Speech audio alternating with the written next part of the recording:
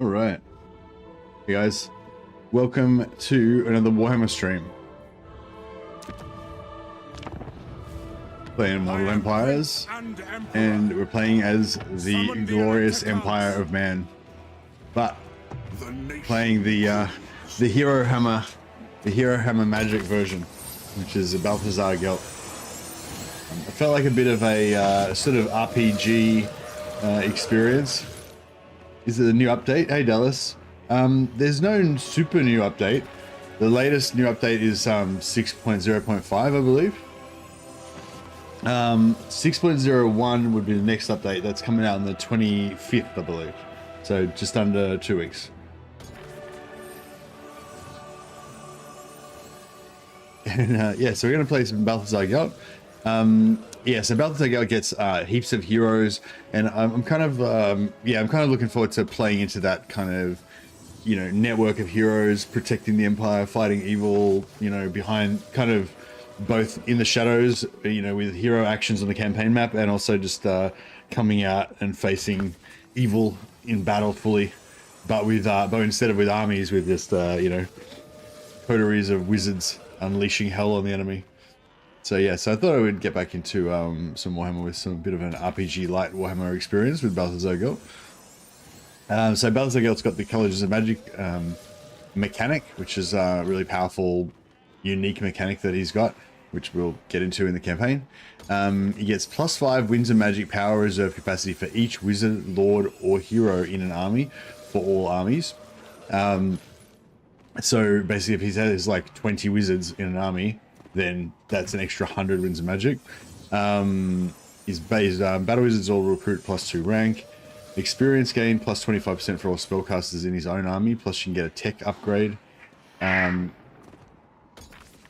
of Magic plus -20% for him for his personal spells, and +20 armor for his own army.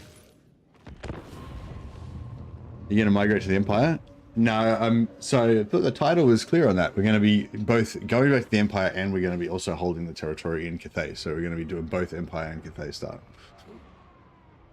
So normally you can choose, but after the first few turns, basically you get an option to either stay in Cathay or go back to the Empire. So we're going to kind of bypass that mechanic and both stay in Cathay and go back to the Empire is the plan.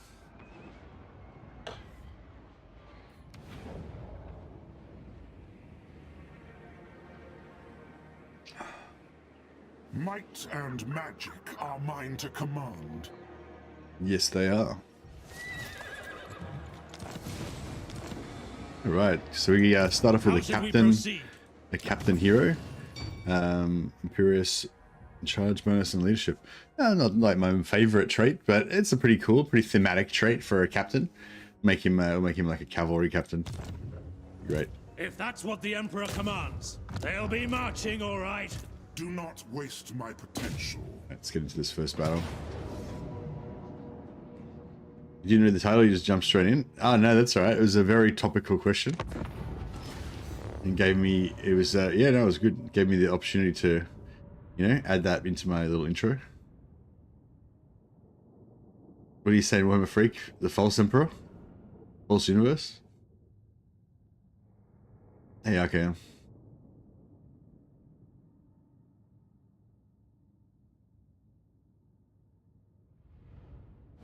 Hey Twitch, welcome. Alright.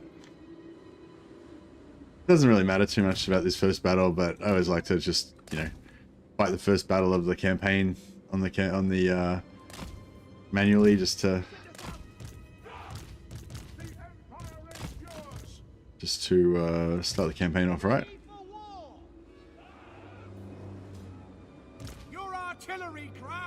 That little see too well. Oh yeah. So artillery doesn't quite reach them. That's okay though.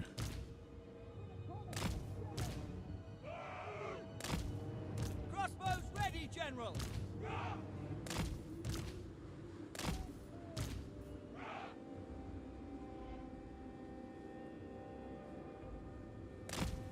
Awaiting order. Ready to serve. All right. Balthasar Gelt! Yeah, Balthasar Guild campaign, I highly recommend it. If you haven't played it before, it's really cool because it's got that sort of Empire vibe, I guess. But it's also totally different from any other Empire campaign, you know, or even any other campaign at all. Like it's really, yeah, it's a really cool campaign, really different from any of the other campaigns. We await your orders. Moving now. I'm trying to lure out their peasant horsemen. By your command. Take position. For the Emperor. Formation, march! The ground quakes. Yes, sir. Take aim. No lingering. Ready. Yes! I don't think these guys have got any armor anyway, have they? No. I am supreme! Trying to shoot their archers now, I think. For the Empire! See if we disrupt those archers. I'll try and dodge my bombardment spell. The ground! Moving faster! Our knights, our armored knights, are just chewing up their non-armored peasant archers. Moving! Nice. To battle! Alright, Quickly. get out of there. Formation march. By Galthara. Quick march! General. By my will alone! Yeah, we can use our cavalry and heroes to just keep these guys milling around out here, like way out of range of all of our stuff, while our artillery just, you know, does heaps of damage to them. The longer we keep them there, the better. Full and stop! Armor melts! For the Helden Hammer. Go! Moving now! Quick march. I don't really want these guys shooting at my knights. Bow before me! Our steeds are restless. No lingering! Swordsman. Balthasar Gelt!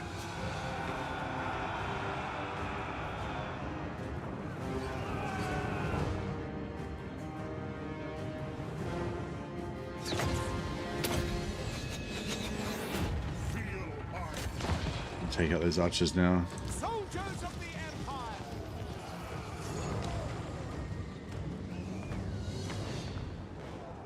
Pick your targets. Hold fire. I won't let. I'll take the artillery off fire at will. The Don't let them choose their targets anymore. Great swords! Swordsman! Sir! No lingering! Sigmar guides us! Yes, sir! Quickly! Shoot! For the Need them to twin break tail before they hit the rocket. artillery. Yeah, nah. didn't quite get into break. Whoops. Oh dear. Finding range. Yeah, they didn't quite break in time there. for Helden Hammer! They'll never move again! Go! Okay, well, they knocked my artillery off. So I gotta remount. Understood! By Gal Maraz! Crank that machine! Great swords! We obey! Try and break them again before they get my artillery again. Quick march! Ready for war! Quick So- march! Luckily, Swordsman! it's not that critical Missile infantry! to the strategy. Draw! Emperor's might! Yes, General! Well, they got me. They got me. Standing by! They didn't get to wipe them out, but it's fine. The Empire endures! At speed! Go!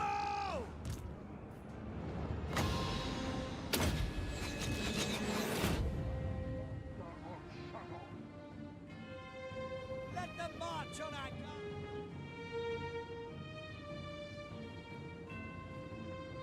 At speed! For Helden Hammer! I'll just chase them off this time. Cavalry, ready! To battle! Sigmar calls! No lingering! We serve the Emperor! I was gonna try to shoot them a bit more. Great swords!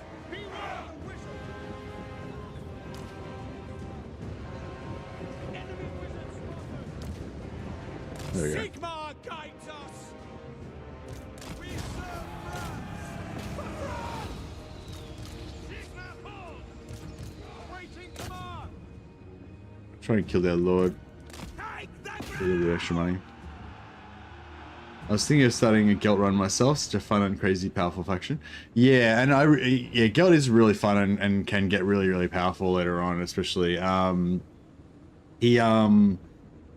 Yeah, and I like how his faction's really different. Like they do a really good job of making his faction really operate differently. Like you can still think about it as a normal Total War faction with, you know, economy and territory and all that kind of stuff. But you can also think of it as very much like the colleges of magic, and the only thing that Gelt really cares about is magic, like getting as much winds of magic as you can, getting as many wizards as you can, and you can kind of lean into this kind of weird alternative economy almost that he's got, which is really cool. Cannons fire! We're trying to kill this guy. Not sure if it's going to happen or not. Yeah, I think it will. Strip his armor off to make him die a bit faster. There we go. Gonna get revenge. Yeah, I think that was the Butcher's Bill was not too bad.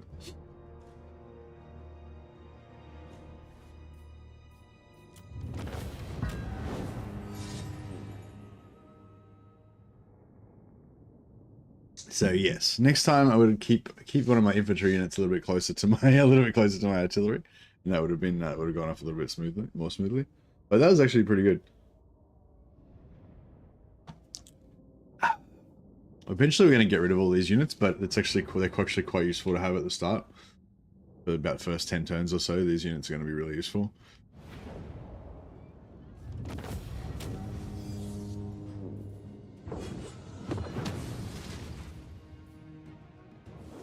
Yeah, we don't really care about any of this stuff.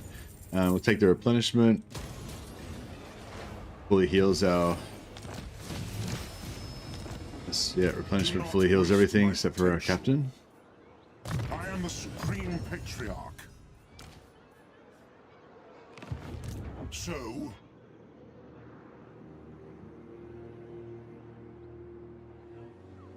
no peace, just war. Mercy, are you trying to have your cake and eat it too? How selfish. I am going to have my cake and eat it too, correct? Makes sense to my headcanon that he might travel to Cathay, and particularly Zhao, to learn some more alchemical secrets. I love lords with dual start positions. Yeah, that's pretty good. Feels weird to me that it starts in Cathay, but I do like it as a very unique start for an Empire hero. Yeah, like I'm primarily concerned with the Empire. Like I generally don't really worry about trying to conquer Cathay. I generally, my general plan is to secure my start position in Cathay and continue to hold that area, then migrate to back to the Empire and sort of save the Empire, you know, is kind of my plan. And I tend to like to, just for roleplay reasons, I tend to like to just keep a small territory in both the Empire and in Cathay, and then try to help like Zhao and also Karl Franz to win their different zones, you know.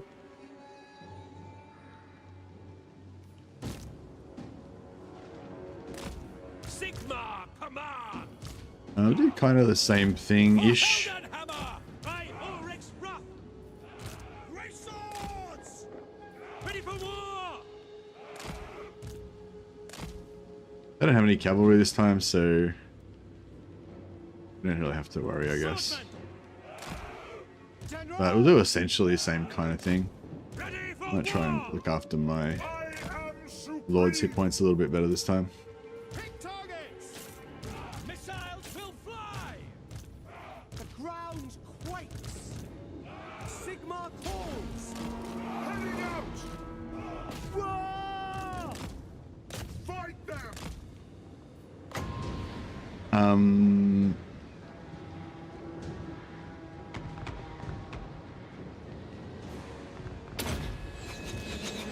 Yeah, the shield, the Empire Knights have got armor and they've got shields on the front, so they can sort of charge straight into these archers and not take too much damage. I mean, he actually charged through the edge of that spear unit there, and that's not going to hurt us too much as well. We serve the Emperor. Moving now! Those arrows probably killing their own archers a bit as well, which is nice. By my will alone! Right. Pull out of these spears now. Yes, sir. Get them. Formation, march! For the Emperor. Fallen staff! We are Sigmar's heirs! No lingering. Take the ground!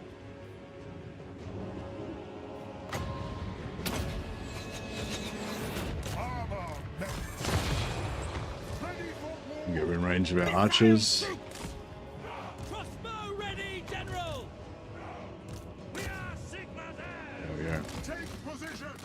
And yeah, we'll just try to keep Gelt from. For the Emperor.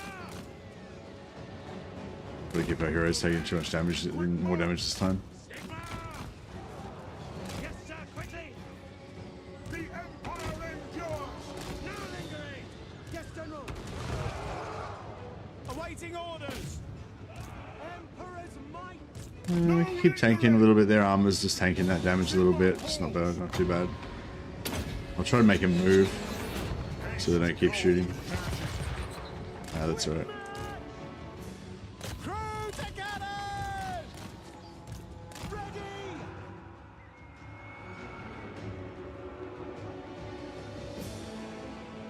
For Heldenhammer. Formation march. Just be careful when you're switching targets with the Hellstorm, because sometimes if it's still on the same, like if you're targeting one unit and then you switch to another unit, if it's still like halfway through its cycle, it might still have another volley to come on the original target. So if you've got like a cavalry charging into something that your Hellstorms were just shooting at, just watch out, they might still put another volley to them. You can just, if you want to make sure that doesn't happen, you can hit backspace on the Hellstorms. Just that will completely cancel their action, stop them from shooting anymore, and then you retarget. But if you just like select a new target, they'll still fire more shots at the original target, Sigma commands. which can be. Fire!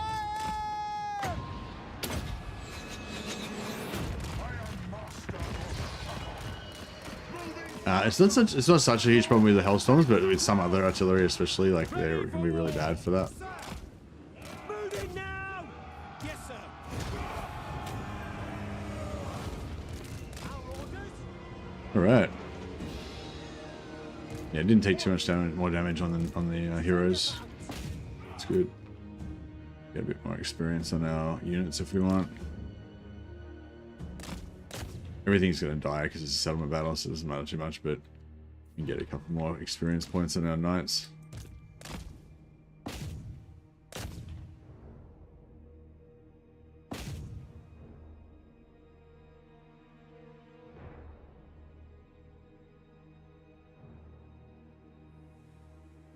Get revenge on these guys for shooting us with so many arrows.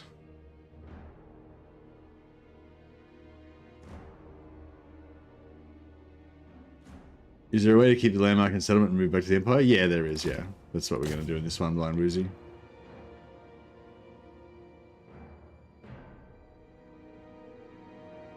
Yeah, I think, like, like, to my mind, like, you definitely want to migrate back to the Empire because you get a huge buff. Like, you get it when you choose to go back to the Empire, you get this, I can't remember what it's called, like glorious return. Hey, lately, this buff that lasts for 10 turns. It's really powerful. It basically makes all your armies get minus 100% upkeep cost. It gives you like huge bonuses to grow for population when you're growing new regions. All your buildings are like cheaper, like everything. Like it's just a massive buff. Like it's the most powerful buff ever for your faction. You know, so you definitely want to migrate back to the Empire.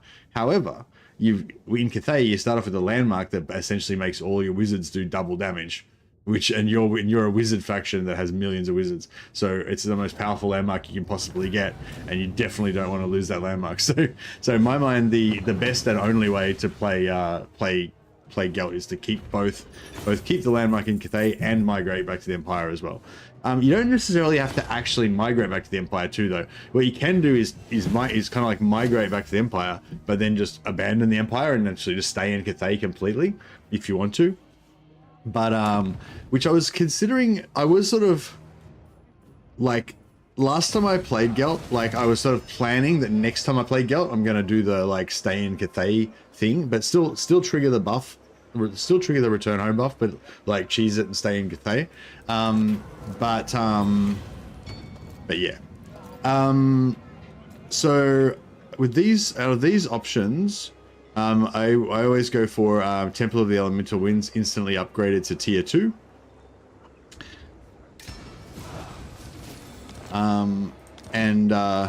We will lose this later and it'll get knocked down anyway. But that means I can build these hero buildings straight away. Whereas if I took it at tier 1, then I wouldn't be able to build those buildings.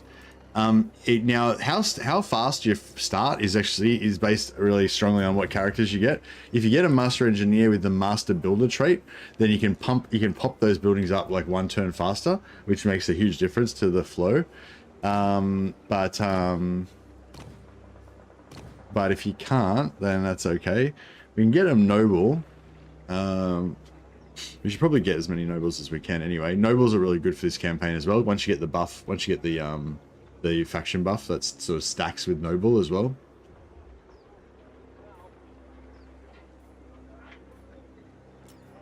Huntsman General. You summon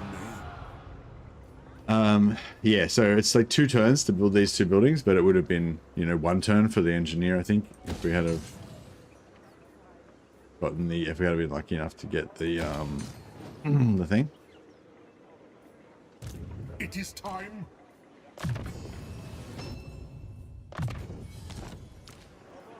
Do not waste my potential. Now, I'm not going to go any red line because we're just going to go full Gelt, full magic. Quartermaster is pretty good early on because the army gets pretty expensive, but we should be able to overcome that with more cheese. Yeah, I always like going blue line for the extra campaign movement range as well, even though it's only 5%, it's good. But yeah, I might just go full magic line to start with.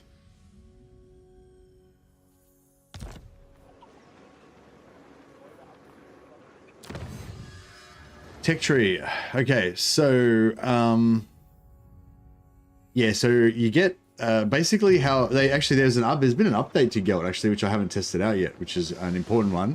So basically, how Gelt gets essays. So I didn't actually concentrate on it before, but you get arcane essays, and the arcane essays are basically based on the gold value of the army. I think I'm not sure exactly how it's calculated, but yeah, I think you get.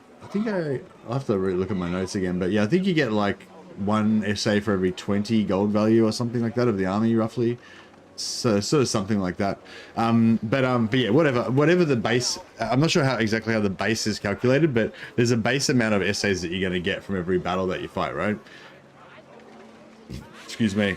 But only if there's a wizard in the army, right? Only if there's a wizard in the army, because the wizard takes notes or whatever, and you get essays and stuff. And then every wizard that you have in the army gives you an extra 10% more essays, right? Gelt gives you 30% more essays, and every normal wizard gives you 10% extra essays as well. So in that army just then, instead of getting 100% essays, we would have been getting 130% essays because we had Gelt in our army, right? Now, however, ever since this campaign came out, you were getting the essays even if you did not have any wizards in the army. So even just a normal army would still get essays as well. You just get the normal 100% if you didn't have any wizards at all. But if you had the wizards, you'd get the extra percent. But yeah, so I noticed a while back there was an update saying that they'd fixed that, and now you only get essays if there's actually a wizard in the army. So it'd be interesting to pay attention and see if that's correct. But yeah, anyway, so we want more. We want as many essays as we can get, right? So getting this extra 10% essays is pretty good. Also, we're going to be, our faction streak's going to rely almost entirely on wizards. So and we're going to get a lot of wizards. So I think this technology actually, because it only takes 3 turns, it only takes 7. So I think like actually this one, excuse me. Actually, this one is more important because it levels up our wizards. But even more important than that is this one, get +3 winds of magic per turn. So we're going to end up having huge winds of magic capacity, like more winds of magic capacity than you can get in any other faction. You're going to get like, without even trying, we're probably going to have 450 winds of magic capacity at, on our main army, and you can potentially get it like even way higher than that. So yeah, so the problem with that is when you create a new army, they start off with 50 winds of magic. Even if you put like 20 wizards in the army, they still only have 50 winds of magic until they can charge that up. So you want as much charging up as you can get. So anyway, yeah, so we're gonna go for this one first. But those 3 technologies, pretty much those 3 technologies, this is like massively important. This is massively important, and this is massively important in decreasing order of importance, I guess. And then nothing else really matters. Like none of the other technologies really matter that much. But yeah, this one is really cool as well. Cataclysmic power.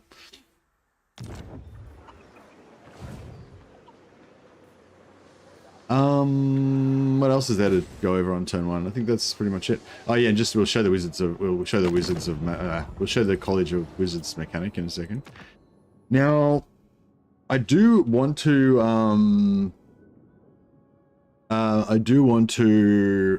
make an alliance with the Western Provinces eventually, but we might end up having to go to war with them if things go badly, or they might become weak. And the northern provinces might be stronger or something. So I'm just gonna reserve judgment, and we won't get into any deeper diplomacy with them until we figure out who's the strong power in the area and stuff.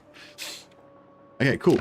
So this is our College of Magic mechanic, and we can use this to just summon wizards. They just cost 100 to summon each wizard, and each wizard that we get in the army gives us an extra 10% essays after the battle, which we then spend those essays to get more wizards. So basically, my strategy in the early game is get as many wizards as you can, as fast as you can, because that gives you more essays, so you can get more wizards. So you can get more essays and get more wizards. That's basically the starting thing. It does. The wizards are expensive. They cost a lot of gold in upkeep. They're much more expensive than normal units, and they're not that strong either. So at the start, it's kind of a bit hard because you're spending so much money on wizards and they're not really paying for themselves, but it's a real investment, and once they get rolling they just become completely unstoppable and really fun. So we're going to be like living on the edge a little bit money wise at the start, but it's going to be all worth it. Yeah, we'll get a life wizard straight up, get some heals. Jade Wizard.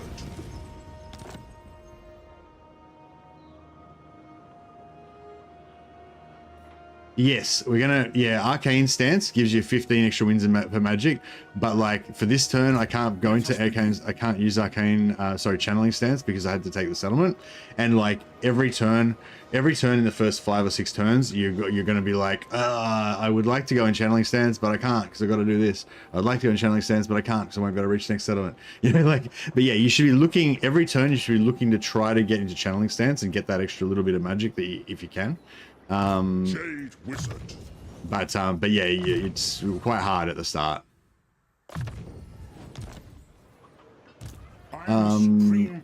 Excuse me, and probably go for a fire. Actually, Celeste. Yeah, there's a lot of choices. So each wizard's got their own really cool abilities and stuff. I can only get 2 wizards on this very first turn. I wouldn't mind getting a fire wizard. Nice and efficient at just killing stuff. But also a celestial wizard is good to get as one of your first ones, because when they level up, they give you extra campaign movement range. It's only like 5%, I think, but it's good.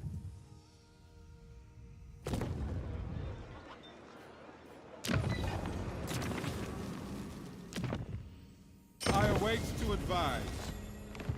So yeah, I'm gonna get one of each. So basically, I'm going for the most efficient, getting more wizards as possible as fast as possible. So it's 100 to get a new wizard, but once you get one of those wizards, the next one, the cost goes up. So the next one's 150.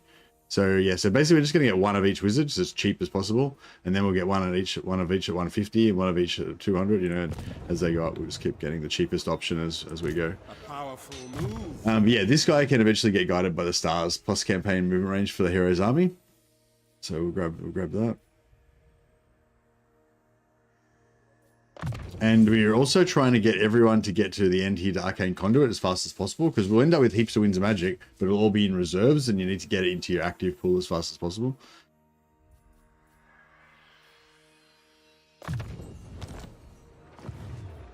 Now, you can do Steel Technology on here, and it is good, honestly, but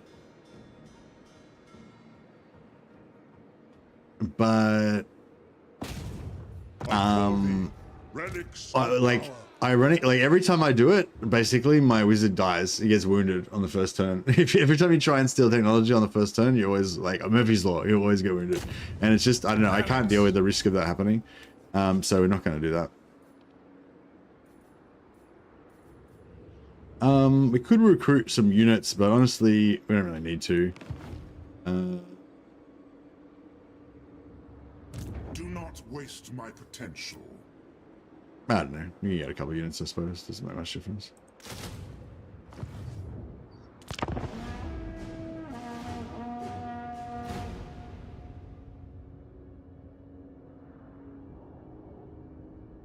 Leander Lee. Oh, late Lee. Hey, how you going, buddy? You were waiting for your rename, Leander Lee. Very nice, very nice. Great to see. So I put a thing on. So yeah, so normally, you know, if somebody does like a super chat, or you know, signs up as a member on YouTube or Twitch, subscribe or whatever, I'll do a character and rename in there on it. Not always, but most of the time I like to do it. But I also put a new thing on Twitch. So if you've saved up 30,000 channel points, which I imagine you must have watched a lot of live streams to save those up, then you can claim a character rename as well. We're gonna have millions of characters in this campaign, so I look forward to seeing a few character names in there if you guys want to claim some. So this is a perfect example where I would love to go into channeling stance. However, Yes, that will do.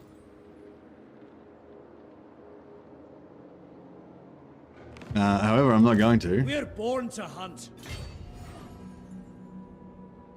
Rest is important.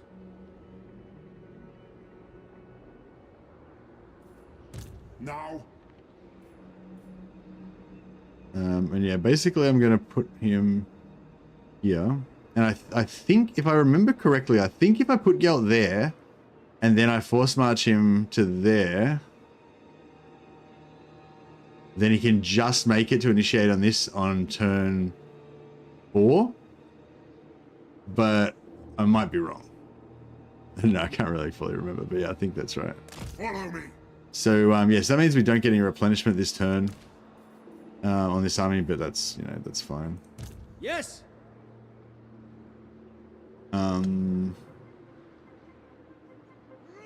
So yeah, I could channel on this army, but it doesn't really matter that much because we're going to probably leave that army behind anyway.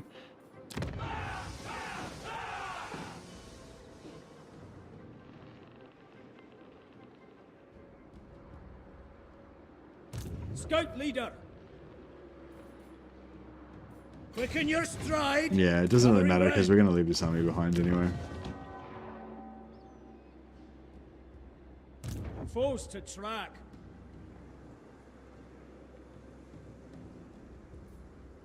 There are new regions, yeah. There's a little extra area down here that was added a little while ago. You've been really enjoying Bannerlord today lately? Oh, nice. You playing Old Realms or Vanilla? Alright.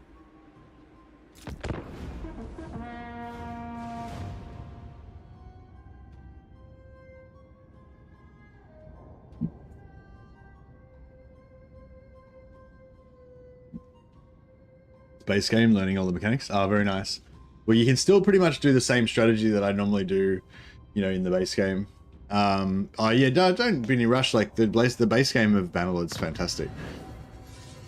Yeah, if I was you, I'd probably just, yeah, play the. Now that you're playing the base game, just keep playing the base game. Don't like, I don't know. I find like, yeah, sorry, I get into this preachy mode sometimes, but I find like jumping around from different games, trying to like chase the best high, like the best, coolest experience and shit like that. It does, you kind of rip yourself off, you know, like it's like now that you've decided to try Bannerlord Vanilla, you should really like get into Bannerlord Vanilla, you know, and fucking learn everything that you can about it, learn how to, you know, all the power leveling things and everything, but then learn like all the like, you know, tactical things, how to set up your troops in battle, and you know what I mean, like, and you can really like so much fun that you can get into from that, you know.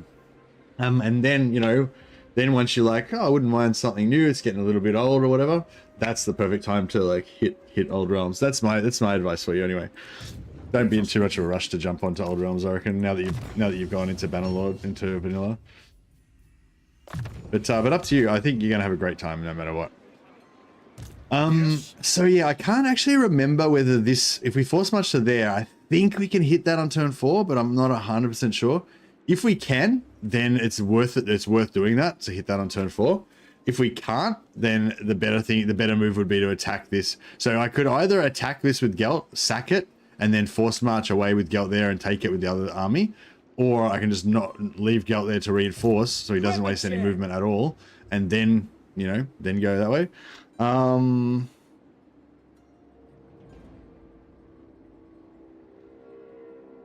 Actually, I can do it even cheesy. I can do it the best of both worlds. I think if we just put a marker, well, I can't put a marker, but if we just look and say, okay, so if Gelt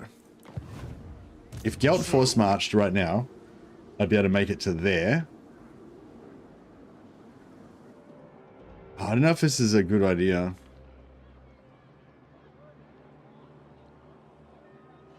I think it might be a good idea.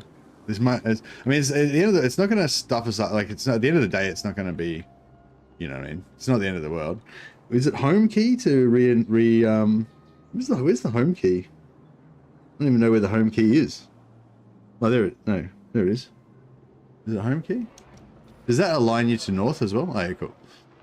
I'm just going to take a screenshot.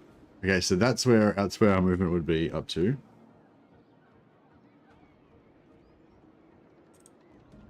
I just want to see for science which way is better. So if we just straight force marched and didn't use any movement on attacking the settlement at all, but we can do another cheesy way. Hey Andrew Jones, how you going, my man? Welcome, welcome. Okay. So yeah, so we could just force march straight there after taking this with the other lord. But we can do another bit of a cheese. So we siege lock this settlement first. All or nothing. Which gets rid of the zone of control. Ready. Then That will work. we can move Gelt to there.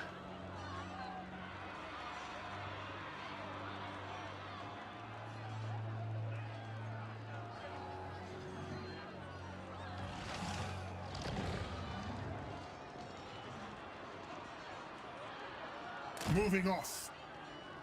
Move. Move Gelt to there. Battle Yeah, I don't think this is going to work as good, but we'll see how we go. Then we get this guy to Close in it.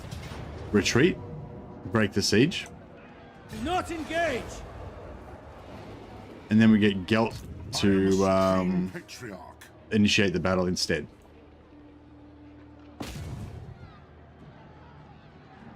And then that way we get essays as well.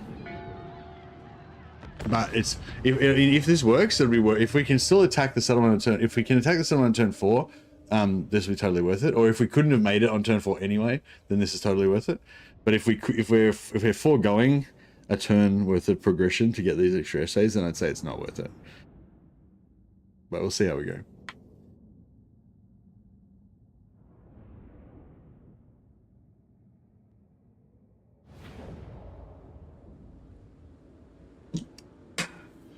What were you saying, Wolfspaul? Why no other stronger magic than Gelt in Cathay?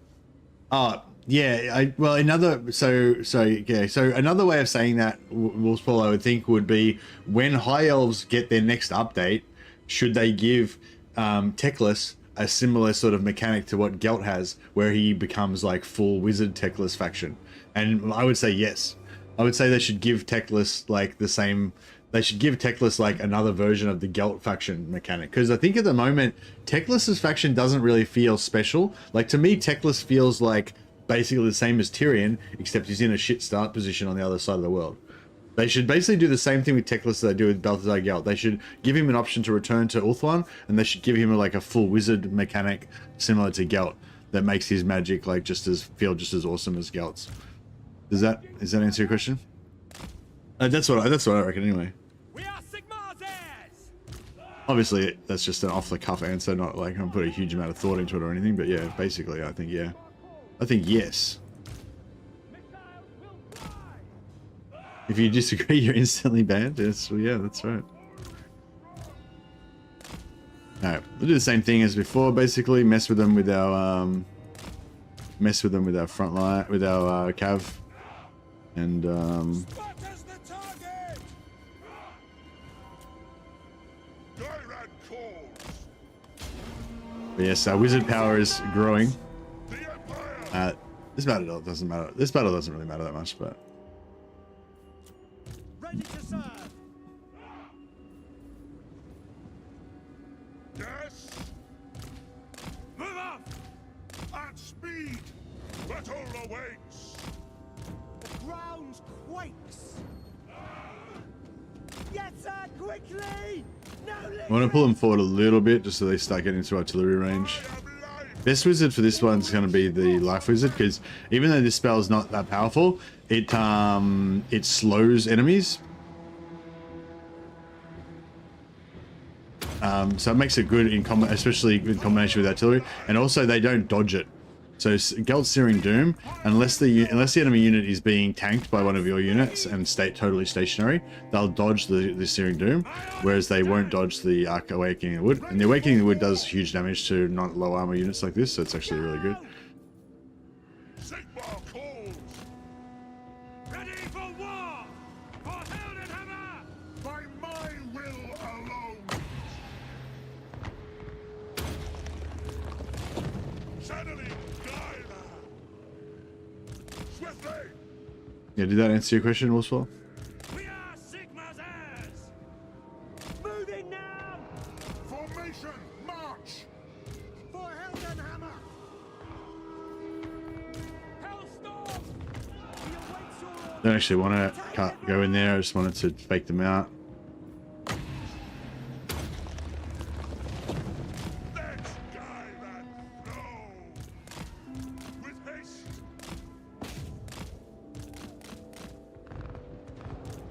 Sir! By Gol Maraz. Sigmar guides us! By Galmarad! Ready.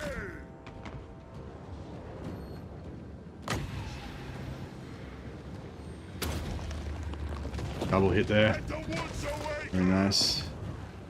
Alright, now we should be able to get around and take those archers. For Heldenhammer. See what I mean? We've got like we've got 35 winds of magic, but we can't get it into our active. That's why we're going to try and get all of our wizards to up to like level 10 or 12. Get arcane conduit on everyone, so we just have like mega fast regen, and then it'll be glorious. War. At the moment, we just got to wait for that super slow magic regen. The other thing you do if you're on the offense and the enemy is passive, you can just wait until you've fully filled up your active magic pool before you start fighting. Especially if they don't have a wizard, that's going to give you a really nice advantage. Quick march! Taking that position! No lingering! We serve the Emperor! Bow before me. On to war. So they don't dodge it; they just keep walking right into it. Boom. Whereas if I did a Searing Doom, they would evade it, like as if it was an artillery shot. For the Warhammer! Actually, go this way. Yes, sir! I'll try and land this artillery here without hitting. Oof. We serve! Yeah, the knights don't like getting shot by the. We obey! Don't like getting shot by the Balthasar Gelt. I'm gonna pull them back into the. Okay, I was gonna pull them back into the range to the archers, but yeah. Yeah, the Hellstorm's is armor piercing, and does huge damage to just everything. Doesn't matter what the Hellstorms hit, they fucking destroy it basically.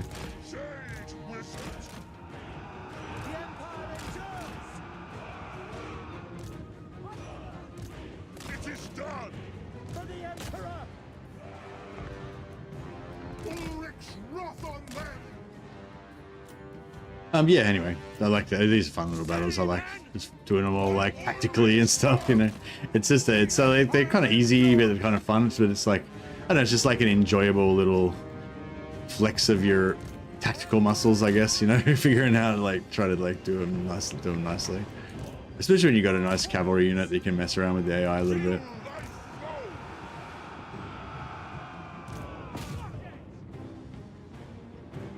Ready for war! March. Ready for war! Stop, friend! Ivorina, listen! Moving now.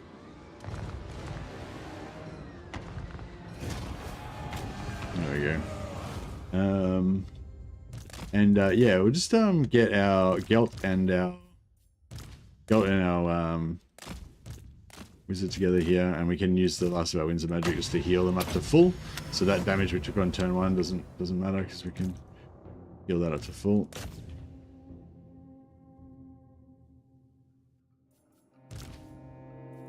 And we can just keep getting some more heals while we let our cavalry get some experience.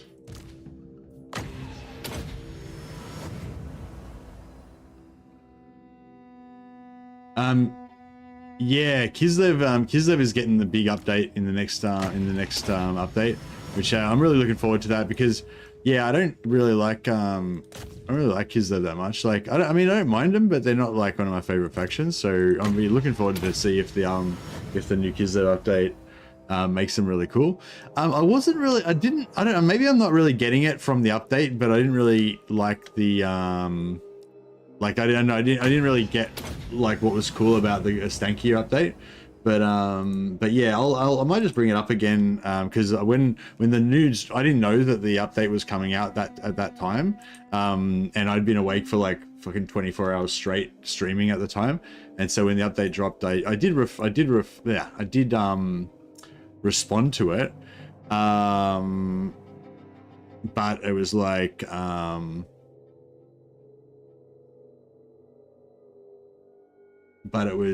but yeah, I was pretty out of it, so so yeah, maybe I should do it. Maybe I should add that to this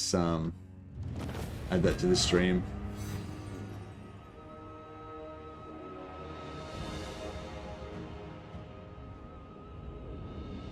Yeah, I might just go through it again, and I might do a bit more of a rational response to it this time, because I think I was just completely rambling and off my head when I was talking about it yesterday. So yeah, let me just actually quickly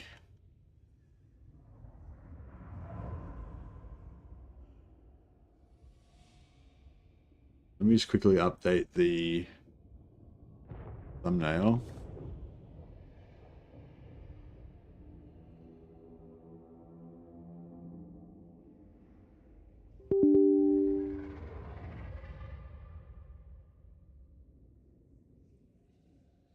Sorry, I had a bit of a problem with my thumbnail program. Sorry, I'll put a link up.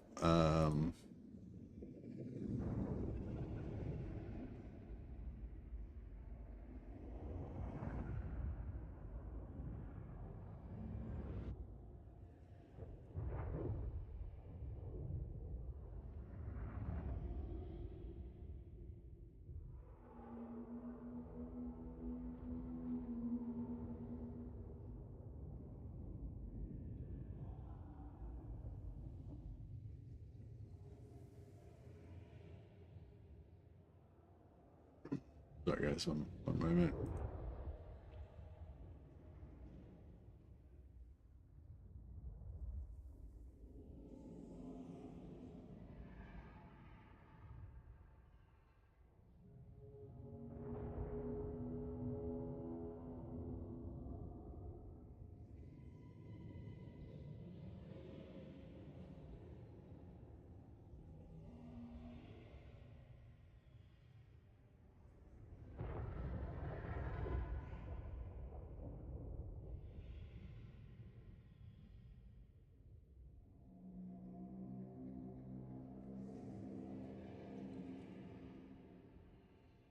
Yeah, sorry. So yeah, so this is the patch. I'll just put a link up for it as well.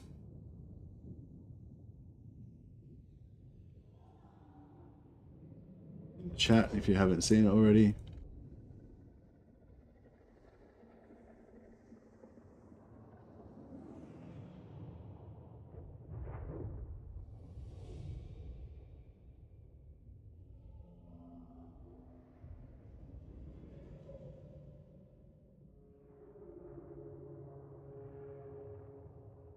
Yeah, so this is the devlog that's dropped yesterday. Yeah, I guess I'll just go through it again. Hi folks, got Rado back with me for a catch up on how recent campaign AI beta went. Before we get into that, heads up, we've moved back our planned release for 6.1 from mid-March to Tuesday, March the 25th. So it's March the 25th is when 6.1 is coming out. It's the 14th. Well, it's the 13th today for you guys, I guess. So 12 days away, just under 2 weeks. As always, we wanted to ensure that our updates are as solid as they can. And it's shared in 6.1 blog. We've got plenty of big updates coming to Kislev and Zeech, plus new free units on the way.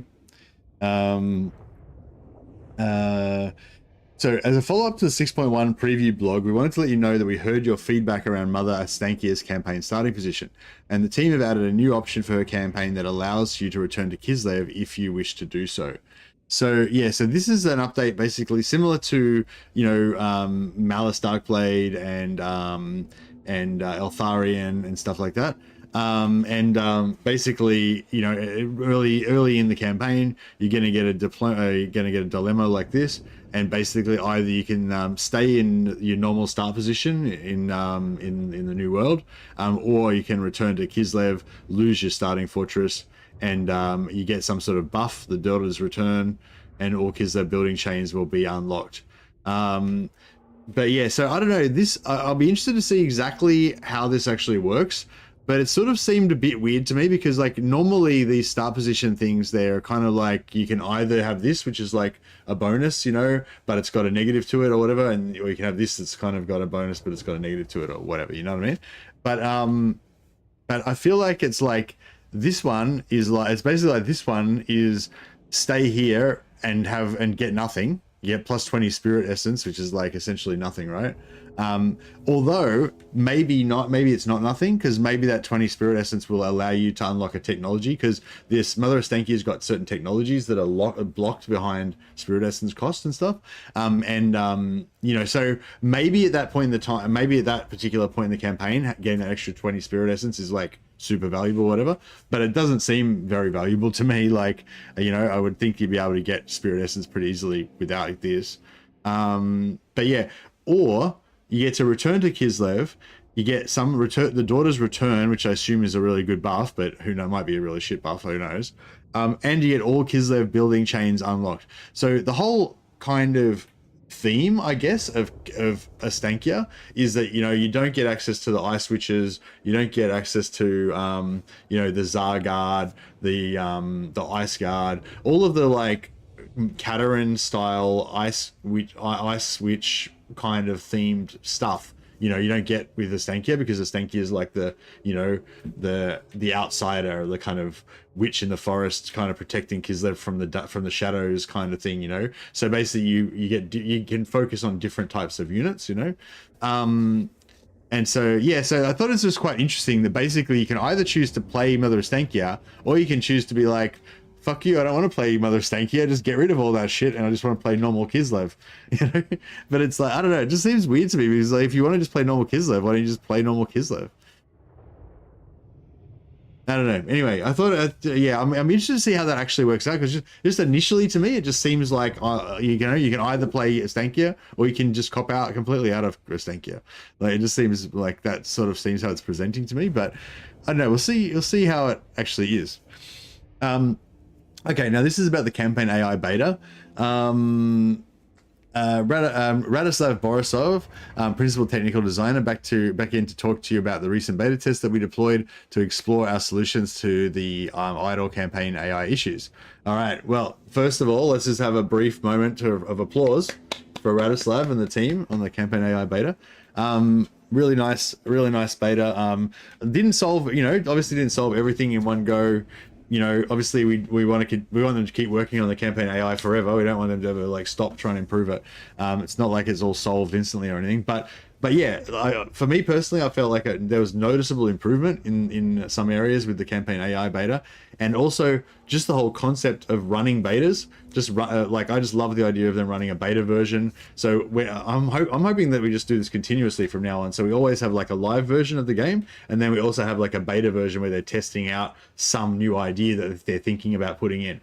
Because it basically means that we get more content, right? It just means we've always got like an extra version of the game to play, which is not as good as a DLC or you know, a free faction rework or something like that. But it's new content, it's new stuff to play around with, it's new stuff to talk about and explore and think about.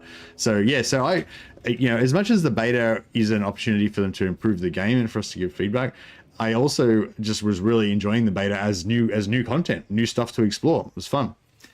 So yeah. Well done, Radislav and the team and everyone at Creative Assembly. Yeah. First off, big thank you to you, Radislav. You're a legend.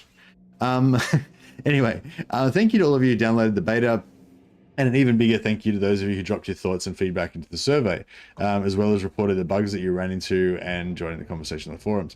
While we're still in the process of reading and understanding your thoughts and expectations, I can share some initial observations.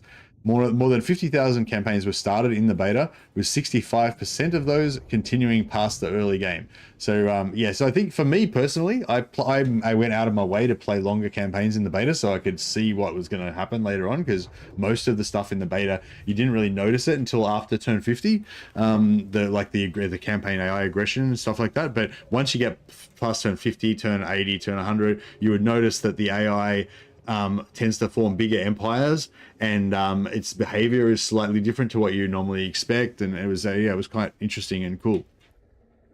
The most popular campaign difficulty in the beta was very hard, followed by legendary in second place and normal as the third most popular in the beta. This is quite different from the live game, where normal difficulty dominates as the difficulty level of choice and legendary is the least popular option. Team is taking this caveat into consideration and proceeding accordingly. So basically it's saying, it seems like out of the people that responded to the beta and actually tried it out, there might have been a higher proportion of people from legendary and very hard than is representative of, you know, the general population that plays the game normally. Yeah, so yeah, so I'm a little bit concerned about him saying that they're taking this caveat into consideration and proceeding accordingly, because I'm a little bit concerned about that, because like on the one hand, I can understand what they might be thinking. I'm totally reading into this. They might be thinking that, you know, we got a lot of feedback from the beta, but most of that feedback was from people who played legendary and very hard, which is not representative of most of our player base. Therefore, maybe some of that feedback we have to take with a grain of salt. Like if they got a lot of feedback saying, oh yeah, the beta is great, but you should make it even harder, which is kind of what I felt a little bit like I liked that they increased the aggression levels and stuff like that, but I kind of wish it was like a little bit more, like maybe 50% more. Like if they increased whatever they did, like 100% of, you know, aggression increase and everything, I kind of wish they'd turned it up to 150 kind of thing. But there's also some problems with the beta that he's going to talk about later on. So I don't necessarily want those problems to be turned up to 150, but just like all of the goodness, all of the things that I noticed that were good about the beta, I'd kind of like more of that. Like I'd like the empires to form bigger empires earlier, and stuff like that. But anyway, yeah, so they're saying we're taking this caveat into consideration. So I'm a bit concerned about that, because I kind of feel like they're saying we're not going to take the feedback as seriously as we might have otherwise done, because we've noted that it's not representative of the population. But the thing that worries me about that is that if you've got feedback from your players saying we hate this or we like this, and then you can be like, right, I've got feedback from my players saying we hate this or we like this. But if you're taking this caveat into consideration, then what you're doing is going, oh, we've got feedback from our players saying they like this, but we don't trust that, so we're going to imagine what we think that they're actually saying and then act on that. You know what I mean? So it's like I definitely think that it's like given this information, it makes total sense that they're going to take that caveat into consideration. But it worries me if they're going to be acting on a supposition about what they think the data means rather than just acting on what the actual feedback is. You know what I mean? I guess that's my concern with that. But yeah, as I said, I think they did a great job with the beta. I think that the Sophia team have done a really great job with the campaign mechanics, and they did a lot of interesting things with Pharaoh. Even though I didn't play Pharaoh much and I wasn't really that interested in the game, like I objectively did think there was a lot of really cool stuff in it. So I've got a lot of faith. I got a lot of faith in the team, and I think that they're going to do a good job with that. But yeah, I was a little bit concerned about that sentence there. But yeah, excuse me. Some more straightforward conclusions in no particular order. The query system changes to stop the AI treating enemy agents in the same way as enemy armies have been universally good and will go live in update 6.1. So in 2 weeks, we're already going to get an update from the beta, which is that they're going to fix that thing where the AI was thinking that the enemy heroes were armies and just going totally passive and sitting around their settlements. That's great news, because that was like I said, there's lots of other stuff that we'd love them to keep working on, but that was the most egregious thing. That was the biggest complaint that I think I saw numerous people saying, like, oh, the AI is totally broken, it just sits there doing nothing, blah blah. Like that's like the biggest complaint.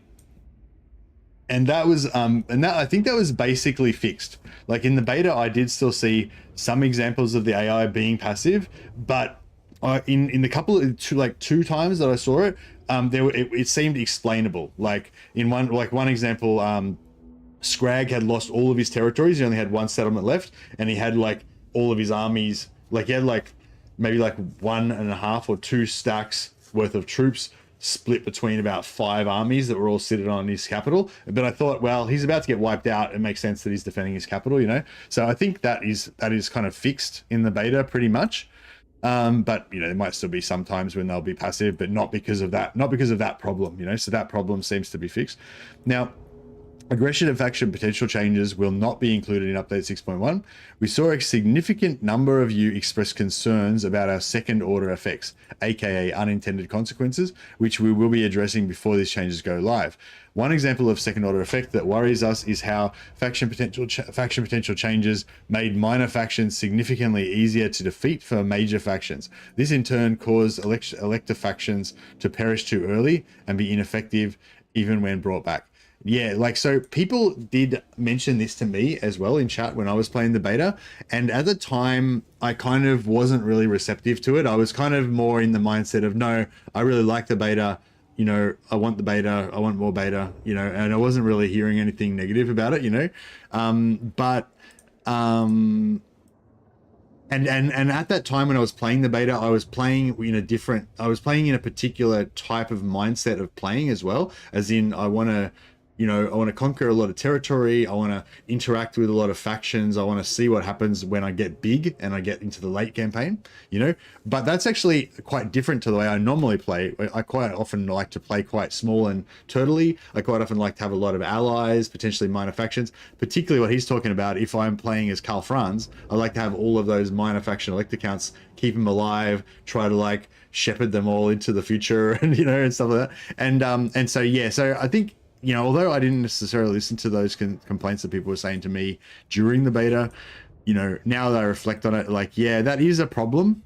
I guess I was seeing it as if there's a choice between either we have a good AI that's aggressive or we have the minor factions survive, I'm maybe I can just accept that the minor factions are going to all die, but if we could somehow if they could somehow figure out a way where they can kind of keep that aggressiveness level, but still have a potential for AI factions to continue on and exist, that would be really cool. Because yeah, one complaint people were saying to me as well was they used to like it how in the old faction potential system you would sometimes see some minor faction that just rolled really high on faction potential and actually stayed in the game. Normally all the minor factions kind of get wiped out by turn about 50 or even less. Probably about turn 50. There's probably no minor factions left.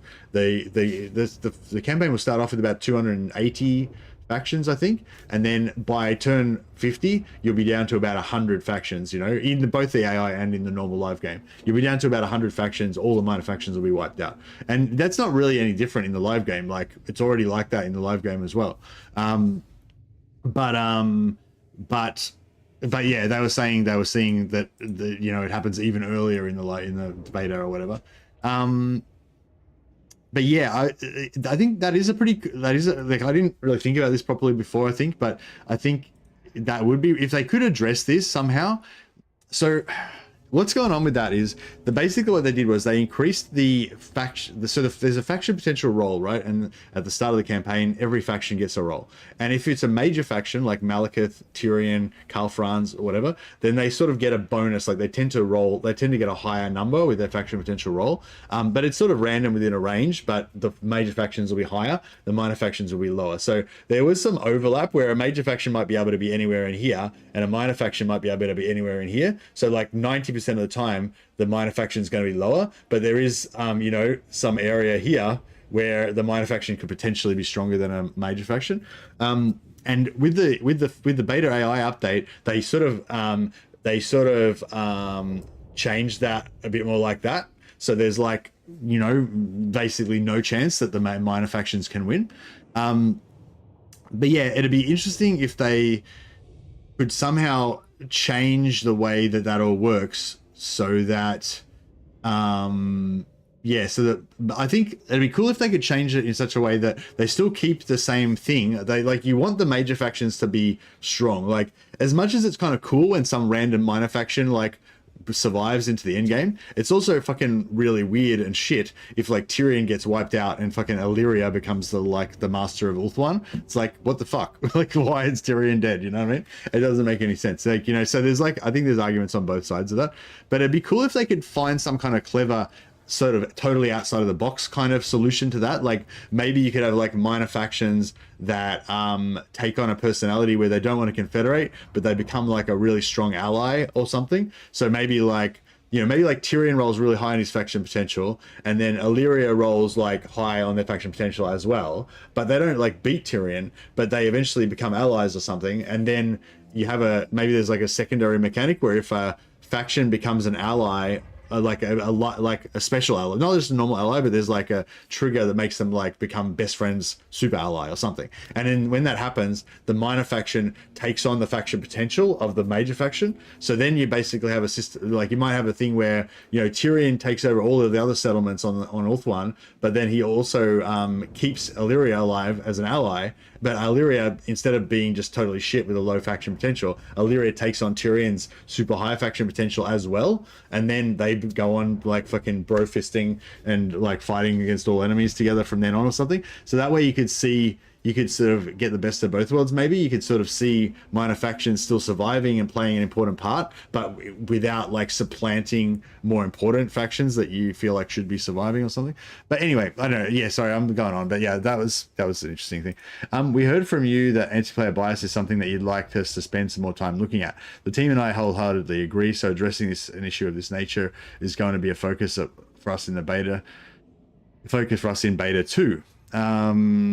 There are a number of reports about the AI exhibiting suicidal behavior. This type of issue can be a variety of causes, and we initially thought it only occurred in isolated cases. We'll focus on investigating reports of this nature and working on addressing them. Yeah, people complained about that to me as well, and also to this as well.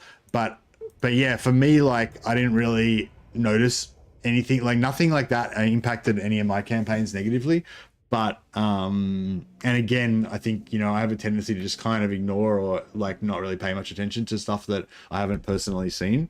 So but yeah, I can obviously other people were having that experience, and I had people telling me they were having that experience, so obviously they were. The only thing I think about with this is, I'm talking so much and my throat's drying up.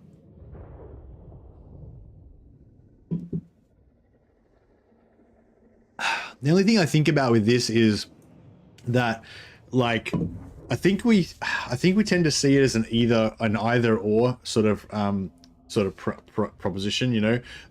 On the one hand, I'm generally feeling like the AI is not aggressive enough. I want more anti-player bias. I want the AI to come for me harder, because a lot of times it feels like the AI is just fucking pissing around and not doing anything. It's got a bunch of armies, they're not really attacking me. Oh, he came for me. Oh, but then he just sat there for a turn and didn't attack me. I want the AI to be a bit more aggressive, in some sense, in that sense.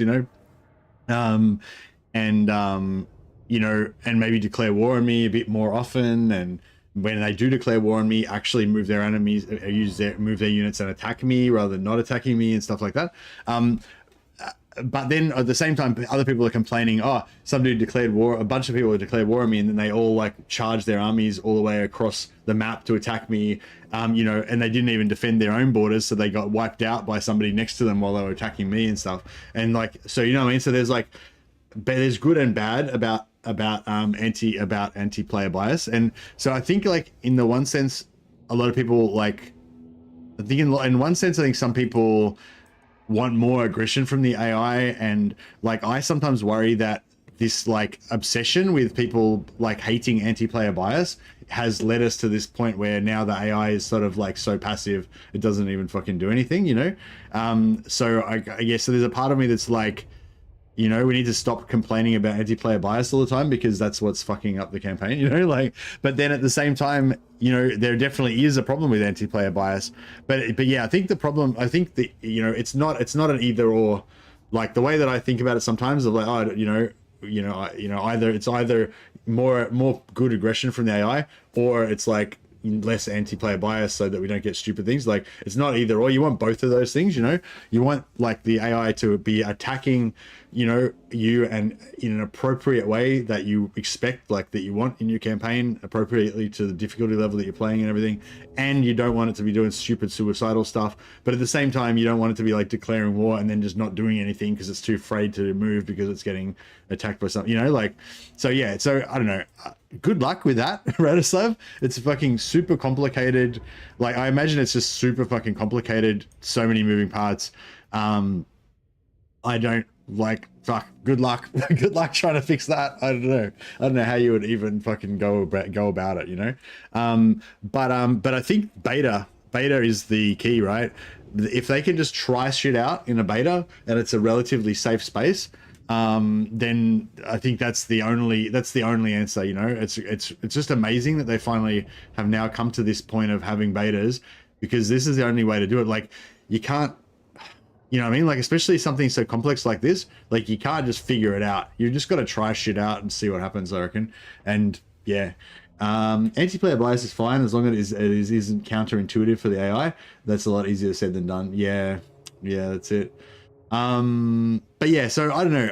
Again, like I sort of said with the previous beta, I expect when they do the new beta, I expect it to be janky. I expect there to be weird shit going on with it. I expect there to be negative aspects to it.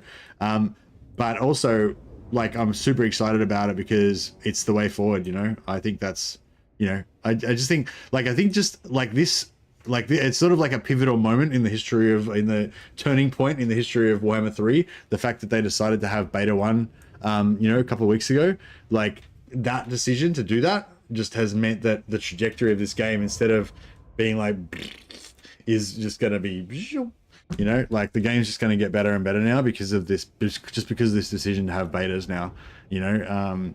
So yeah, so I guess that's my takeaway is like, I guess overall, just like regardless of what you think about whether you like the beta or you didn't like the beta, whether you want more faction, you know, aggressiveness or whatever, I think like just in general, like having betas and thinking and, you know, testing stuff out and seeing what we think about it, just that is the best. You know, it's the best. That's what we needed, and we're getting it now, and that's good. All right, that's my rant. That's my rant over. So yeah, so like always, whenever I do a stream like this where I put something about the news in the title, and I'll try and do the thumbnail with a little bit of like a picture of the writing of the CA blog in the corner of the thumbnail or something like that. That means that at some point during that stream, I'm gonna do a big fucking ramble about it. So if you ever want to hear that and you don't want to watch the rest of the stream, you can just, you know, fast forward. Like if you know, had been like seeing this stream like tomorrow or whatever, you can just fast forward to the part of where you see the white screen, where I have the white screen up is when I'm talking about it, and then you can just hear what I'm talking about then. Or if anyone comes in later on in the stream and they're like, oh, what did Mercy say about the fucking thing, they can just rewind back to the white part of the stream, and then they'll be able to see, oh, this is on YouTube, I'm talking about Twitch. But yeah. I play on very hard, and the AI feels just aggressive enough. Also, most of the time, your legendary lord wins an auto resolve unless you really put yourself into a bad situation. Yeah, true. Started a Rakarth campaign. Spawning in monsters is busted so far. How you going, 16 Stones? I've got to get around to playing a proper Rakarth campaign sometimes. I don't really like Rakarth that much, but I've got to like get on board with it. Yeah. Anyway, all right, let's get back to some Gelt action. I love Gelt, and I'm really interested in talking more about Geltness.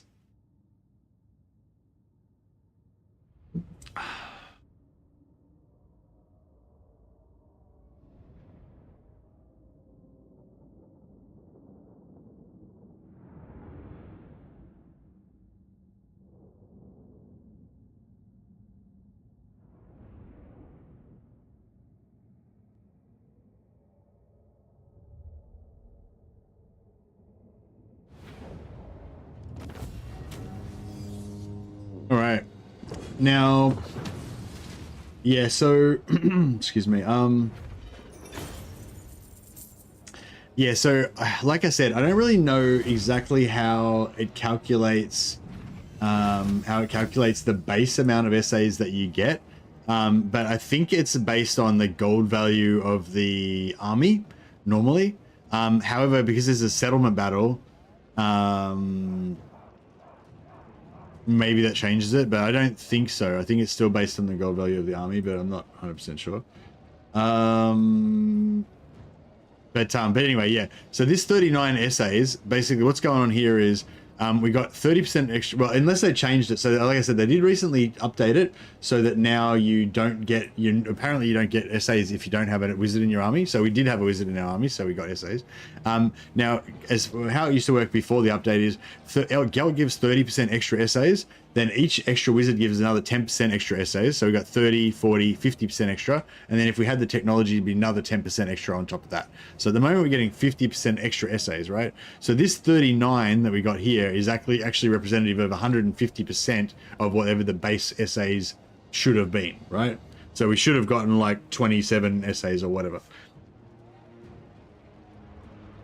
Hopefully that makes sense. As far as I'm concerned, it's fine if out of all bordering factions the AI prefers to attack the player, but it's very much not fine if the AI gets enraged by your very existence on the same map. Yeah. I think them declaring war on you across the map is can be a bit weird. Okay, so the whole thing with the movement that we were talking about fucking an hour ago before I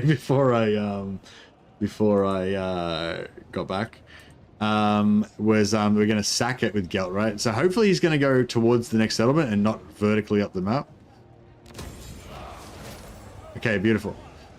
So, okay, so Gelt, like, now... I am ready. Are you? Okay, so that's where we are right now.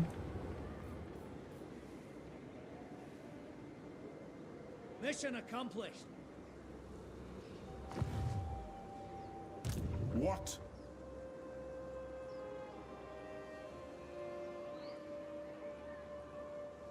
Another hunt. Sorry, let me just check this out. Trophy.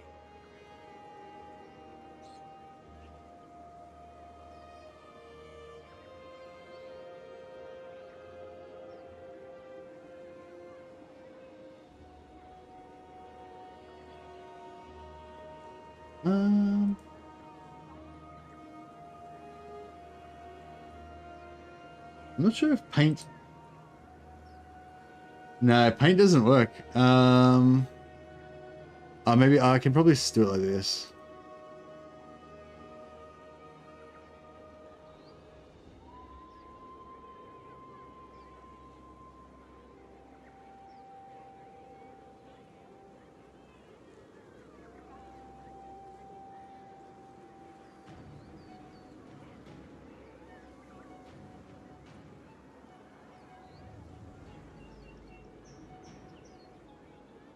Always had the upper hand.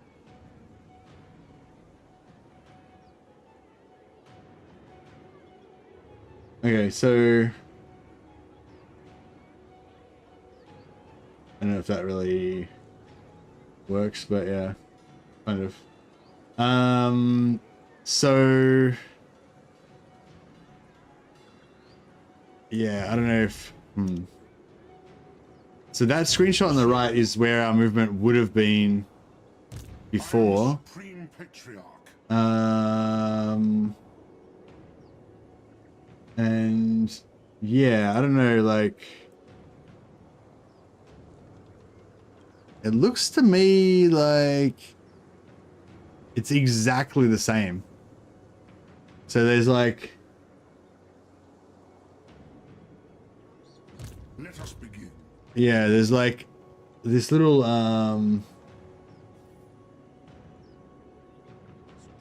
like there's this rock here, and we're kind of like right next to that rock, and there's this little turn in the bend that goes to the right, and I think we're just like exactly on the same spot. Okay, so I guess basically the takeaway from that is that yes, you should do exactly what I just did then, and you should sack with Gelt. Because I'm not sure if we're going to be able to make it on turn 4, but for here, but you know, we're definitely not going to. We wouldn't have been able to move any further if we hadn't of. So yeah. Very well. But yeah, I think we'll now be able to attack that on turn 4. So I think this is like kind of like the perfect, you know, the way to do it.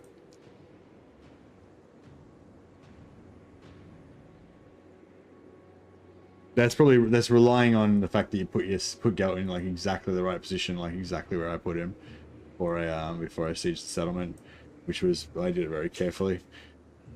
Hey Catatonic, yeah, sorry, I don't know if you saw the stream title, but yeah, we're going to do both. So we're going to keep Gelt's Cathay position, and we're going to also get the migration back to the Empire buff as well, which is the strongest way to play Gelt, I think, in the long term, and the only way to play Gelt, in my opinion.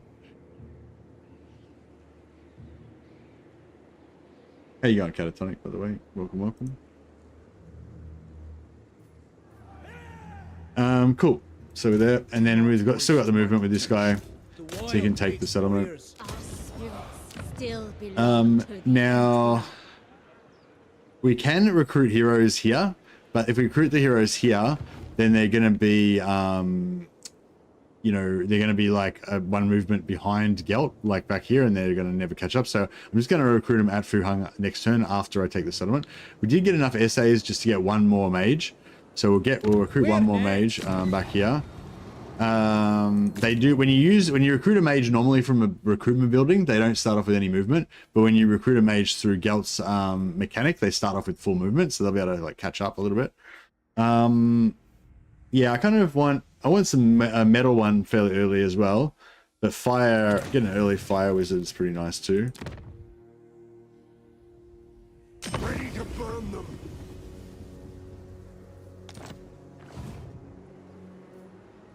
What do you want of me?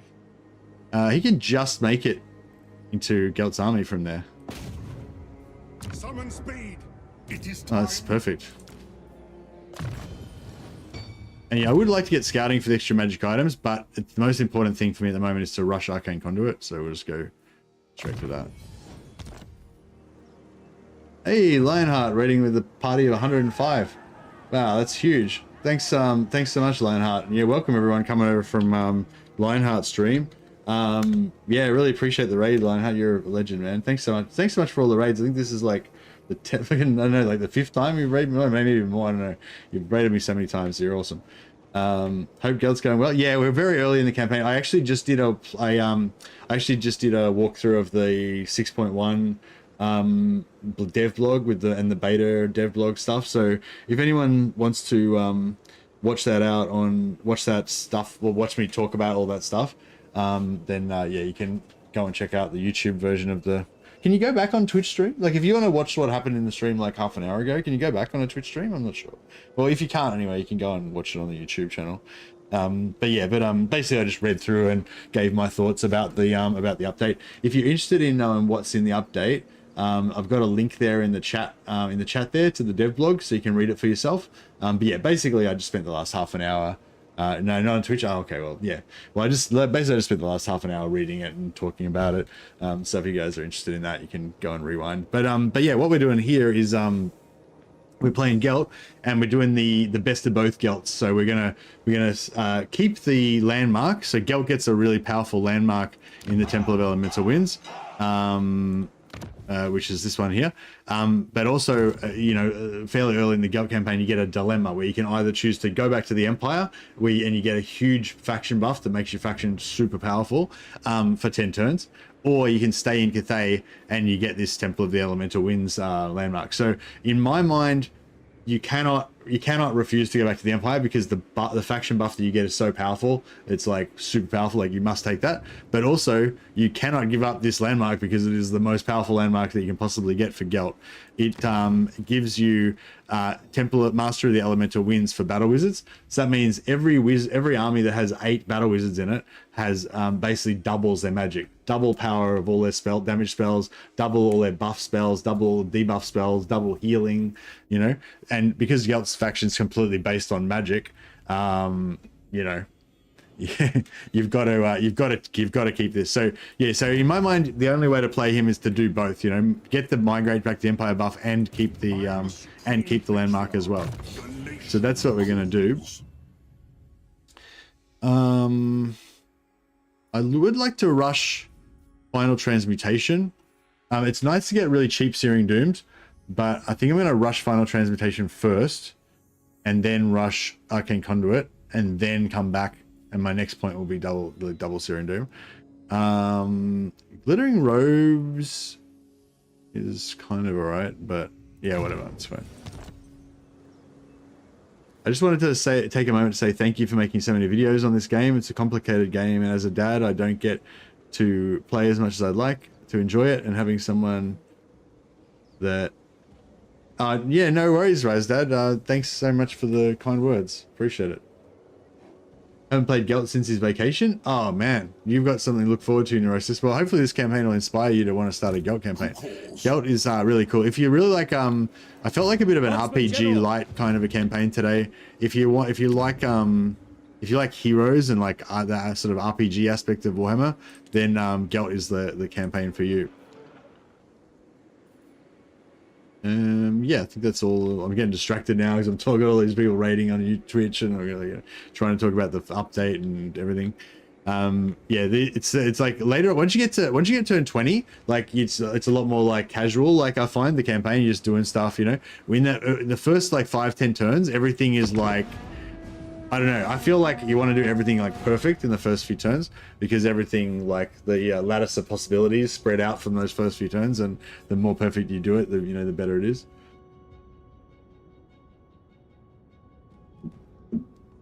Someone that knows the game so well really helps, especially when you explain it so well always. Really appreciate the videos you do, and they help a lot. Thank you. You do a great job. Thanks so much, Rise Dad. That's a really awesome feedback. Thank you, buddy. Okay, did it pay off? Yes, there we go. We hit it in turn 4. So yeah, so for that little cheese I was saying, where you can attack and sack and get the bounce back off the sack movement, just enough movement to hit that, we've actually got 5% extra movement. So if you do it like slightly, like my one just happened to be in the perfect spot, but like if you did it like slightly less perfect, it would probably still work. But be careful though, because there's a road there. If you move across the road, that's like normal movement. That's like really good movement. But if you move like slightly too far onto this off-road part, that could really chunk out your movement, and you might end up back here. Like you might, like if you move just exactly to here, I think it was where I moved, that's good. But if you move to there, that like 1 hex of movement could equal like 4 hexes of movement here, because you've moved off the road. So just be careful. Or you can take the safe place, just forego those 30 SAs and that extra hero, and just attack with your other army instead. Then you'll definitely be able to hit this on turn 4, if you're worried about that. Huntsman General. Yes? I shall be victorious. No. Ulrich's will.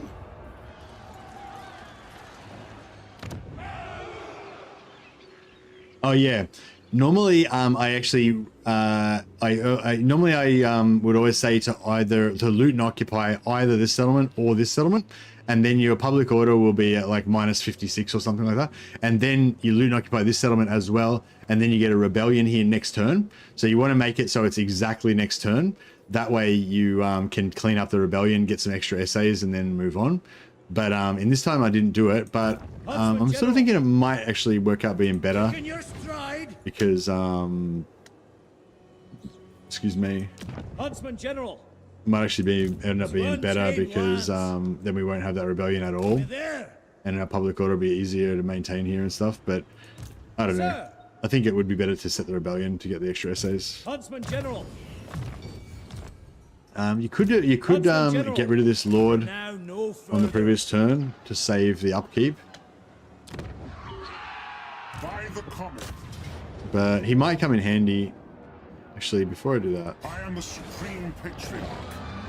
I shall be victorious.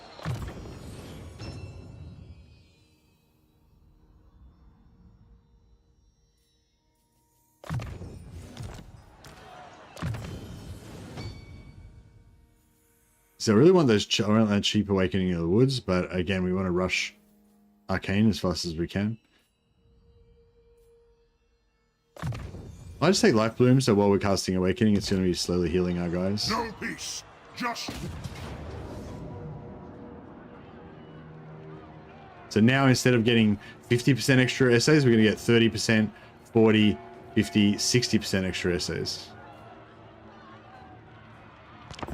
Also, we can potentially get students on this turn because we just finished researching a technology.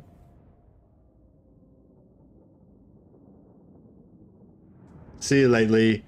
I'm gonna rename a character after you after this. So sorry, buddy. I forgot to do it before. I've got his name down though, so you can check in with his adventures tomorrow.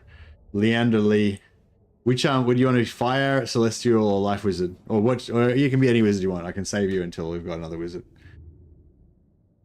But yeah, if you're still there, let me know which type of wizard you want to be, and I'll rename him after you.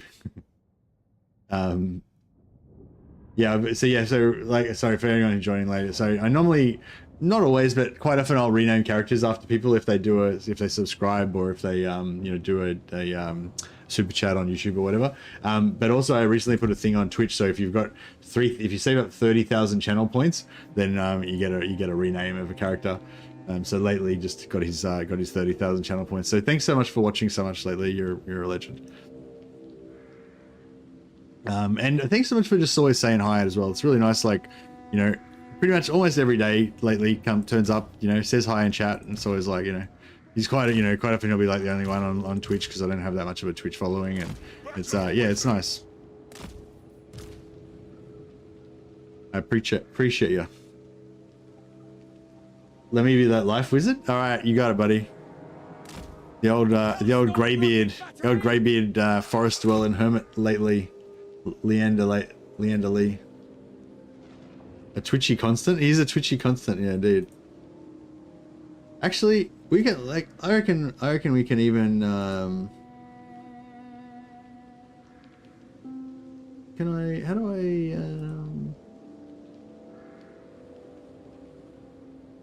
sorry, I'm pretty shit at things.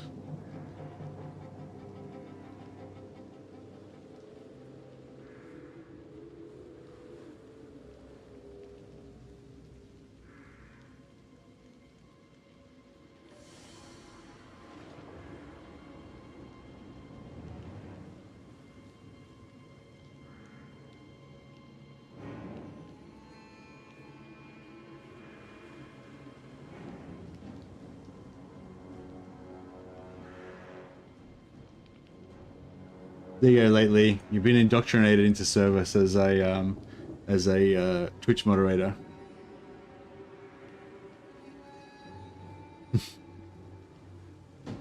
Now you don't. It's largely an honorary position. Don't feel the need to do any actual moderating. I mean, you can, but you don't need to. But if you want to banhammer some bots for me or whatever, that'd be great. But yeah. But thanks again. Empire Life Wizards look magnificent. They do have magnificent beards. Good to see you as well, Vasily. Hi everyone. Welcome everyone. It's good to see all of you. Now I really love seeing you guys in chat. Usually go straight up the middle on these maps. Yeah, for sure. Sorry, I've been faffing around, guys. I'll get fucking into it now. Yeah, no, straight at the middle is the way to go. They don't have any towers that can charge into this middle area. Actually, maybe we should go in the side one time. I think I just early on I decided up the middle is the way to go, and I just never thought about it or changed my mind again. The only thing that's annoying about this is that these bridges, like with this artillery, like I can't target here because the wall's in the way, and then I can't, and then when you if you try and target here, your artillery hits the wall, and you know because you're firing in this room. And then if you try and shoot like a searing doom at something here, it hits the tower on top, and it's like, so yeah, there's a lot of annoyances there, but still I think it's probably still the best way to go. But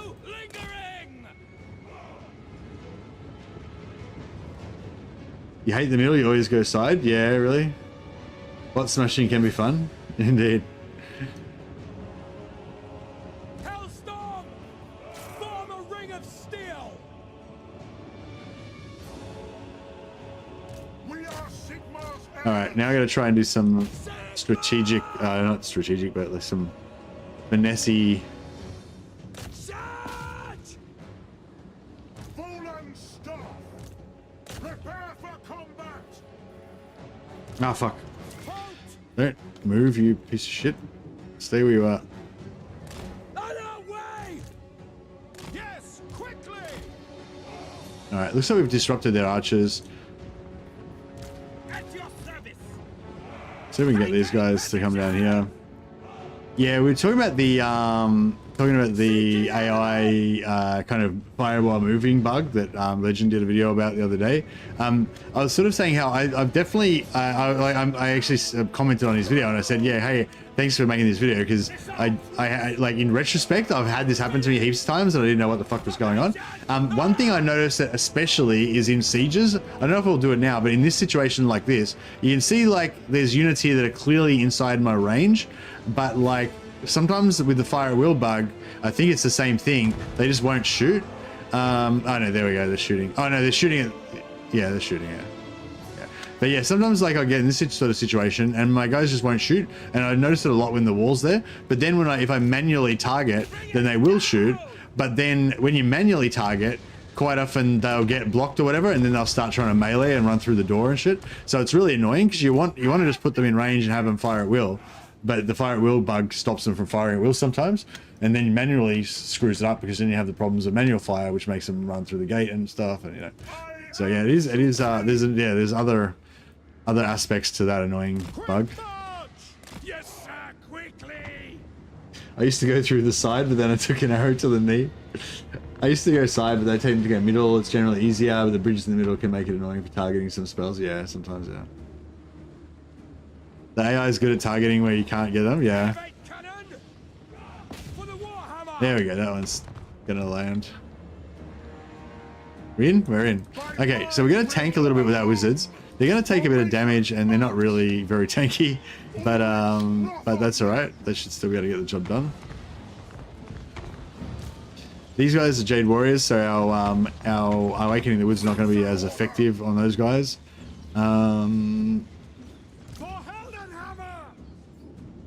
And neither will Burning Head, really.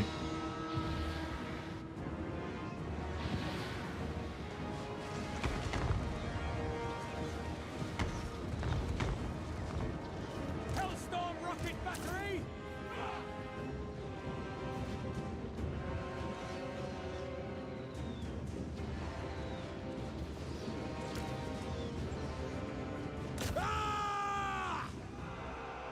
The Empire endures! We can try and do a Burning Head through here. I was going to try and route those guys, but they already routed anyway, so... that puts the debuff burnt on them. -8 leadership, plus a little bit of extra arrow fire there. Should have timed it better with this damage. Might have got the route on them. Standing by! Attack! Stop! Crossbowman! Alright, let's move inside. Quickly! A battle! Let us go! Heading out! Gelt. Great swords! At speed! Formation march!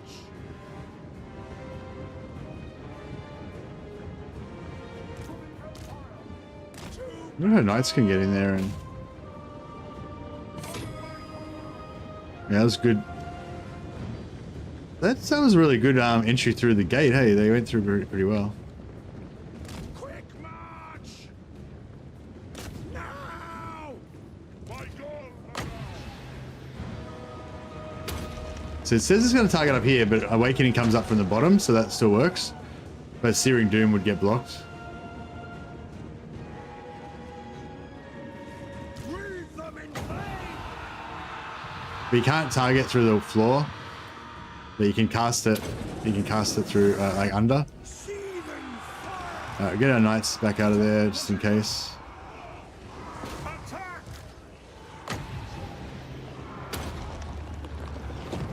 Channeling! Get the knights to turn around. Armed and ready! Yes, my lord! No lingering!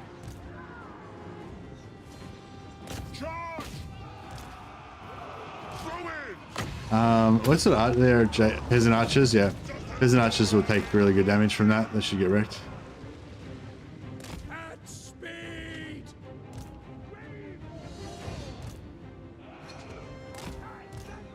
I'm having trouble getting my knights around the outside. Moving now! No, that's pretty good. All right, these guys are tanking on. I mean, they're locked on to our little tanking group of mages, so we can drop a Searing Doom. They won't dodge it. Normally, they'll dodge Searing Dooms if they're not tied down. Steeds are restless! For France! All right, artillery's in, ready to target the foe. Bow before me! Taking position! We can try to shoot through here, but we'll almost certainly hit the tower there. We can try targeting a bit lower, maybe. Cavalry ready! Put this on here to slow them, keep them in range for the artillery for a little bit longer. Hopefully give them time to target. Beautiful. There we go. By Ulrich's wrath! Take the ground! Yeah, beautiful. Direct force! Charge! Ready!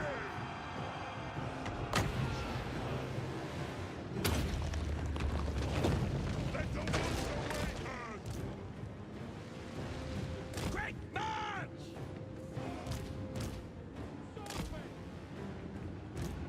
Yes, sir, quickly! Lord of All right, all this stuff's routed. now! There's a unit of archers up there firing free still. We await your orders! Try to shut them down with the knights as soon as we can. The Empire endures! No reserves left.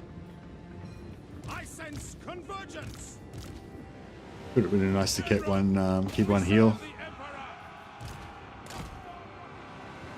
For Heldenhammer! No lingering! These Jade Warriors are not pushovers like normal archers, so I don't really want the knights to grind on them. War! Crossbowmen, go!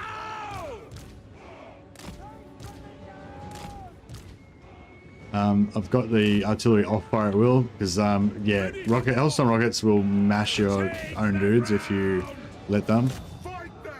so we don't want that.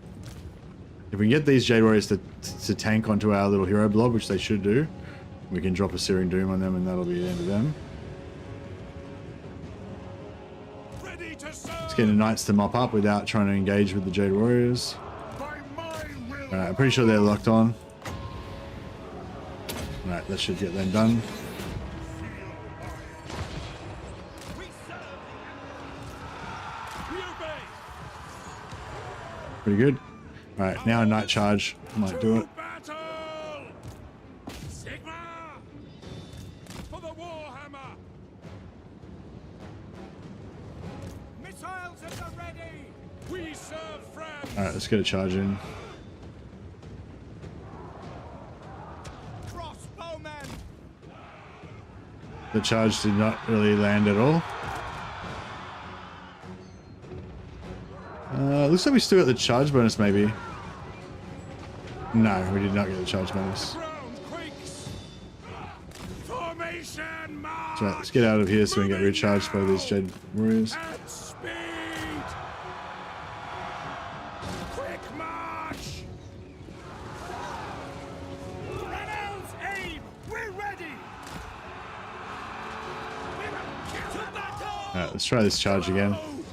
Take the ground! See, the heroes are still tanking. Even though they're wizards, they're not like the best tanks, but they're sort of doing alright just because they're only single entities. There's a few of them mixed up. Oh my god, look at this charge! They just fucking discombobulated and went all over the joint.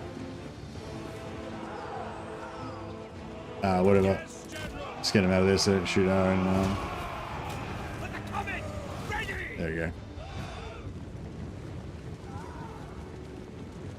Which faction has the coolest crossbow units? Got to be Dark Elves, right? Yeah, Dark Elves are pretty cool.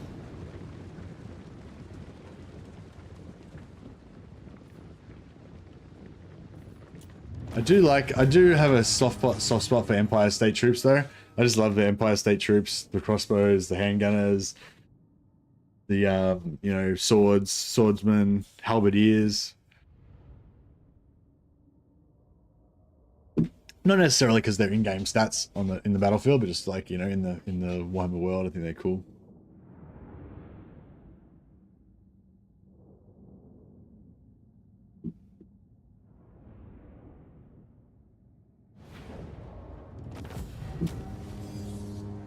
I mean, it feels nice to be playing Warhammer, I gotta say. I've been playing a lot of Bannerlord lately. There's a mod for Bannerlord called Old Realms I've been playing, and I've been really getting into it.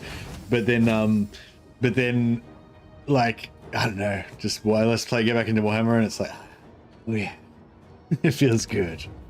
Anyway, so yeah, we could do loot and occupy for the money and the replenishment, but honestly, we don't really need it. So yeah, so normally, like I said, I always loot and occupy one of the first two settlements, doesn't matter which one.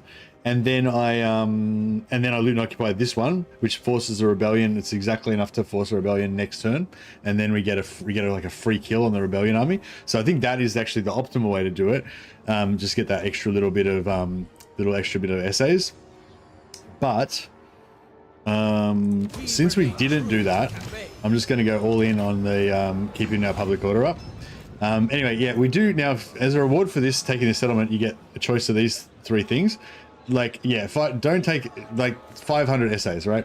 So, I mean, like I said, there's different ways of thinking about the Gelt campaign. I think some people like to think of the Gelt campaign as a normal total war campaign where you want to have a good economy, you want to like conquer lots of settlements and blah blah. It's like, but I'm like, nah, don't give a shit about any of that stuff. The only thing Gelt cares about is essays, more wizards, more magic, more winds of magic, more destruction, more essays, more wizards, more essays, more wizards. You know, that's my mentality.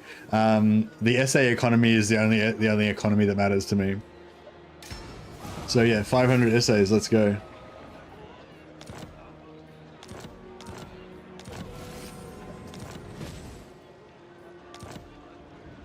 I am ready. So now we get 600 essays, so we can get one of all of the different types of wizard. But yeah, so what we could do here, so yeah, like I was saying, if we did the rebellion thing, then there'd be a rebellion about to happen next turn. So we'd hire an extra lord here, and then we could get them to take out the rebellion on our way to Wildlife Village. You can't take Wildlife Village in one turn from here, regardless. So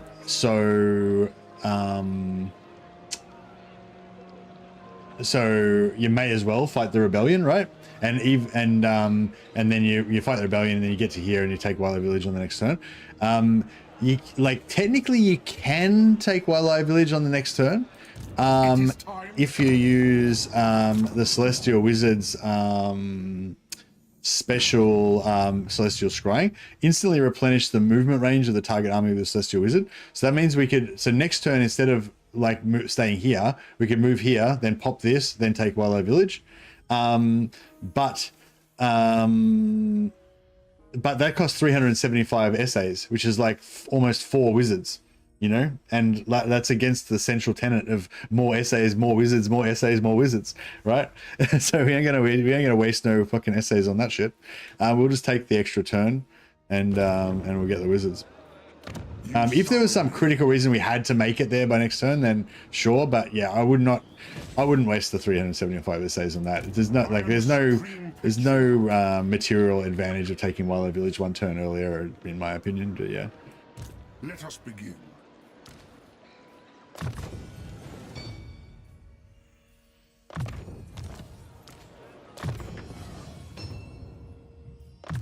This Curse of the Midnight Wind. So one of the ways that your hero squad works with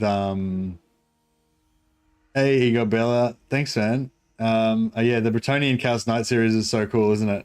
I'm still not sure if I'm gonna finish. I'm gonna go back to that one or not. I'm having a pause from it at the moment, but yeah, it's really cool. Basically, I'm playing you guys can check it out if you're interested, but yeah, I won't talk about it too much now. Yeah, so with the wizards, yeah, like I was saying before, they're not particularly tanky, right? Because they're wizards. But because you've got a bunch of them, they kind of, you know, they kind of spread the damage around a little bit between them, and you know. But one of the things that makes them so much more tanky is when you pop this minus 24 melee attack for everybody around you. So, you know, even though the wizards have shitty melee defense, 24 extra melee defense makes them a lot better. Later on, that'll get doubled when you've got your Temple of the Elemental Winds landmark. So you get minus 48 melee attack. So yeah, so that sort of stuff makes them a lot tankier. There's a bunch of different buffs that you can spam onto your buffs and debuffs. But yeah, that's one of the ones I look out for. It's good debuff that you can chuck on your enemy when the enemy like blobs around all your wizards. You can chuck that on to neuter their attacks. Yeah, I don't really care about these two abilities. I just go Life Bloom and 3 points in Earth Blood. Don't care about training. We're basically not going to have any units anyway.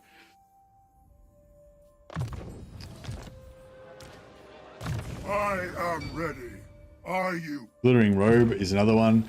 When you're just spamming, when you've got infinite magic and you're spamming shit, you can just chuck plus 60 armor on all of your wizards. Just like bloomp, plus 60 armor for everybody. Another good one to help your little squad tank.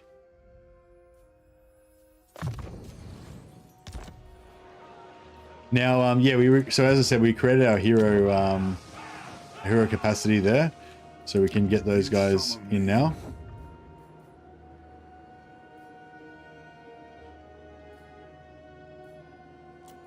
What do you require? Do not waste my potential.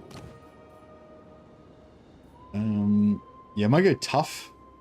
Having a hero that's a little bit more tanky. Not that he's going to be much tankier, but a little bit more tanky than our wizards. What? Would be good. And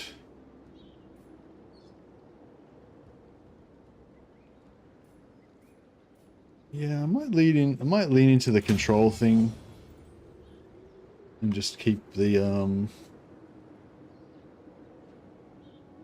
public order down a little bit.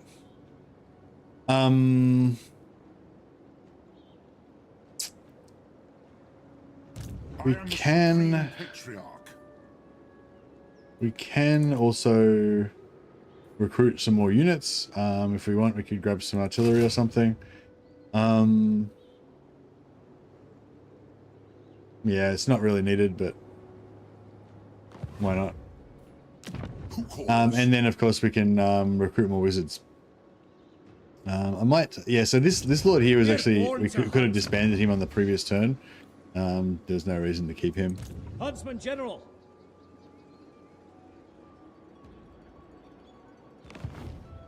Huntsman General.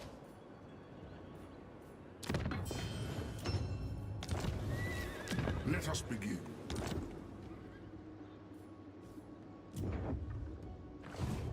All right. So yeah, so we got that one. Then this one gives you +3 recruit rank for your wizards. So we want to get those wizards out and up and higher rank as fast as possible. So all the recruit rank we can get is what we want. So yeah, we'll get that. I think as in more essays is good. The 10% more essays is good. But it's like, I don't know, like pretty soon we're going to have like 10 wizards in our army. So plus Gelt. So we're going to be getting 230% essays every battle. So getting 240% extra essays per battle, you know, it's still good. I do want it, definitely. But this is more important. slightly, yeah, that one, then that one, then that one, I think is the correct order. Or the most correct order.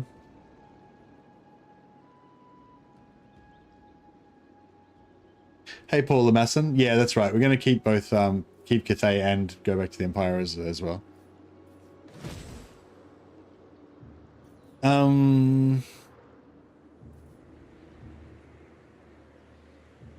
Oh yeah, so how many wizards can we afford? I am ready. Are you? We do need an extra lord.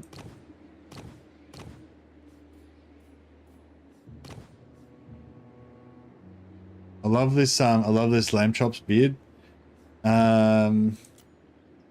It's so rare to get one of these lords early. Like this, I feel like this, for some reason, this portrait is like super rare. Like you get way less. Like I feel like you only get one of these. Like only 10% or less of your characters have the lamb chops, I reckon. I don't know why, but I feel like you never get these guys. So I think we've got to take him. And he's going to be my avatar. Mercer von Madrick. I mean, a lot of you guys compliment me on my beard, but like this guy has the ultimate beard. Like that's what a real beard looks like. That's the ultimate Chad beard. That's the beard that I aspire to. Von Madoff? Actually, Madoff sounds better, doesn't it? Thanks. I could grow that. I don't think I could pull it off. I don't think I've got the juice for it. All right, so yeah, they cost 100. The wizards initially, the first wizard that you get costs 100. Gold wizard. And then they go up as you get more.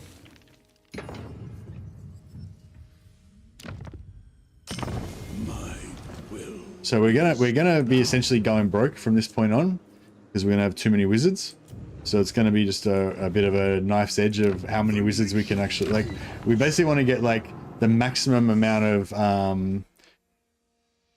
yeah, that's exactly right, Paul. Yep, that's exactly right. Your theory crafting is correct. I've done it many times. It's 100% works.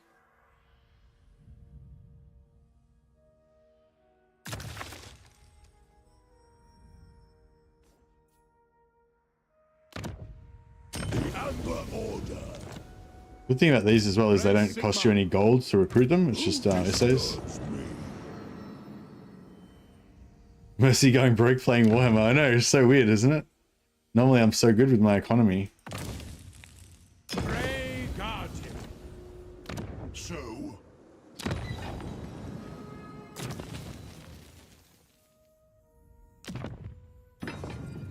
What do you want of me? All right, so now we've bought one of every type of wizard that you can buy. So now if I want to buy another one, instead of being 100, they will cost 150.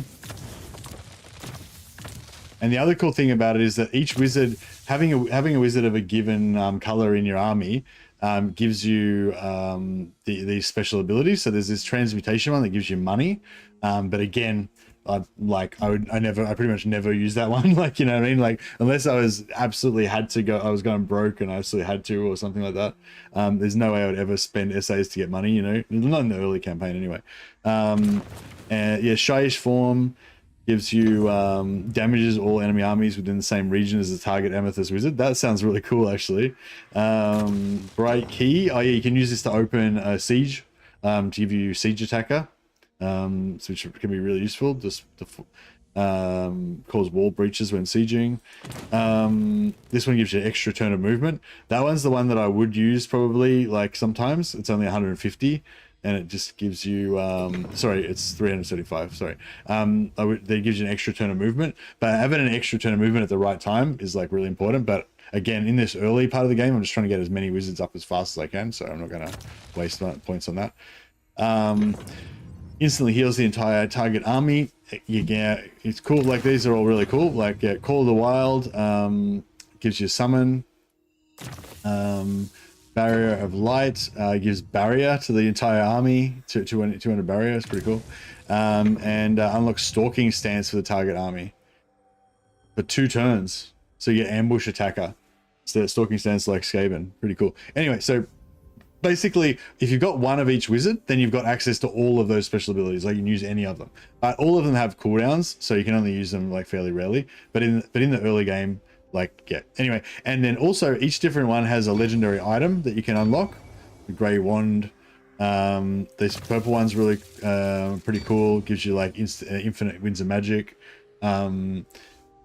Yeah, no worries, Paul Masson. Thanks so much for joining us. I hope that you stick around. Yeah, so there's all these cool things that you can buy, but basically I'm not going to buy any of them. All I'm going to be doing is getting more and more wizards, right? And for a while, for the early part of the game. Now, Shaman. Wizard.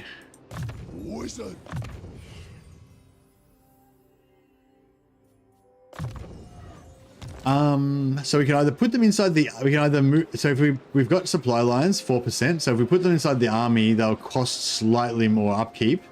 So if you see I'm at 1232, 1242. So it's going to cost me 10 gold extra for each one of these guys per turn if I have them inside the army. However, Master Craftsman. I'm pretty sure they earn more XP. I think they get a tiny bit of passive XP when they're inside the army, which I think they don't get when they're not inside the army. I will lend my gifts. Not that it's going to really make any difference, Seeking but items of power. Of the occult.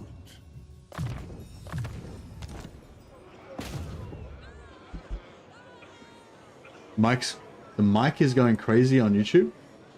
Sorry, what do you mean? Mortal eyes need help. The Light College approves. The Empire. Hey, Hydralisk. No scouting. Yep, that's right. That is correct. See, I kind of want these artillery pieces, but I don't want to. I want more wizards. Who calls? This will help. Ready. More wizard. Do not waste my potential. The Empire. Empire's blessings. Yes.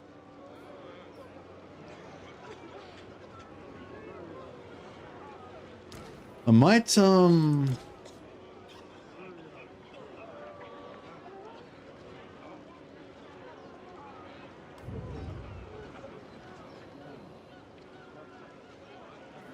put that army unit in there. You summon me. Actually, no, we'll put them in there because then we get more public order. Yes, the rights of war are. I don't know if I want these artillery pieces or not, really.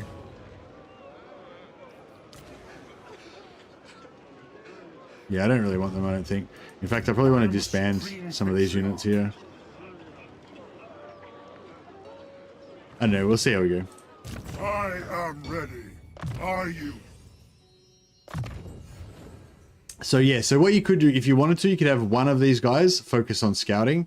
Yeah, I'm not going to really worry about it. We'll be getting plenty of magic items. Let us begin. Don't worry. The nation calls. All right, now we can keep this in case we need to build artillery later. But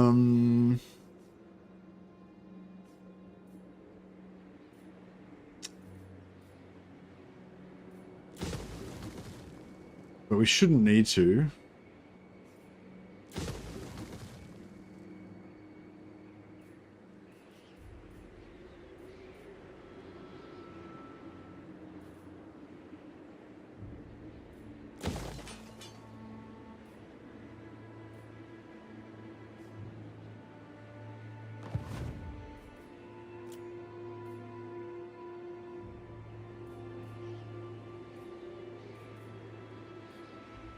All right, I think we're good. Now if we can start getting some money from diplomacy or whatever, that'd be good. The center lords of Jinshin are pretty far away. Would you care for a they're not demonstration likely to of affect power us or at all, so fire? we can get a free war on them. These guys have enemies that are super far away that we're never going to even meet, so we can definitely chuck Quite the the war against them for more free money. Caravan of Blue Roses against their starting enemy. That's the tree chink guys that are over here. They're going to get wiped out really soon. You are here. You shall serve me in death. These guys are at war with the Jade Custodians. They're gonna win that, I'd say. Do go on. Threaten me with Hellborg or Swat.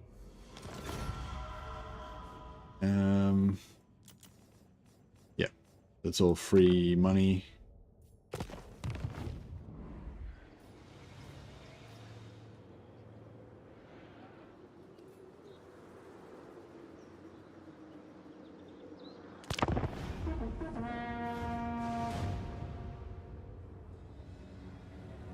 Now, I haven't actually played this campaign since this new part of the map got added, so I wonder if they're going to screw me over in some way. Like if they're going to declare war on me or something. Because that could potentially mess us up quite badly.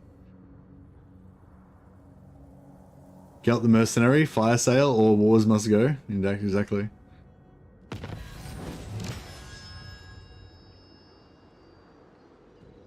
It's not a too many wizards problem, it's a not enough golds problem. Exactly. We need more wizards. Alright, cool. Now. Now Yes, we'll... Now, Oh yeah, I got rid of the artillery building, so we can't recruit artillery anyway. That's cool. Alright, let's get rid of all these troops. Troops are for losers.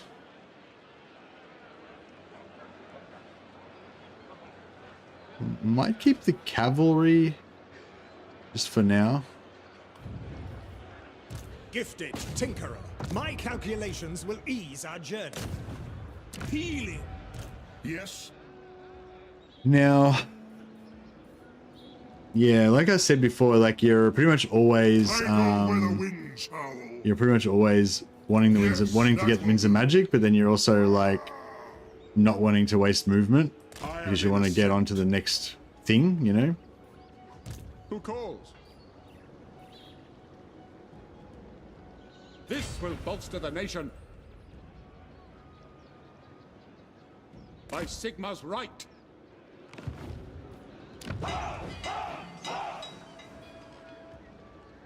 And yeah, we might try to get some economy going here. Just to try to pay for these wizards.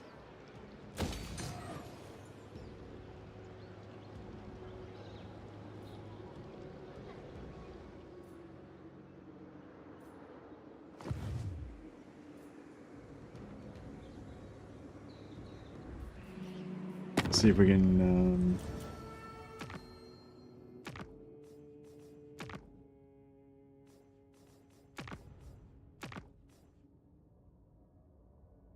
yes, these guys kind of hate my guts.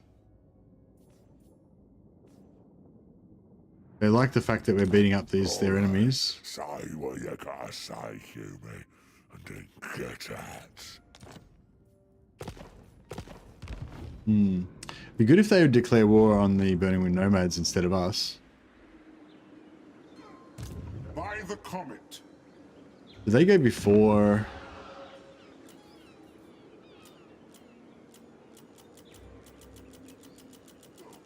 They'll go after them, won't they?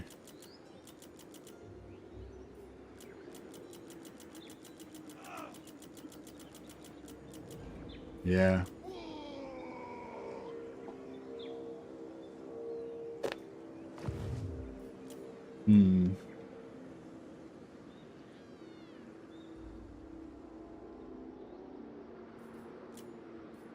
They will go to war with me.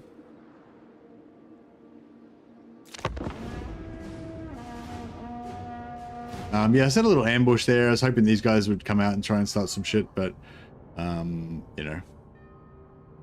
I probably prefer they don't, because if they do, they might trigger onto my captain, and then we won't get any Winds of Magic. We won't get any essays.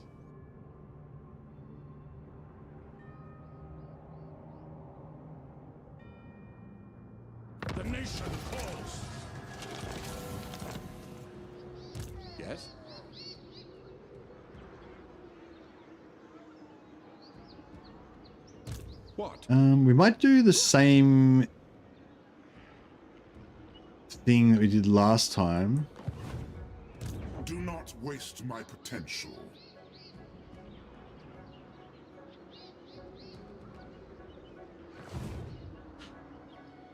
So,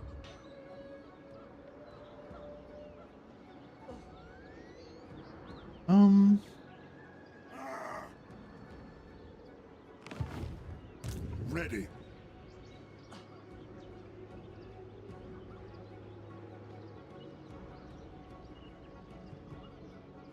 Step to it. by the comet.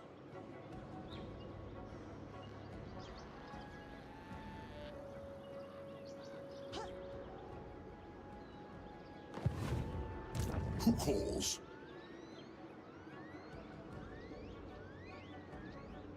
Moving off. The nation calls.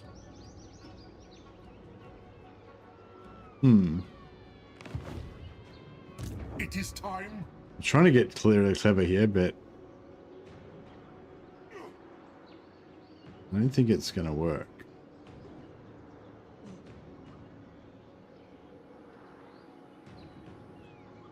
On march. To the provinces. Raise your weapons!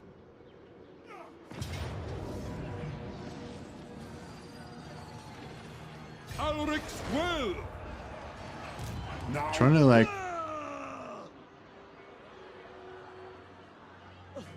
yeah, this kind of should work. Ulrich's will.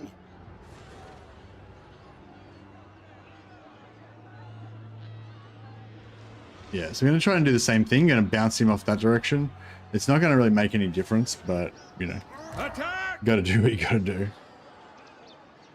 Yeah, I'll try and just backspace this guy a little bit. Didn't work at all, but that's What fine. does the Emperor bid? Still in range. The Empire. Alright, now we'll take this and then we'll bounce off kind of, we're trying to bounce off towards this road and then go that way. By the comet. What? Have we got any magic items yet? Oh, we've got a few. All total shit though.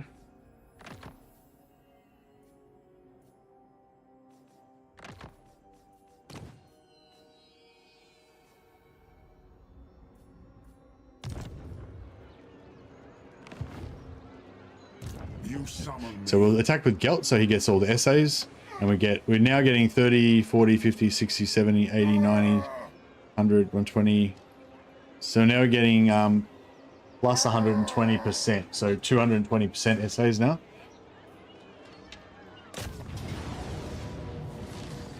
Kind of a nasty looking battle. Lot of Jade Warriors.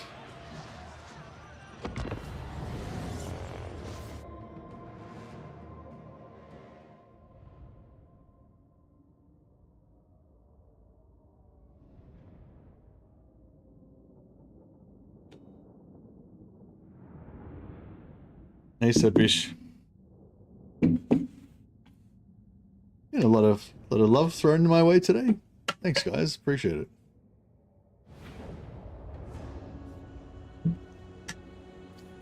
Everybody likes hearing nice things. What sort of lord do they have? I think like the other wizard, the one that gets the like the defensive stuff, is like a lot less scary. Not that this one's like super scary, but yeah. So this is yeah. So we'll move, our reinforcements are coming on behind them, which is not very convenient for us. So we'll move that over here. It means we have to wait ages for our reinforcements to come on. But you know, that's okay because we want to get our winds of magic to charge up anyway. We await your orders. Because we're attacking, they should just kind of wait for us to get organized, so it's fine.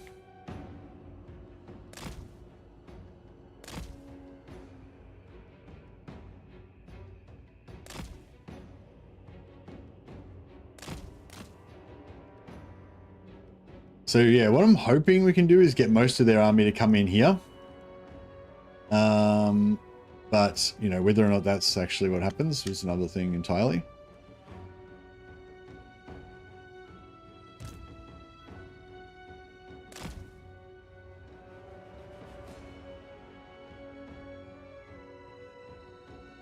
Now, I think they're going to let us, might just pull back up here just in case. I think they're going to keep being passive after my reinforcements come on. But, I don't know. Sometimes the AI does weird stuff. I might just pull back my units just in case. How come he's so fast? Oh, that's right. I've got the one. He's got the speed plus 20% movement trait. He's a fast walker. He's one of those fast walkers. Doing his like power walking for his exercise in the mornings.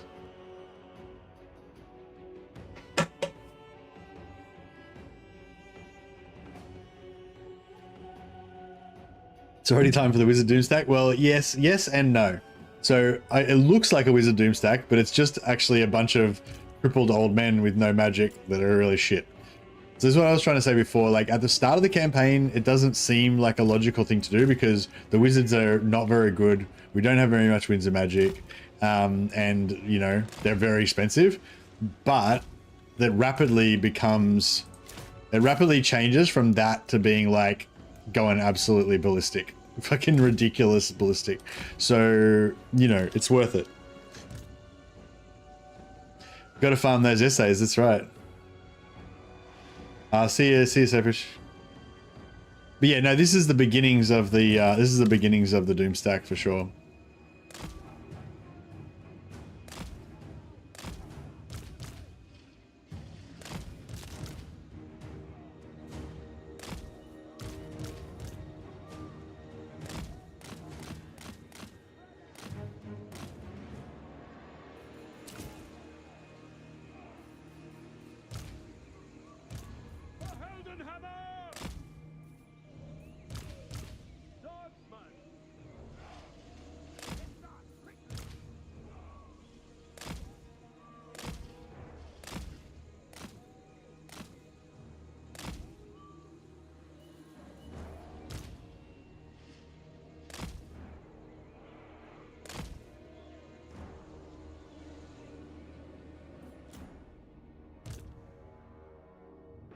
It's nice that the AI doesn't consider such a stack particularly strong, so they don't run away as much. Yeah, that's it's a good and bad thing. So your auto resolve power with the wizard stack is quite low, but at least at first, before they get really high level.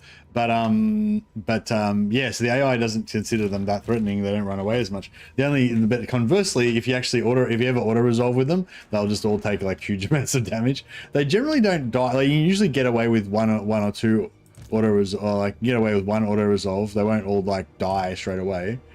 But yeah.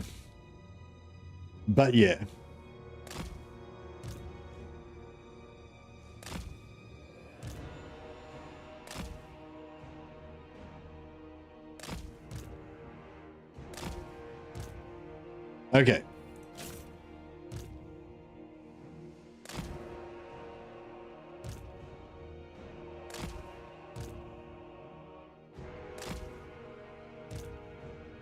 Okay, I think something like this is good. Keep our cavalry here as a kind of roaming thing. Roaming defenders, basically. Oh, we can actually just open up with artillery straight away. It's cool.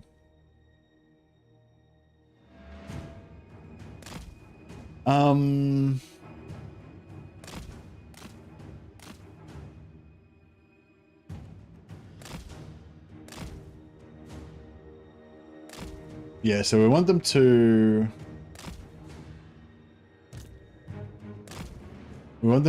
consider our army to be kind of here and pull them in this way. We don't really want them to go around there. Unfortunately, it's probably not going to work out that way exactly, but...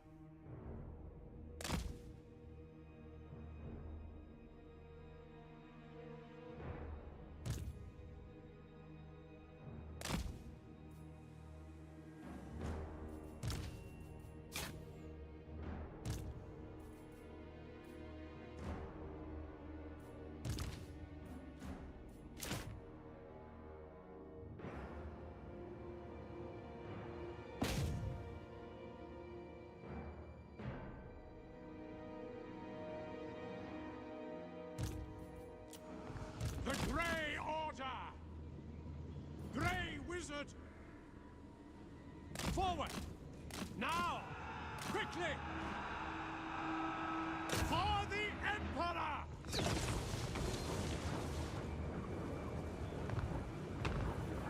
Yeah, peasant horseman. Probably just drop a.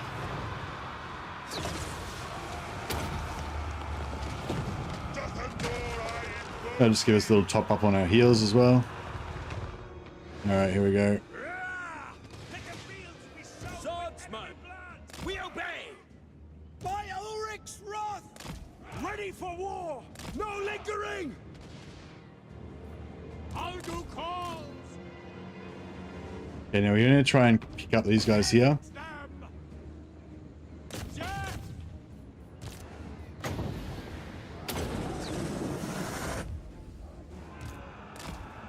Great swords!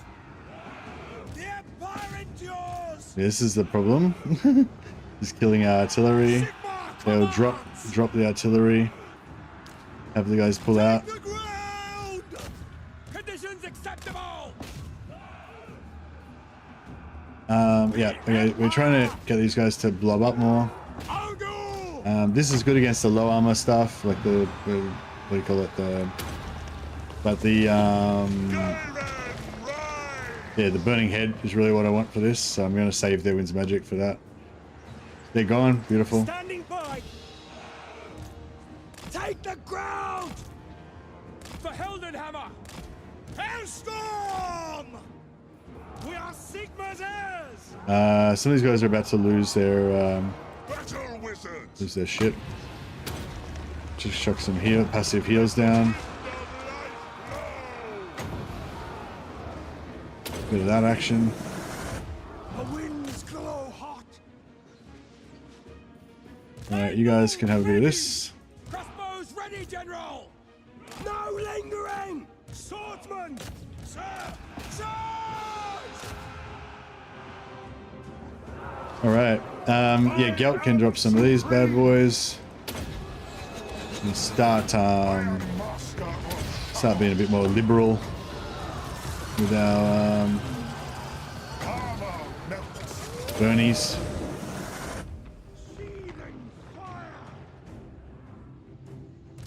Sigmar calls!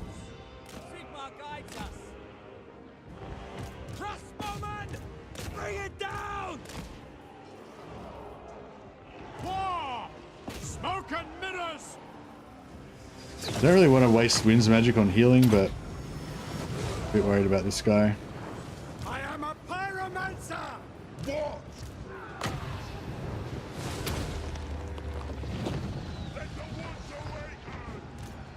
Take aim! Quick march! Take the ground! Show us the foe! I'll burn them! This guy's struggling. Magic untamed! Feel my heart! Alright, and this burning head should just break them. Burn everything! Fire! That's gonna be it.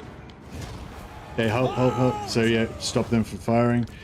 They can get some extra. They can get some extra XP killing that stuff or whatever. These guys stop shooting. Everything in here's gonna die anyway, so we don't need to worry about it. But no winds and magic left, unfortunately. I would have liked to chuck a heal on him. We'll be able to mount heal them later on, but he's not high enough yet. But that's okay.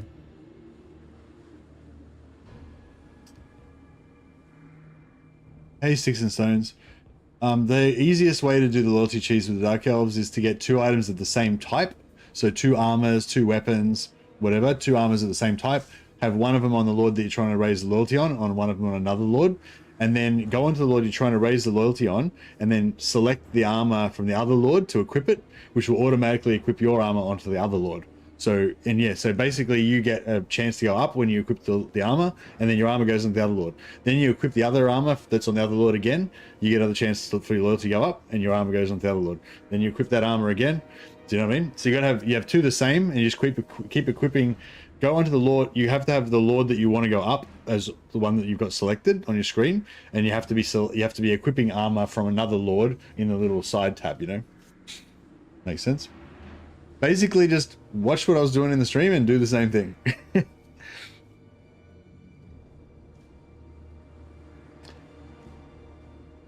Sorry if it was already discussed. What is this about a Stankier? Is she given the option to return at the start of the campaign? Yeah, that's right. Yeah, Mother Stankier can return to Kislev on the start of the campaign, and apparently it automatically unlocks. So normally you have to take over some settlements and stuff to be able to unlock all of the other building options for Mother Stankier.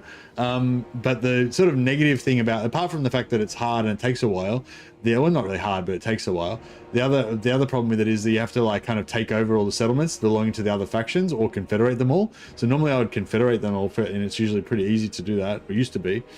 But yeah, if you don't want to do that, if you want to be allied with them or whatever, it sort of sucks. So yeah, that's one really good thing about the new dilemma, that you don't have to take over. You know, you don't have to wipe out the other factions in order to unlock all of your equipment, all of your recruitment options.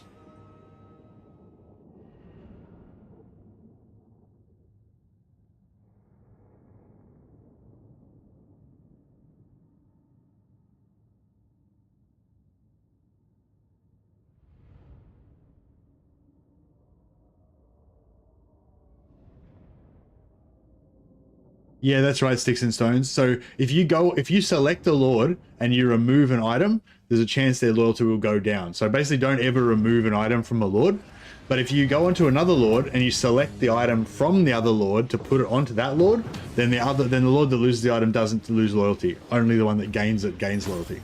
So yeah, so you always put items onto your lords, never take items off your lords. That's the simplest way to remember it. And then your loyalty will always go up. But you can cheese it from 0 to 10 in one turn by just doing that repeatedly. So yeah, we've got 346 essays, right? So this is quite a bit of bigger army, you know, like remember that first battle, we only got like 39 essays or some shit. So this was a bit of a bigger battle. So the base amount of essays we would have gotten from this would have been like 120, but it would have been like 150, 170 or something. But we're getting like 220% essays, right? So if we didn't have all these wizards, we'd only be getting 170 essays or some shit. So it makes a really big difference having a lot of wizards, is what I'm saying. Okay, so we're going to do the sack and get the bounce off. Hopefully it's a big one. It's not too bad, not too bad. So that bounce off doesn't cost any of his movement. He's still got the same amount of movement he had before the bounce off, right? Now, we can't hit this. So like, even if I force march, we still can't attack that on the next turn. So basically you can either... Yeah, see, if we force march, we should be able to change this. We should be able to change back into this mode, shouldn't we? I am in ascent. Fuck. That's not what I wanted to do.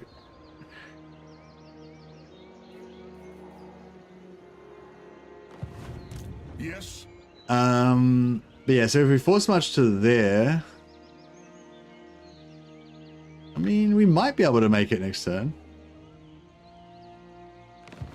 All right. Anyway, my point is, you can either channel now, or you can channel next turn. But what we'll do is we'll force march now. I will. Actually, fucking, I'm just gonna like. Normally I wouldn't do this because it's Iron Man, and you know we're not save scumming and all that sort of shit. And honestly, even just doing it right now, it makes me feel bad. It makes me feel like this whole campaign is now ruined. However, just for the science factor of like, in case you guys are going to play your own Gelt campaigns, and also for my own benefit and stuff, I just want to know. I want to know whether it works or not. You know what I mean? And so yeah, so I just misclicked that and moved the wrong way. So yeah, if you're playing on Legendary, yeah, it only auto saves. It only auto saves after battles and stuff. But anyway, what I was trying to say is, if you're in this situation,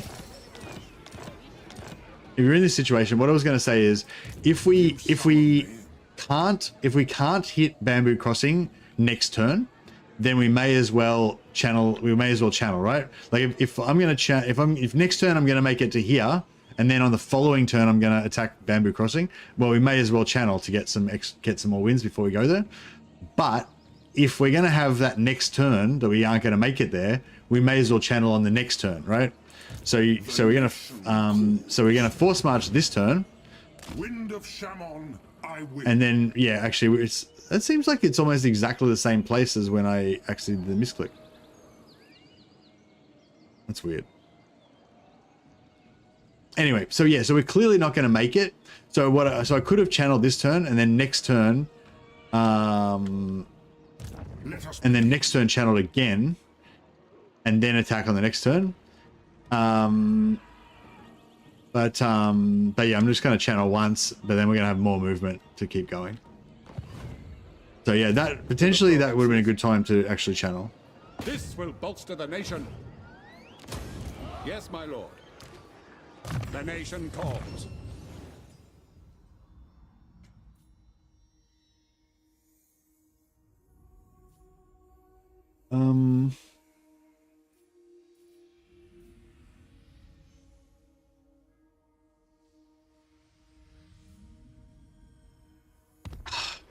No, all right, I'm gonna load the save again. I'm gonna load the save again, and I'm gonna recreate the misclick, and then we're gonna play on from there. All right. So I feel like this hopefully gets us back onto the original timeline where I didn't cheese. But that's okay. I think I think I demonstrated what the deal is there. So if you want to get the maximum wins of magic, then you should channel on this turn. Channel on turn 6. If you want to get that tiny little bit of extra movement that may or may not make a difference, then don't channel, basically.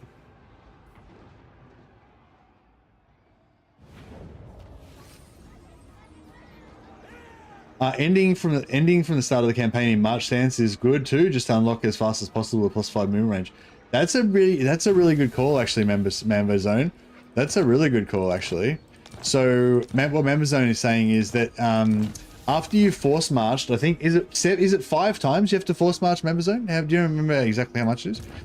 Basically, yeah. So what we did was we accidentally moved this direction, move like there. And then instead of doing that, we're going to force march. Very well. I mean, then we're going to force march to that.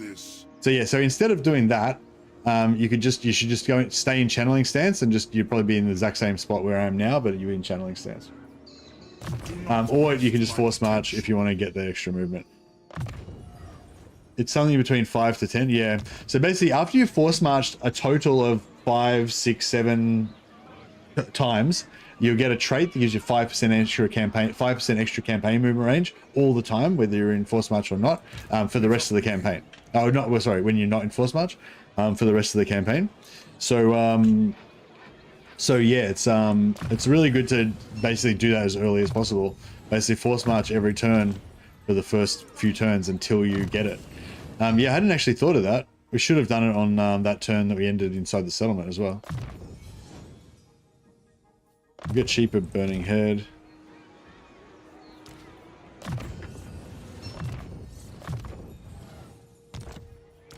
And I'm just trying to rush all these guys. I'm just trying to rush them to Arcane Conduit so we can get faster Winds of Magic regen. It doesn't matter at the moment because we've hardly got any Winds of Magic, but later on in the campaign when we've got hundreds of Winds of Magic, we just want to get that Winds of Magic into our active Winds of Magic pool as fast as possible so we can just start like an unloading torrential downpours of magic damage on the enemy.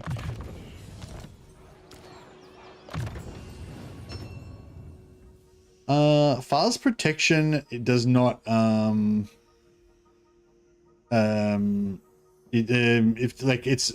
not a debuff, it's a buff, but it's actually really good because sort of for the same reason as the opposite, like the other buff that I was certainly not in. But this one's even better because it gives you 30 armor, which is like they've got kind of low armor, and plus 24 melee defense, and later on it's going to be doubled, so 60 armor, 48 melee defense, and it's an AoE when you overcast it, but it's not an AoE when you don't overcast it.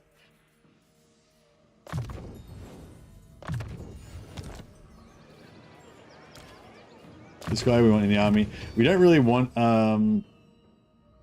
Excuse me. Yeah, we kind of want as many wizards as possible, but yeah, having an engineer for extra campaign movement is, you know, is pretty good.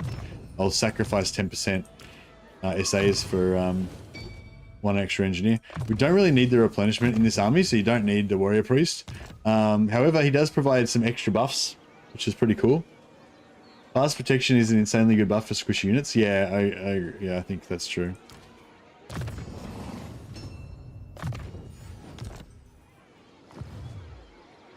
Raise Sigma for Heldenhammer! What does the Emperor bid?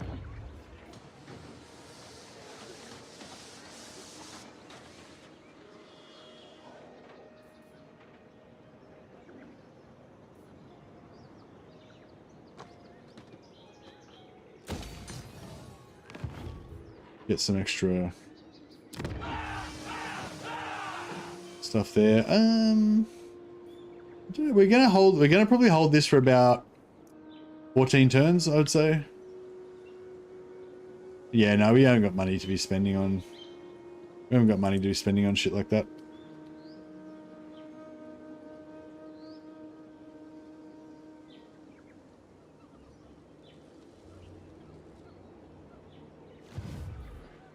I am the Supreme Patriarch. Now, to the provinces.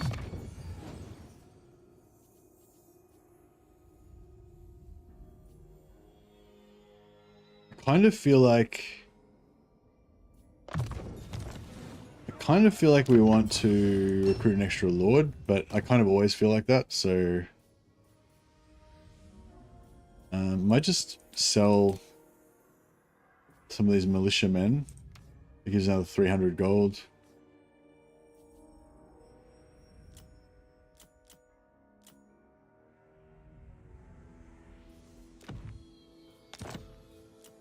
Have I got a witch hunter? Oh wow. When did he come? Hero recruited Vasily Diskin, witch hunter. Alright, cool. That's cool. Fleet-footed? Yeah, not too bad of a trait. Oh yeah, I forgot about Late Lee. Thanks again, Late Lee, for the support. We'll rename this character in your honor, Leander Lee. What should we give him? What should we call his? What should his suffix be? Leander Lee, the Greybeard.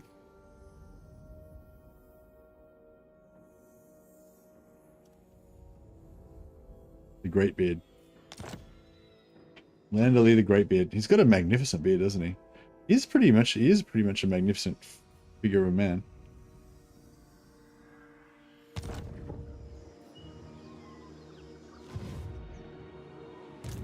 Vasily. Vasily, what should we make your your title? Vasily the Killer, Vasily the Murderer, Vasily the Burner of Innocent Villages, Vasily the Sly. All right, done. Yeah, thanks, Vasily. Appreciate your moderating and so forth. Christopher Lee per trade Saruman. Indeed. I guess this works with sorry.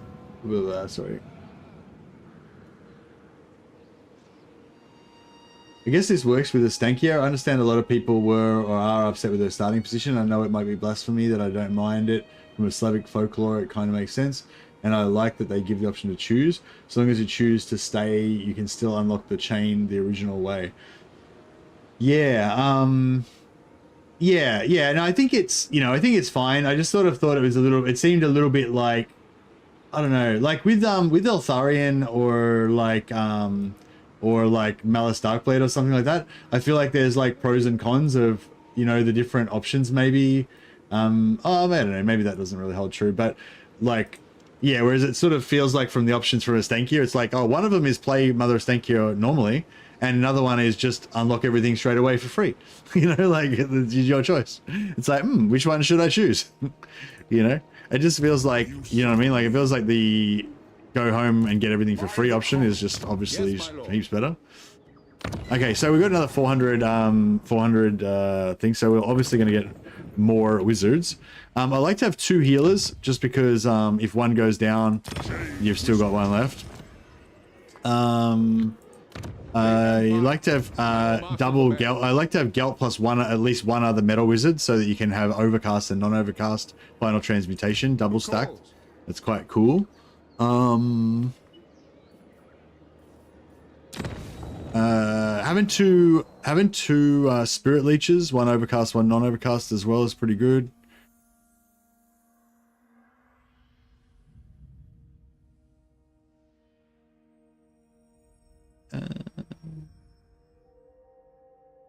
I guess having 2 fire wizards just so you can have multiple firestorms going at the same time. Pretty good. Oh, we can only have 2. Ah, we're too short. We could have had 2 wizards, but we only get 1.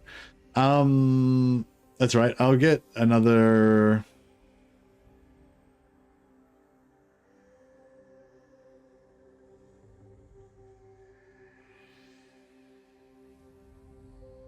Because yeah, see, our single target killing power is a little bit lower than our AoE killing power.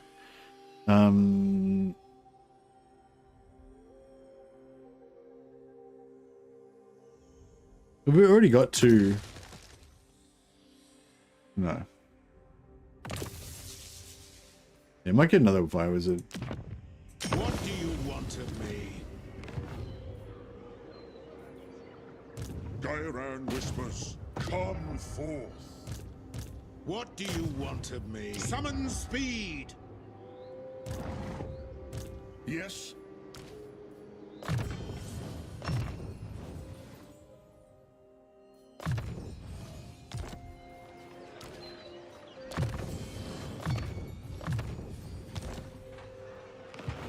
Do not waste my potential.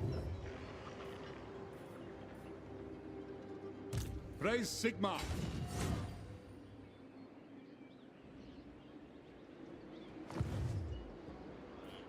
To the provinces. Yeah, I kind of want another army.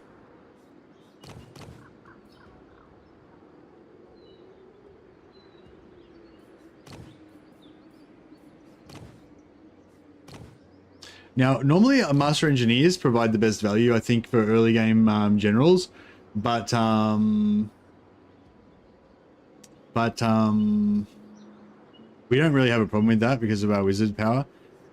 So in general, like in specific situations, whatever, but in general, we mainly just want tanks because that's the main thing we're kind of lanking. So, you know, like tough lectors, generals, perceptive for extra magic item drop chance is good for traits.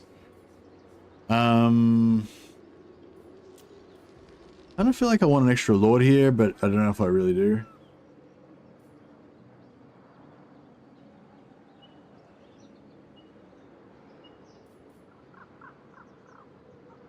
Trying to think. I'm not having very good. I'm not my chest brain of thinking moves ahead is not really functioning very well today for some reason.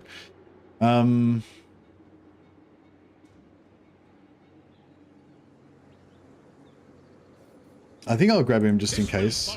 It's always good to have. Yeah, it's always good to have extra lords basically. But it is. I mean, it's always a waste of. It's always expensive, but it's always. They always come in handy. It is time.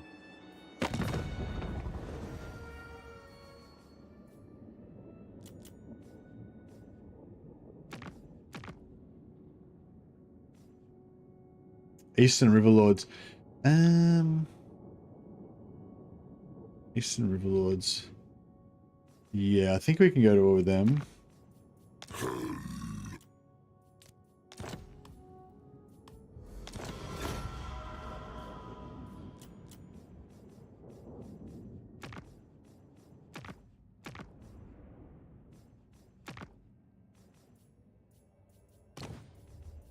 Wind Shaper. Center Lords Before we want to begin, let us give thanks. There is get peace. sense. And then we can sell war against Lazargs. Harmony is a test. Alright, that gives us a little bit of extra cash. Show me the accused. Vasily the Sly. Yes. It's gonna go that way. meet up with us down the track. I don't know if it helps, Mercy, but I just get the action items in order from left to right, so I don't forget. The action items in order from left to right. Not sure what you mean, sorry, PV Hook. You mean like the reminder, these reminder things on the, what? Left to right? Do you mean... I'm not sure what you mean, PV Hook. PV Hook. A quest has been issued, mighty lord. A great adventure beckons. Be wary, though, for while the potential rewards are great, so too. Our noble huntsman general is back. Oh, we got a unusual location in Fu Hung. Damn it. That's like the one thing I didn't really want.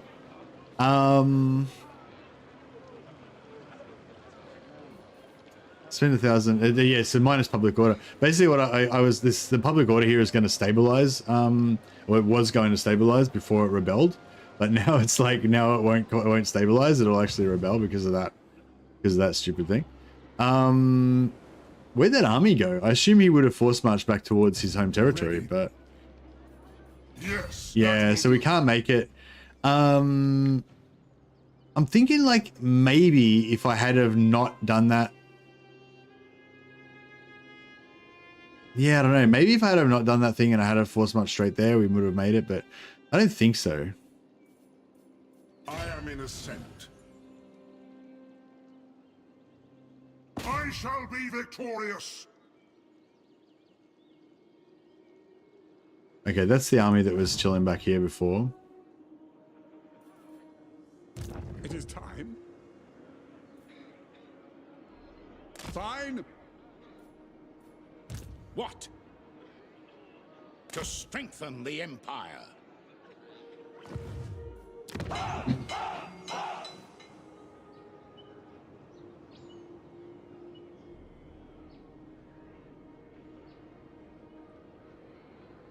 How many turns? 6 turns. Yeah, that's all right. I wouldn't mind getting a trade agreement with somebody, just so we can start getting some extra money. Yeah, I don't think I want to ever go to war with the Jade Court. In the name of harmony, enter, depart with... Maybe we will eventually go to war with them so we can get the trait, steal the trait. But that's not for a long time, so we can get some. Long may I'm gonna trade with him as well. We just have to remember not to declare war on him in the first 17 turns, but that should be no hardship. But yeah, now we're getting 533 gold from trade, so that's really helping a lot with that deficit.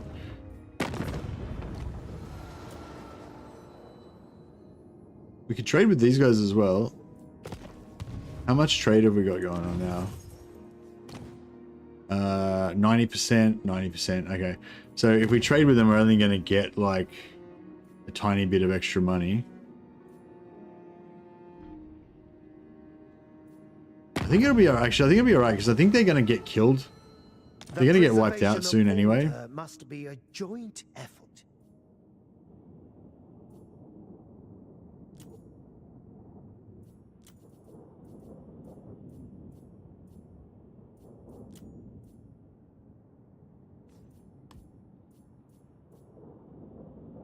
My ancestors. Yeah, they're going to get wiped out just before we have to worry about it, so yeah.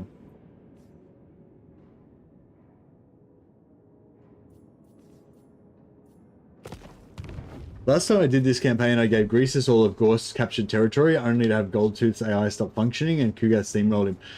Yeah, actually, that's a good call. So for those of you who aren't sort of keeping up on the latest events or whatever, they figured out that the one of the problems with the AI was that when an enemy hero would move into their lands, the AI would think of the enemy hero as an enemy army basically, and it would like send all of its armies back to defend its capital. And that was resulting in lots of factions around the map just being fully passive, just defending their capitals, you know. So that's getting fixed in update 6.1, which is about 1.5 weeks away. But in the meantime, we've still got that bug in the game right now. So if you're playing the campaign right now, you can kind of manipulate that by, if you want to make the AI afraid of your hero, we can send Vasily to just camp on somebody's capital, and then they'll probably like run back with all their armies to defend against him, you know.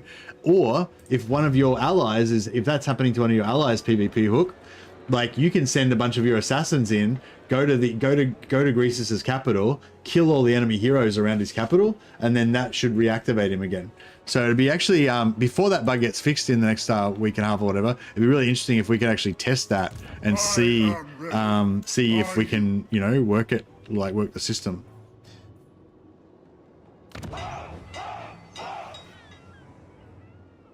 How many turns are we going to rebel in? 7 turns.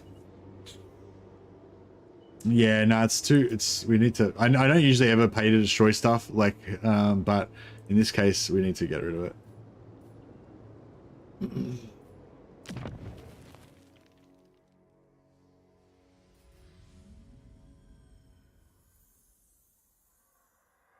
Yeah, I could build a wizard building here, but I'm not going to worry about it. Who calls? That's a lot of wizards, it sure is.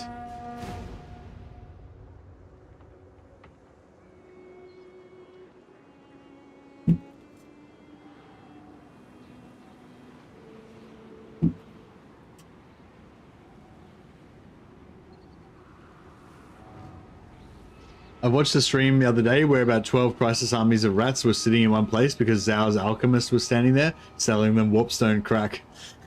Nice. Yeah, we'll try it. We'll see if we can cheese this exploit a little bit in this campaign and demonstrate how it works.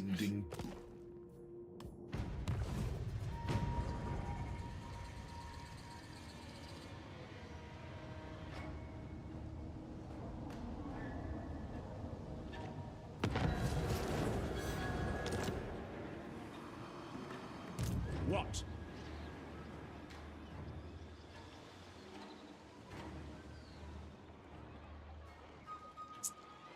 Okay. So. What?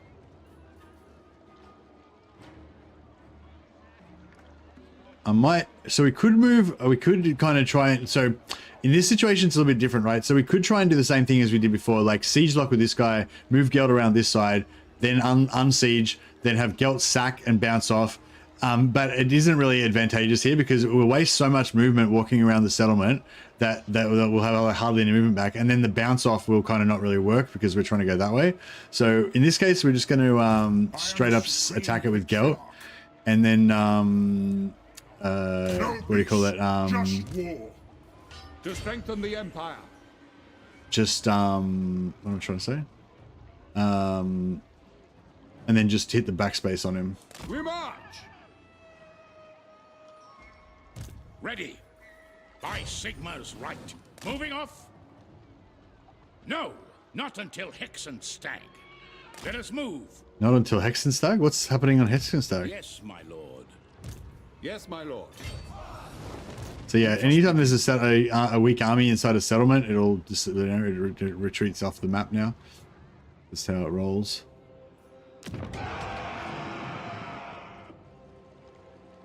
You summon me.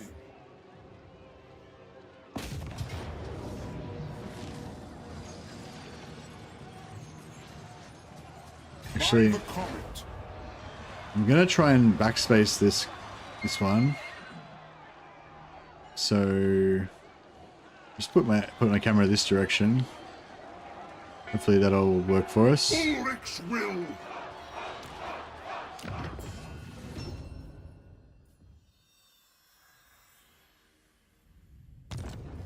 I shall be victor.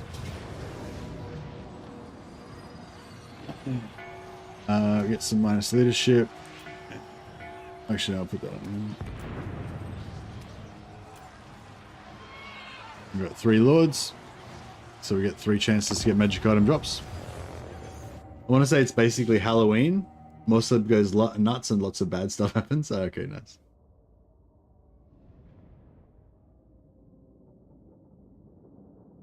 Yeah, so pretty much the same siege as last time, but they've got more dudes this time, I think.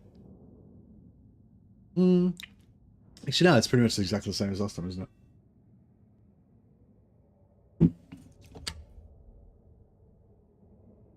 Alright, we'll try and do the same thing, but just do it a bit quicker this time.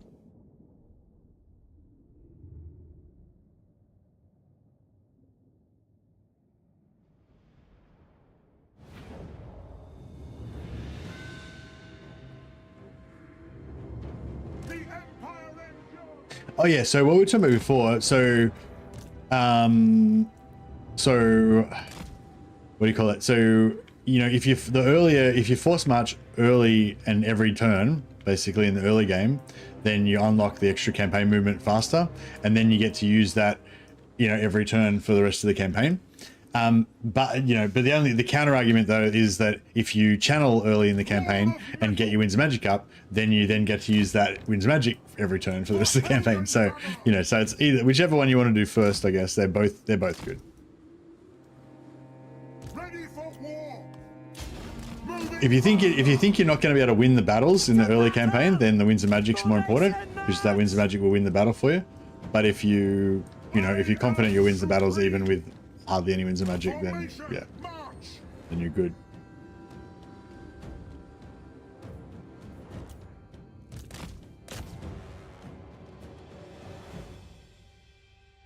Unfortunately, the fire at will bug still seems to be a thing. Yeah, there hasn't been any patches since the fire at bug, since Legend did the video. He did the fire at will bug video after 6.1 came out, 6.01. So yeah, it's definitely still a thing because they haven't patched anything since then.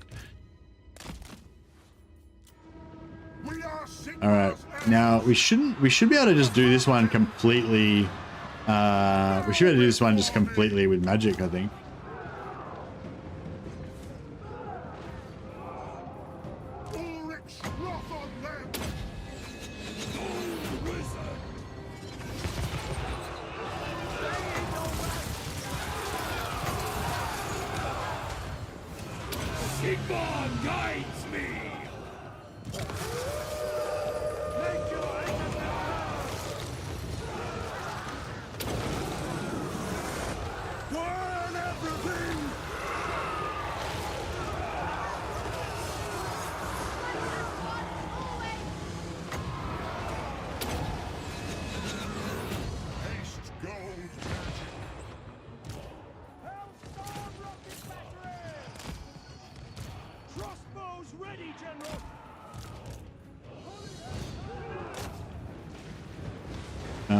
Might get our knights in to start building stuff.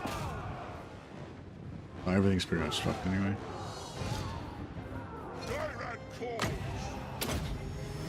Game over. Game over, man. I think that's it already.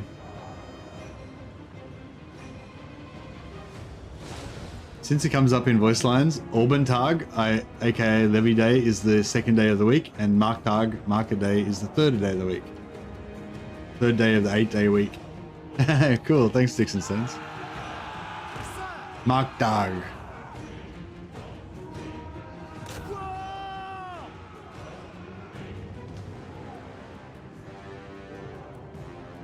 Yeah, I think one of the reasons why the fire at will bug hasn't been affecting me that much is because I haven't been using like full archer armies as much as I used to, like not in Warhammer 2. So you don't sort of notice it as much, but yeah. Oh shit! I burned my bros.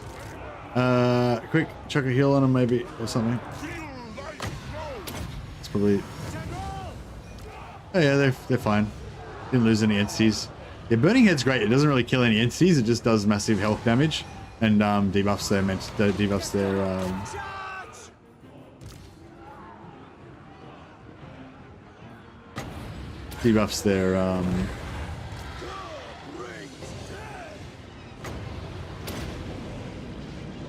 I love how you just have like a menu of like every spell that you can imagine. You're just like, oh yeah, I'll cast this, I'll cast that, I'll cast this, whatever. Just cast all the spells. It's fine.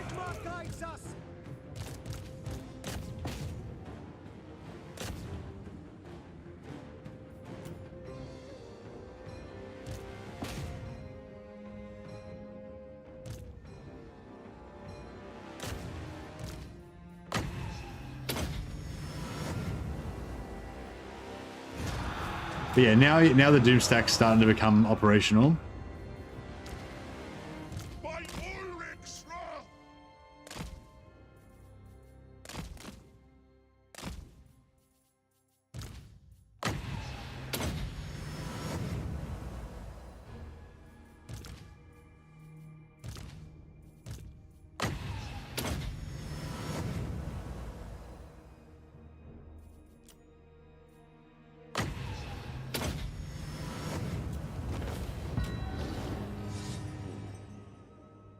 I heard the fire at will bug affects people harder if they have bad frame rates.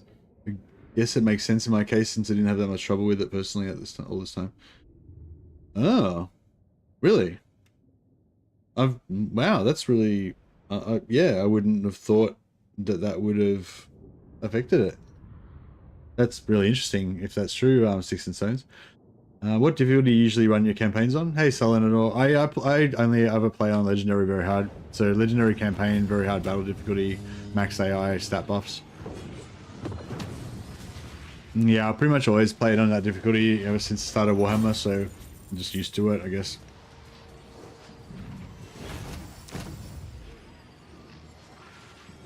Okay, so you don't want to, if you occupy it, then or you raise it, then you wipe out this faction, and then that triggers the dilemma. So we want to just sack it, and I'm going to try to backspace Gelt. Yeah, got him. So he would have normally well, sort of. He would have normally moved slightly further. He would have moved the same distance these guys are. He would have moved to there. So he saved like 1 hex of movement. So it wasn't the best. It wasn't the best space, but you know, it helped. Every little bit helps. Praise Sigmar. Yes, my lord. It is for the best.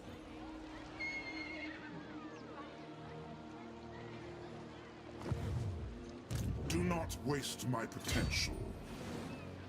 I'm pretty sure this guy. It is time.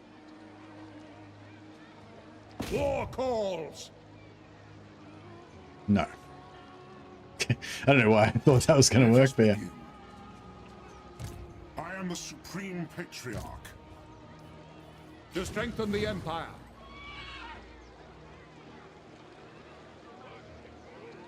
Yes. By the comet. All right, so apparently we can make it here with Gelt and kill this guy.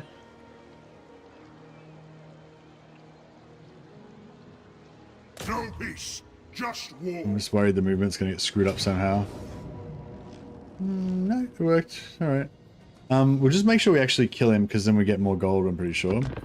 If he retreats off the field, then we don't get much gold, and then he gets deleted because he's already retreated, so I'm gonna kill him in the actual thing. Yeah, so where'd you, like, did you hear that from multiple sources, Sticks and Stones, or was it just one person who said that? Because, I don't know, it seems really, it doesn't seem to make any sense. Like, why would bad frame rates affect, I don't know, does that make sense to you, or, like, why, how would that work?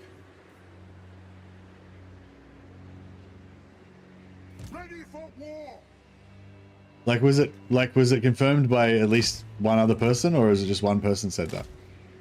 By my will alone. We are Sigmar's heirs. But yeah, like what I reckon is that it's not that you didn't have any problems with it, it's just that you didn't notice it. Because I didn't notice it until after I saw that video, and then I'm like, oh yeah, I have noticed that actually happening. Because the thing, it's hard to notice because it doesn't happen all the time, and like, it doesn't happen all the time, and even when it does happen, quite often your units will still fire. Like, you know, like, quite often your units will still fire, they just won't fire as fast as they're supposed to. Like, they won't fire straight away. Like, he was demonstrating in there, like, they might take 30 seconds before they acquire the target, you know, instead of acquiring the target like within the first, you know, few seconds.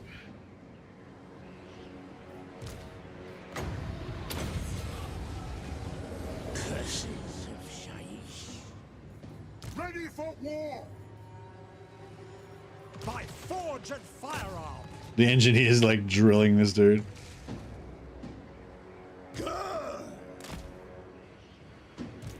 For Formation, march! Great wizard! To battle! By Oh, the other thing I love when you get two wizards of the same type, and then you can dual cast. You select both of them, and then they both cast at the same time. You have like 5 bright wizards, and they just all unload their spells at the same time. It's pretty cool.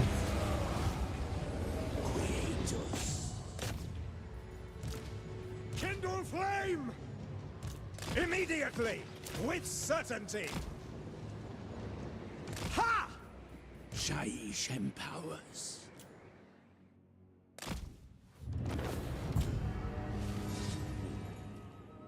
I wonder if this is the bug is the reason that troops on the walls have like 1/5 the fire rate that they were on the ground. Oh, do they?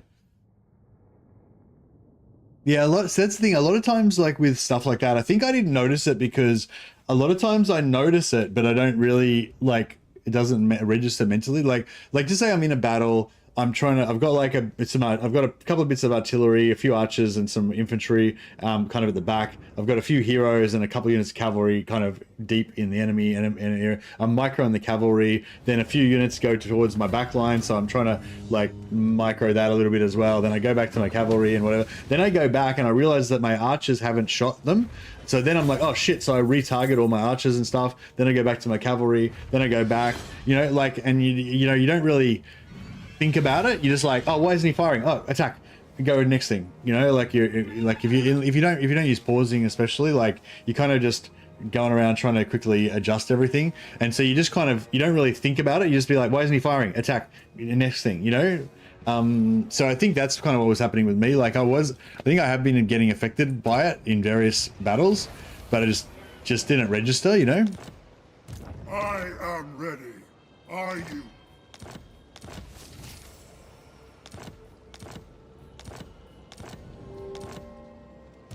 I am the Supreme Patriarch.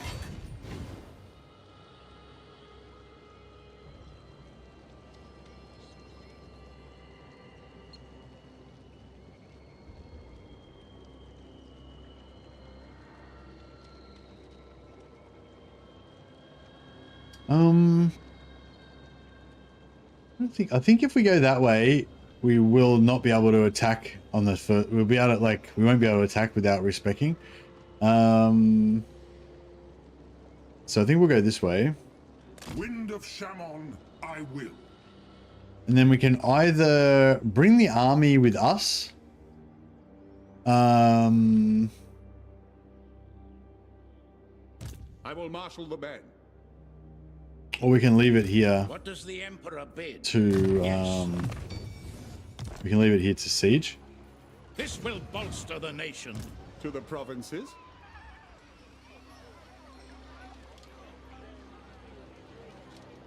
Fine.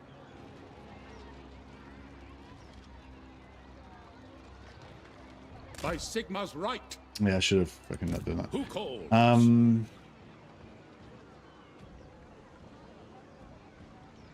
Sigma compels us.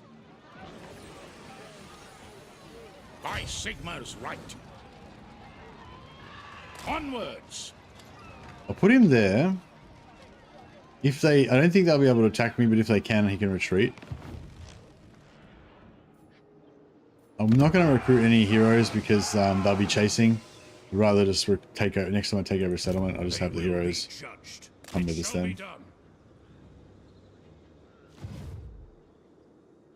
You summon me. Yes.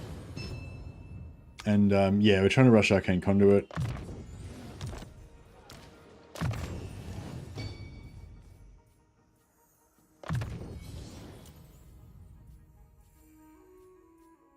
I don't really use dwellers.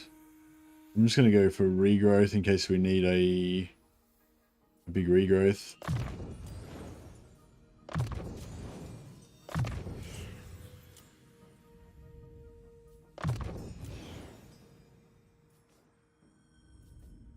Pan's Impenetrable Pelt. You can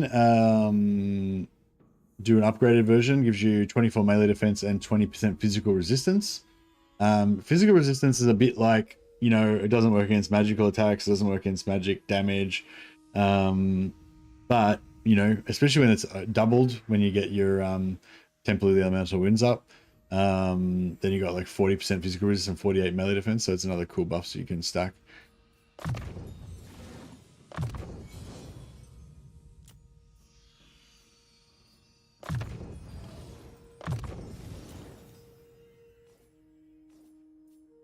I don't really use, yeah, whatever, might as well.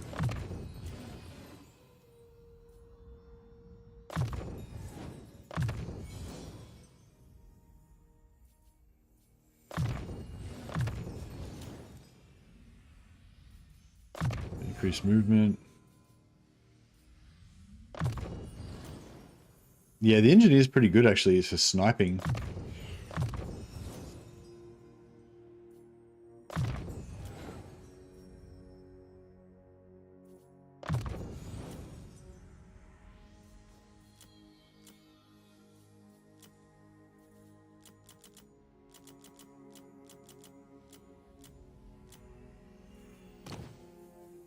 Yeah, cool. Okay, so now followers, right? So yeah, like I was saying, we get 5 extra winds of magic for every wizard.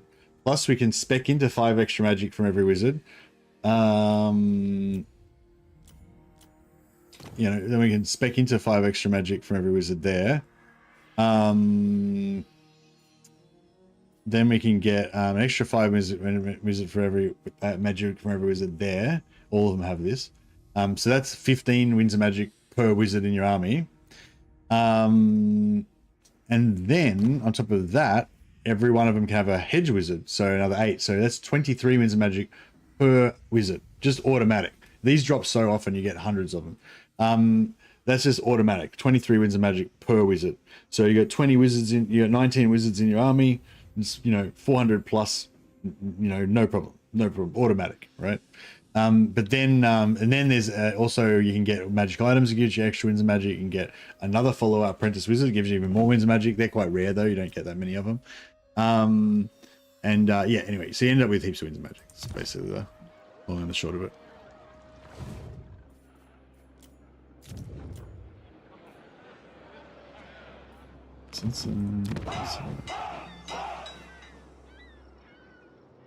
Yeah, winds of magic is stabilizing now. I mean, sorry, public order is stabilizing now, so that's good. All right, see if we can get some last any more Natural authority. cash. Jade Custodians. An army waits for my... I understand.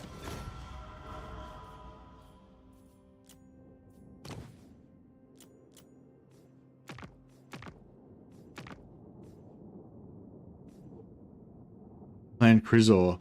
I don't want to go to Clan War with Clan Crizor, I don't think, at least not yet.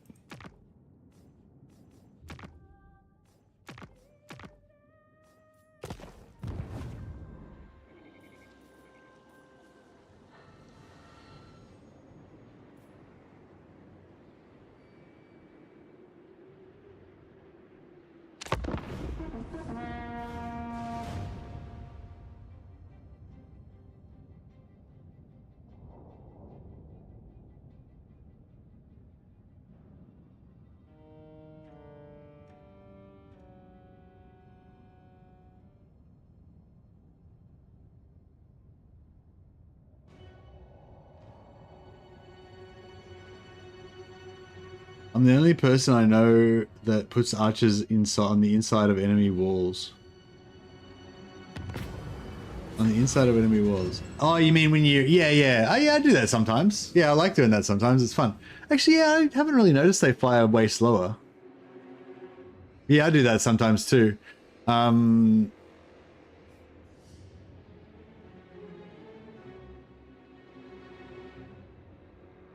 We're not going to do any recruitment. We'll get the plus. By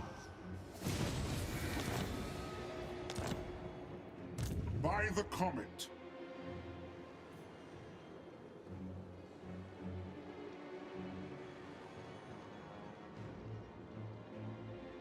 Sometimes when you cross water, you can actually. It is time. Oh yeah, so I was hoping this was going to happen. So if you put your lords next to the settlement, close enough in the right spots, then it blocks them from being able to recruit a new lord. So I'm not sure whether they like. So Dash Dash had a theory that there's a specific spot where they recruit. Every settlement's got a specific spot where they recruit their lord. Like, so the lord will, so you quite often see the lords inside the settlement, but actually they recruit outside the settlement and they move in. Exactly the same as when you recruit a lord. It'll be outside the settlement first and you have to move it inside. So there's a spot around this settlement somewhere where their lord comes. And if the spot is like here, inside this guy's zone of control, so they can't spawn their lord there. So basically what we can do is we can just, you know, so this is useful because what you can do is just leave your guy there and they can't spawn a lord, even though you're not sieging them. Yes, my lord. The nation calls. But then, but this guy's stuck in the zone of control, so we have to siege to get him out. But yeah, but you could do that if you wanted to.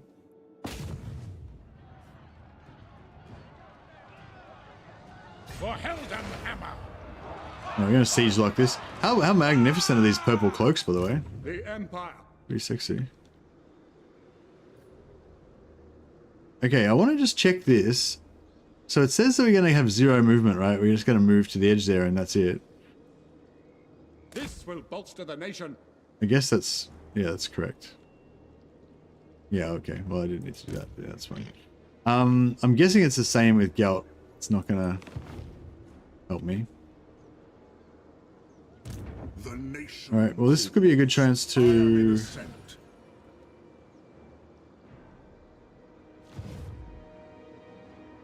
Seek out the heretics. Oh, is this guy blocking the movement? On march. What does the Emperor bid? Who calls?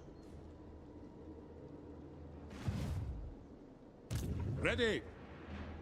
I feel like I could have moved one spot closer. If that guy wasn't there, I could have moved in there. Step to it. That's right. So we'll use this opportunity to get a little bit more, well, yeah, a little bit more Winds of Magic. We would have got -5, but we're going to get +10 because we were in channeling. For anyone who's like, you know, OCD about the scouting, we will get scouting eventually. I'm just obsessed with getting that Winds of Magic at the moment. Just keep an eye on these. 6 turns. It's stable.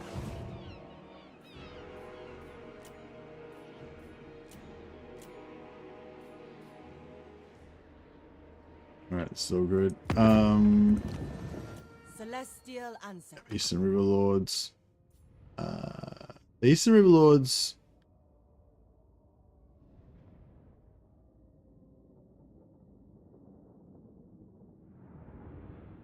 Yeah, we're not gonna.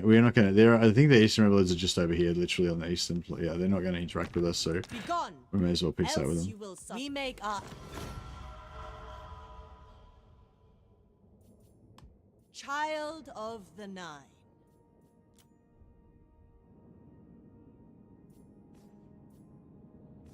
Jade Custodians. Yeah, they're both gonna get wiped out pretty soon, so. I greet you with the dragon's authority. A compact.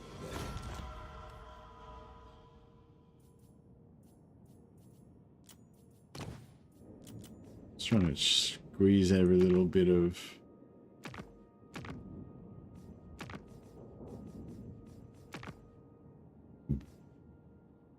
Dead Flag Fleet.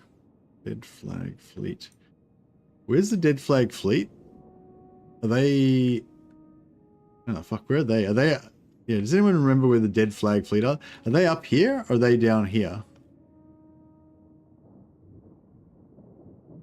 Not... It's not them.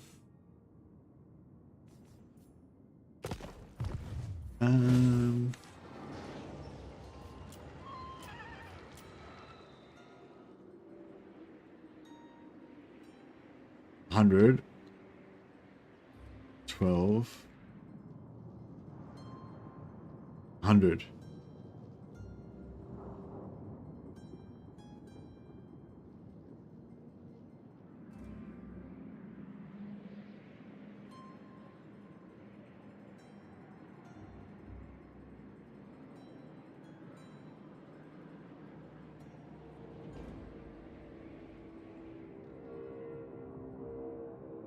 So yeah, the Dead Flag Fleet are pretty much just going to get wiped out, aren't they?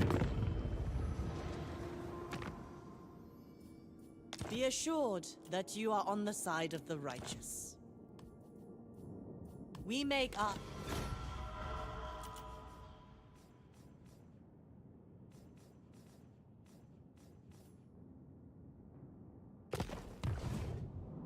Yeah, I was going to say with the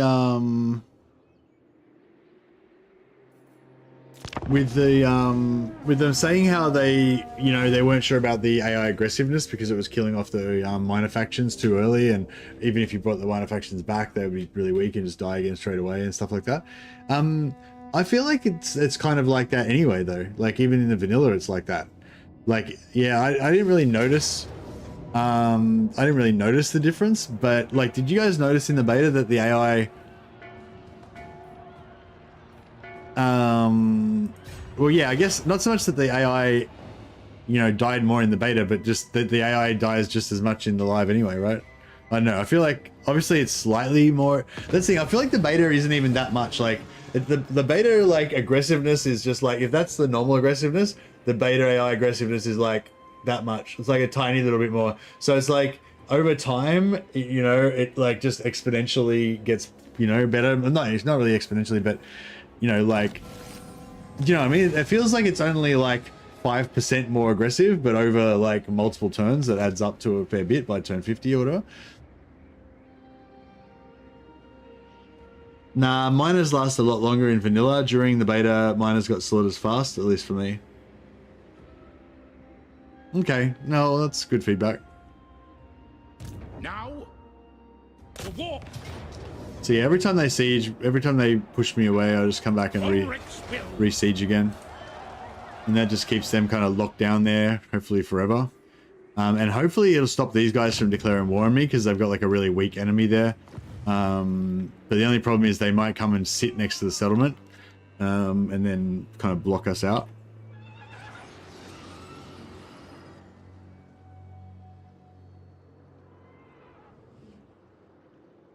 So normally I come in here and then I sort of take that as well because I guess I think I should. But yeah, I think this time we just like take that and then we go that way straight away. Don't worry about that. Is the way to go. Yes. What? Yes, that will do.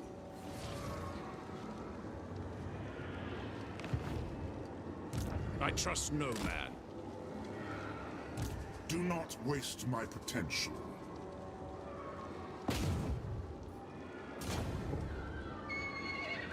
Move. So that bounce off there should be pretty much in line with Bridge of Heaven, right? I think so. The nation calls.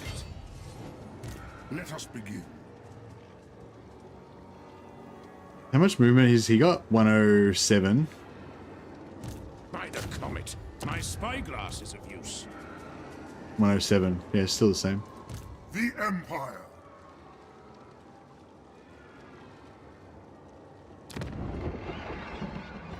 Speak now, then go. Or... On behalf of Cathay, welcome. We should... Patch is coming out on the 25th of March, Letholgis, so about 12 days, 12, 13 days. Alright, so we're gonna, yeah, do the thing as usual. now, to strengthen the Empire. Looks like we came around this side, so we're gonna bounce off that way.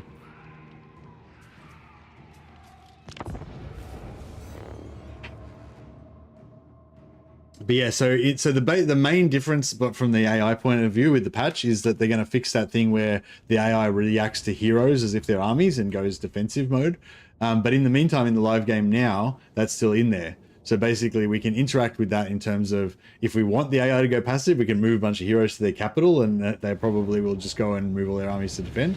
Or if one of your allies has gone passive, send your assassins in and take out enemy heroes near their home base, and that should hopefully free them up. Has anyone I know a bunch of people, well, I know Clock Monkey at least has been exploiting it in order, you know, by sending heroes intentionally to enemies to lock them down, make them go into passive mode.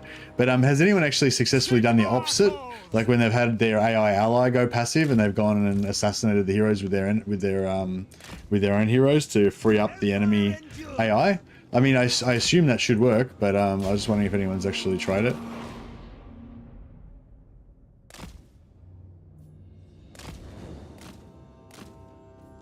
Smoke and mirrors!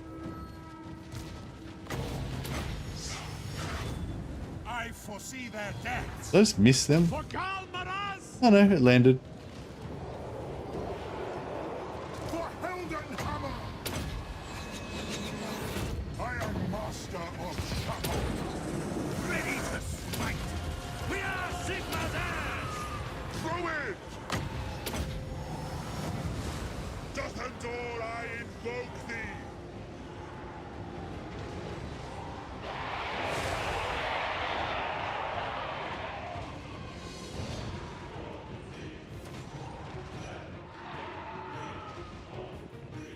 Ready for war! Seething fire! For the Emperor! I like this army. We just got this we've got this Empire captain and his unit of knights that have been assigned to bodyguard Gelt's wizards. And they, you know, his knights are all arrogant and stuff. They're like, yeah, bunch of bookish wizards. Wouldn't be able to survive without some real men to protect them. And then, you know, and then they just end up standing on a hill, like watching the wizards just absolutely fuck everyone up with magic all the time. They're like, should we go and help them? It's like, don't go anywhere near those fucking crazy bastards. And then the knights are just like, cool, yeah, no, we'll just watch from over here. This seems like a safe distance. Gold Wizard! We are Sigma's heirs! Kindle flame! We are Sigma's heirs!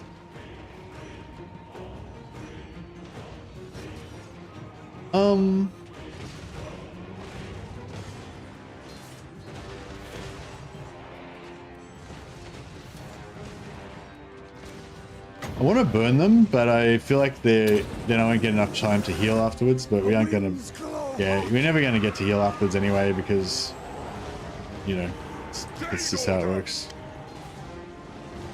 Yeah. Oh, that's alright.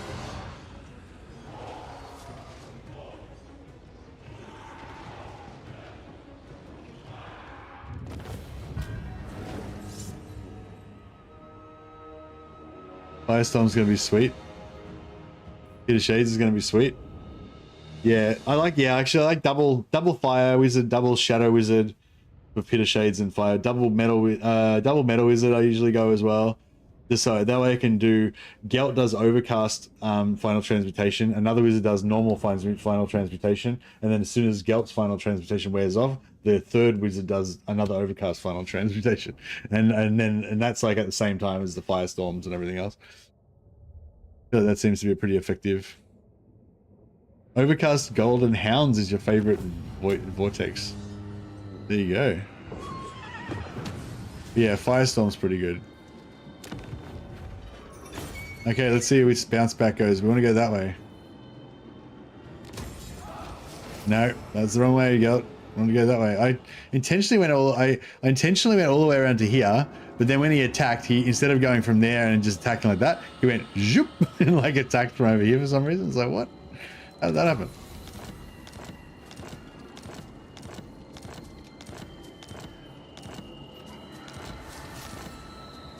I will marshal the men. Yes, a sound plan.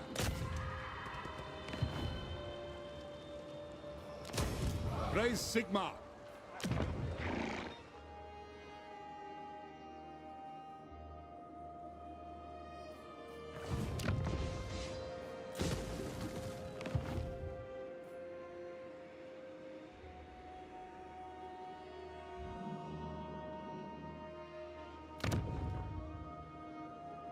Military presence 2, but they got 3 settlements. So that means there's 6 units, 6 to 8 units in there. You summon me. Can't take it in one shot. To strengthen the Empire.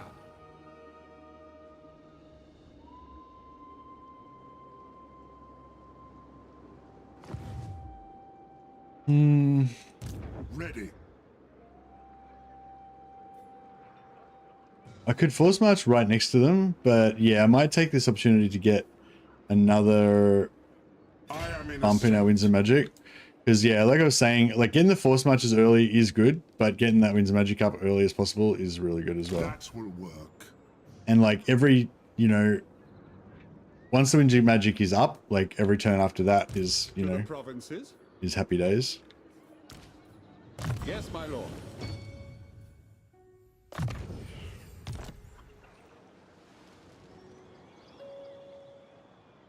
I feel like we don't even need this army here, really.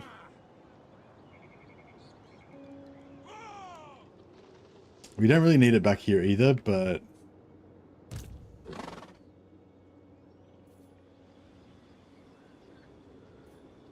Ready.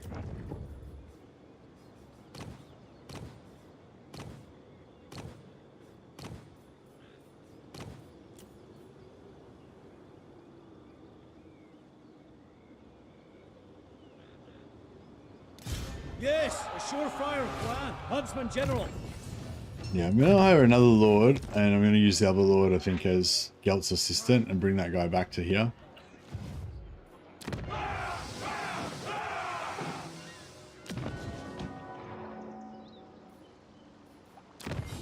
And we'll cash out to the lizards pretty soon. Okay, so now Hall of Jewels is pretty good. Cooldown for spells, extra Winds of Magic, plus 10 power magic reserve for all armies. It really does make no difference because we're going to have 450 plus, so 460 is not really a big deal. But it'd be good for our smaller armies that only have like 7 or 8 wizards, I guess. Spell resistance good. Ward save for all battle wizards is great. 5% less damage overall is really good. But yeah, I want more essays, so that's our priority right there. These regiments of these Elector Count State troop units I think are good for us because we are not going to really have a standing army, so we'll get caught out quite a lot, so it'd be good to be able to just pop out units wherever we need them. Also want this 5% campaign movement range, so I'll probably go 7 for the essays, and then we'll go the campaign movement range, and then we'll go, you know, whatever. In a normal campaign, I'd probably go the campaign movement range first. But I'm obsessed with essays, so cool. All right, 452. So we got another 3 more wizards. So yeah, so we get another metal wizard. We just basically get 1 of every wizard. Gold wizard. How many slots we got left? Yeah, we got a few. What does the Emperor bid?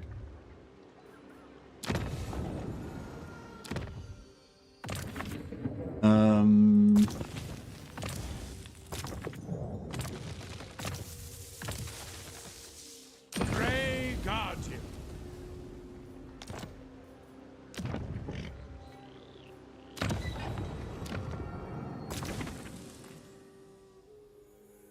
Death is not the end. All right, cool. Knowledge is power.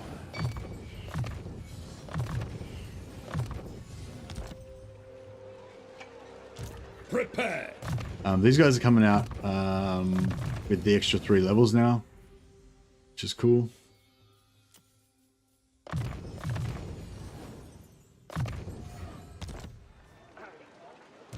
Wizard.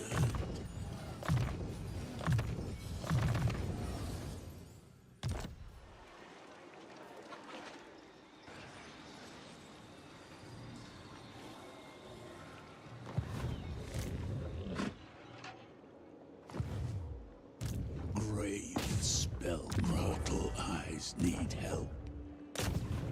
Seeking items of power. Golden Mage. Mage of Gold. You lack my expertise. Let us begin. Who has an easier campaign, Elspeth or Gelt? I don't know. Gelt maybe? Yeah, I don't know. So, Depends what you mean by easier. Gelt's campaign is a lot of work because you've got to manually fight every battle. And Elspeth's, you also want to manually fight every battle because you want to get maximum amounts of schematics. And yeah, the Gelt, because you got really bad auto resolve, even though your armies are invincible in battle. So they're both quite hard campaigns in that way. Like they're both very labor intensive campaigns. You know, you spend a lot of time on the turns and stuff like that. Although I guess with Elspeth's one, you can always just not worry about not worry about it so much and just auto resolve. If you mean in terms of you might lose the campaign, I think if you know what you're doing, they're both pretty strong. But they're kind of similar in a way that they're both weak in the first few turns. Like for the first like 3 or 4 turns, they're both kind of a bit weak, I would say. But Gelt gets rolling quite fast, and Elspeth maybe takes a little bit longer to get rolling. But then with all of her elite units and everything, she gets pretty crazy as well. raise Sigma.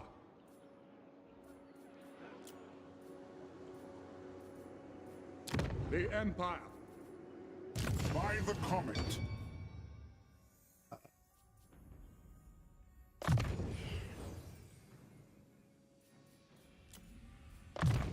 Oh, actually, no, he's probably going to spend not much time in the army anyway, so...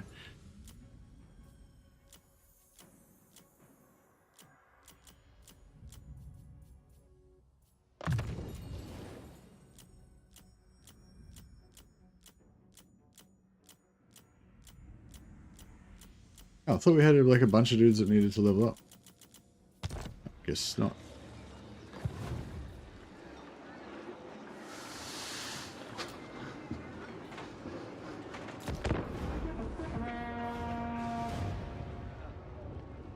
I feel like Elspeth's might be a little easier to lose just because there's so many enemies and allies and it can balloon out of control. But then again, I've played a few of her campaigns and never really had that to be an issue. Yeah, no, my feeling with Elspeth is just those first few battles where you're trying to like maximize your schematics and you're trying to go like all gun units, and you know you can get like overrun by, if the enemy has a lot of fast attack units and stuff, it can be painful. They're like flanking you a lot and stuff. But I trust our dealings will bear fruit. But yeah, once you start getting like a lot of elite units and everything, like it's pretty kind of all over. Why does everyone want to trade with me? I don't even have that many trade goods.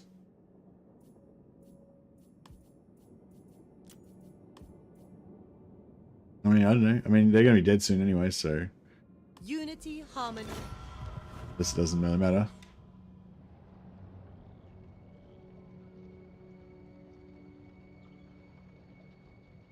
I have set a new standard. Yeah, they heard that you can turn shit to gold.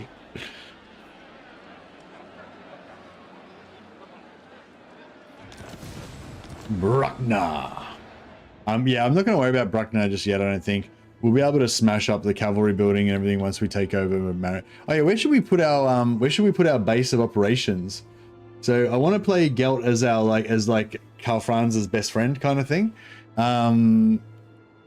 Yeah, so quite often I set up in Marienburg, but I don't know, we could set up in Drakenhof. I think Drakenhof could be another cool option.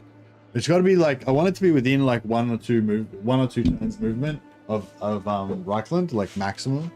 Alternatively, we could just take over Reichland, or just kill Reichland. Like take over Altdorf and be like, fuck you, Karl Franz. Altdorf is mine now. Yes. Foes to track. By the comet.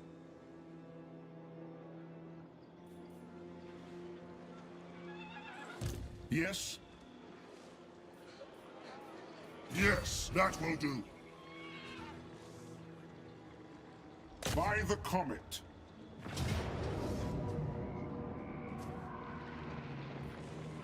Ulrich's will. You vote Marienburg? Yeah, I usually go Marienburg, but I just sort of kind of thought I just want to try something a bit different this time. We could maybe, what about if we do a short purge? Like maybe we declare war on Karl Franz. We take out all of Reichland. So we take out, like, you know, Altdorf, Eilhart, Obersreich, and Grunsberg, and then we like take a couple other settlements. No, I don't know.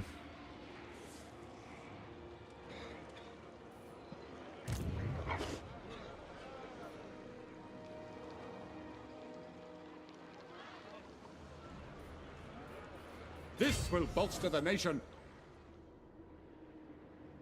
War calls. Alright, I don't know if I want to do that. It sounds like a bad idea after all. Now, Huntsman General. Changed my mind. Changed my mind. Alright,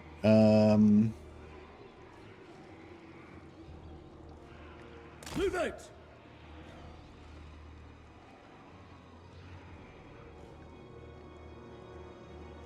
yeah, we do a quick purge and then we peace out.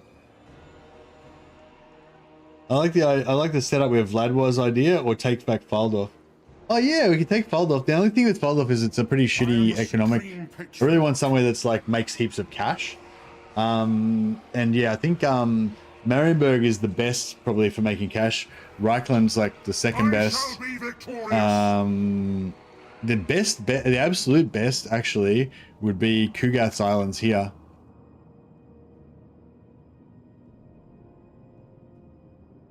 Maybe we should set up a Kugath Money Island. I think I already did that before though, didn't I? Gelt Money Island.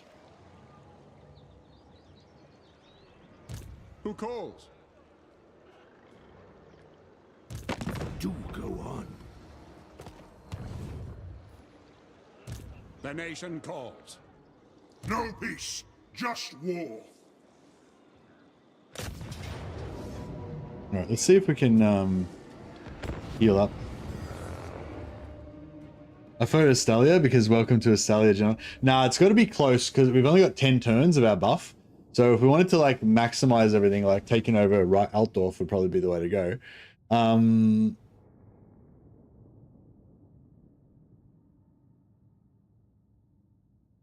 Yeah, I feel like I could kind of make it work in my headcanon. Like, you know, Karl Franz is like under threat. There's like chaos, corruption, and cults rife in Altdorf. Karl's out like on campaign or whatever. So then Gelt comes in, like purges the heretics. You know, sets up a wizard inquisition to go around and kill all of the heretics and whatever. Puts enforces martial law on Altdorf or whatever. And then he makes peace with Karl Franz once he explains the situation. He was loyal the whole time. There was heretics though. And then Karl Franz is like, okay, cool, I can get down with that. You keep control of Altdorf, keep it safe for me. You know what I mean? So it could be like, in reality, we just take over, we ransack Altdorf and take it for ourselves. But in like headcanon, it would be all like part of the plan for saving the Empire. And totally fine. Battle wizard! Destroy!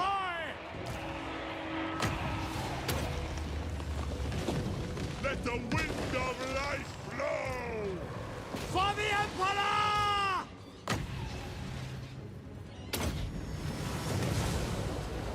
We are Sigmar's heirs! I'm just gonna kill everything with the life wizards so we can get the passive heals to slowly tick up everybody's health. Date order! My theory. Let's dive and blow! Sage wizard! Maybe things would go a little quicker if we just chuck in a bit of a burning head in there.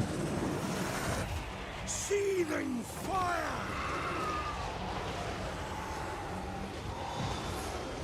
So yeah, this is the regen problem, see?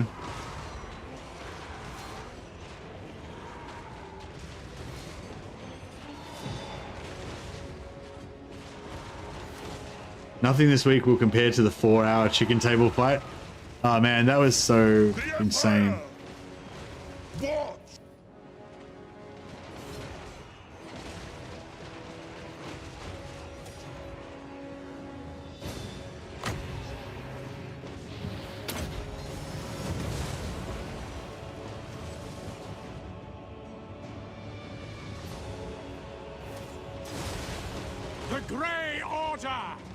To war!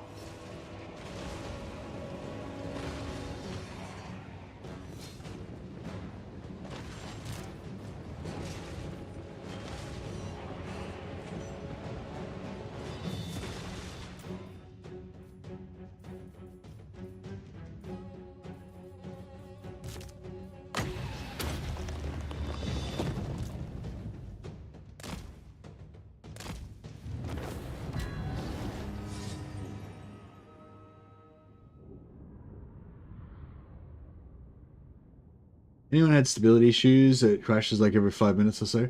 Hey, Richnell. I've had crashes, but usually what I do is just every time I have a crash, I just restart my computer, and that kind of like clears out the cache or something. And then I usually don't get another crash until the next day. I get about 1 crash a day by that method. But yeah, I feel like if I've had my computer on all day or whatever, and then I play it, I get crashes a lot more often. And have you restarted your computer recently? I mean, I'm not saying that's definitely going to fix your issue, but yeah, it might help. You haven't done it already. So this was obviously going to be a shit battle because we got like only got 59 essays, even with like plus 1,000,000%.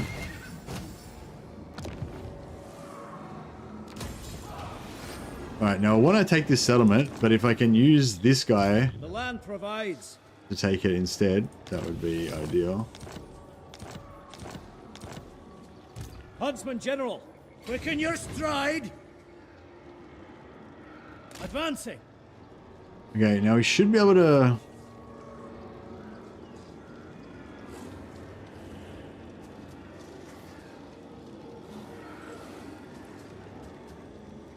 Leave no one behind.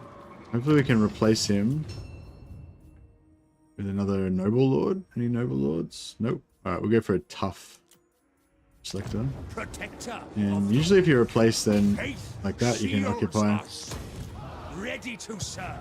Beautiful. And then we maintain our movement on this guy. Now he wants to hit this next turn.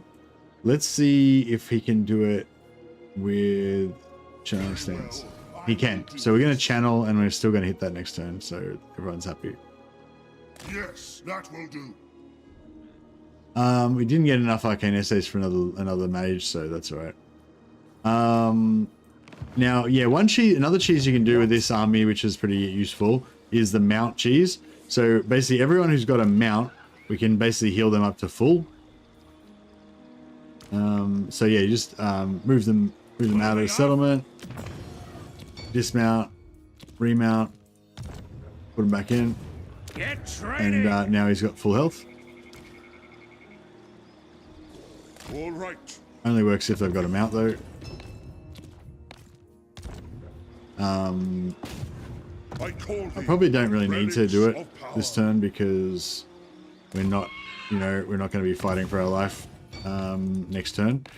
And I think I'm going to try to resist the urge to do it constantly, like every time they lose 10% health, because it's not really necessary. Like you can just heal yourself in battle. But if you know you're gonna have a tough fight or whatever, or if you just did an auto resolve and you lost like 60% of your health or something, it's probably still quicker. It's probably quicker doing this than fighting a battle. So I guess if you want to like auto resolve and then quickly heal all you guys up afterwards, then I guess this is pretty handy. But yeah, but I was gonna say is like, yeah, maybe try and train yourself out of the habit of doing it obsessively after every battle, because it's just such a lot of busy work and it can really drain you by the time you've played a whole campaign and 50 turns of doing this like every single turn. Definitely gonna get old. To me, relics. The winds blow strong.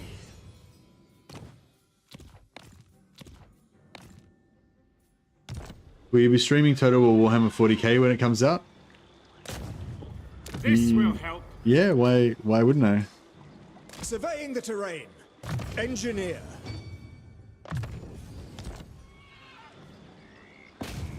It hasn't been officially announced yet, so Onwards. technically we don't know What do you require? that it's coming. But yeah, I mean, it seems to be pretty heavily rumored. Actually, oh yeah, no, there has been rumors, yeah, because like when Yeah, when Legend did those leaks, Going forth. those leak stuff, he was apparently getting insider information. Oh, see, this guy hasn't got a mount, so I can't mount heal him. Great treasures, come to me.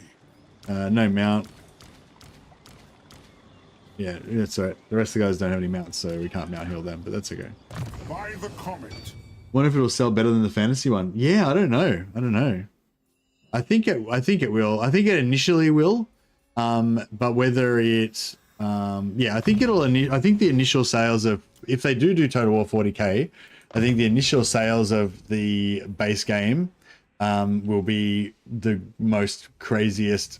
Over, like, they'll sell so many copies they won't even know what to do with themselves. Like, they'll just be like, go ballistic, you know. But the expectation level will be massive. Like, this is the same. I think this is the same problem that we had with Warhammer Age of Reckoning. I don't know if any of you guys played Warhammer Age of Reckoning MMO when it came out. It was like a long time ago now, like 20 years ago or something. I don't even know how long ago it was. A long time ago. But yeah, Warhammer Age of Reckoning, when it came out, it was a Warhammer fantasy based IP. But it was like, the expectations were massive. Like, people were fucking delirious with joy about it, you know, because there's not really, like, that was the first really good Warhammer Fantasy computer game, you know. But then I think because they weren't really able to keep up with the, like, they weren't able to produce new content fast enough and like keep up with the hype, you know. And then there was sort of this backlash. Yeah, I think that's like, it was really interesting to see that, actually, because I think that's the problem. Like, when you have an IP like Warhammer that people are fucking like insane about, like they just fucking fanatically love it, like, which like and I'm kind of in that camp. If they get disappointed, like, it swings back the other way as well, you know. And yeah, I think if people like lose sight of that, it's like they've made a game based on the IP that you love, that's like the best thing ever, you know. But then you how come they got a blue banner when they've got a brown icon? What the fuck's going on with that?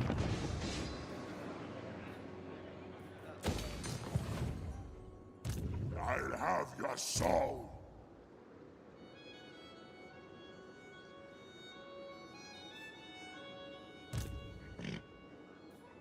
It is for the best. All right, so yeah, I think we're gonna get in a problem here. Right.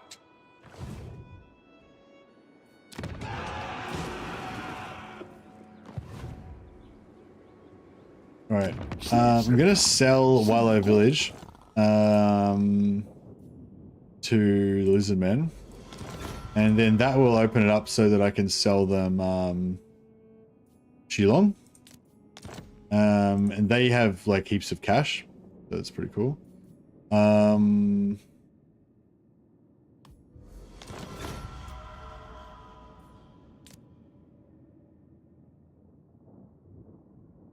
shit. I was meant to sell them Shilong in exchange for Wildlife Village to get it back off them, but I fucked up.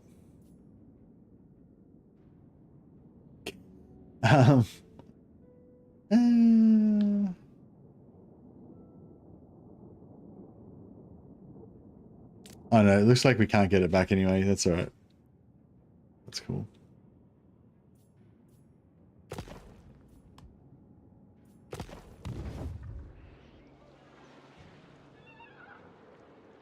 No. By Sigma.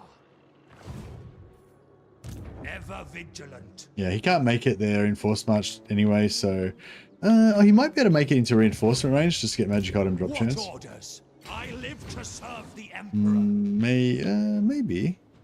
If this guy wasn't in the way, so he could actually walk across the, yeah, maybe. Praise be to Sigma.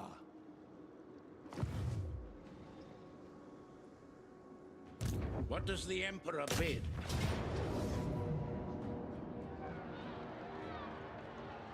It is war. So yeah, so now we've got a kind of got a problem. We've got like a time limit.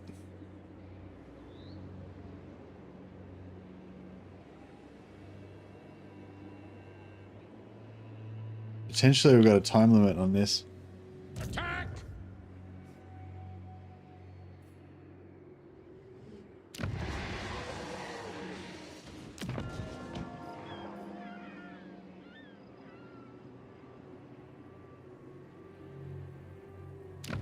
No!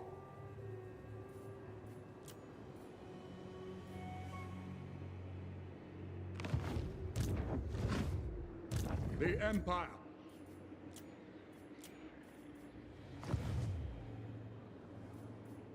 Sigmarite Arch-Lector.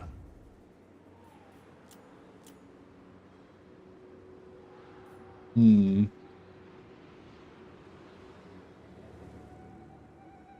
Yeah, so there we go.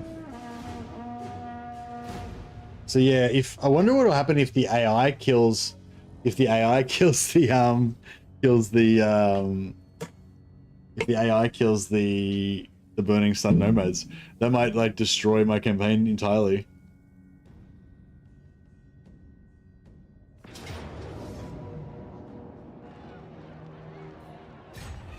Friendship is more valuable than gold, or so they tell me.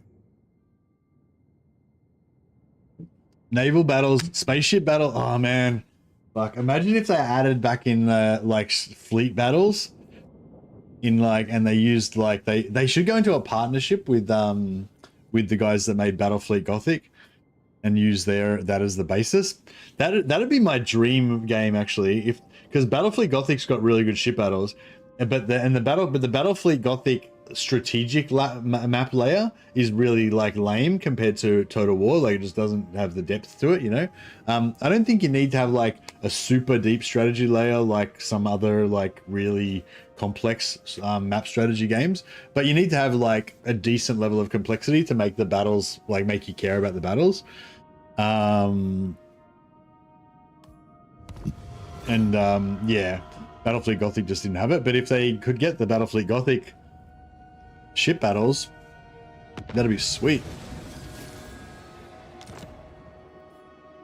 Be so much extra work though.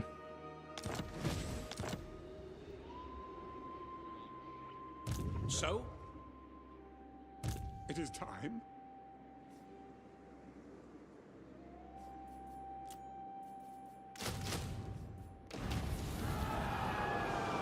Yes, a sound plan. To strengthen the Empire. It is time. This will... For Helden Hammer. They're already working on 40k, aren't they? They haven't said yet. They haven't announced what the next game is going to be. But this will bolster the nation. But Right. most people assume that it's going to be 40k, For the best. and To strengthen the Empire. and like if it Yes, a sound if plan. well whatever it is, yeah, they're working on it. Yeah, as I understand it, the main team is working on the next game, whatever that is, but we don't necessarily know what it is yet. Do not waste my potential. I shall be...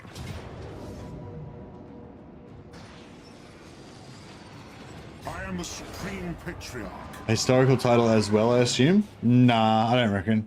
I reckon they're only working on one game. Champion of the faith. I mean, maybe. Moving out. But yeah, I assume they're only working on one new game. Will. They might, well, I mean, they might be like, the main team is, like, just say the main team might be working on 40k, and then there might be the small, like, advanced team working on the big picture design for the next game that's coming out in, like, 3 years from now or something like that. But yeah, like, I don't think that the full team is working on anything else.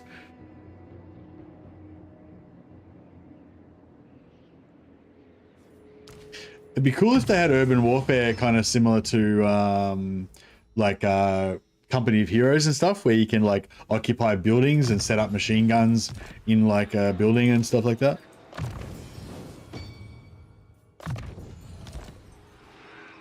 By the comet.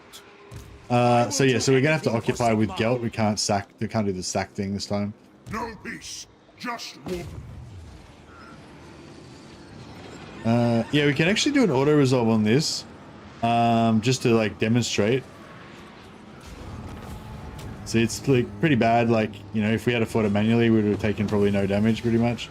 Or we would have healed up actually, probably. We could have if we wanted to, but it doesn't matter in this situation because we're just going to occupy anyway. But yeah, just to like demonstrate, then it's not that great.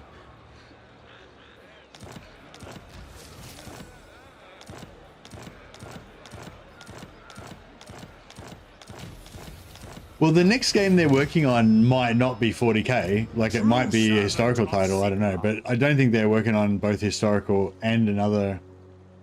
Like, I don't think they're working on 2 games at once.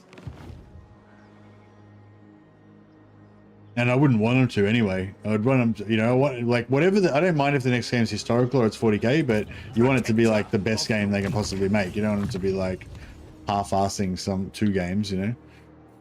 Oh, that's my opinion anyway. Sigmarite Arch-Lector. Alright, I'll just respec him out. And I might just recruit a new lord.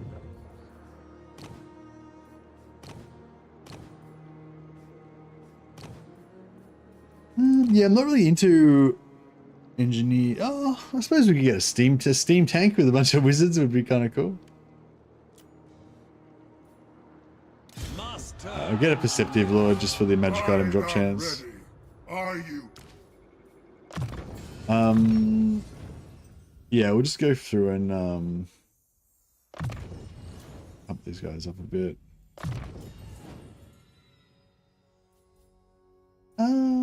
Don't really need any of this stuff particularly. Barona's time warp's not really good for wizards.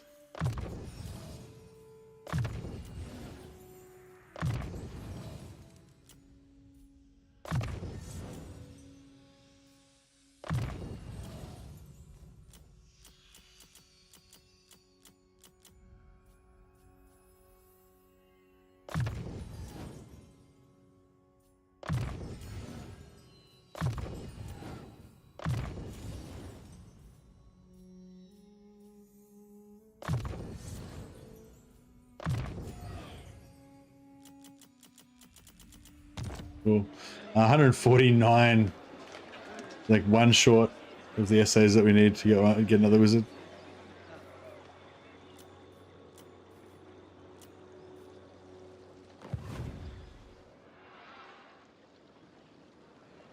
I don't know if we need another army. I'm pretty sure we don't need another army, but I'm just like, ugh. Arch-Lector, champion of the faith. I don't want to be, you know, I don't want to make a mistake.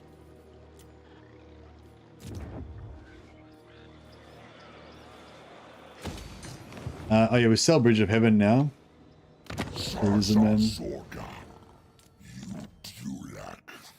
7,000 gold. So yeah, sorry, yeah, I didn't really make a big deal out of it. So yeah, these Lizardmen vassals of Nakai's, they have like tons of magic.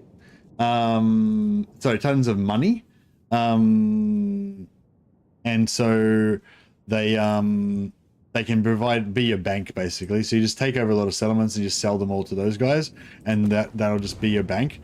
And the goal, we want to try and save up as much money as we can, so that when we get the buff, so we're going to get a buff that's going to make our building time like heaps faster, and we're just going to be able to pump out like heaps of buildings, and our growth is going to be super high and all that. So we're just going to be able to like create a new empire like super fast, but we need like cash, and because we're getting like that, all those discounts and everything, we want to have as much money to spend so we can spend as much money as fast as we can.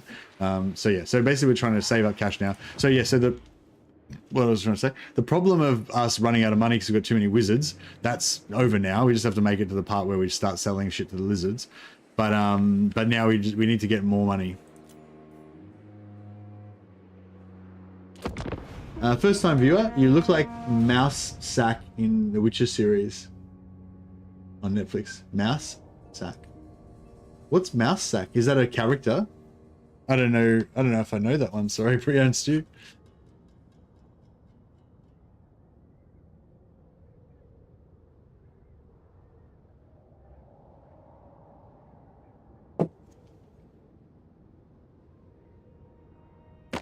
Interesting. The Bright Order are seeking targets for their initiates to practice on. And here you are. Peace treaty. No, because we want to take their capital. But we do want to make a peace treaty with them before... We want to make a peace treaty with them before they attack us, but we... So actually, this actually has worked out well, potentially.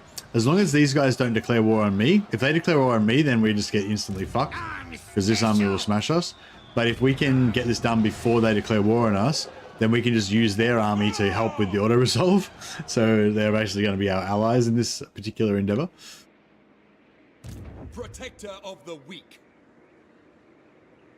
My journey begins. I don't think that recruitment's going to really be enough to help us, but hopefully. Oh, I should have put him outside the settlement force march. But then we would have taken attrition. But yeah, I could have put him outside the settlement force march, but I didn't. I am the Supreme Patriarch. Master Engineer. So we can sack this. Yeah, we can sack this, bounce off, get this guy to take it. I am the Supreme Patriarch. Which is what we will do. I shall be victorious. So yeah, it's a race now to get to the closest settlement. So we can do the thing. I will exercise restraint for now.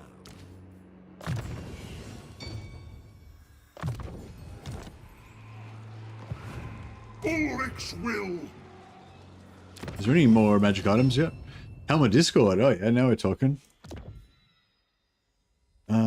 Warrior Bane. We've got a Warrior Bane on already. Yep. We'll get another Warrior Bane on somebody. Get some Terror. That's good. Arcane Power. Book of Ashur. Book of Ashur is good. Good to put it on good to put it on Gelt as well, because he's not going to leave the army, so he won't keep getting rid of it all the time. Now we've got Terror as well, which is good. Sort of anti-heroes can go on the captain.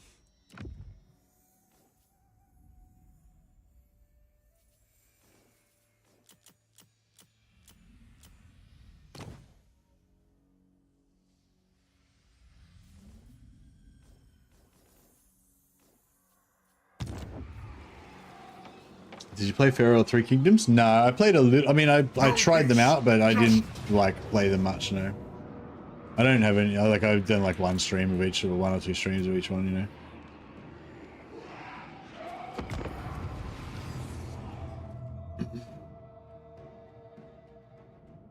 Mouse sack in Witcher. Who's mouse sack? Is that like an auto-correct thing error or something? Was there a character called mouse sack in The Witcher? I don't even remember. I can't even remember a character that had a beard in The Witcher. Who was a character that had a beard in The Witcher?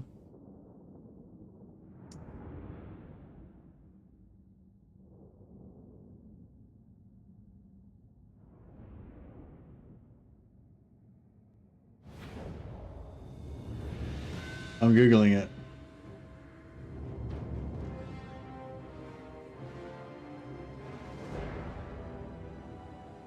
Mouse Sack, played by Adam Levy, is a skilled druid, advisor to Queen Calanthe of Sintra. Oh, that guy. Yes, I get. Yes, right. Yeah, the one that kind of turned evil, or somebody else was like pretending to be him and was evil or something. Yeah. I sort of. Yeah, I can see that a little bit. Yeah.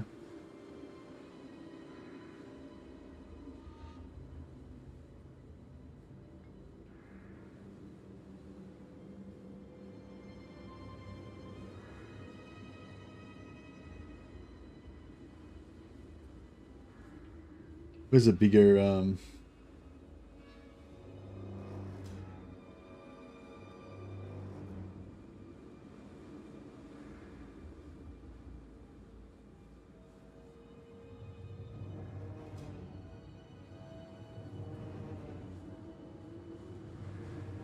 Oh, did it not work? Oh, it didn't work.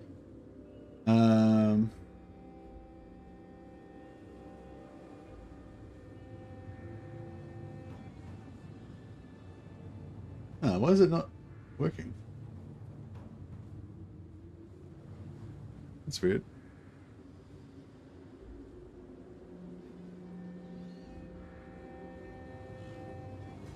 Oh, sorry. I've got the wrong thing up. That makes sense. Oh yeah, this guy. This guy is apparently Mousesack from The Witcher. Yeah, I don't know. His beard's pretty weak. His beard game is weak though. So apart from that, we're identical twins.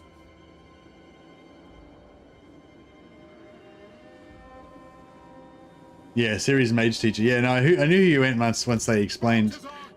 Yeah.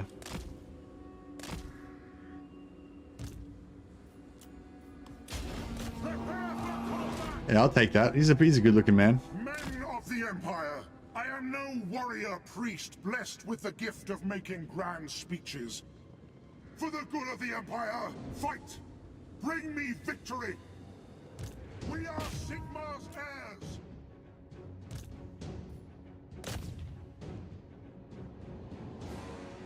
If you're out there, Adam Levy, good. We love your work. The Witcher was a good. The Witcher had some good show. The Witcher had a good show. Like The Witcher had a lot of good stuff in it. You know, I think overall, I don't think it's going to go down in history as like a great TV show or anything. But there was definitely some really good episodes. I thought the first season was really good.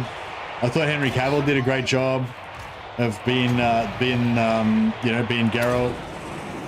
I think I'm a little bit bummed that it didn't, like, you know, I guess it's kind of like what I was saying before about how when you've got a fandom that's really into something, the stakes are kind of higher, I guess, as well. Yeah.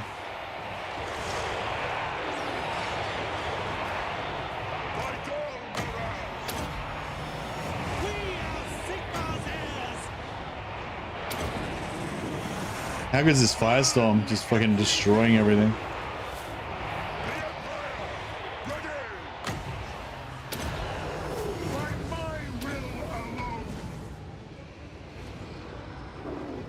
Rip Halo, yeah. But yeah, I think yeah, I really like The Witcher as there's certain shows that I like where I don't expect too much of them, you know. I'm talking about the sort of shows like, you know, like Xena Warrior Princess, like as an older example, but like Xena Warrior Princess or like the Legend of the Seeker, these like really old ones. I'm trying to think of like a more modern version of that. Probably something like Rings of Power, actually, even though Rings of Power's got a lot of controversy because of, you know, things. But basically, I think that's what Rings of Power was meant to be, like just a kind of a dumb show. It's not really meant to be anything too epic or anything, you know, like, you know, like it's not meant to be too serious or anything, you know. Anyway, whatever. But yeah, I think like The Witcher, like, it sort of fit, I think it fit well into that sort of niche of being a kind of like Hercules, exactly. I think it fit well into that sort of niche of being just like a fun, like, kind of young adult sort of a show. It's not meant to be too serious. And within that space of being like that not too serious kind of just adventure show where you don't expect too much of it, there was still like opportunity for it to shine and kind of go above, you know, surpass that kind of genre in a way, you know, like, and I think it did. A lot of the episodes were really epic and stuff. But yeah, I don't know. Just kind of went off the rails, I think. Xena Warrior Princess was awesome. Yeah, Xena Warrior Princess. But I think like sometimes for me as well, I can get a bit too serious about shows, you know, and like it's hard I have to like force myself to remember sometimes that like not every show has to be the most serious, most epic, you know. You can have shows that are just fun little adventures or whatever. Actually, we probably want to now wait. Probably want to just let them do their thing for a while, and while we heal up a little bit. We keep doing the Helmet Discord to, you know, reduce their incoming damage a little bit. By Ulrich's wrath!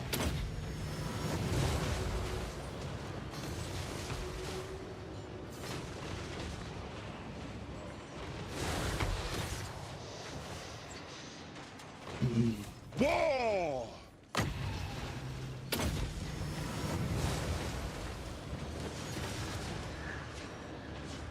It was a time before series really took off and would compete with feature films. Yeah, that's right. Yeah, there was definitely a bit more of a different thing with TV shows versus films back in the day. Yes! Tried to get one more sneaky heal in there. Couldn't quite get it. That's all right. Yeah, we'll do the Lord swap again. So we can keep Gelt's movement, keep him moving, get the other army to occupy the settlement for us. Mouse sack. Good old Gelt wizard meme stack. Yeah, indeed.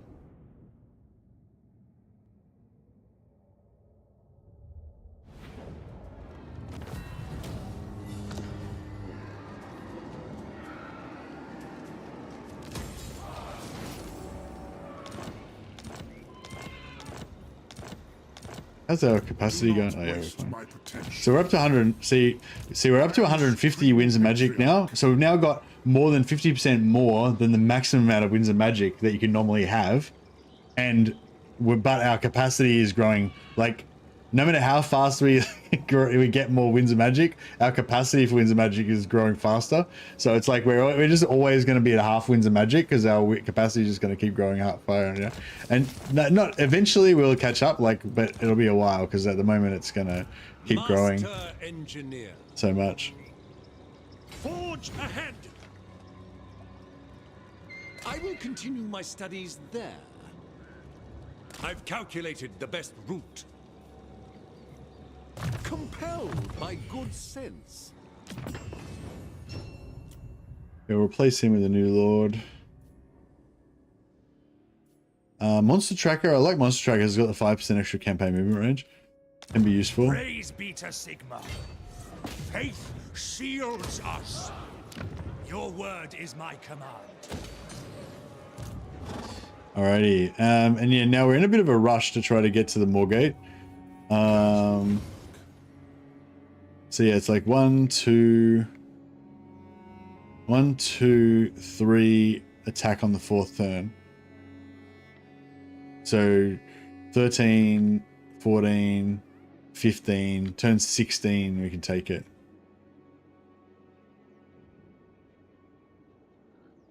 I am innocent. I think you could maybe get there on turn 5, like still kind of do roughly the same thing, but you could probably get there on turn 15 if you skipped Bridge of Heaven and Baleful Hills.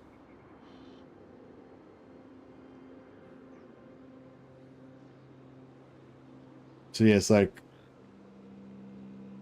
1, 2, 3. Wait, it's like 1, 2, 3. It could be like 1, 2, 3. Yeah, we could be 1 turn ahead. If we skip Baleful Hills and Bridge of Heaven, we could be 1 turn ahead, but then we miss out on a fair bit of money, so. Servant of the Faith, Sigmarite Arch-Lector.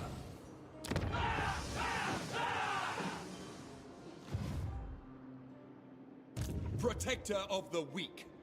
Alright, Lizardmen should have more money again by now, so we can sell them Baleful Hills. For 22,000. Pretty good. And the undead now, we're not going to go back for this territory, so we can peace out with them. There's no more stuff for them to take.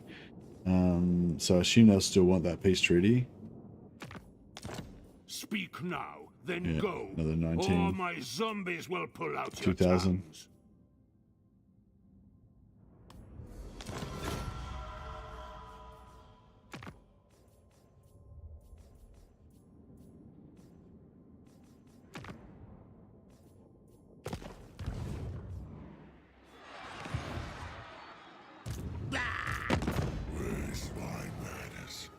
Come and die. He eats my guts.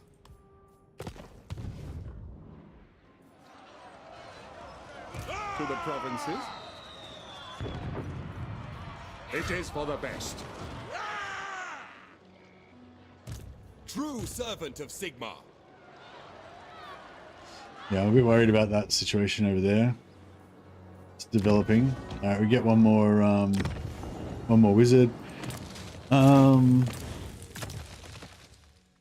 Yeah, I'll just go for multiples of like go for 2 of each now because it's the cheapest. I await to advise. Option. We can start I stealing. await to advise.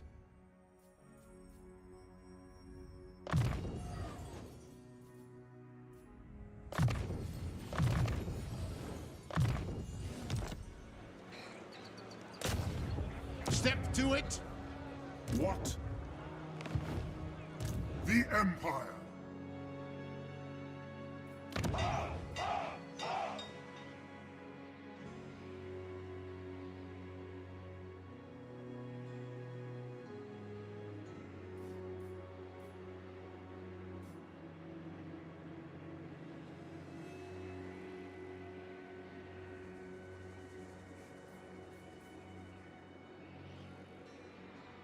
Four turns.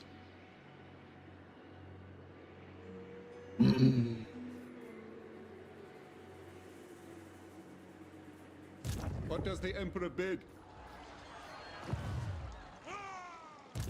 Praise be to Sigmar! What are we researching? Oh yeah, extra schematics. Oh yeah, so we could, now that we're at level 12, you can get access to your unique stuff.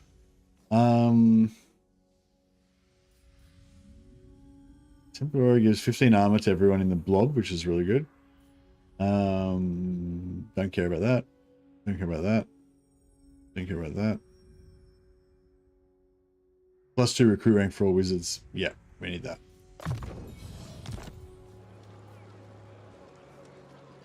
It is time.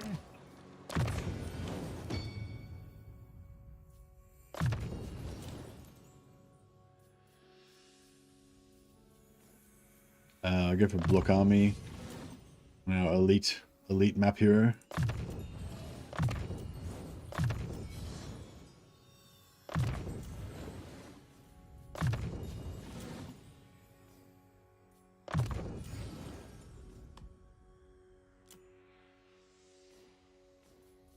Oh yeah, Curse of Anra here is another really good debuff.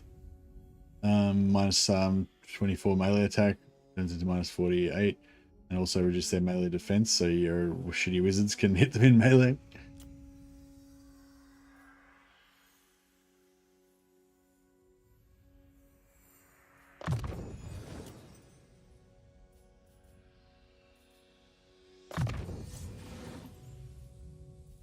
Fate of Buna can be good actually, because we can have some trouble taking out single targets, and also monstrous infantry, like like a Kroxigor stack or like elite Kroxigor stack. That's probably like this. I mean, we'd still be able to handle it, but that's probably the sort of thing that would be the hardest for us to handle. Yeah, I don't know. Don't really want any of that shit.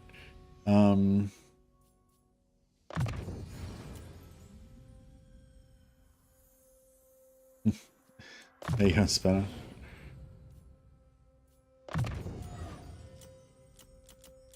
Alright, cool.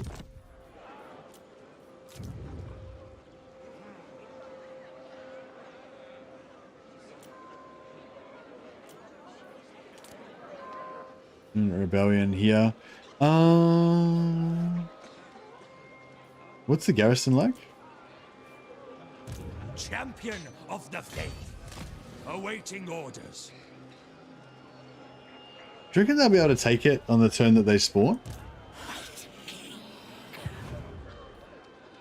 If they do, they do. I don't give a shit. Yeah, I mean, I would like the money, but... Alright, I'm just gonna go to the toilet. Back in a second.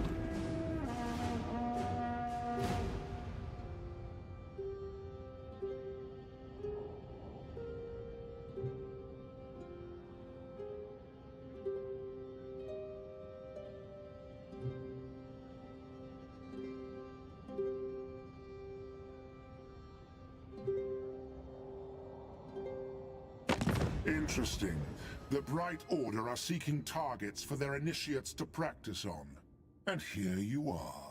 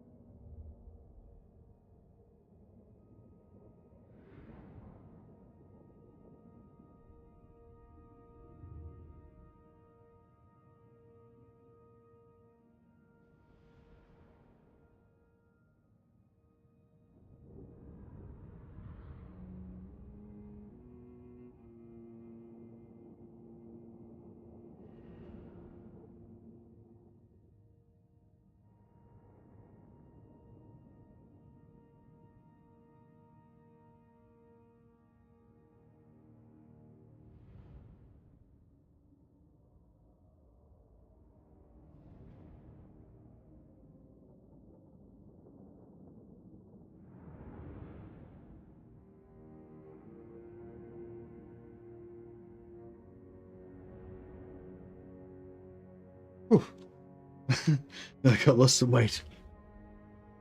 Peace treaty, no. Hopefully these rebels aren't going to kill my guy here.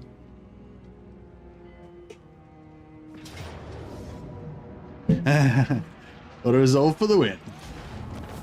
Oh no, they didn't die. Now they're going to come back again.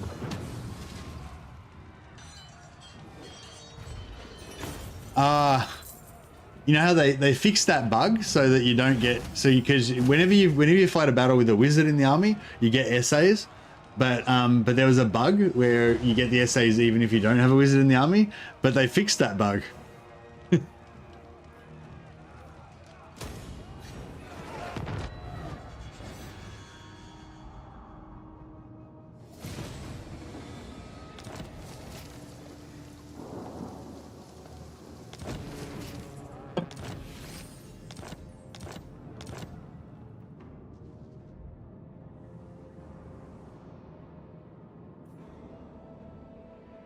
Astalia, please.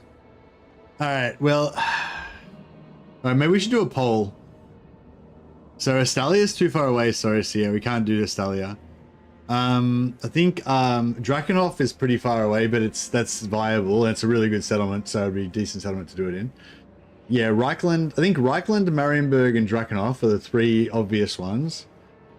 Maybe Solent. You want somewhere that's got really high income. It's just in a single province, really high income, or especially one that's got a really high income in the one settlement, like Marienburg. But Marienburg's a bit more vulnerable, and yeah. Oh, do the Astalia quest. Oh yeah, we can do the Astalia quest. Oh yeah, we could probably do the Gotrek and Felix quest as well. Get them kicking around. Arch!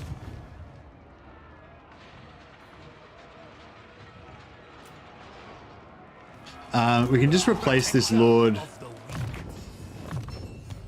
We can just replace this lord with a different lord. And we should be able to smash it out.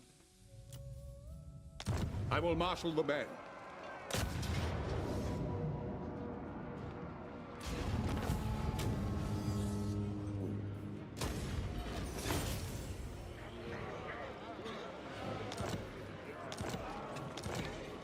Unfortunately, that means that we didn't build our building. Yes, my but lord. that's okay. You summon me? Yes, that will do. Beautiful. And we need an extra lord up there as The well. nation calls to strengthen the empire. Step to it!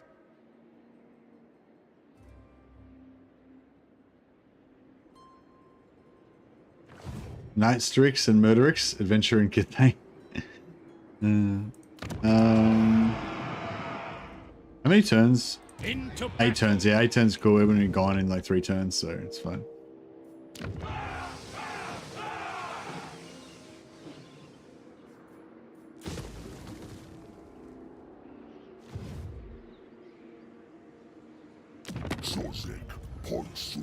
I'm not going to sell it yet, but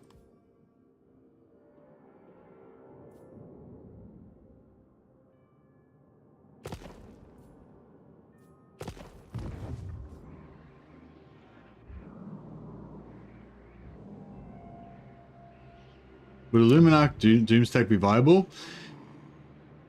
I think one Luminarch gives you ward save in an AoE around it. So you could kind of stick one in the middle of your wizard blob.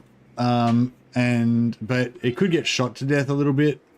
Probably a bit bad for getting shot to death, but you know, the wizards probably could handle it. But it wouldn't really add much to the stack. It would be kind of yeah, sorry. No, I was just thinking like trying to use one Luminarch maybe. But no, whole Luminarch Doomstack, no. Don't think so, because I don't know, who knows, it might be fun. Who knows, I don't know. What does the Emperor bid?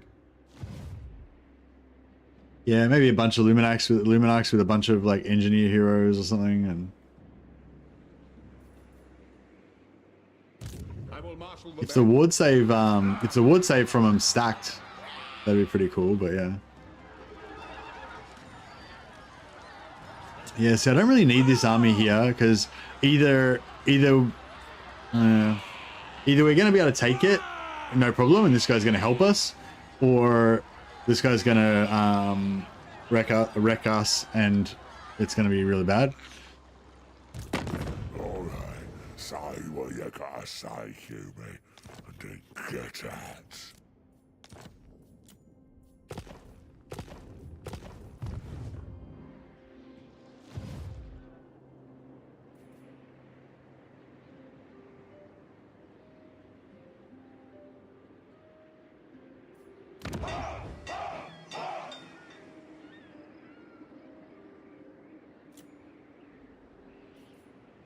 The goblin had an orc voice. Yeah, that's true, actually, isn't it?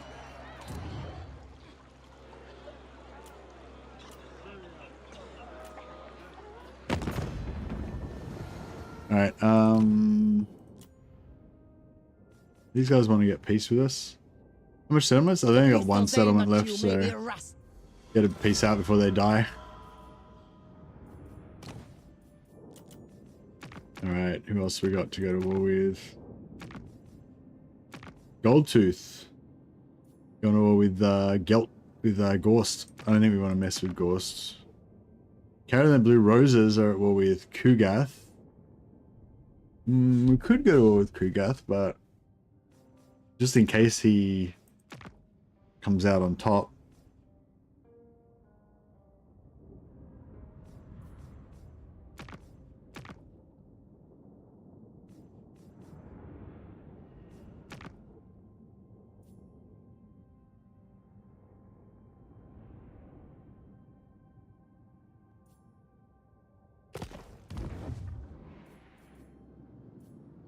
Right, I think we're good.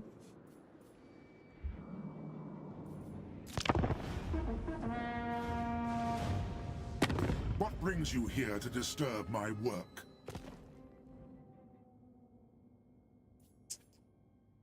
No. I want to be friends with him, but I also want to go to war with him as well.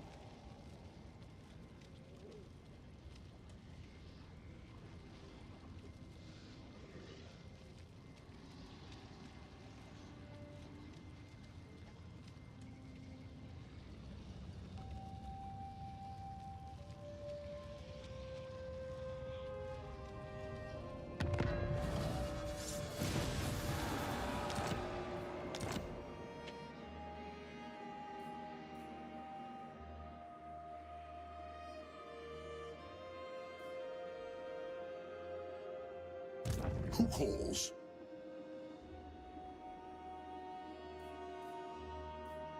Very well, I will do this. Wind of Shammon, I will. The mad, hey, and she said, all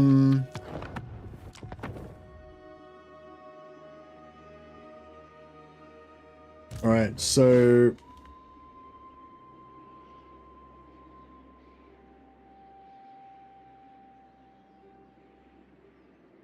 I should have saved more,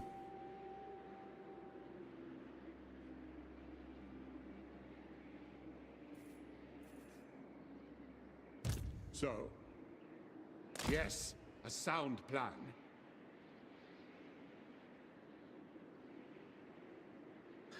I'm thinking we should wait one extra turn, maybe.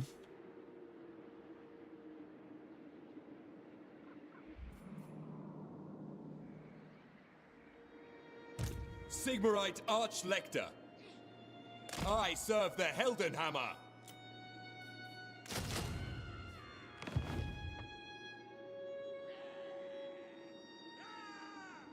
Oh yeah, so is there any other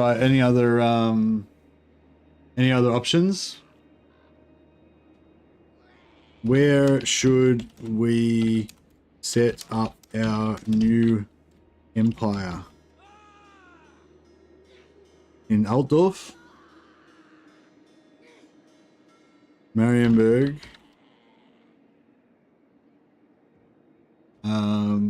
Castle Drakenhof? Or, I don't know, where's another good place that would be good for Gelt? So ideally want someone that makes a lot of money.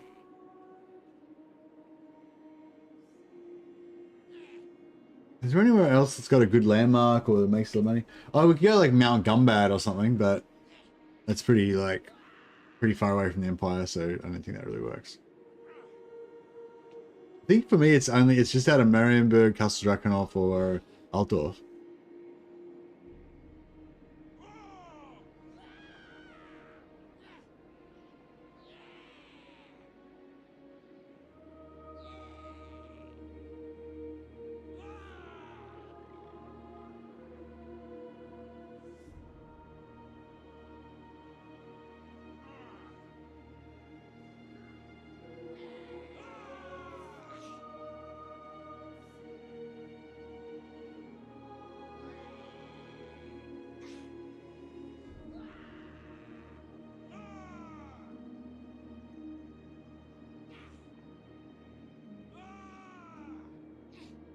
Yeah, ideally wanted somewhere near the Empire.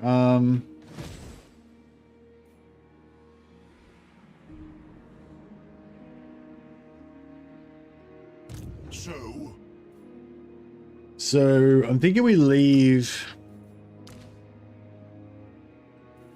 I'm thinking we leave one of our bright wizards here.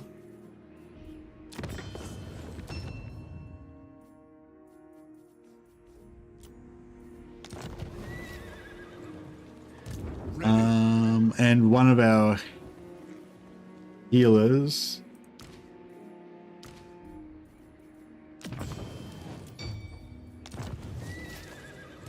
Yes. And I guess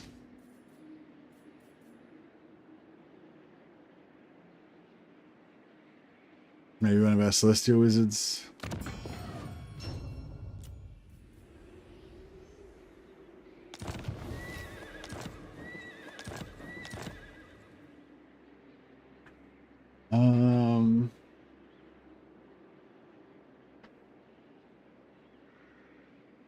Yeah, I think we're going to wait at least 2 turns. So yeah, so we could theoretically we could do it on turn 16, but I think I'm going to wait till turn 17 so that I can try and take another settlement of one of Rhesus's other settlements as well.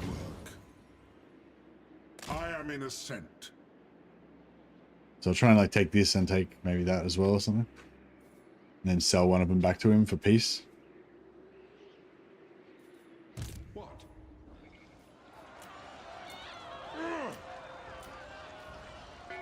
Just if this guy, if this guy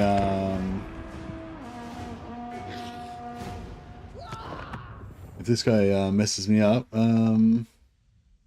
where's my...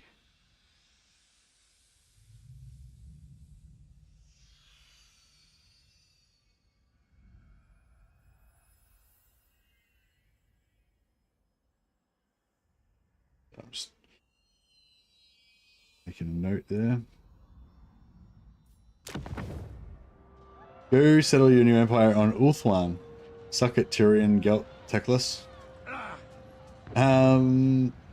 Maybe. Ulthuan, hey? It's a bit too far away. No, we can't make it there in time. A bit too far away.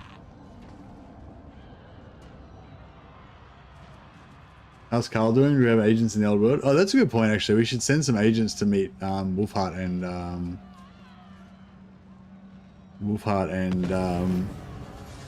Bulky. Okay, so I think next turn. I think next turn is the turn. So we've got to remember to sell our regions and abandon the capital before we do it. The nation calls.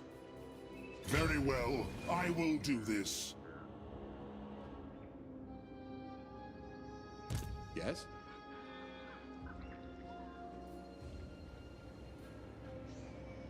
I am ready. Are you?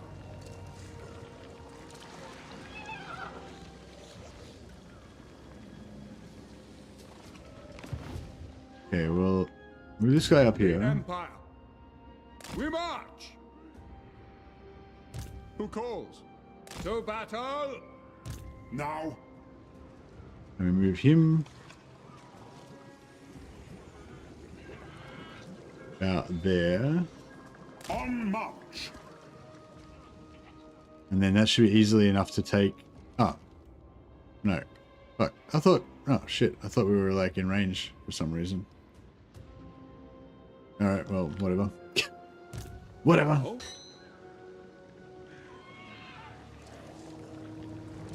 Sigmar compels us.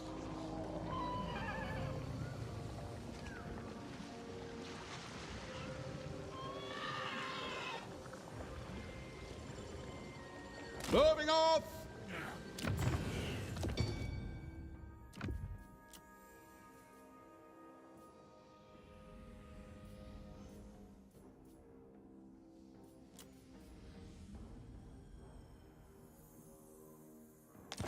Champion of the faith.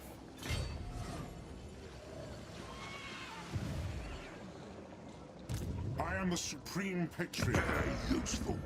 My next meal brings itself to me. Alright, By the comet.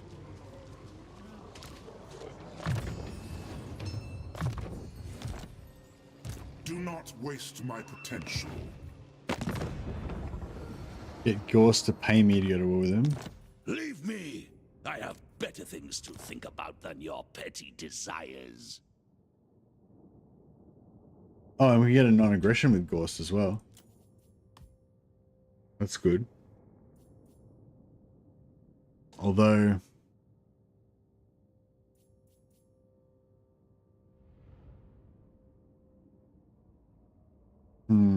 that'll make Greasus less likely to want to make peace with us, though.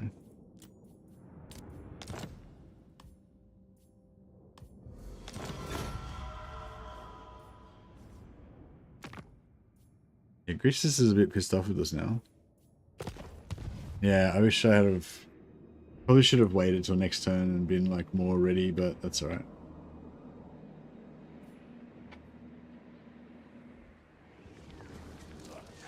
Let us begin. Yeah, so we're not as good against ogres because they're a bit more resistant to our, like, big AoEs and stuff like that. But yeah, I mean, we should still be able to reckon pretty good. Pit of Shades is pretty good against ogres, I think, because Pit of Shades is a cool spell because it does heaps of damage and it knocks over all of infantry. So it's kind of good because it keeps your guys... like, if you got a wizard stack, it's kind of cool because it's like knocking over the infantry that are trying to attack you, so it reduces the incoming DPS, but also knocks over your wizards so that they're on the ground, which makes them like immune to being hit. So it's sort of like a double defensive, almost like a defensive ability when you cast on yourself. But also, it's another interesting thing about it is like when it's against infantry, it does a lot of damage and knocks them on the ground constantly, right? When it's against ogres, it doesn't do as much damage because they've got less entities, but it doesn't knock them over, which means that it keeps doing damage to them continuously. So it like does more, you know, like even though it does less damage because they're ogres, it does more damage because they don't get knocked over. So it's kind of just effective against all sizes of things, which is pretty cool. Well, it's not really effective against single entities, but it's, yeah, it's kind of effective against ogres and cavalry, whereas most AoEs that are not.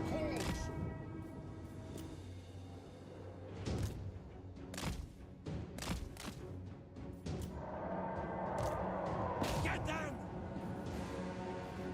Ready for war! Oh, why is he not Sigma! getting in there? We are Sigma's heirs!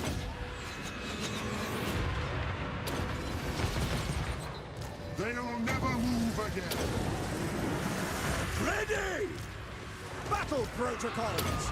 Steady, men! Obey! Battle wizard!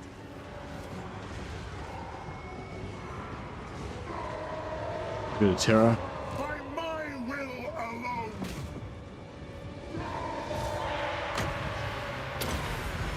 Sigma calls! Feel my might! Sigma calls! Dathandor, I invoke thee! Hey Basil, you don't like us attacking ogres? What are you, some sort of ogre lover or something? Some sort of hippie ogre lover. They're an enemy of the Empire. They need to be purged.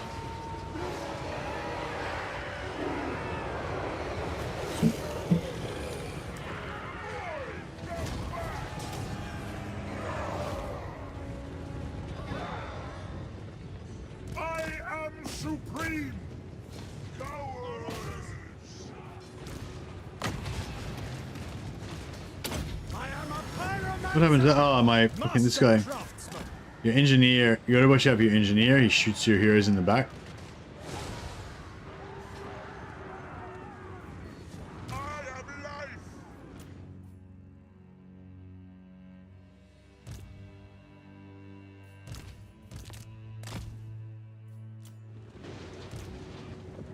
Ulrich's wrath on them! Go! Quick march! Take the ground! The Empire is yours! Oh yeah, The Emperor! good old days when you used to be able to heal all your characters when you put them together. They're not around anymore.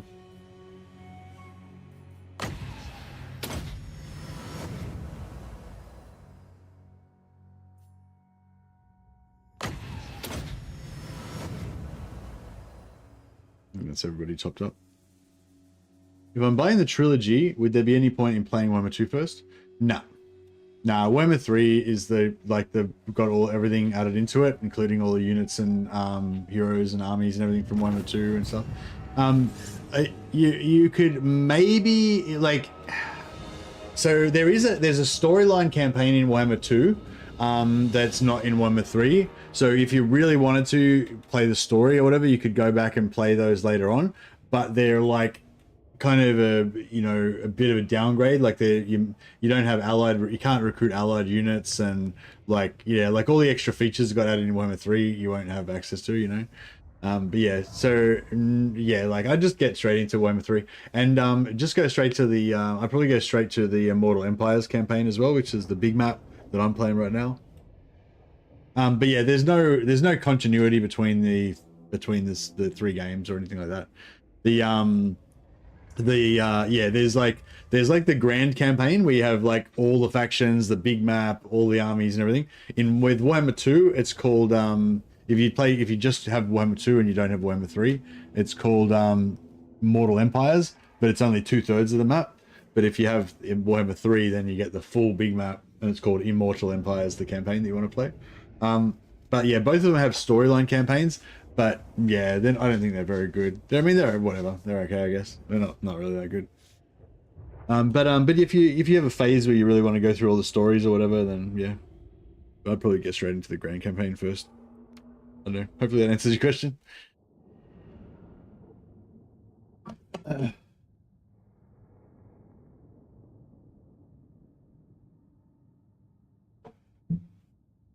The advisor is common for all 3 games and his story connects them. Oh, okay. There you go. But, I mean, when you say his story connects them, that's like, there's like some little bit of dialogue or whatever, and like maybe one cutscene at the end or something. That's about it.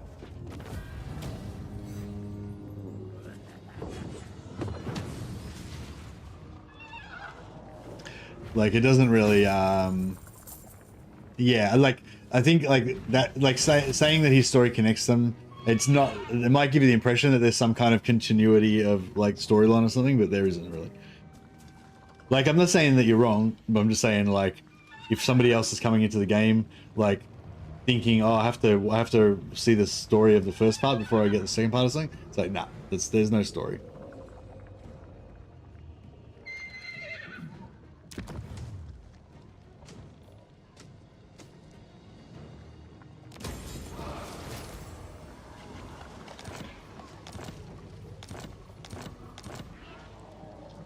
True servant of Sigmar. Today you, tomorrow this whole stinking world.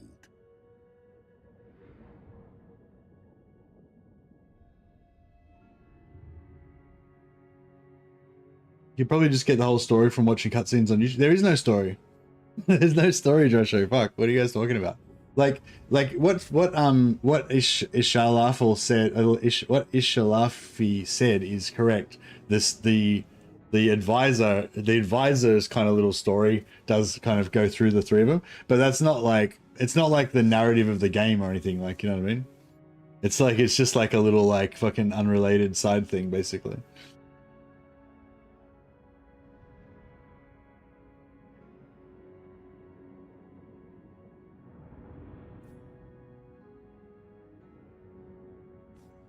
Like, what am I trying to say? Like, just say you're playing Grimgor in Warhammer 3.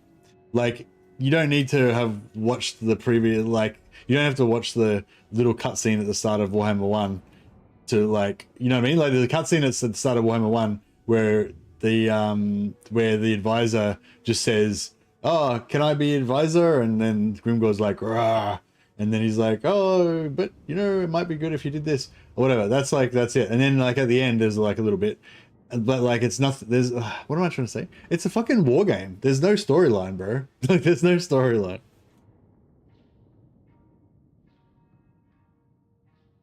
It's just, yeah, it's just kind of some additional flavor, a little bit of world exposition or something like that. But it doesn't relate to, the yeah, I don't know, whatever. Anyway, yeah.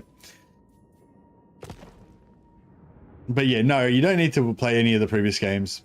If you're really interested in like that super minor narrative thing that's not, you know, it's not like, what am I trying to say? Like with Kingdom Come Deliverance, right? Kingdom Come Deliverance is a story-based game, and Kingdom Come Deliverance 1, like all this stuff happens, and then Kingdom Come Deliverance 2, like leads on immediately from that. Like it's just a continuation of the story, right? And everything that happened in the past, like relates to what happened in the future and blah, blah, you know? This is not like that. Like, there is no story, basically. You know, like the story is just kind of fluff to give you a little bit of extra whatever. It's not like there's not an actual story, you know what I mean? Like the cutscenes and whatever are just a little bit of fluff to make you imagine that there's a story, but there's no story. I do want to try Warhammer 1 at some point, get hit with the old vibes I never played. Just watch the videos, really, is the thing, I reckon.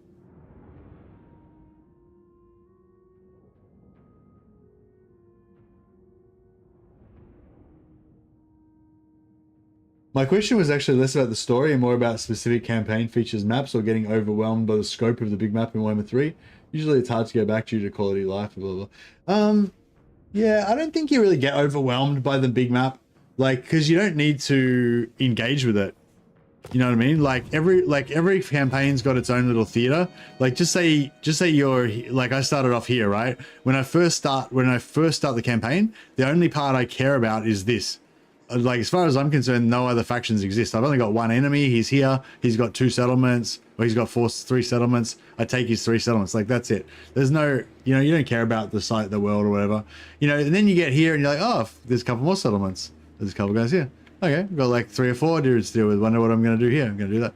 You know, then like you're like, okay, cool. Now I'm like traveling over here. I know there's a local area. You know what I mean? And like that's it. Like you don't have any contact with anybody outside of that. Like, you know what I mean? Like your vision only expands at the rate that you expand. Like if I just stay in this local area and defend here or whatever, like that's all I'll ever kind of know. You know what I mean? But like, so that's that. So this is the region that I'm looking at. If you look in the minimap here, this is the region I'm looking at now. But then if you zoom out, like that's the whole map. But do you know what I mean? Like for me, like a lot of times I don't even interact with hardly any of the map. I just stay in my little local area. But I love that feeling of there being like stuff out there in the fog of war. Like I love the fact, I love imagining that I'm in the middle of a big world or whatever. You know what I mean? Whereas if you're like playing a game where that is the whole world, and then there's just like a hard border on the around the edge of it, like it just feels really shit to me. You know what I mean? I'd much rather play in that small area with the big gray area. I don't know why I'm trying to argue with you. So yeah, you're not arguing with me. No, yeah, whatever you think's good, man. But I don't think I don't think you need to worry about that.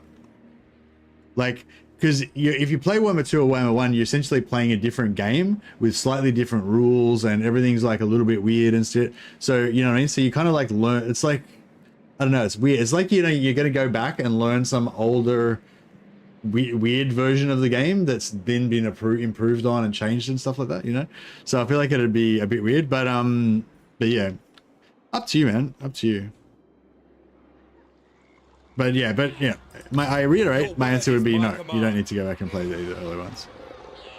My journey begins. And there'd be like no advantage to doing so, I wouldn't say, apart from, yeah, no advantage to doing so.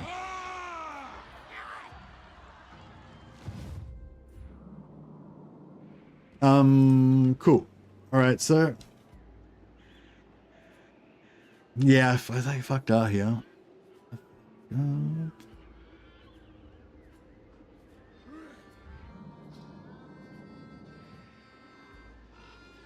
Do not waste my potential. By the comet. Fuck. I didn't realize that had no fucking stuff in it. Warrior of Sigmar. I could have just not wasted that movement.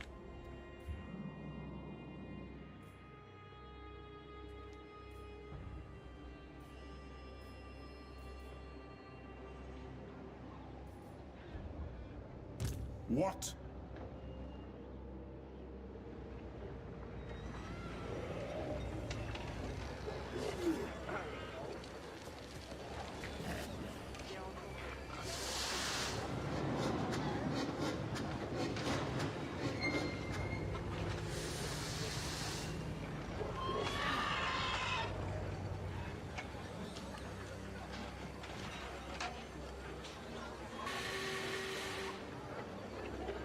I am the supreme patriarch. Right.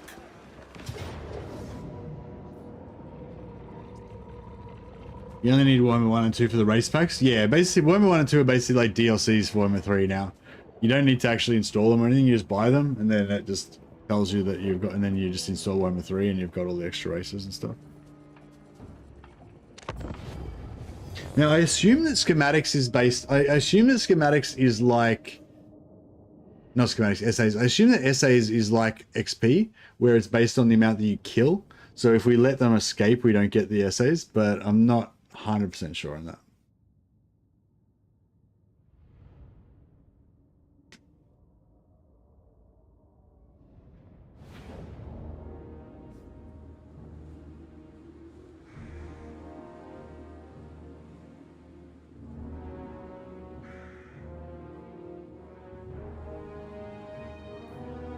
Sticks and Stone said it's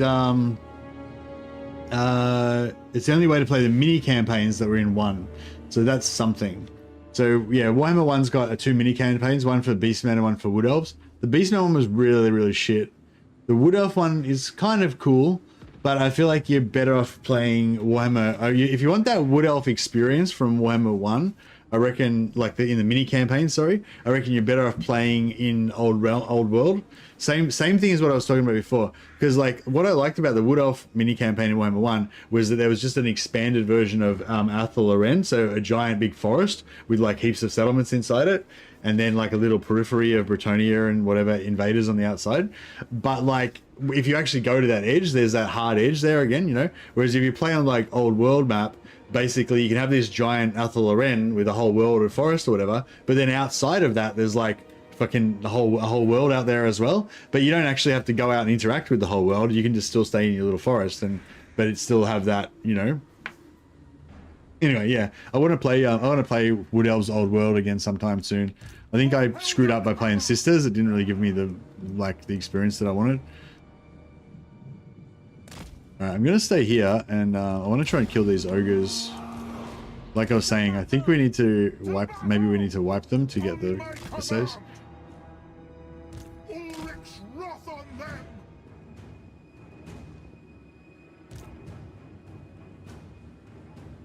Moving now. Yeah, I don't know. Like I think everyone's got different viewpoints or something, I guess. And have different ways of playing it. I guess it depends how you want to play it, but if you want to play it as a story game where you're going to complete it, you know, I'm going to complete the story and go on to the next thing or whatever, there isn't really, that doesn't exist for this game really. You know, like you can go achievement hunting if you want or whatever, but it's not in terms of getting through the story to find out what happens or whatever. There isn't such a thing, you know. But yeah, that's not really the way I see it. The way I see it is that like there's 100 different factions, I think, in the main game, 100 different factions to try. And, you know, you might want to try nearly all of them. Maybe not all of them, but you might probably want to try at least, I'd say, a quarter to a third of them. So 25 to 30 factions at least. And a lot of those, your favorite ones, you probably want to play 2 or 3 times. So, you know, so you're potentially going to play like, if you like this type of game, I'm saying, you're potentially going to play the game like 50 times, right? So it's probably going to take you months, you know, before you're going to be finished with the game of all these different campaigns that you're going to try out and stuff like that, you know. And through that time of like playing the game like dozens of times, you're going to be learning more and more about the game and the different systems in the game and all that shit. And like, and that experience is going to become richer and more interesting for you, and you're going to appreciate different things you didn't know how to do earlier when you know, blah blah. And like, you know, so from that experience, from that point of view with me, like there's enough content in Warhammer 3 that you're never going to actually run out or need to go and look at any of that shit in the older games. And so, and like, yeah, do you know what I mean? Like, I don't know if that, yeah, I don't know. That's just my, yeah, so like, I don't know, I guess see if I was a new player now, I'd rather just start learning how to play Warhammer 3 straight away, not waste time playing some other game that's different, which is basically Warhammer 1 and 2. And then yeah, just fully immerse myself in Warhammer 3 and like kind of learn everything about it and stuff. And then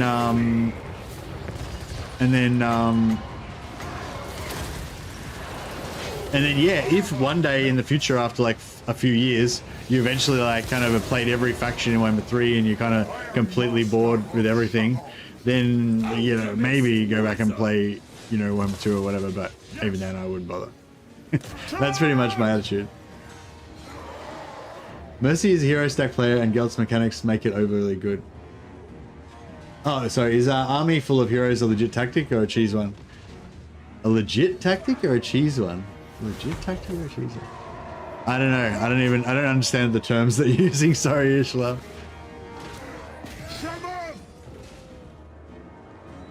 It's the optimal way to play Gelt, and his whole campaign is basically based around it.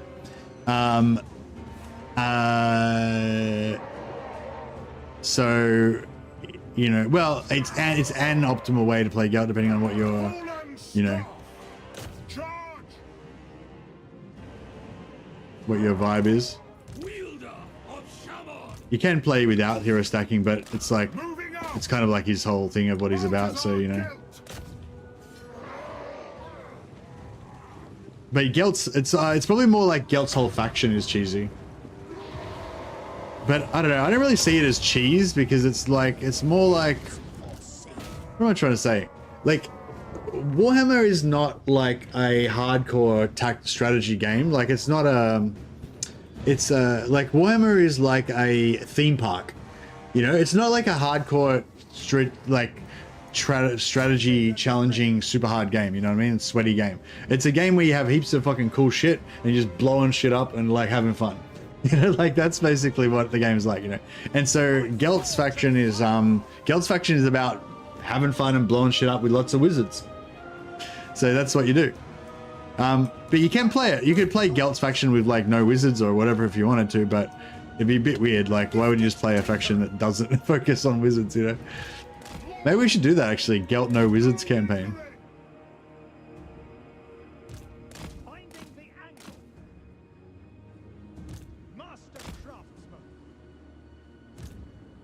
But yeah, no, it's not really cheesy. It's just kind of like the intended play style with Gelt.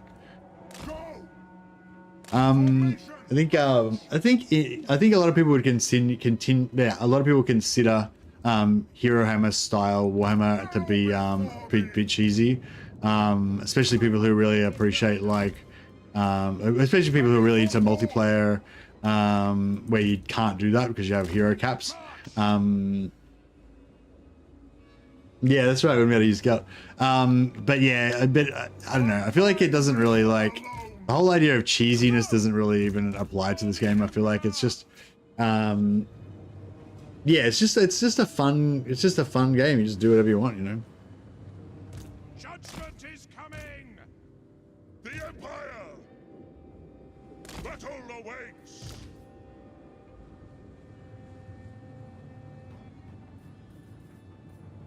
By Ulrich's wrath. But yeah, now to answer the question, no, I wouldn't say it's a cheesy tactic. I'd just say Gelt's faction is just like this, really.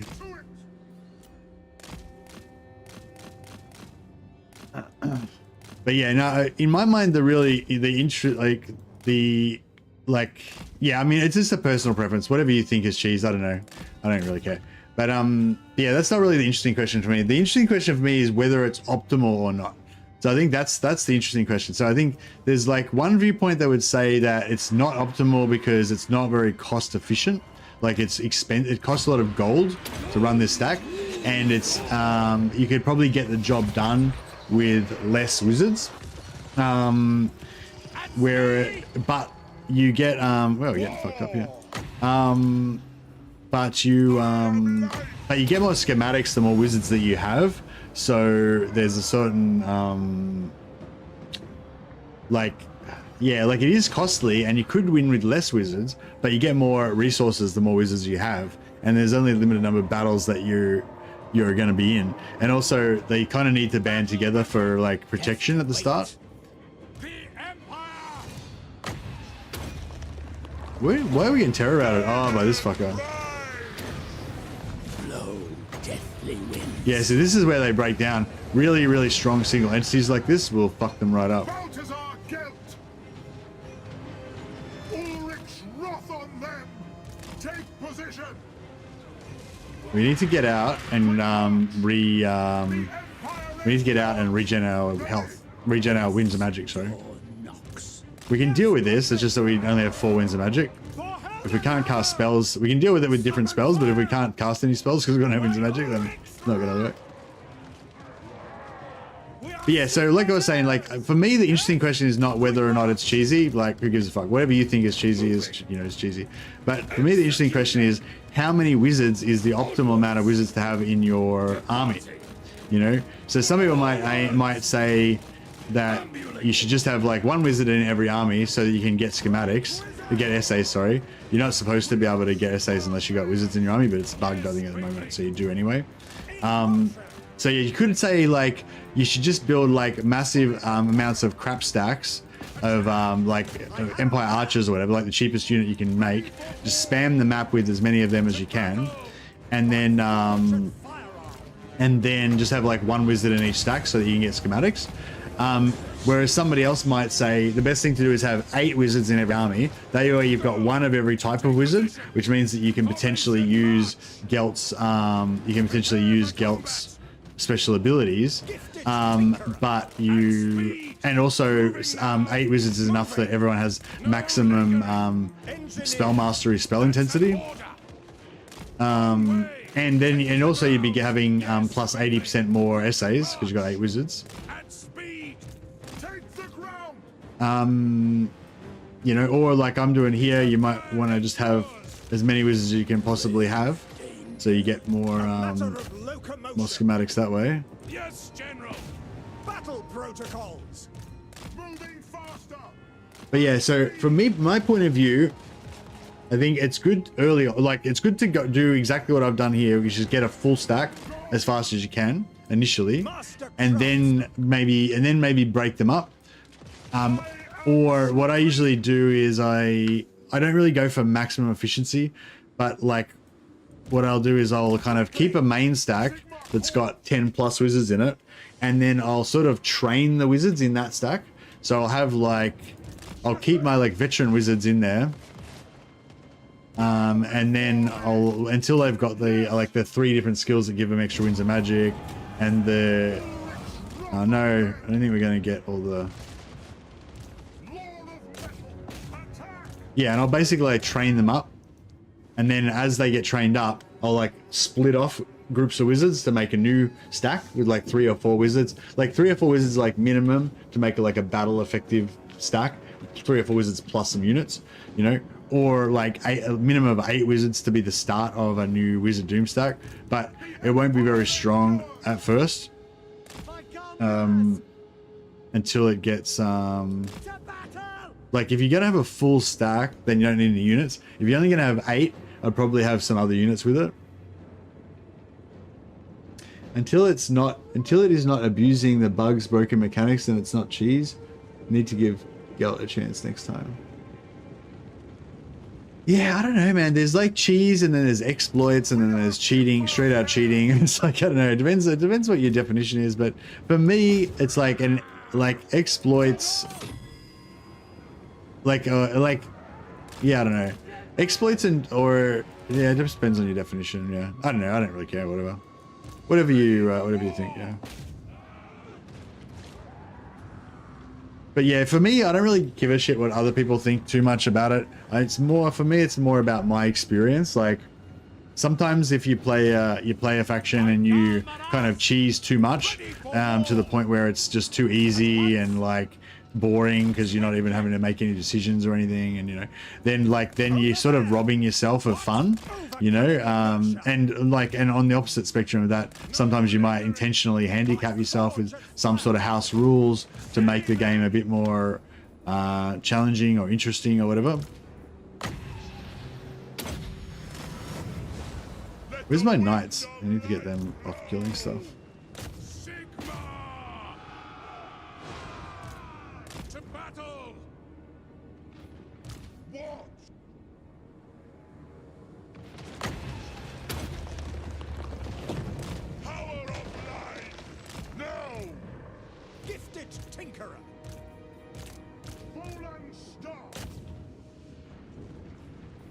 I'm gonna try and kill some more of these dudes. I think they're gonna get wiped because it's like sort of a settlement battle, but it sort of counts as a field battle. So I can't remember exactly what goes on now. But yeah, for me it's more like just about what's the most fun for you, you know. Sometimes I like to cheese things to the absolute maximum to sort of and the challenge is not to like win because you're like cheesing everything. The challenge is like to take it to that nth level, you know, that you can only achieve with like maximum cheese, you know, and that way it's like still fun, you know.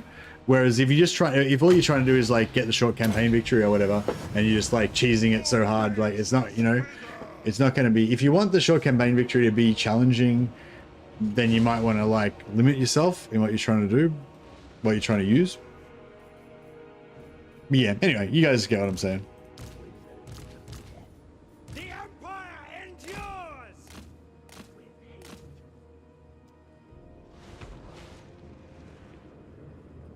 But yeah, I like me some cheese. I like some cheese.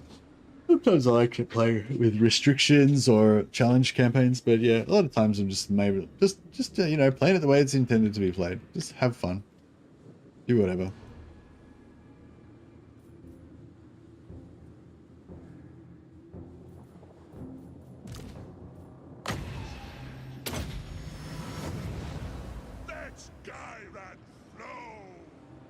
Cheese and crackers with wine. Yeah.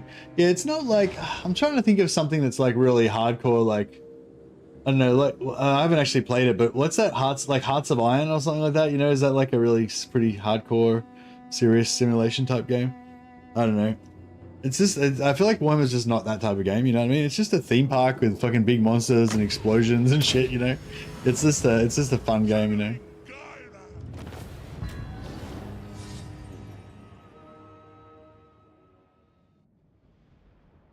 That's why I love it, just nuking stuff with big monsters or tanks as the Empire. Yeah.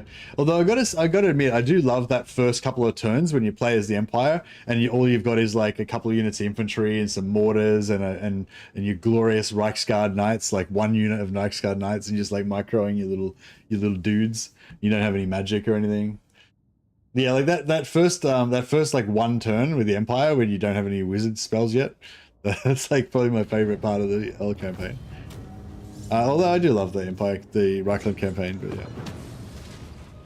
590, yeah, so, okay, cool. So I think that's not... I think it's not based on how much you kill. I think it's just based on, like, the... maybe. I did kill 2 lords.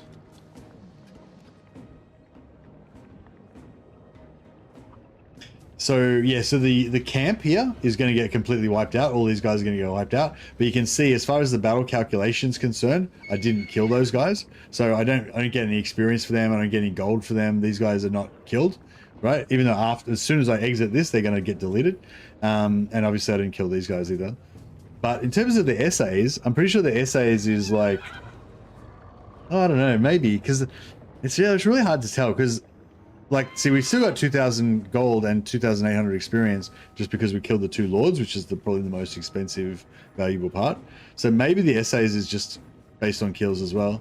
Or maybe the essays is based on the whole lot. But it seems like a lot of essays. We do have a lot of wizards multiplying it, but still.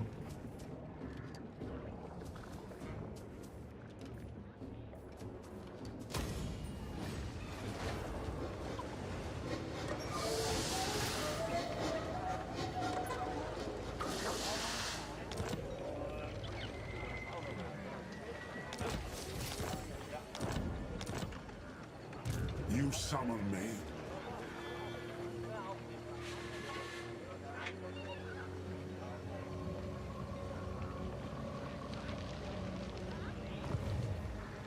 I might just... Let us begin. Yes, that will do.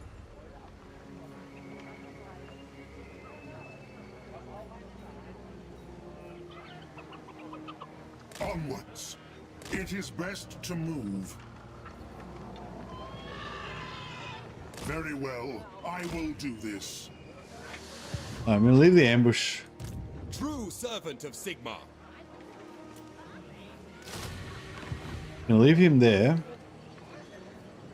I serve Sigmar.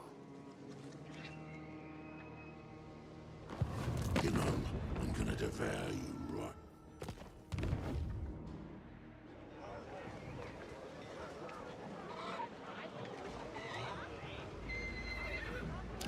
Warrior of Sigmar. Actually, speaking of cheese, there's another cheese that I don't normally do, but I might actually use in this campaign. Servant of the faith.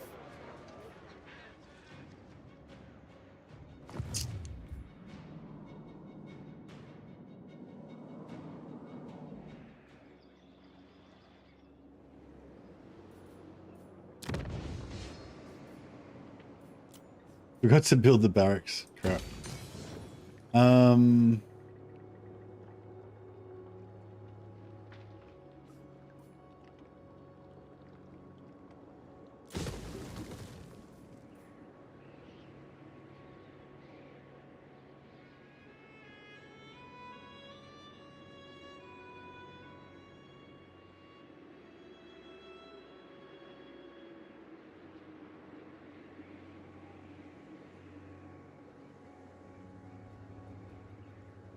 Choosing points to last.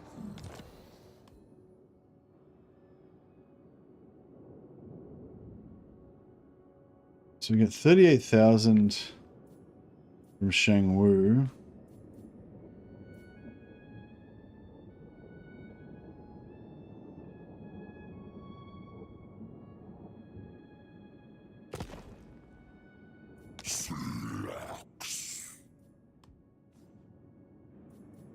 Saakutehins Akroza.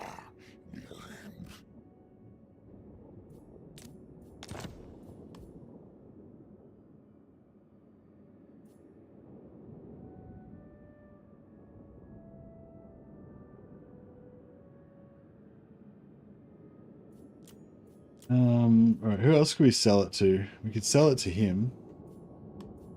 How much has he got? Long may our understanding continue. 7,000. That's not bad. All right. We'll sell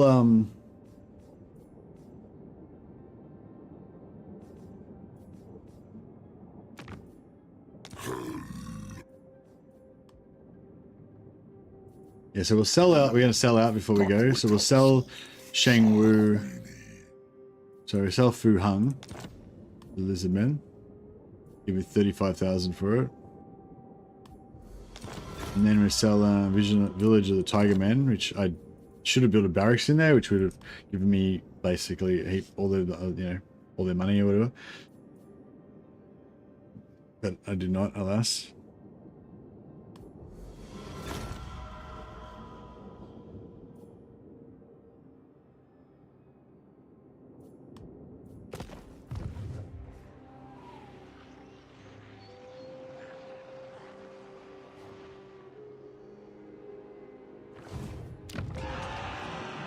Temple of the Elemental Winds, we're going to abandon. And then Shang Wu, I don't think they've got enough money to give us for Shang Wu. No, 1,000. So we'll sell it to... Who else could we sell it to? Maybe Snickich? Who's strongest? Oh, he's pretty strong. I'll take everything you own. Nothing you can do about it. I am open to assisting your ends, so long as they do not obstruct mine.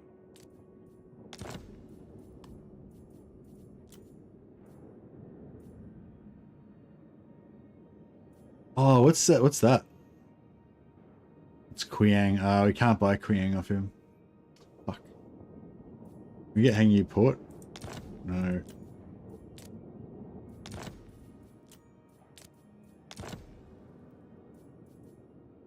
Okay, we get Zen Wu off him. The Iron Dragon. You know, I'm gonna devour you right.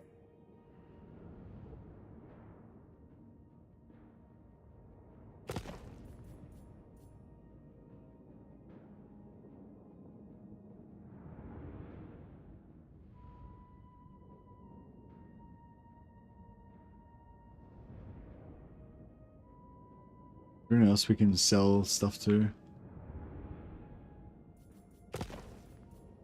I think I was thinking of Snickich, but we haven't got vision on Snickich.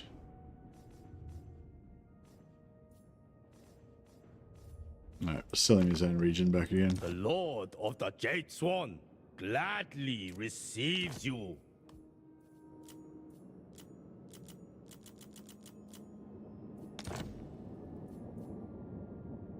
I suppose.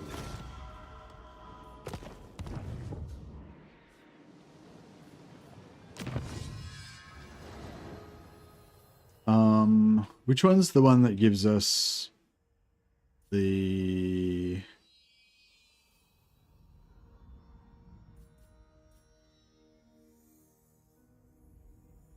Borderman? Go Borderman. Alright, cool. So we've basically cashed out of this region. We've got 72,000. No, we probably could have got more, a bit more, but that's pretty close to the max you're going to be able to get out of Lizard Man.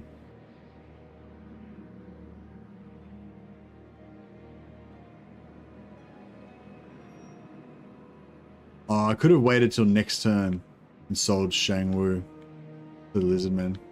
Just realized. We would have gotten a bit more. By the comet.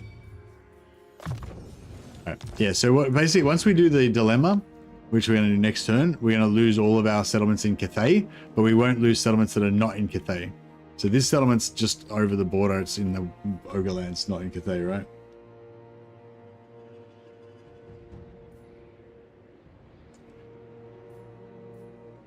I am the Supreme Patriarch. Oh yeah, we want this +2 recruit rank for battle wizards. And yeah, that's all we need really.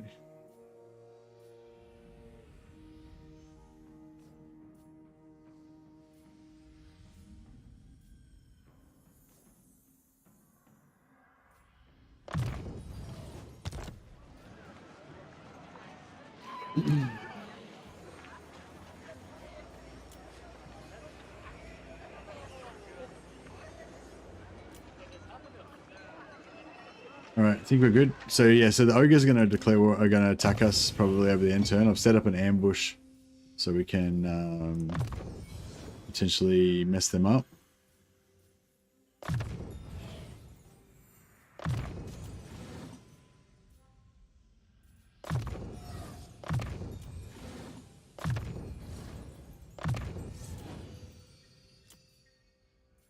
Hey, you've got a first arcane conduit. Second arcane conduit, third arcane conduit.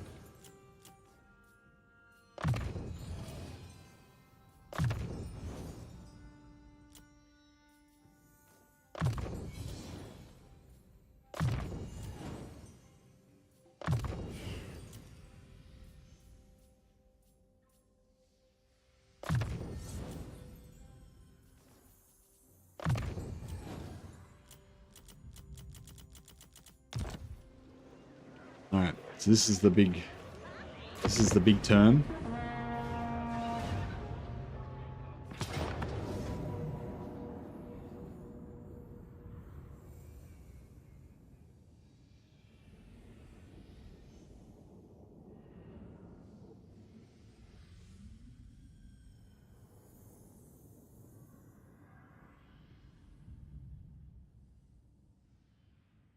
Right.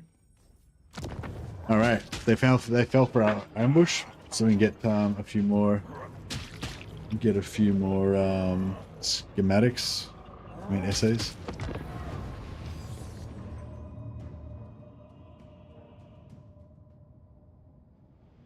When I started playing Total Warhammer, the plan was to play factions I played on the tabletop and then try anything that looks interesting. They kept me quiet for a while. They kept me going for a while.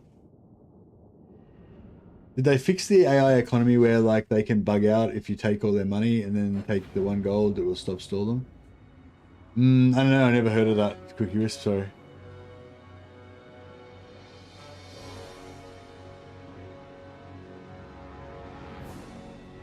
Our steeds are restless.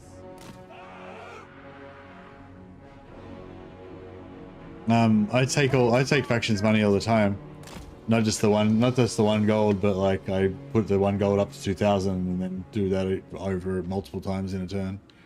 And yeah, I've never really noticed it stopping installing them, apart from them being broke because I took all their money. I have to wait until they can't recruit anything. Is that what you mean, or you mean from what way you said it? I assume you mean that it, like somehow it sort of switches off their AI or something if they run out of money. Or, yeah, I haven't really noticed that, but yeah, I don't know. Ulrich's wrath on them! I am master of Shalom. Wizards ready. Spirits invoked. Take the ground! For Heldenhammer! My orders stand! Yeah, try and kill this Ogre Lord. It's the main deal. Get him. Except for you, just don't shoot my guys in the back. Got him? Ready Get him, lads. We just zap him. Zap him with the wizard. There we go. Fuck, I just landed it just before he died anyway. Alright, cool.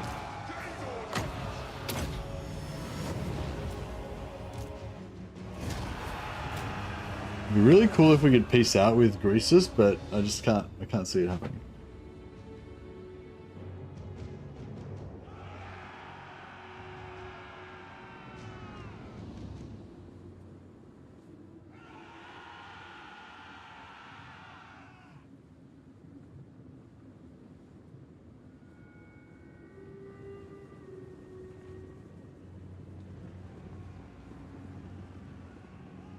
We serve France!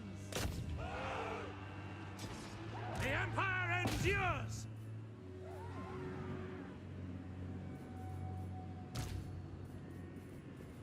But yeah, it's fun. Excuse me.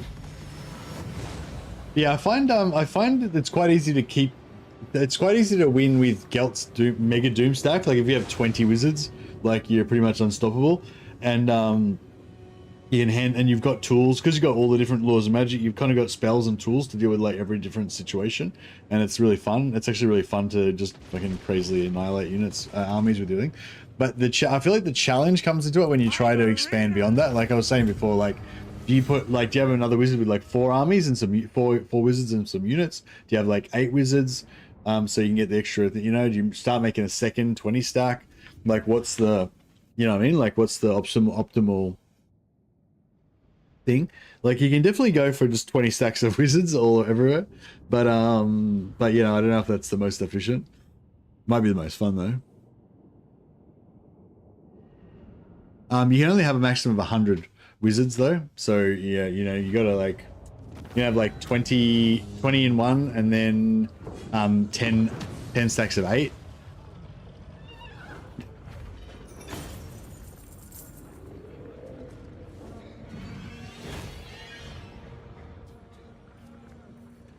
Could get that money. You got another 300 schematics from that. Pretty nice. It is pretty nice having the full wizard stack for the schematic multiplication. It's essays, sorry, essays. Schematics is Elspeth's mechanic. She gets essays for. I do love collecting those secondary currencies. Just talking about schematics just makes me want to farm schematics with Elspeth as well.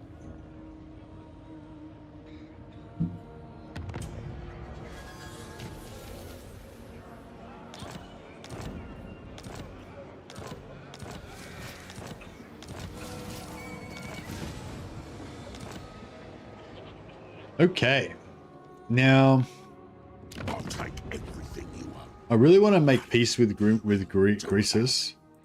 It's only 10,000 gold, so we definitely could do it. I'll think about it. But before we do that, let us begin. My heroes should be perfectly timed to come back next turn. Yeah, so yeah, heroes are all going to come back next turn.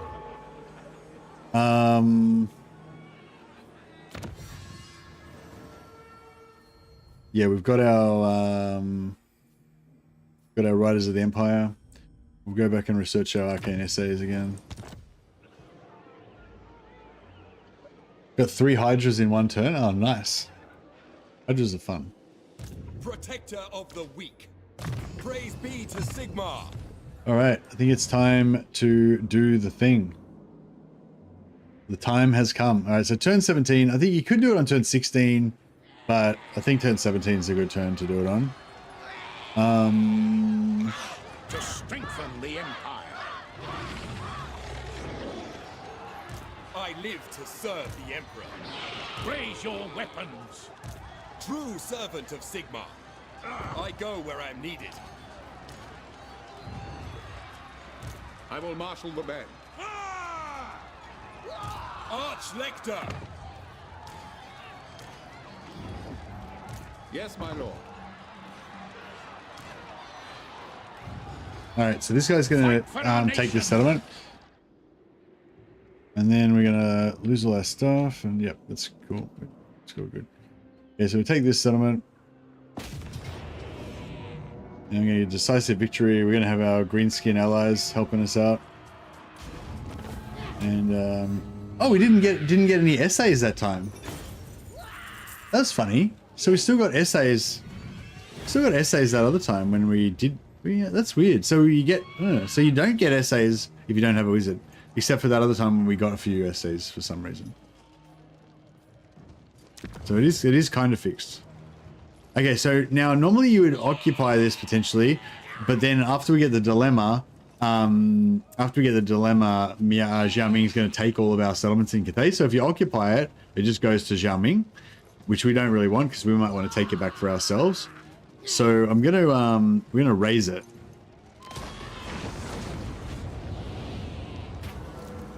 That wipes out the faction, and that gives us the thing. Now, if you wanted to, you could stay in Cathay and get 500 extra essays, so you can recruit a bunch of new wizards and everything.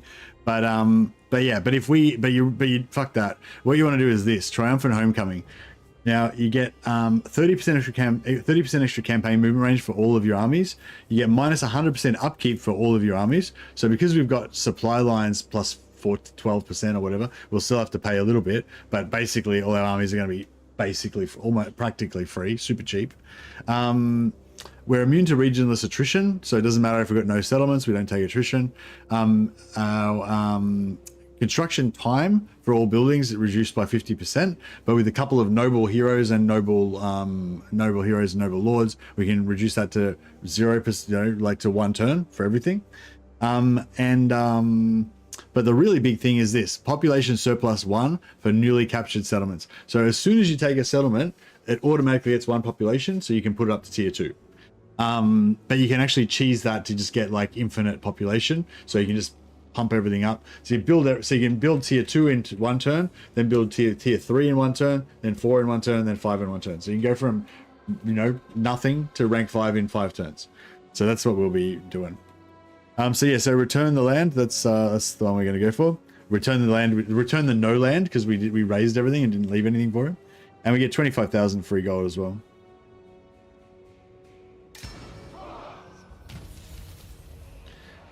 Jump. Okay, so we just teleported to the Empire and we gave up all of our lands in Cathay, and our armies keep the movement that they had before. So the guy who the guy who raised the settlement, he's got no movement, but everybody else has still got their full movement. So we can immediately head off to wherever we want to go. But and all of our Cathay lands are now gone. But the trick is that lands that are not in Cathay, like this one, are not gone. So what we can do is recruit a new lord here. And now this is definitely a cheese. This is definitely cheating. But I'm gonna do it anyway. Protector of the weak, champion of the faith. So you need somebody who's at least level 2, and you need to have some units that you can recruit instantly. So we recruit these units instantly, and we can also recruit that guy. We could even do it multiple times to like with these 3 units. I could have actually moved him to the edge of my territory to there, and then done it again and get another free movement after that. But yeah, we'll just do it one time. And then you just respec him. And then when you bring in the new lord takes on the movement of the units that were just recruited. And so then you basically got full movement. The nation calls. Then we've also got 1,000 arcane essays. So we can go in here and recruit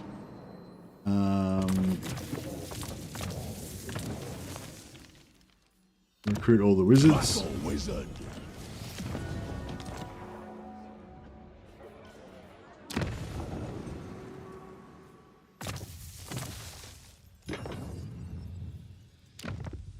What do you want of me?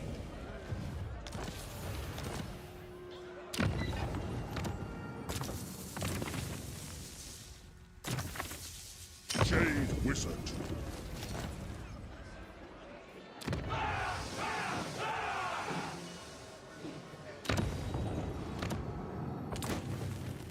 What do you want of me?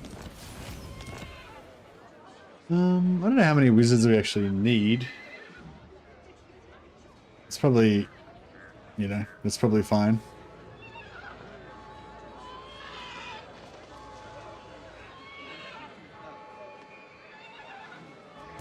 What do you want of me? Flame on!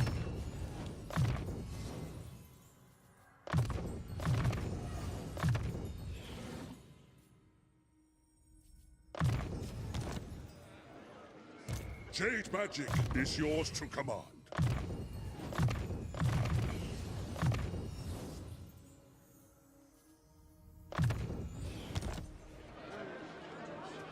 Hunters!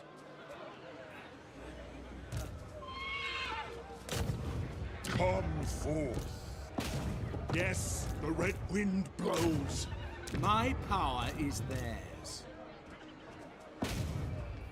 Magic untamed. Foes to track.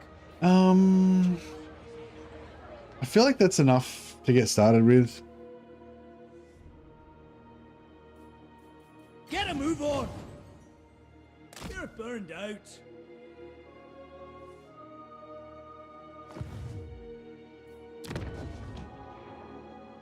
Very useful. My next meal brings itself Yeah, I'll just pay him off. Make peace with him. Eventually we'll sell him this region. We'll sell him this region back. And hopefully that will make him happy. To untamed lands.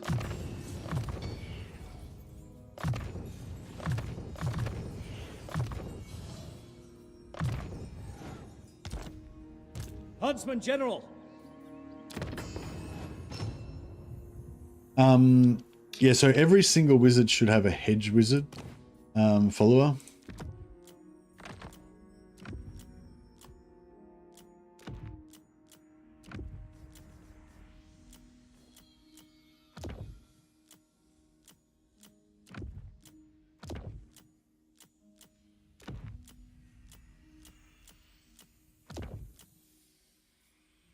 Cool.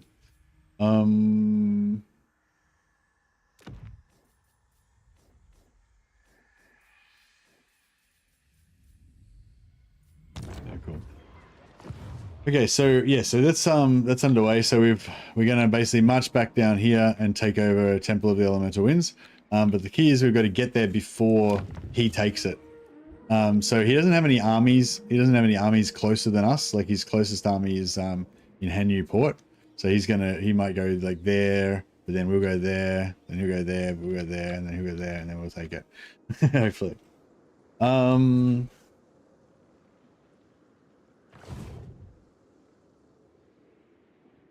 I'm not saying you're wrong, Cookie Wisp. I just don't know about it. I've never heard of that. I didn't know that was a thing.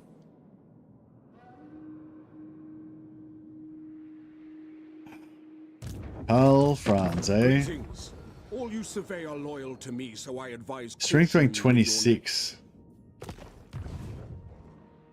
He's strength rank 26. Yeah, I don't know. I feel like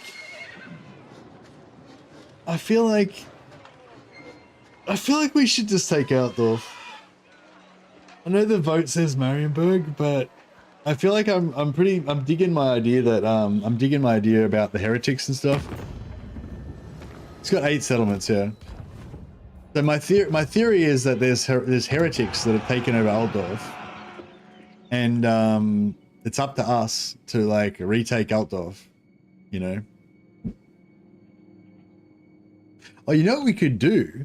We could retake Altdorf, rank Altdorf up to tier 5, and then sell it back to Karl Franz to make it like, you know, make him even more unstoppable.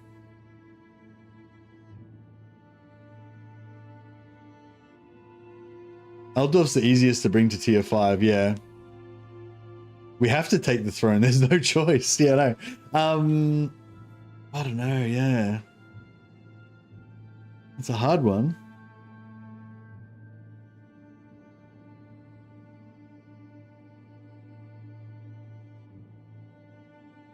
I am Prince and Emperor.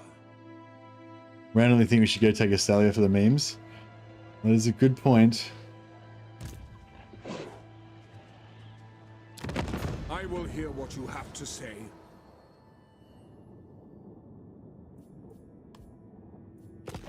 Go for Corona and make a true French intro. Well, I was going to say, maybe we could take Altdorf and Marienburg. So we take Altdorf first and start powering that up. And then we go to Marienburg and do that one as well. We might be able to just make it. I think we've got 10 turns, right? Yeah, we've got 10 turns. I feel like we might be able to just make it. If you didn't have the Moor settlement, would you be taking attrition for no land? No. The homecoming buff gives you immunity to attrition for no settlement. Yeah, no one can stop us. We're unstoppable. The nation calls. I am the Supreme Patriarch.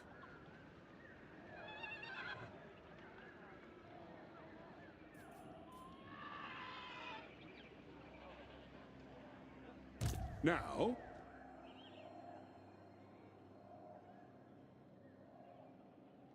Praise Sigmar.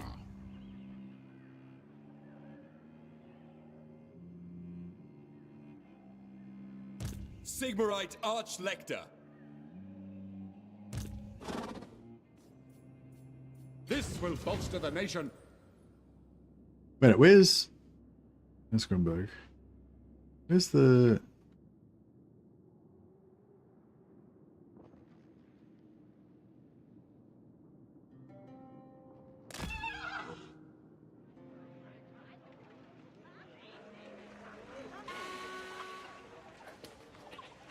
Let us move.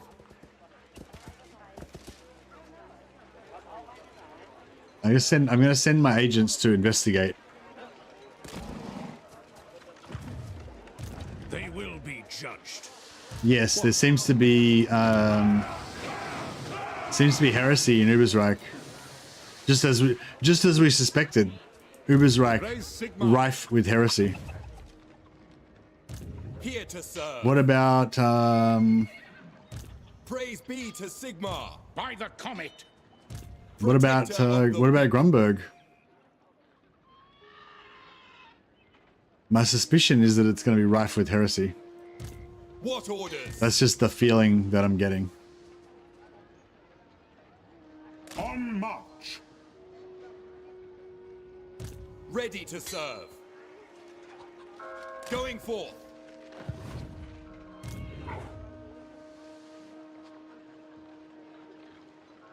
Servant of the faith.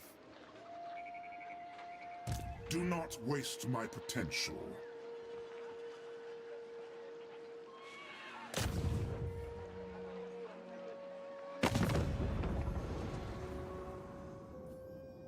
I will not obey. Yes, I've found that there's heresy rife in Altdorf.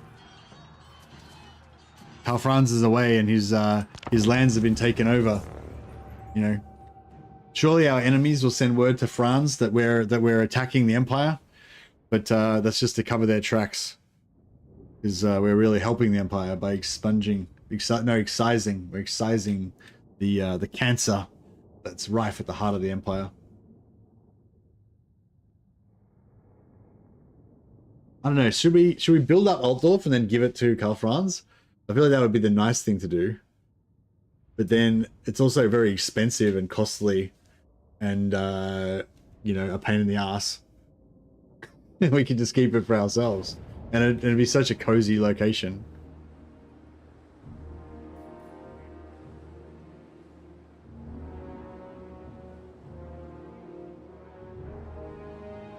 I just got 2 saber tusks and 2 hydras. Oh, nice. How can we know that Karl isn't a heretic? How can we know? How can we know?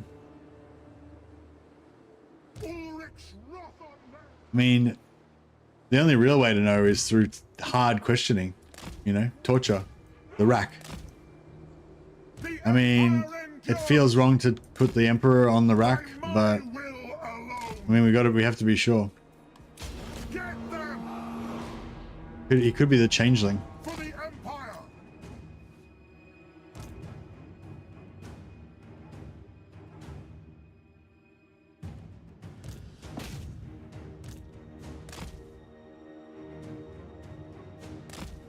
For the Empire! And knights are getting a bit chopped up.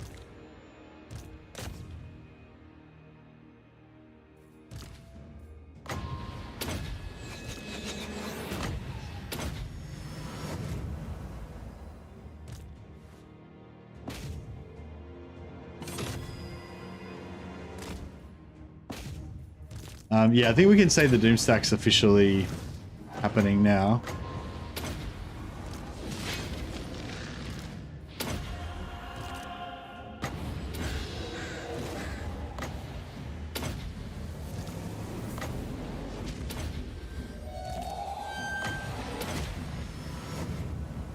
Still need more wins.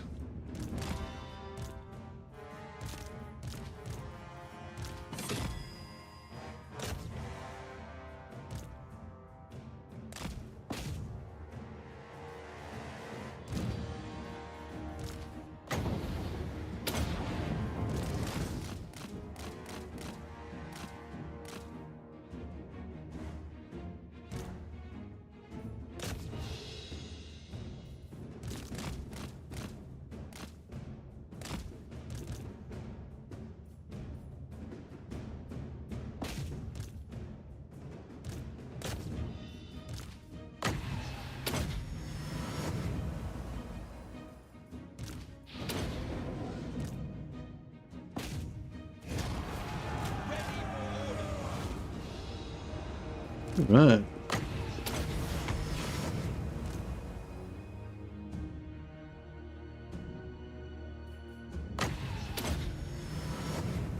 I gotta turn off this guy's fire at will because he just shoots our own guys.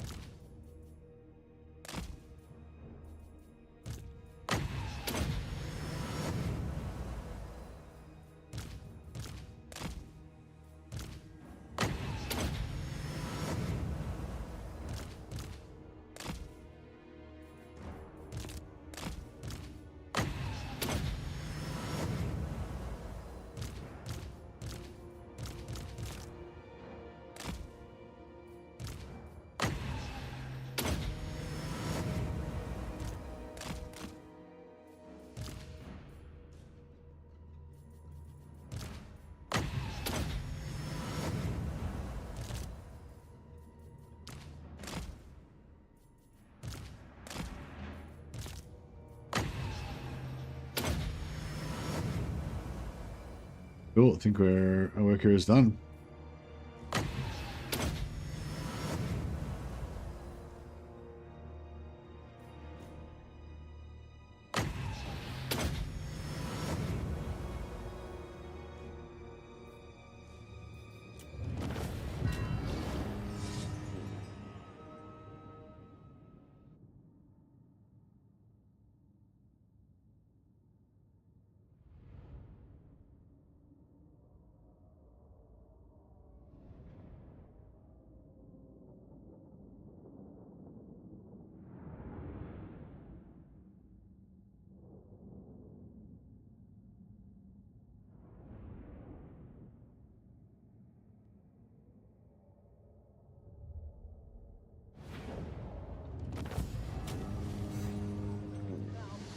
Right, what do I do? 300, oh yeah, nice. We'll sack it. So we're going to build it back up ourselves, so we don't care about...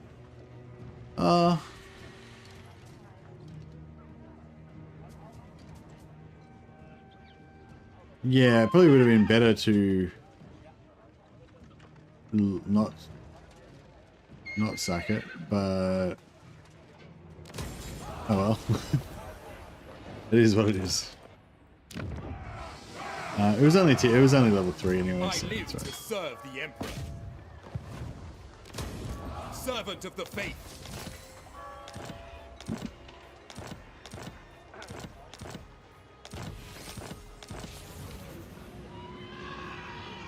Oh, we got Imperial Authority now. Enabled. Yeah, I think I will take Marienburg, because I think if we take Altdorf, it's gonna be, I feel like it's gonna be too like cozy.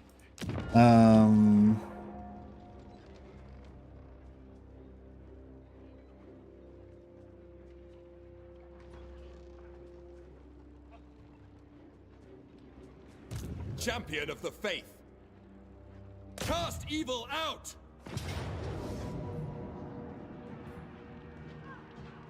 For the Emperor!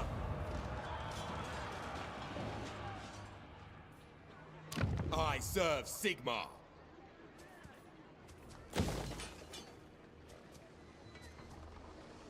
I am the Supreme Patriarch. Onwards! By Sigmar! Decisive victory? Yeah, we'll just fight it manually though as well, so we don't. So yeah, we won't get any. We won't get any. Well, we shouldn't get any schematics from this because we don't have any wizards in the battle. But maybe because the wizards are supporting, it'll count as having wizards in the battle. That'd be cool if it did. So if by, yeah, so this battle's probably worth like, I don't know, like 40 essays or something. So if we were using Gelt's army, we'd get triple the amount. So we'd get like 120 or something. So it'd be interesting to see. But this army is meant to get 0 essays because there's no wizard. So we'll see what happens.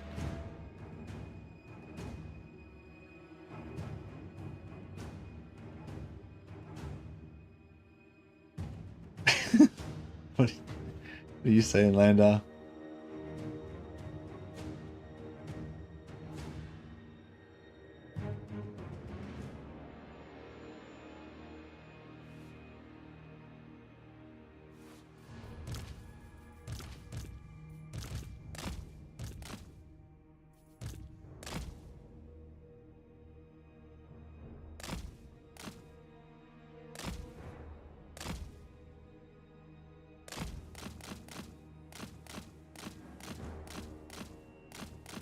Wait till we like gather up our dudes. Witch Hunter's taking a little bit longer to get there.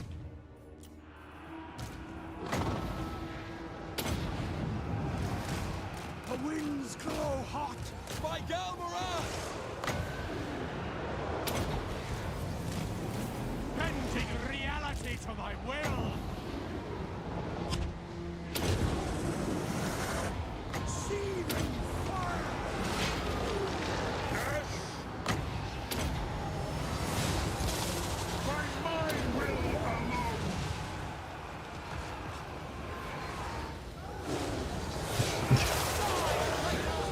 So this is the Gelt experience.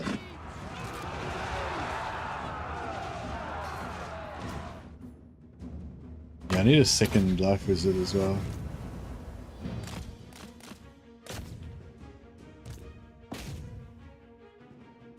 So what unit? What? Oh shit! I think I got fucked up. What buildings should we make for Cal France? Let's die that no! Suddenly die that! That's me. I see wisdom in this. Savage power. For the Empire! Battle wizard. Eager for Galmaraz.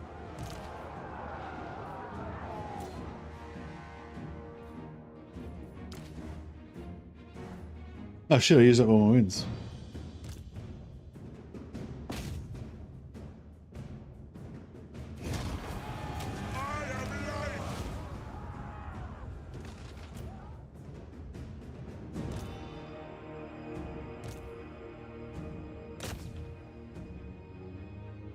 Alright, doesn't actually make any difference if we kill these guys.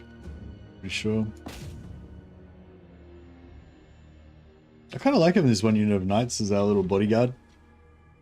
Just for roleplay reasons. We are missing out on 10% extra schematics per turn by not having another wizard in there though.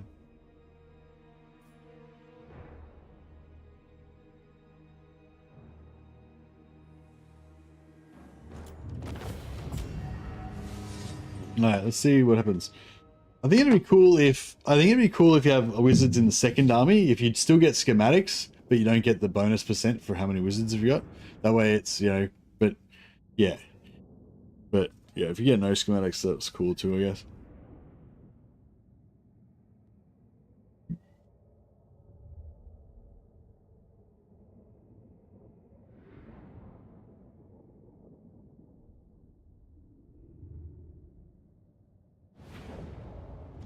No schematics, yeah.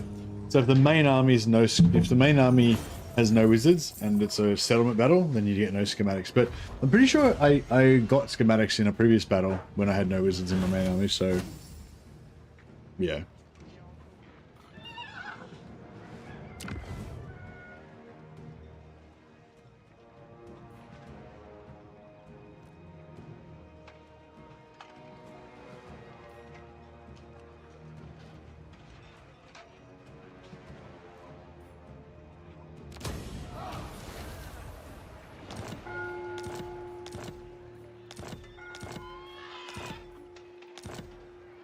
Sigmarite Archlector. That will work. Very well, I will do this.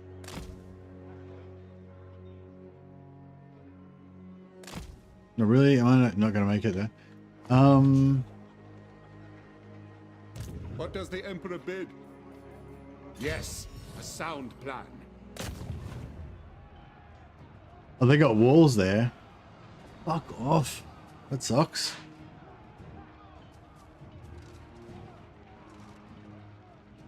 It is war. This will bolster the nation. If I recruit a wizard here, Sigmar. and he pops out on the correct side.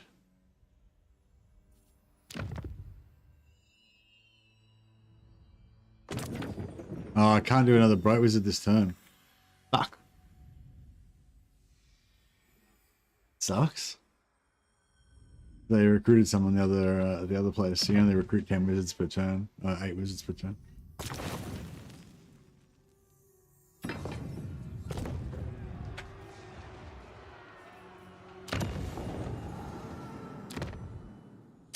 Gold wizard. I will do anything for Sigmar. Bring the corpse in. Power through alchemy.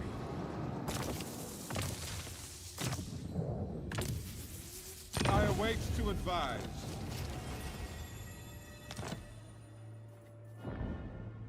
One sec, guys. Alchemy answers all.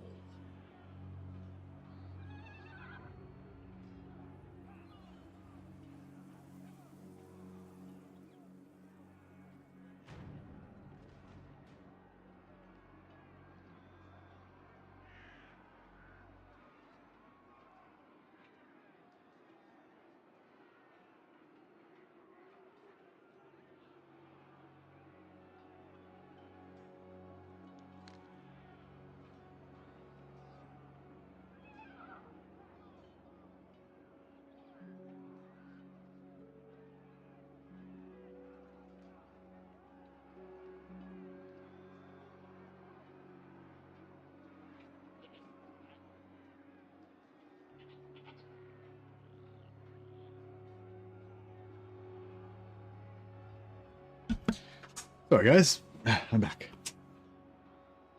All right. So yeah, I think that the easiest and kind of coziest thing to do would be to which I think would be a fun campaign idea for maybe one of you guys wants to do it, is do the thing where we take over Altdorf, we pretend that our heretics have taken over Altdorf and we have to wipe them out or whatever, and then we maintain control of Altdorf as a security force while Karl Franz goes off and conquers the rest of the world. And then basically how you do it is just conquer Altdorf and Reichland and everything, then just conquer like a couple other settlements like Karabberg and whatever, and then just sell those settlements back to Karl Franz in exchange for peace. And because Karl Franz is usually quite a high faction potential, strong faction, you know, he in theory he might be able to bounce back, but especially if you help him, you know.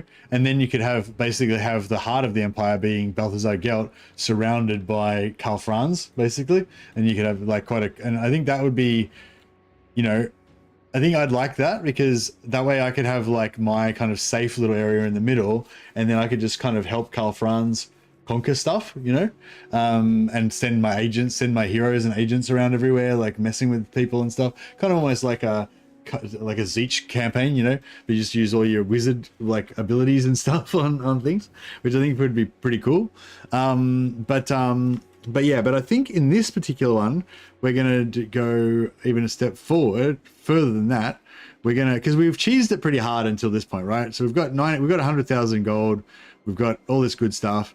But yeah, so now I think instead of using that cheese to just make myself super powerful, which what I just said then I think would be the way to do it, just take over Altdorf. You can do the thing where you just keep recruiting more and more mages to pump up the income of Altdorf while simultaneously keeping a massive garrison force of wizards and stuff, blah, blah, blah. You can do that. But I think it'd be even more fun if we rebuild Altdorf and make it tier 5, give Karl Franz like fucking full steam tank ability and shit, and then and then we give it back to him again. I think that would be pretty cool.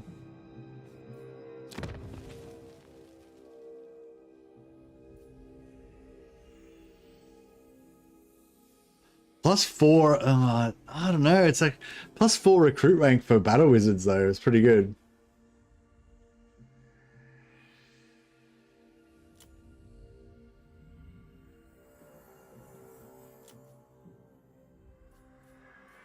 See, the Altdorf College of Wizards is ours. It's where we live. It's where we're supposed to be. It's our capital.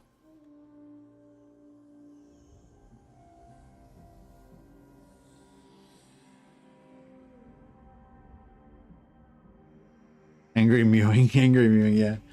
All right, wait. Oh yeah, no, I don't know. I sort of feel now. I mean, yeah. I feel like this is our capital. This is where we should be.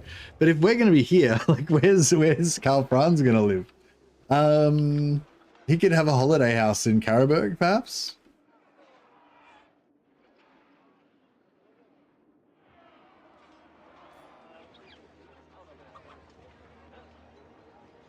Yeah, no, I think even though it might be a bit too cozy, I think I'm gonna stick with the original plan, and I'm gonna yeah, I'm gonna keep Reichland, I think. I am the Supreme Patriarch. I await to advise. Champion of the faith. A powerful move. Summon arcane artifacts. An arcane eye is needed. To me, relics.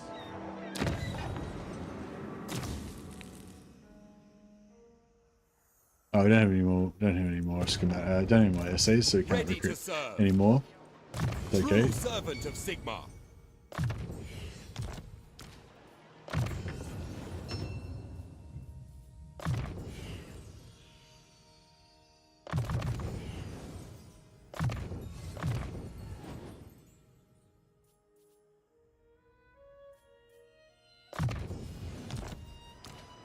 Common of Cassandora, just let you know, Common of Cassandora can be a bit dangerous to drop on your own guys because it can do a bit of damage to them, but it's still going to probably do, you know, if the enemy's units, then it's probably going to do a lot more damage to them. So yeah, Final Transmutation. Once you got like infinite magic, yeah, just do an Overcast Final Transmutation and non-Overcast Final Transmutation, both on the same stack of units. I find quite good. To the provinces. What does the Emperor bid?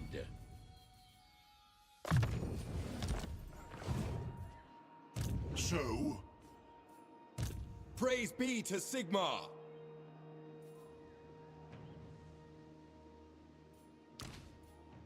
Honored to serve.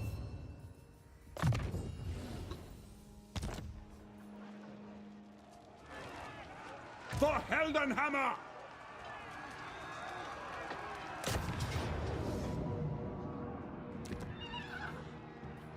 Building siege equipment.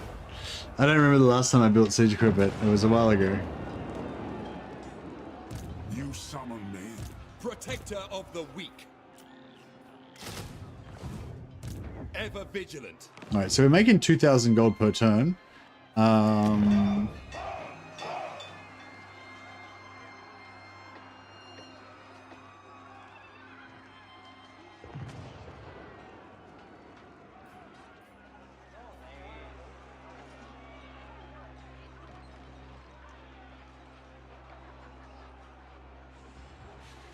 I could put Marienburg up as well, and then sell Marienburg to Karl Franz, and that could be his new capital.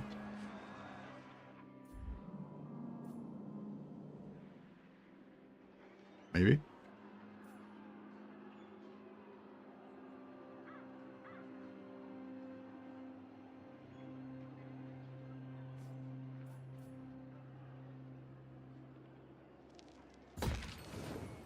Yeah, put Grunberg back up to tier 3.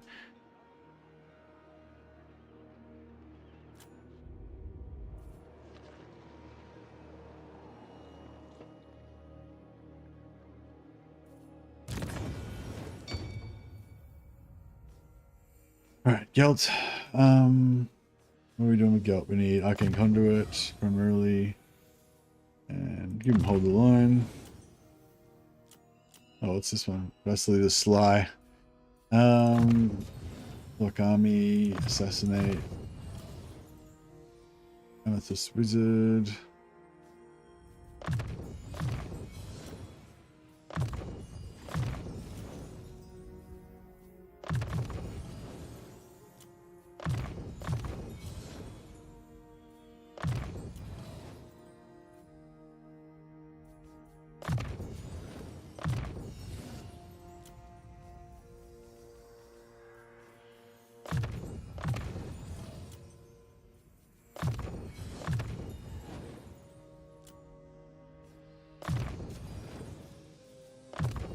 As much Arcane Conduit as we can.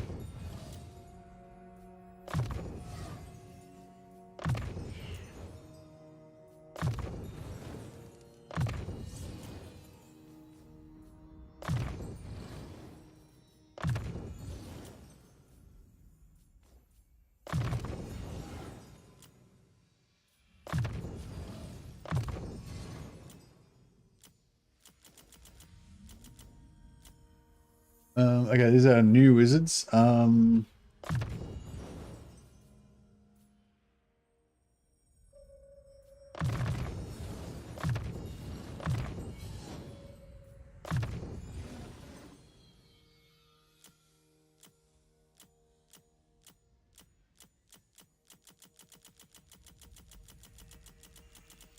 thought we had more guys that needed to level up.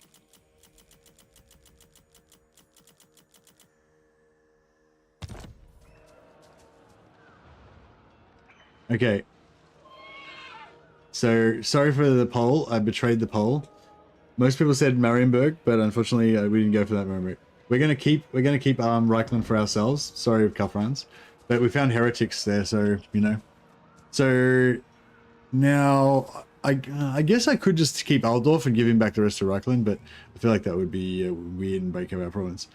But yeah, so our next goal is I wanna try and make it up to Karl by making him a new capital, like a sick capital, tier 5, all the bells and whistles, all the trimmings, you know.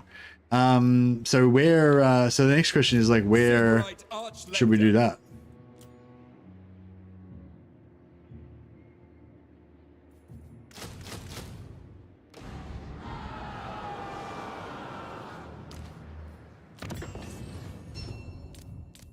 Should we set up his new capital in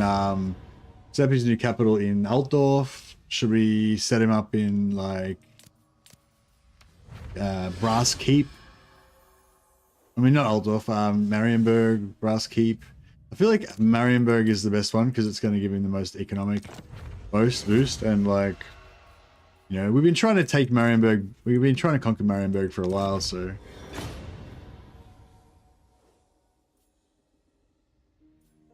I feel like it makes sense.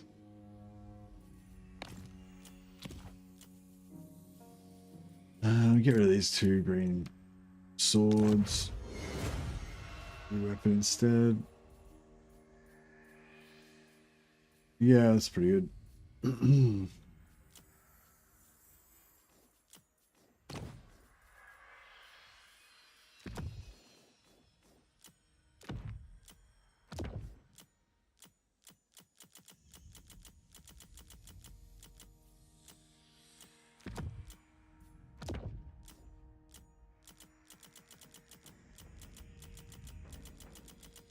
Alright, looks like everyone's got a hedge wizard. Very good.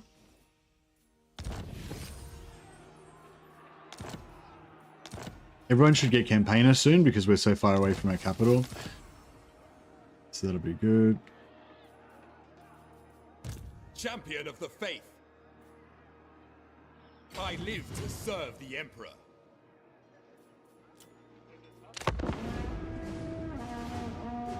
That's all.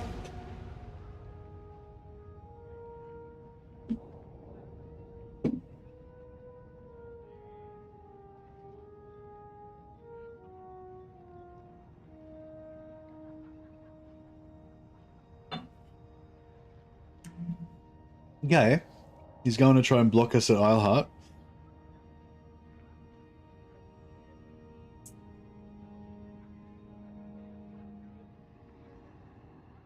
Time is gold.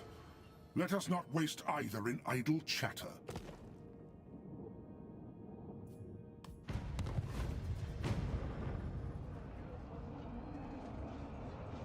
Rakarth has possibly the most uninteresting victory conditions. Hold one province, do your quest battle, then attack 30 cities. Malice's one is just take 30 settlements. That's it. Pretty sure. I don't think he has any. I think it's just his one is just like take 30 settlements. That's it. I think that's the whole thing. Or if it's not, it's very simple as well. Unlocked Gotrek and Felix quest battle. To arms!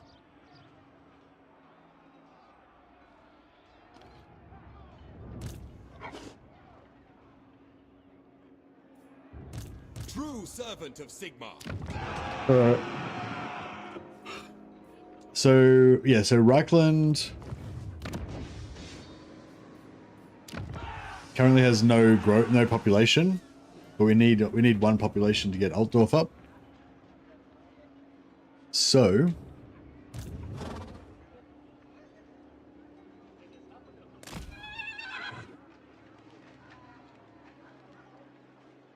On march.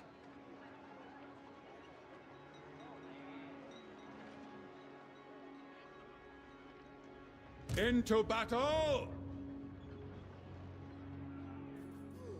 Protector of the weak. Guided by Sigmar. Yes, my lord. Onwards! Your word is my command. Warrior of Sigmar.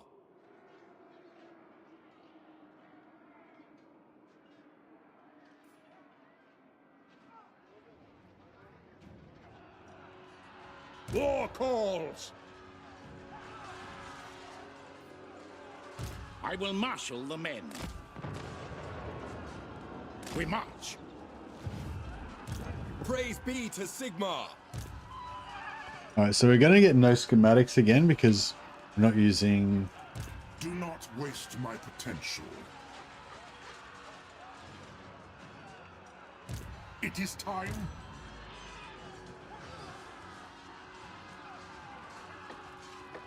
So, To war!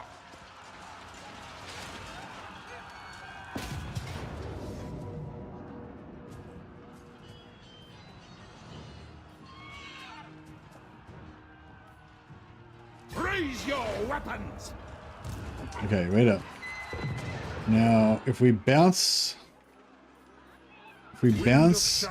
Gelt It is best to there, move. that should. Fuck. No, I fucked his movement. I am in a Oh no, we didn't. No, he's good. He's good. Yes, Okay. that will do. Now, By Sigmar's right. praise Sigmar. Let us move. Into battle!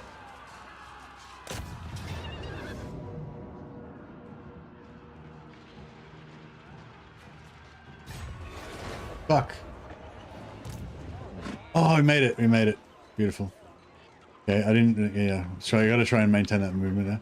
Okay, beautiful. So now, yeah, so now we can attack it with Gelt. Get the schematics. Get the essays. Sorry, because Gelt gets the massive multiplication for running all of his heroes. Hey, Landar Red. Is that Landar the same Landar from YouTube? You're on both. Am I getting double views from you right now? Sick. I'll put you on the roll of glory. We'll name one of my mighty mages. We've already got a Leander. Now we're gonna have a Lander as well. Thanks so much for supporting the channel, Anne. I'm glad you're liking the content. And yeah, I'll name one of my mighty wizards after you. Are you gonna be a fire wizard? Is this you, Lander the Red?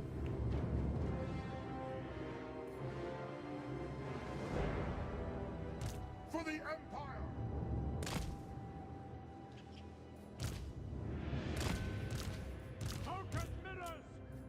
Alright, just do this.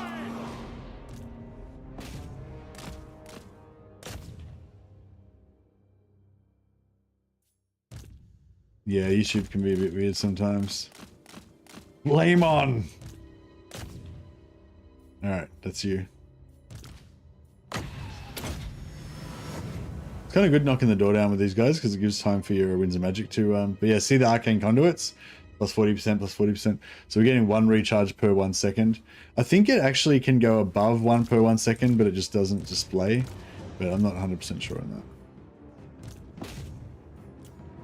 Okay, Gelt. We'll pop the debuff. Boom. And then, what are we going to do? Maybe... Flame on!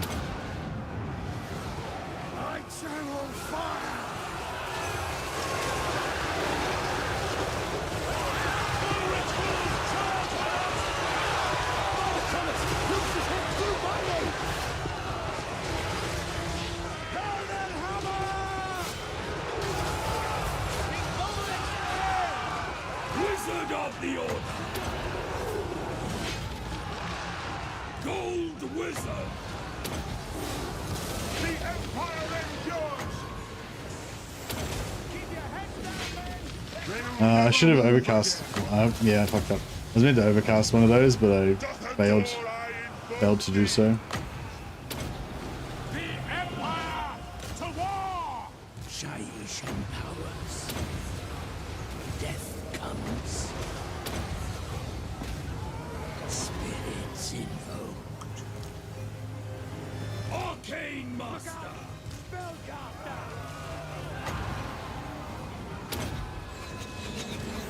I am master of trouble. Gifted tinkerer. Wizard ready. Wizard of Gold! So overcast final transmutation to just sort out all these heroes. By Ulrich's sword! Steady, men! Battle awaits! Yeah, he's dead. Oh, is it not going to tick again? Oh, I thought it was going to tick again. Alchemist Wizard! Sigma Well, Guide! you don't like that one? Attack! Knowledge is There we go. They're all gone.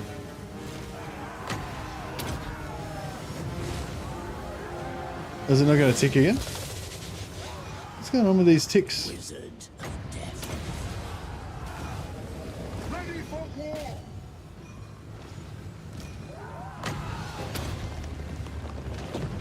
Power of life! Blow deathly winds. For Heldenhammer! Feel my ire!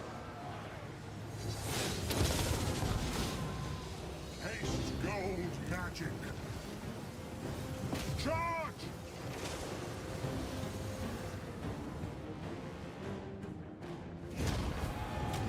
Yes! Get them! Sigma! Yeah, so there's heretics, there's chaos heretics taking over Reichland. So Balthasar Gelt's come in.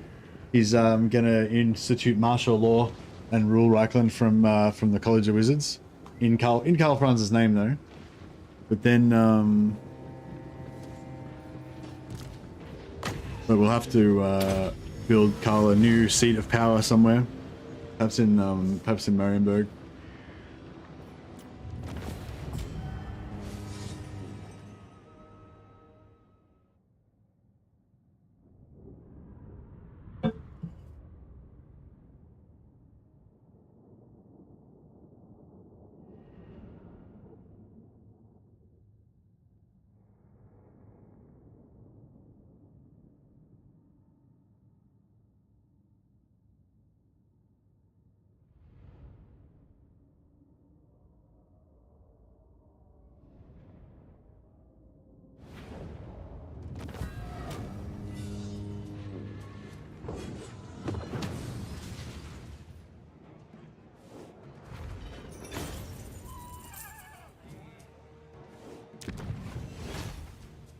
Yeah, some spells are better for, you know, not getting dodged.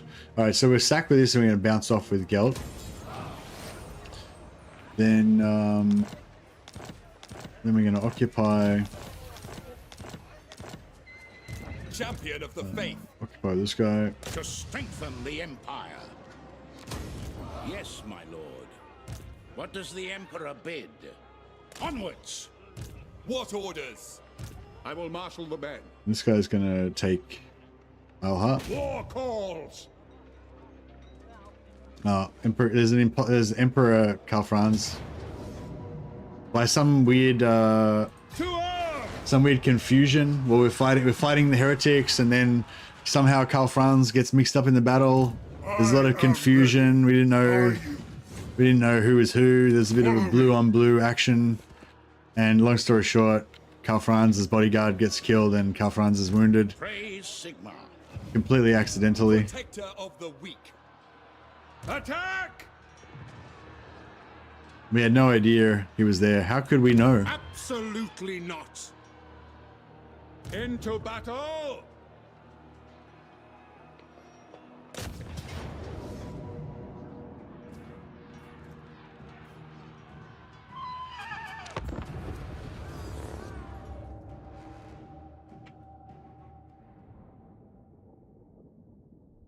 I probably could have put all of my wizards into Mercer's army, and then we would have got schematics from this, but yeah. All right. Little oopsie, total accident. Our Heaven's Wizard was taking a nap at the time. It's all right. We couldn't scry clearly. The skies were obscured.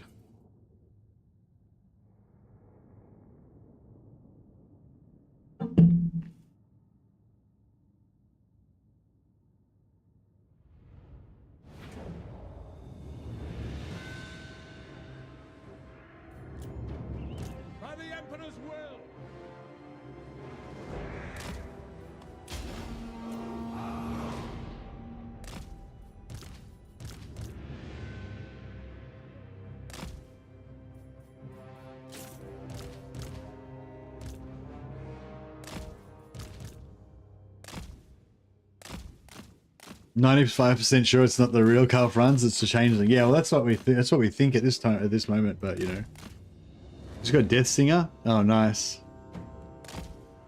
Yeah, I don't like the whip either. Hey, I don't know why, but yeah.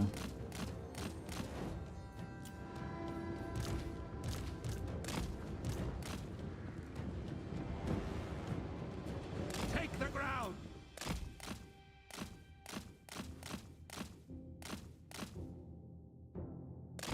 I see how long it took them to start shooting.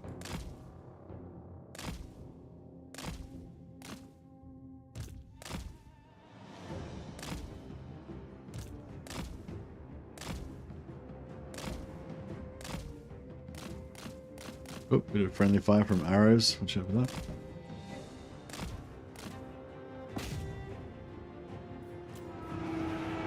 We are Sigmar's heirs. They will never move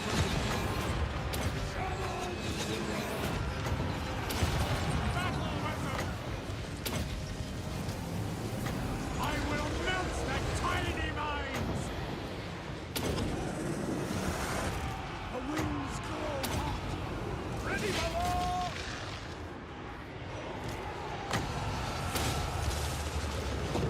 The power of life is mine!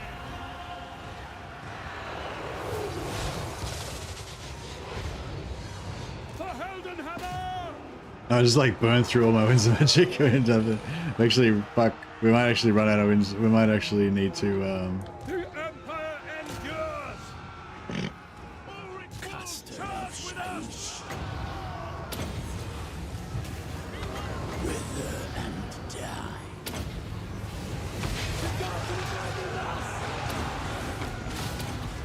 Armor melts.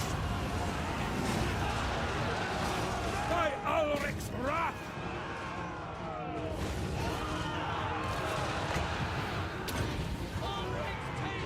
Now!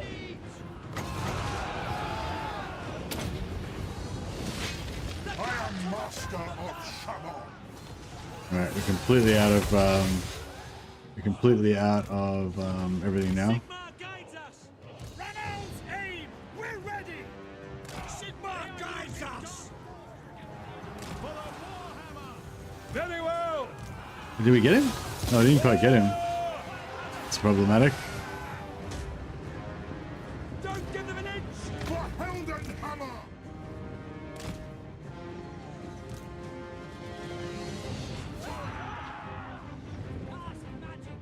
Disarm troops. Go. Formation, march. Go. Victory will be ours. Wise counsel. Nearly, we should have killed Carl, but we didn't quite. We're Sigma's heirs. Yeah, we might have.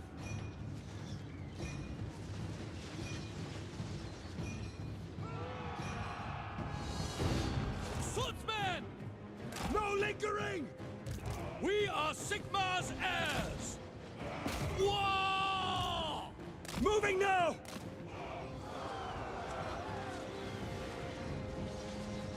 Crossbowmen!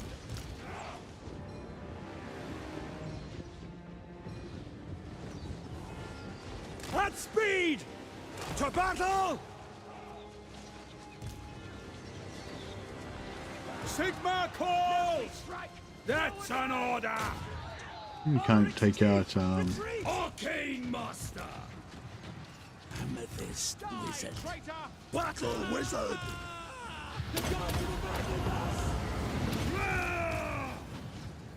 Ulrich's wrath on them! Oh, I can do a really cheap Gehennas. That'll probably get it done. Best gold magic!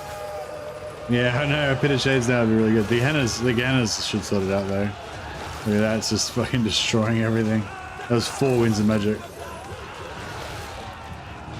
Yeah, it bounced out that one.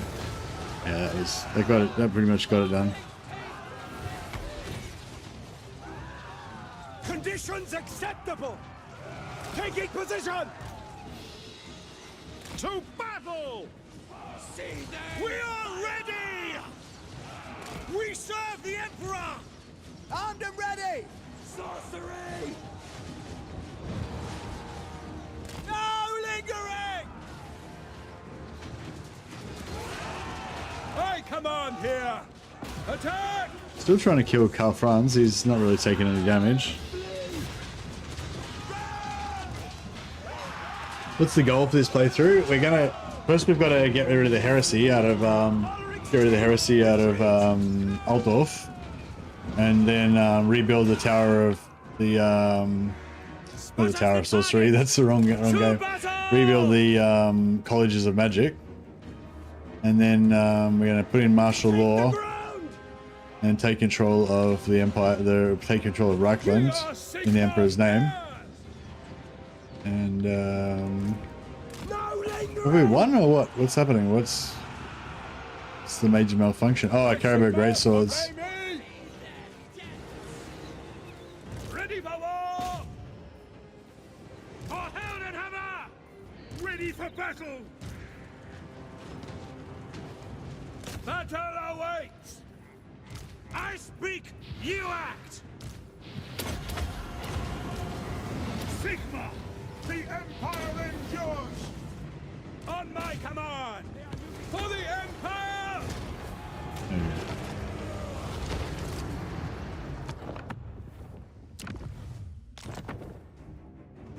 Making Elspeth Bentley? Yeah, we should make her an ally, I guess.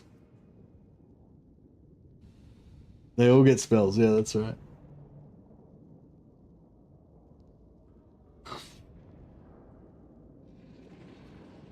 But yeah, and then I want to play my normal Empire campaign. Keep all the minor factions alive. Don't confederate anybody. Oh no, actually no, not really. Now this time we won't worry about the minor factions too much.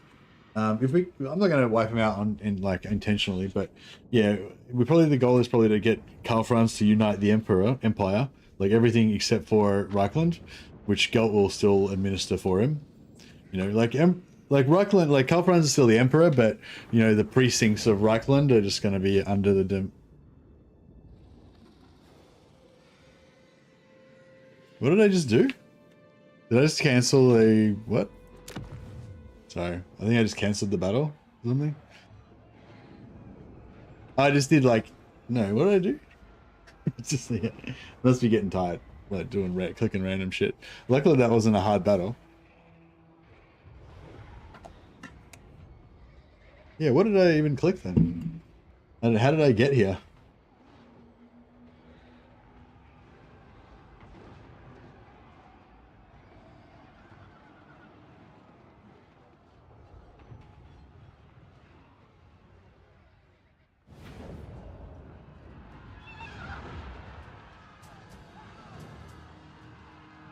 So yeah, it was the end of the battle. Some stuff was happening.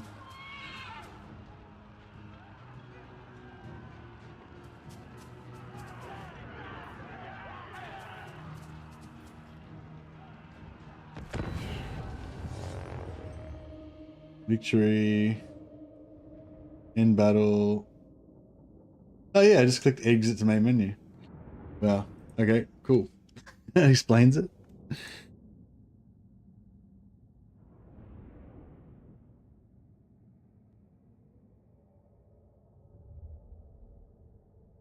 Sorry guys, let's just recap that. Let's just replay that one again.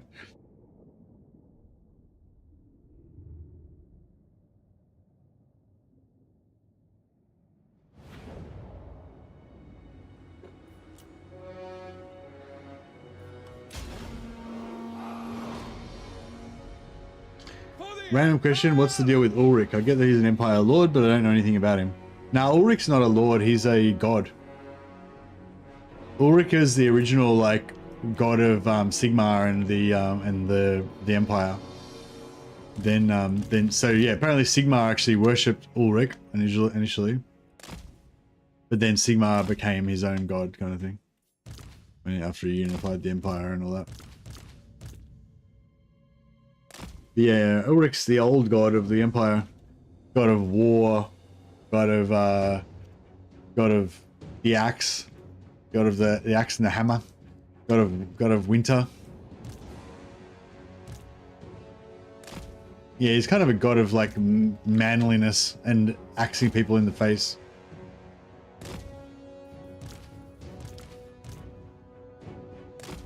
Well, the wolf god as well. Yeah, Ulrich's the wolf god.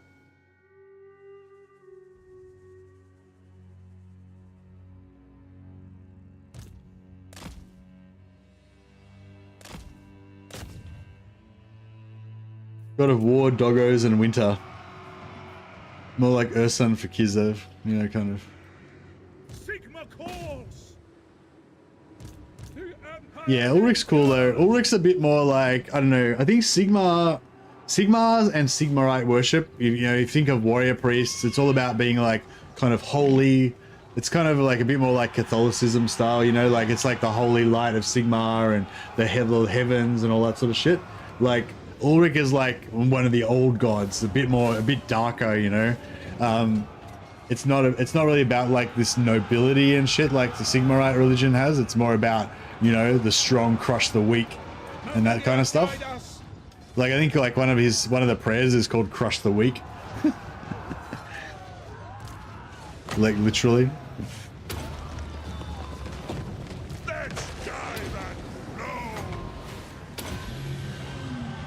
Right, I'm gonna be a bit more efficient with my spells this time. Where's Karl Franz? We'll start spirit leeching him down. Our weapons are yours. Ranged weapons ready! Take aim! Yes, sir, quickly! Yes, General! To battle! For the Emperor! We obey! For the Comet! Ready! The Helden Hammer! Swordsman! Take the ground!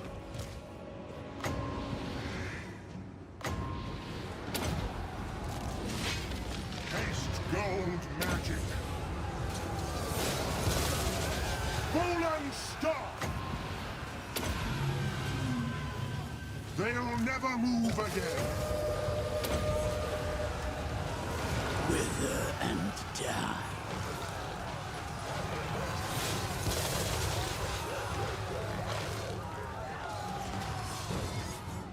Yeah, I'm not sure. I'm not sure if Sigmar and Ulrich have a relationship. Are they like buddies up in like, you know, Sigmar Valhalla or whatever? Let the woods awaken! Death's door knocks. Yeah, focus a bit more on killing Franz this time. Let's take him out real quick. I am master of Shadow.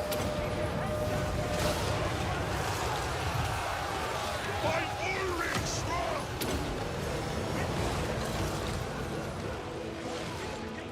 Taking aim! Quicker!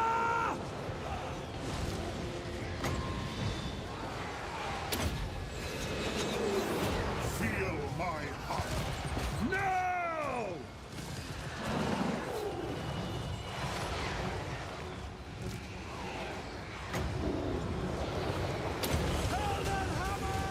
Curses of Shadows.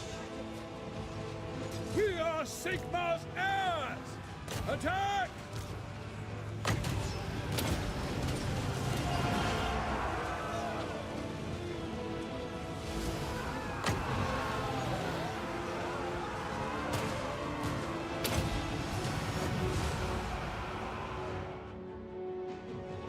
Loaded, sir!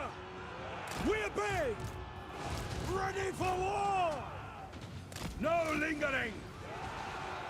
Now! Armor melts. Sorcery! Show us the foe! Go! Ready, my lord!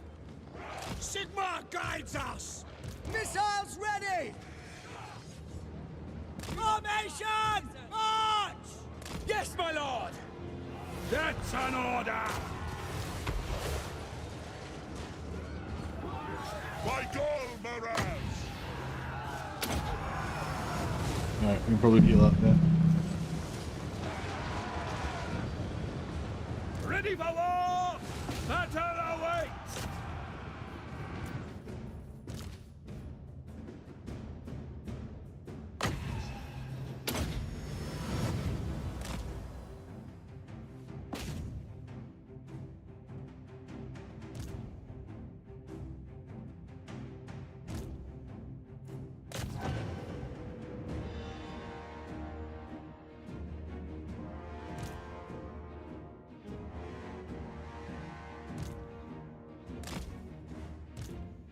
Moving now!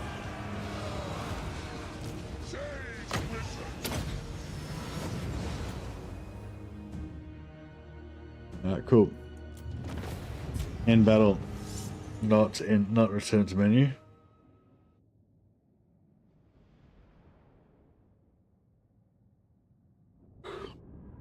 There's a fun heresy that Sigmar might not be a god, but instead the equivalent of a demon prince of Ulrich. Interesting. I feel like Sigmar's stronger than Ulrich now.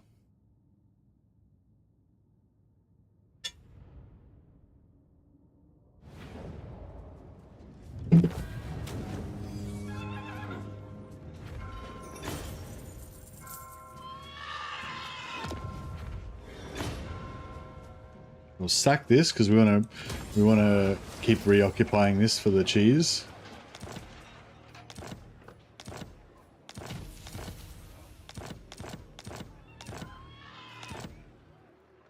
I will marshal the men to strengthen the Empire. Alright, so Von Madrick needs to Step to it! spec out for a bit.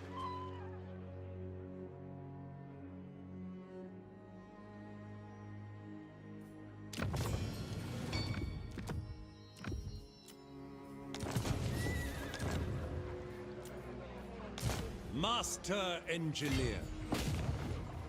I want inventory within the So hour. yeah, so occupying those settlements gave us 2 population.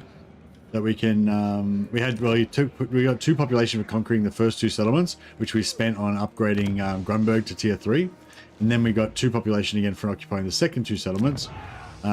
So we can upgrade Altdorf to tier 2. And then what we're going to do is just... if you want it done right...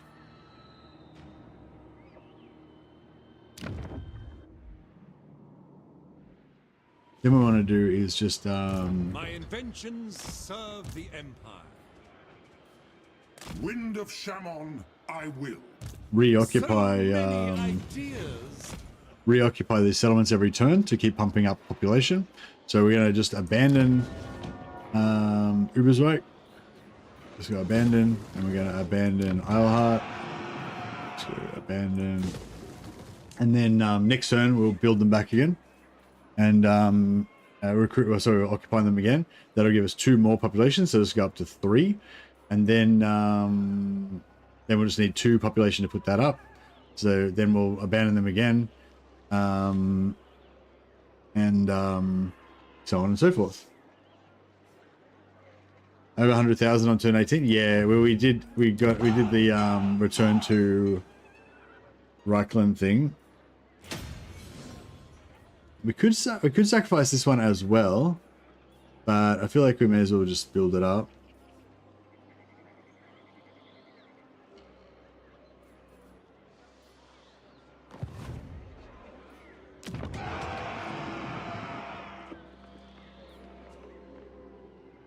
Sigmarite Archlector.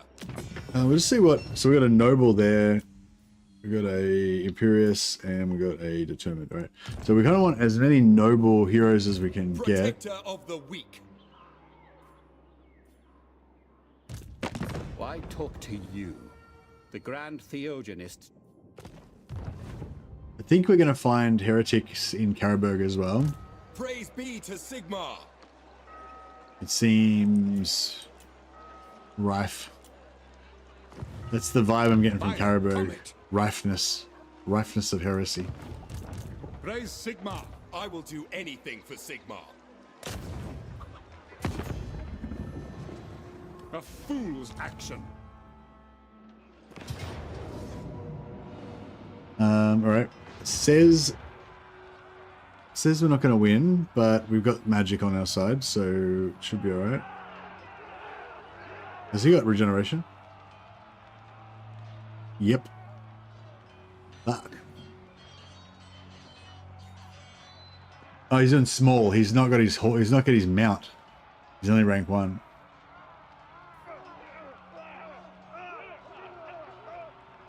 Yeah, I think we've got this.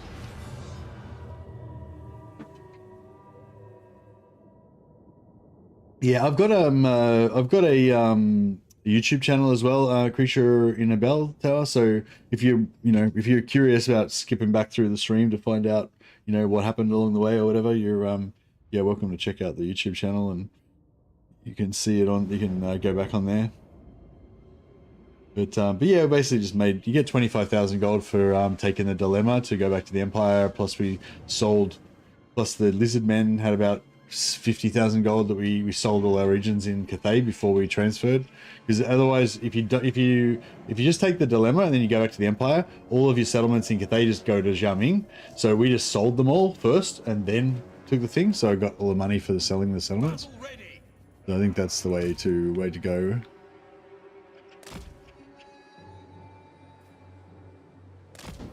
At your service.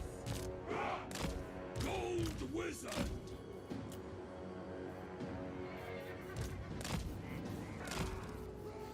Ready to serve.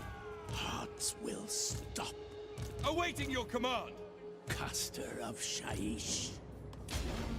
Alright, so what do we got? We got Gehenna's, Pommet, Wind of Death. We got a fair bit of magic.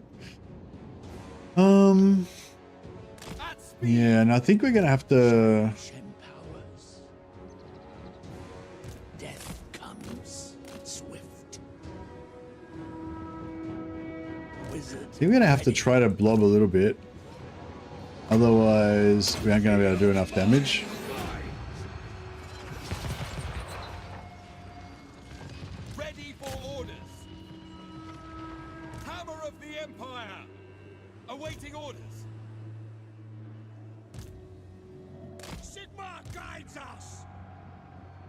At speed!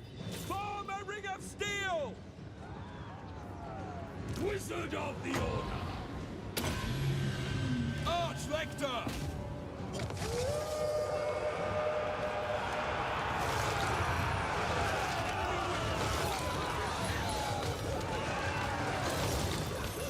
Eager for battle! They are wavering! Oh, that's not common to Cassandra. It's Uranus. Uranus is good though. Like against it's good against armored targets. But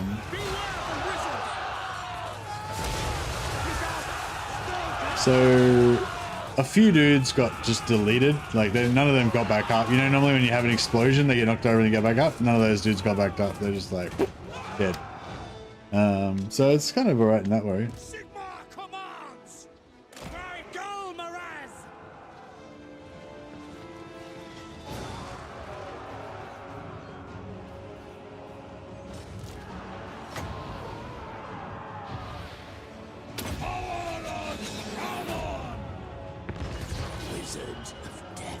Wizard of Gold!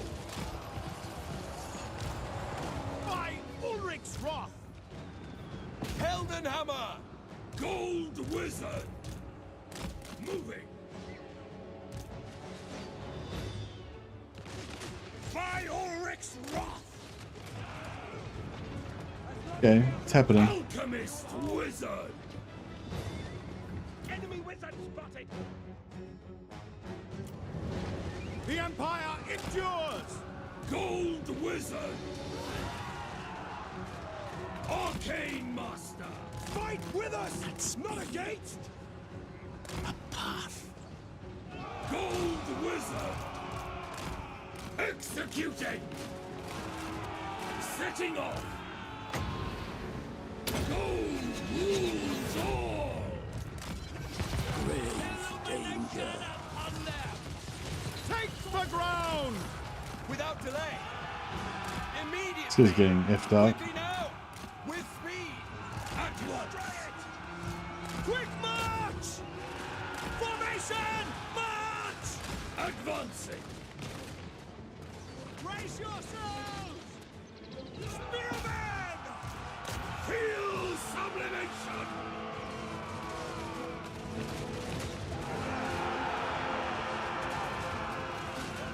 Wielder of Shamon! Double time! Ready to serve! Set off! Blow deathly winds! Now! Quick march! No lingering! For the Empire! To battle! Onwards!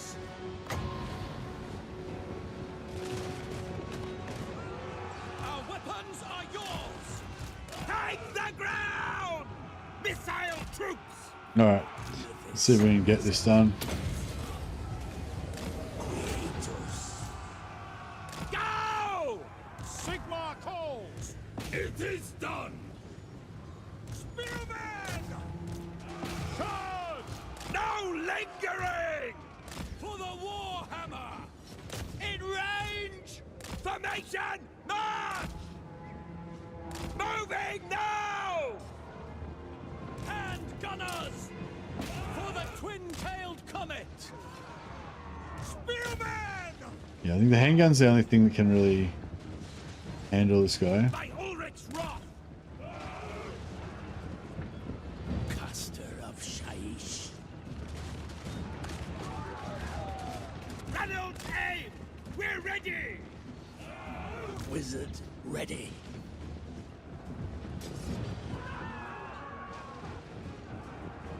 Empire marksman!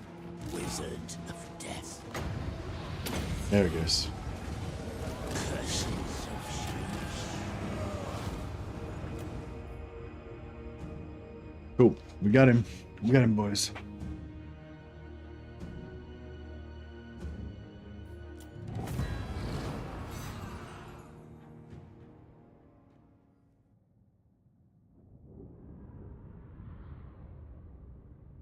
Yeah, Boris was laying down the pain. He's got his regeneration sword, makes him hard to deal with.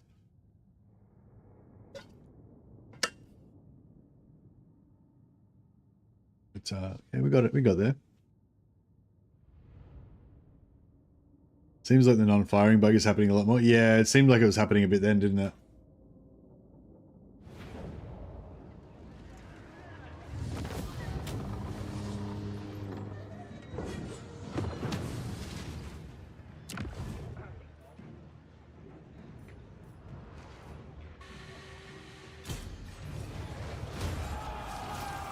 Sigmarite Arch-Lector.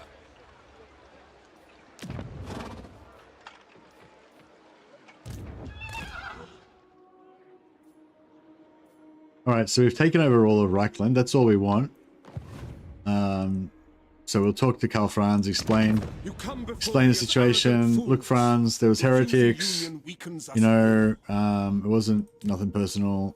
You know, like as a good faith gesture, we'll put you in charge of Araberg. He doesn't have any money. That's weird. He's got like no money.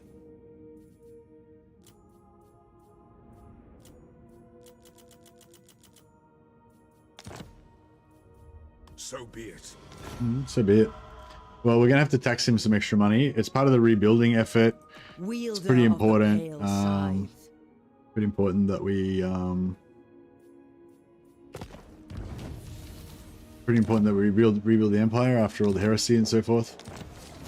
So yeah, so Karl Franz is still the Prince of Reichland, but we're like the administrators of Reichland. Is how it works. Ever vigilant.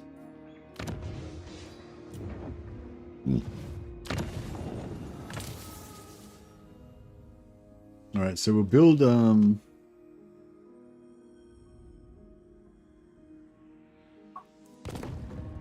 recruit. If I recruit a wizard here, no, you wouldn't be able to make it. If I recruit a wizard here, By the comet. you'll be able to make it. How much noble do we need in Grunberg?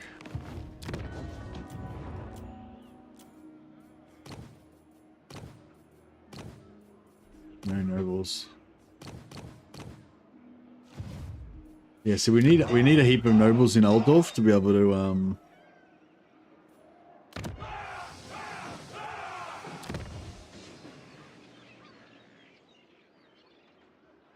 To the provinces. True servant of Sigmar. Master engineer. This guy's noble.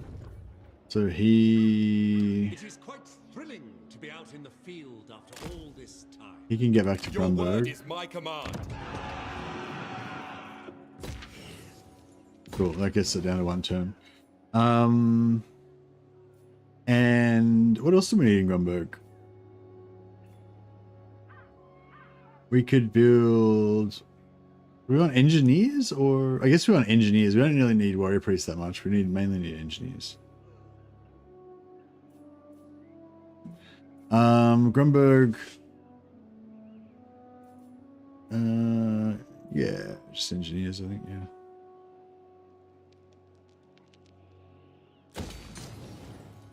Put that up to tier 2 when we get the chance. Here to serve. I serve Sigmar.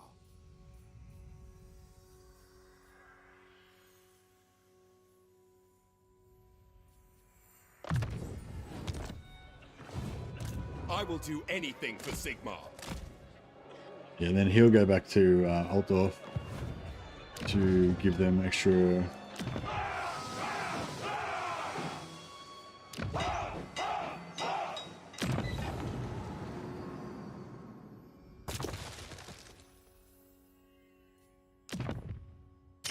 Gold Wizard. Arcane Master. Do not waste my potential. Alchemist. Arch-Lector. I should have healed them last time, but that's right. Warrior of Sigmar.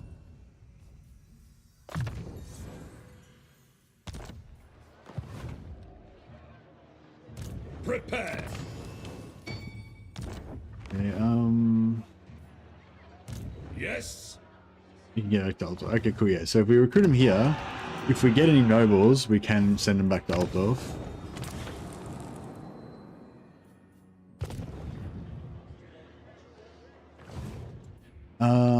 Are we done here? I think we're done here, right?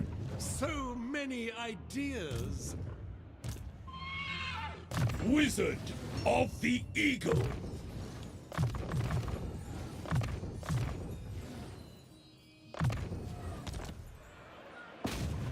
You lack my expertise. All right, let's go back to here. So our mission is to, so all of our lords all of the heroes that we respect last turn are back. Orders on the wind. The land provides. The men are weary. So next turn we get the Temple of the Elemental Winds back. I await to advise. The stars blink agreement. Druid, I will do your bidding. You need fire? That is the pyromancer's way. Cool. And these guys are all like level 8, so they're gonna provide a bit of a solid core to our armies over here.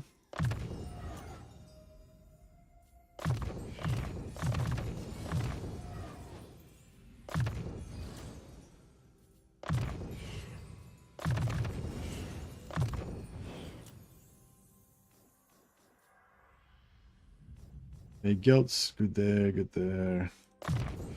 Missile resistance is good. Vasily the Sly. Okay, so Vasily the Sly is fleet-footed, so he's fast on his feet.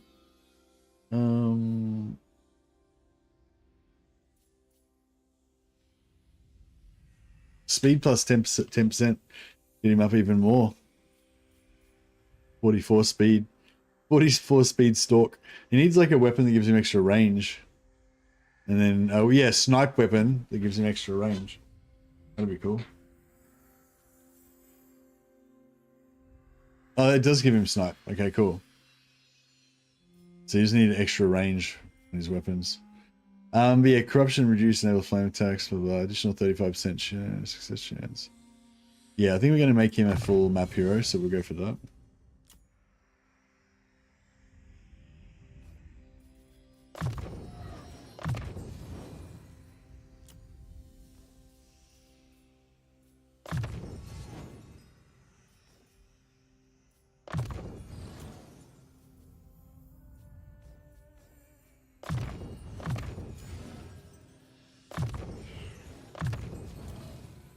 Guardian's actually not bad. It's actually not bad having one. I guess it's not bad having one captain in there just to give Guardian to all of our squads, all of our heroes.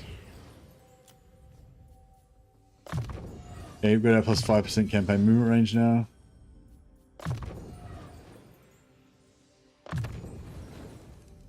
We've got flammable attacks. Fire resistance for the hero's army, so we won't take as much damage from our piercing bolts of burning anymore.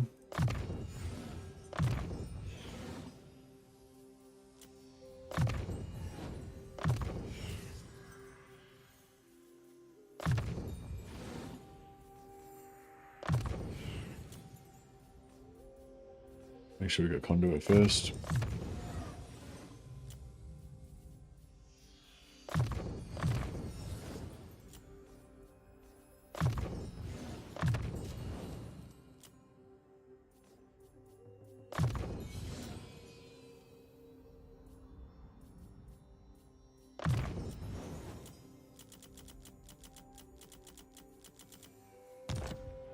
Alright, the leveling is happening. Cool. So yeah, so we've got our extra arcane essays every time we fight a battle, another 10%. And we need the campaign movement range, all of our armies. And then I might just quickly get Engineers Guild, get more capacity for engineers. Once we get to tier 3, we can put up Bruckner's and the walls.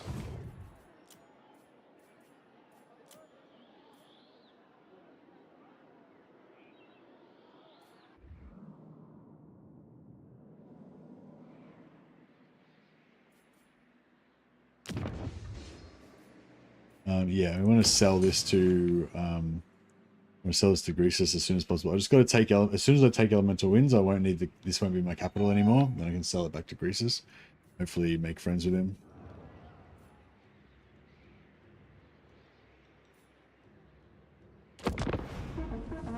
Still got 8 turns left of the super buff, so hopefully that's enough to get out. That'll be enough to get Altdorf up to tier 5, and hopefully most of the other settlements in Reichland up to tier 5 as well.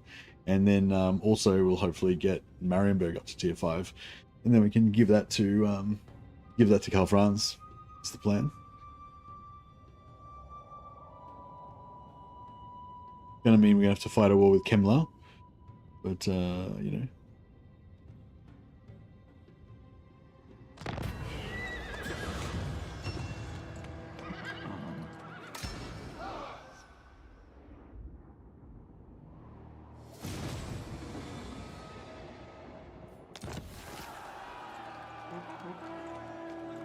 We sold everything in our starting position before we migrated to the Empire, but now we're going to retake our starting position over there again. Do not waste my time with petty talk. Make your offer and be done. Wow, he's like super pissed off with me for some reason. Maybe it was that time that we took one of his 2 settlements. You bringing up old shit for Boris? Noob. Alright, doesn't matter. Boris is irrelevant now anyway. He's going to get absorbed by Franz pretty soon. Cool. So we're building Altdorf up. Next we want to get Altdorf up to tier 2. So we'll take... Nation calls.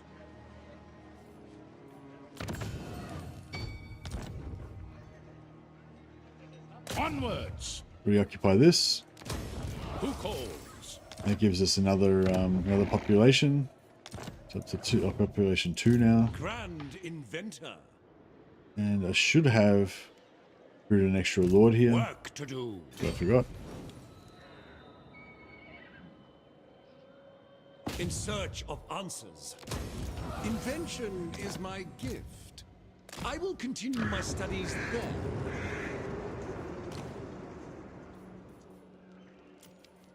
Alright, recruit another lord here.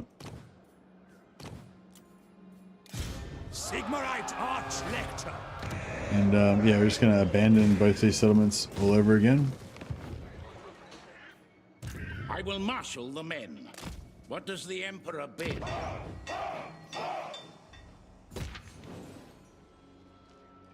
Now it's going to take 2 turns to get Altdorf up. Awaiting orders. But we'll put this noble live to serve the lord there. And that's enough to do it. Alright, cool. So we've already got, because of the returning home buff, we've already got minus 50% construction time for buildings.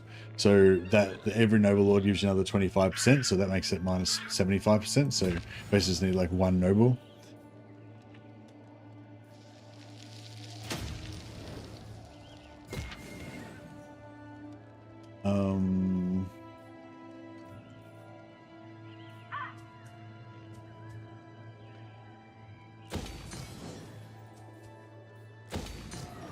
So we get the barracks and the walls up, so we get our 2 special heroes for Ulrika and Bruckner.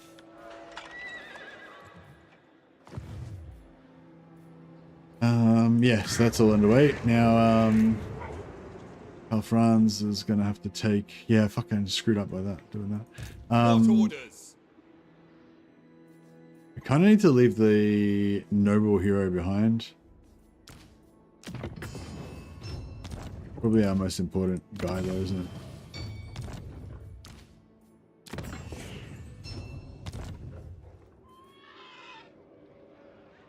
Yeah, I feel like we kind of need him here just in case.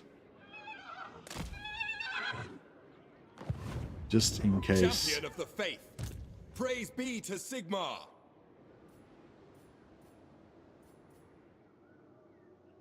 My war machines require test subjects. Ordered to serve. I serve the Heldenhammer. I am the Supreme Patriarch. Bringing Yeah, I wish I'd have recruited that Lord there last turn. That will work.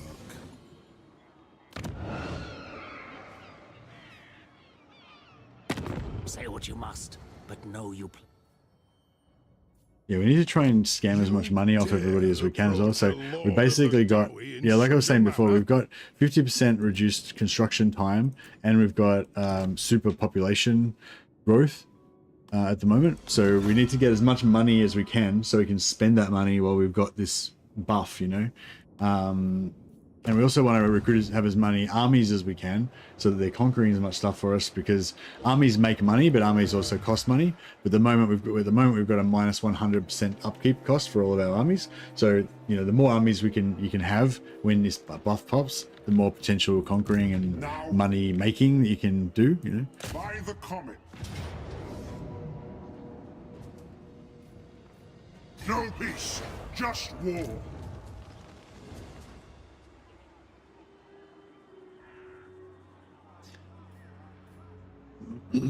Ulrich's will.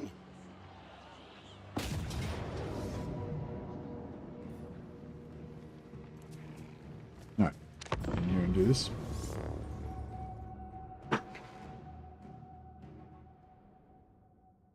It's so long ago, I didn't usurp the throne. Exactly. What's that all about?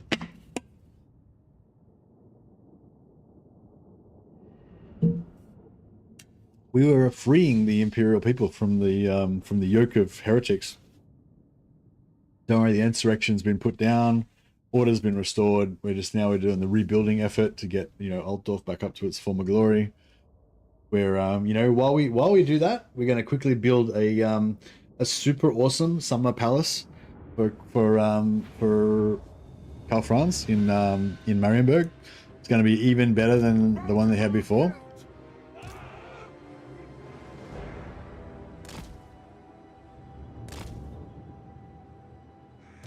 Is Gelt an elector, or is he just a powerful wizard? Gelt is an elector, I believe. I don't know if he's counted as an elector count exactly, but yeah, he has a vote, I'm pretty sure. Pretty sure Gelt has a vote, and I'm pretty sure Volkmar has a vote. And I think there's two other archlectors. I think there's Volkmar and two other archlectors that also get votes.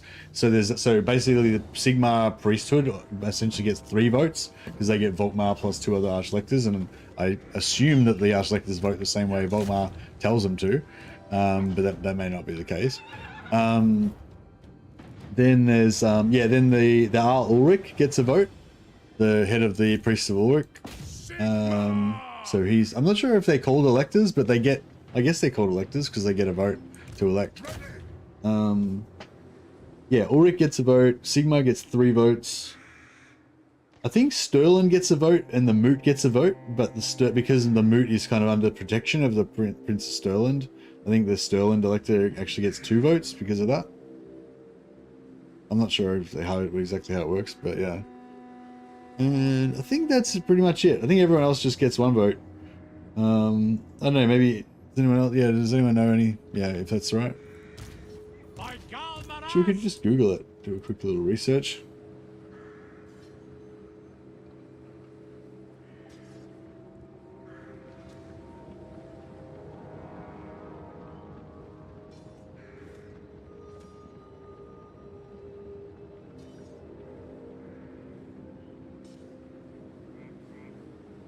Oh yeah, non-noble electors. Down through the centuries, there have also been other provincial rulers granted the right to vote for the next emperor. This right has been granted by emperors in the past due to various political or social reasons, but it is not linked to a royal title, and they don't have the right to claim a runefang. And they also cannot be nominated to become an emperor themselves. So elector counts, elector counts can vote, and they can also become emperor, whereas these other electors can't become emperor. There's 5 non-noble electors in the Empire. The Halfling, who serves as the Elder of the Moot, the only commoner to hold an electoral authority. The Cult of Sigmar, represented by the Grand Theogenes and 2 Archlectors of the East and South, and the Cult of Ulrich, represented by its high priest Ulrich. Yeah. So Sigmar gets 3, the Moot gets 1, and Ulrich gets 1. A lot of the other there's been Talabekland has tried to get the Cult of Tal to get an elector, but was refused. Oh, likewise, a recent attempt of Emperor Karl Franz to elevate the Supreme Patriarch of the Colleges of Magic has also been vetoed by the other elector counts. Okay, so Gelt is not an elector. Karl Franz tried to make him an elector, but the other elector counts vetoed it. Intriguing. All right, sorry, I misinformed you there. For the Emperor!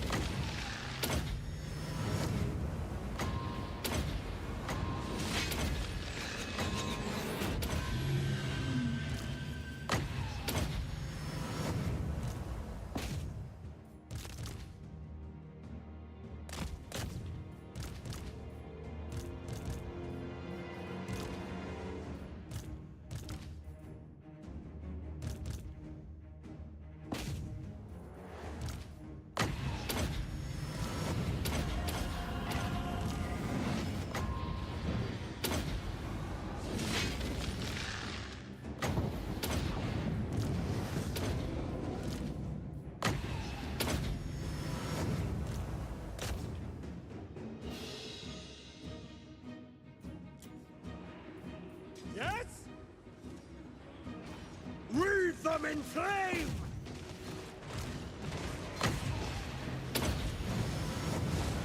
I am its vessel.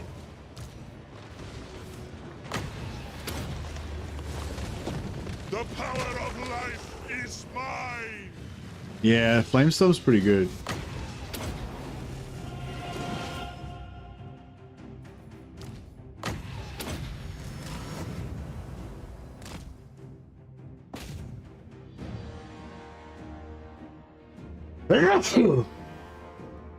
Yeah, I think we have to get rid of the Witch Hunter out of here. He doesn't really synergize.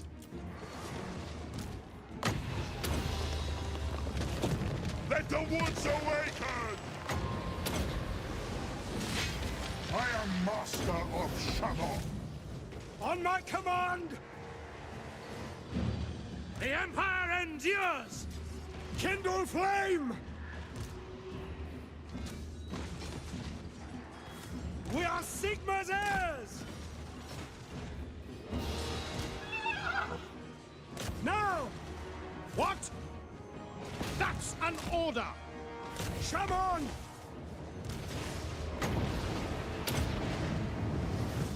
I channel fire!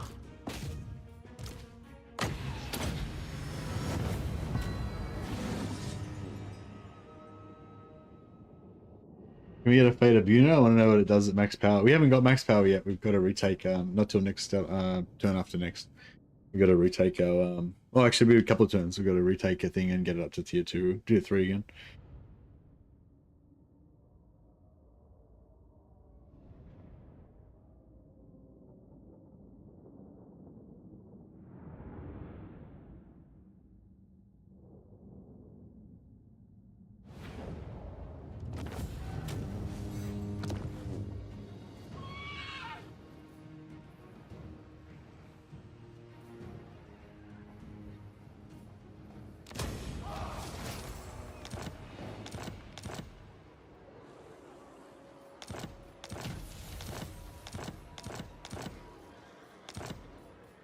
Let us begin.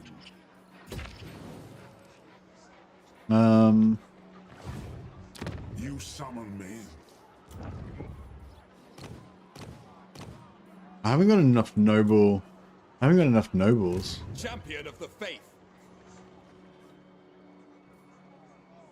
Could try and recruit a lord here and just hope that he's a noble, but I mean, wizard. Sorry. How many life wizards have we got? Just one. Yeah, we need another life wizard. That's right. I can't believe we haven't got any nobles here, but that's fine.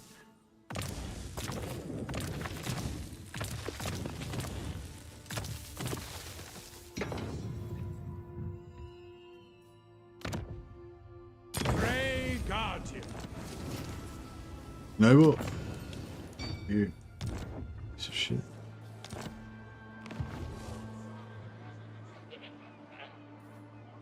Ready. You have need of me? Do not waste my potential. Alright, we'll recruit another cunning. Man, they're getting so many of these. Maybe, I don't know, maybe it's the luck, but yeah.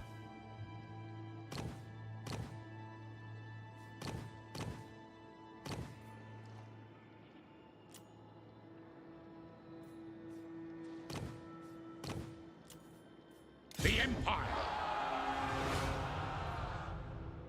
It is time. Oh yeah, I forgot to rename.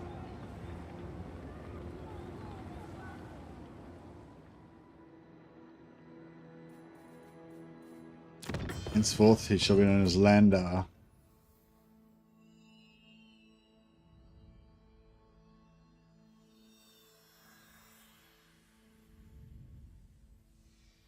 Like, I'll put the double L. It's like Lewin. Welsh. Landar of the Red.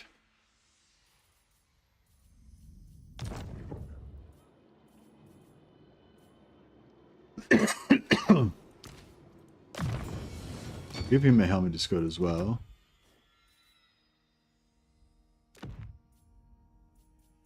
Wyvern bow, missile damage, air.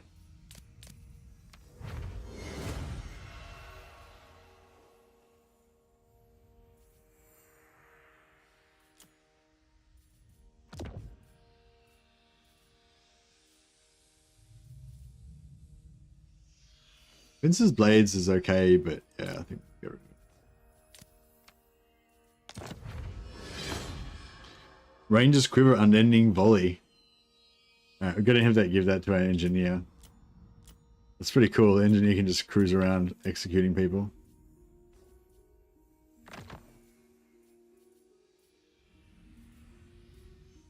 Eventually we can give it to a steam tank general and have him run around.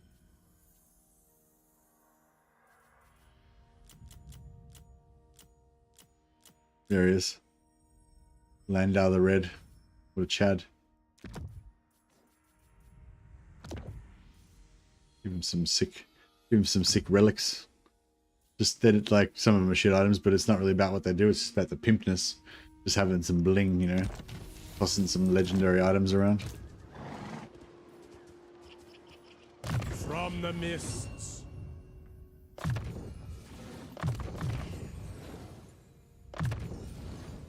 Actually, no, we won't even worry about it.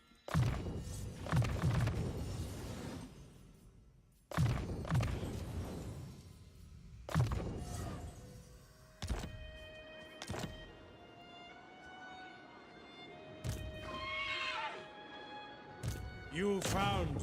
Bring forth items of power.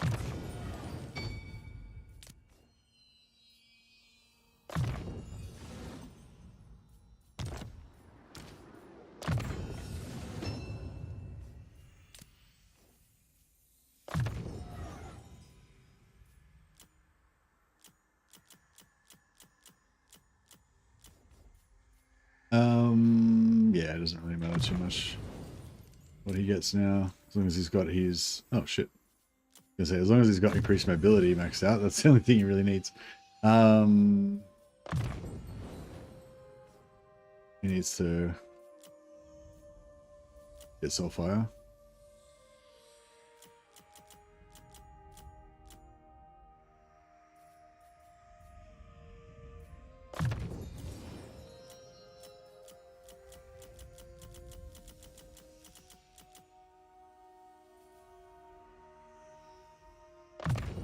Vasili's up there assassinating people. Loving it, living life. Steam tank is cool, but the grenade launcher does so much damage. Oh, does he lose his grenade launcher when he's in the steam tank? Bummer. You summon me. But yes, the steam tank is cool, which is pretty important.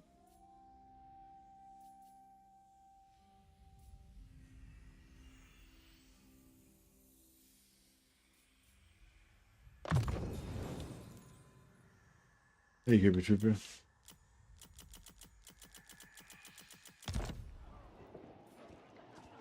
Yes, my lord. So yeah, so we've done over here. We're abandoning those settlements so we can recharge them, and we're about to take. We're born to Oh hunt. yeah. All right. We're about to take this.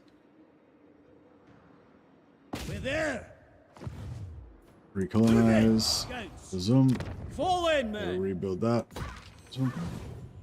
And then you guys can come back in here. So now we've got a full, posse ready to kick ass and take names. Huntsman General. A powerful move. Where next?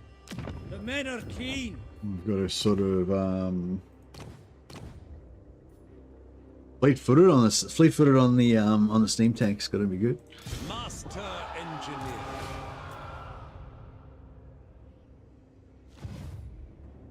Hunters to untamed lands.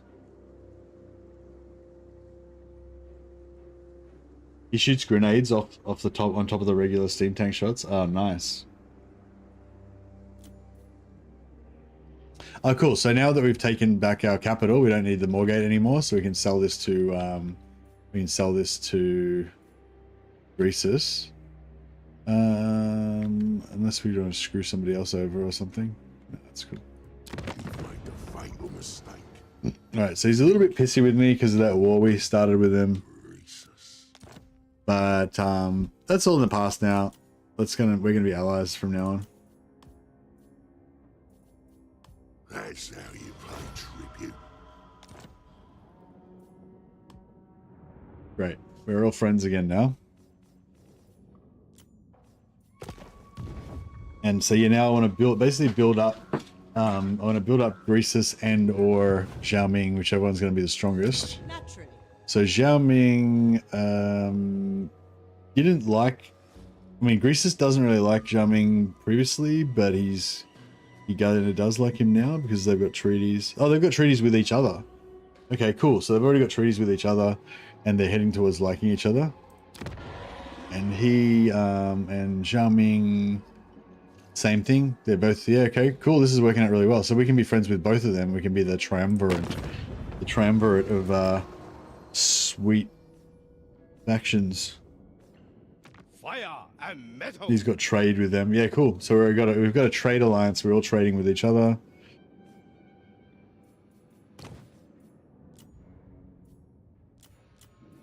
Sigma's will.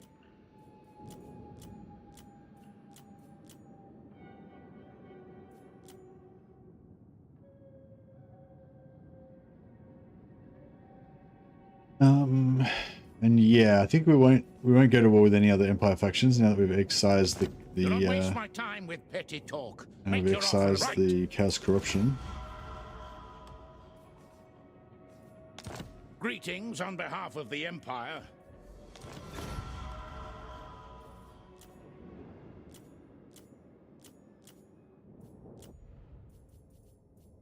What?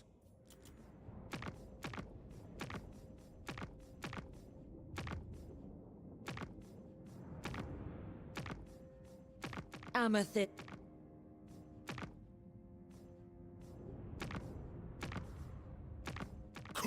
No, you're gonna have to fight Vlad soon, otherwise he's gonna swallow up half the Empire.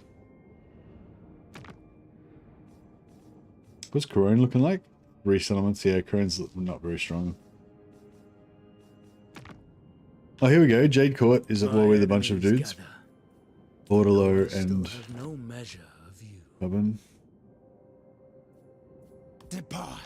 Just trying to gather as much funds as we can so we can spend it on upgrading everything, essentially. Alright, cool. Everything's looking pretty good.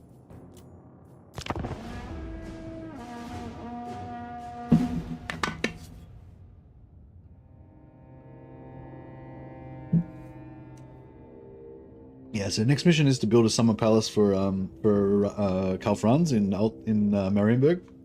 I want to get up to tier 5 and maybe... Shit, what's this all about?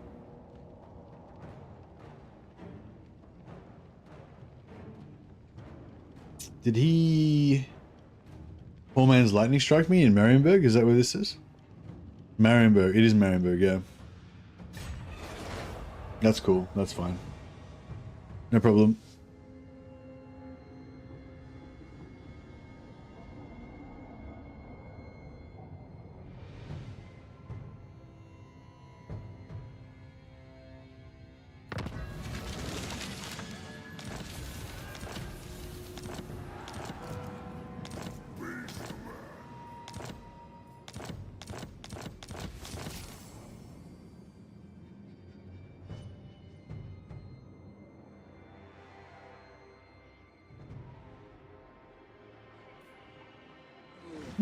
There's a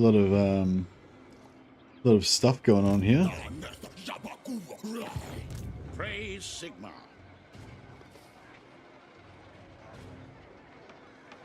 Step to it.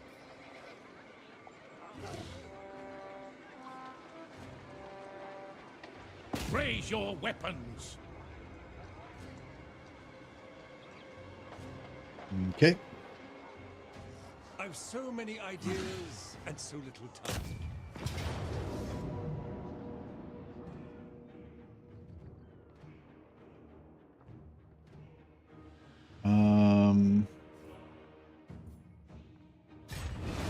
I just realized if he attacks, then we won't get the schematics. What? Let us begin. Okay, so he's going to retake the settlement. Because so currently we've got 2 population. We need 4. We better upgrade it. So he's going to take that. Colonize. What does the Emperor bid? Let's go. Going to take that. Colonize. Yes. And now we've got 4 population, which is exactly how much we need. We're just going to abandon those again. And then we want to build this, which takes 1 turn because we've got nobles, 2 nobles in the area. Archlector.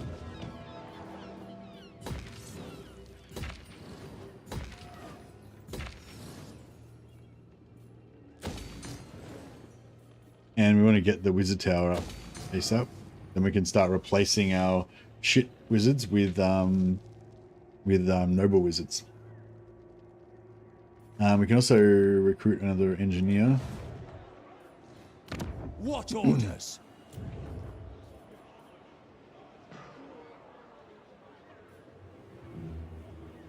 William confirms Steam Tank NG keeps his grenade launcher. Okay, cool. Good to know. Engineer. Ready. True servant of Sigmar.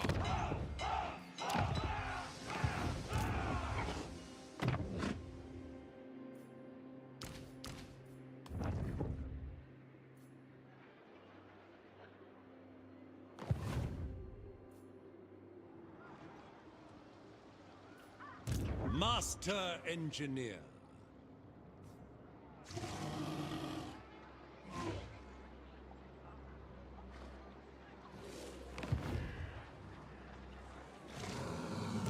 The nation calls. No. Alright. So Gelt's getting this with his big army, so we're gonna get mega essays. So we're gonna triple the amount of essays we'd normally get. So we just want to try and make sure we kill all the heroes. Kill all the heroes and lords and stuff, especially anything high value. Maximize those essays. I'm not sure if necromancer lords are worth as much as, you know, vampires would be, but hopefully we get a few hundred essays at least.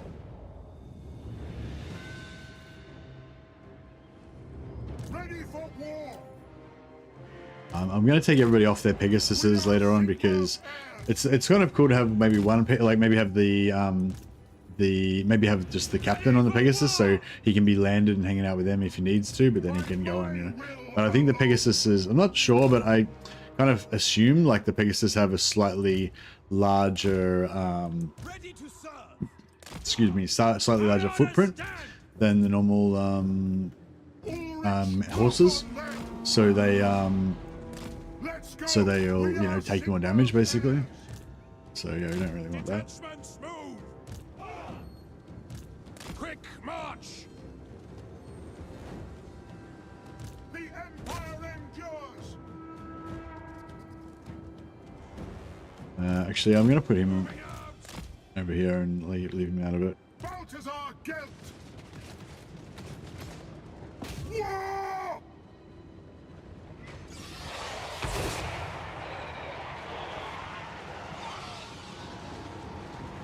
Alright, get in there. Now, yeah, so what we normally do is we pop overcast final transmutation with Gelt, then normal final transmutation with him. Then he does Spirit Leech. Where is the fucker? Can't find him. Where are they? Oh, there they are. Spirit Leech, and he does Overcast Spirit Leech on the same guy. Oh, actually, no, he doesn't even need to. Just Spirit Leech the other guy. And then, oh yeah, and then once we get another... Gold Wizard! Oh yeah, once we get another wizard, we can do another one straight after. By Ulrich's wrath! Seething fire! Caster of Shaish.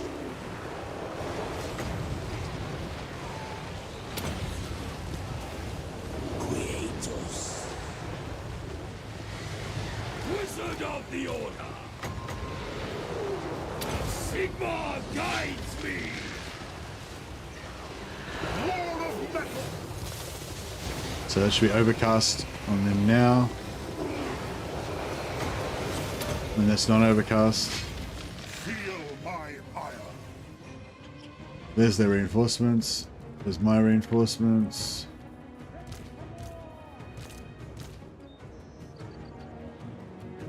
We'll get the garrison. Might get the garrison to just suicide themselves in here, just to help us blow up a bit more. All right, so we killed all their heroes. So hopefully that. For Heldenhammer. At once. I am supreme. Yeah, so even though they're in on ground mode, they still fly up in the air. So it's like a weird, I don't know. Yeah, Pit of Shades should really destroy these dudes. This is not Overcast Pit of Shades, this is just normal, unbuffed, non-Overcast Pit of Shades.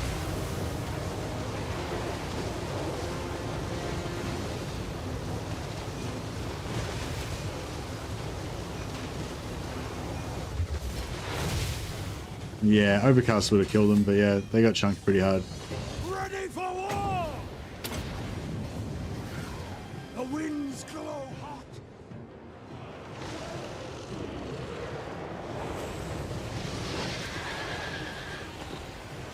The Grey Order! I'll do flowers. Aim out Pit of Shades. Yeah, just like a budget Pit of Shades.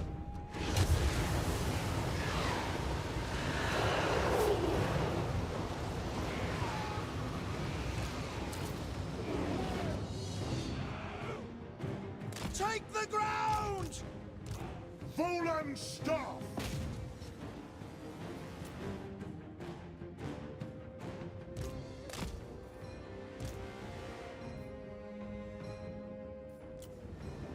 Alright, now, same as before, we're going to drill all these characters. So the White King's actually pretty tough.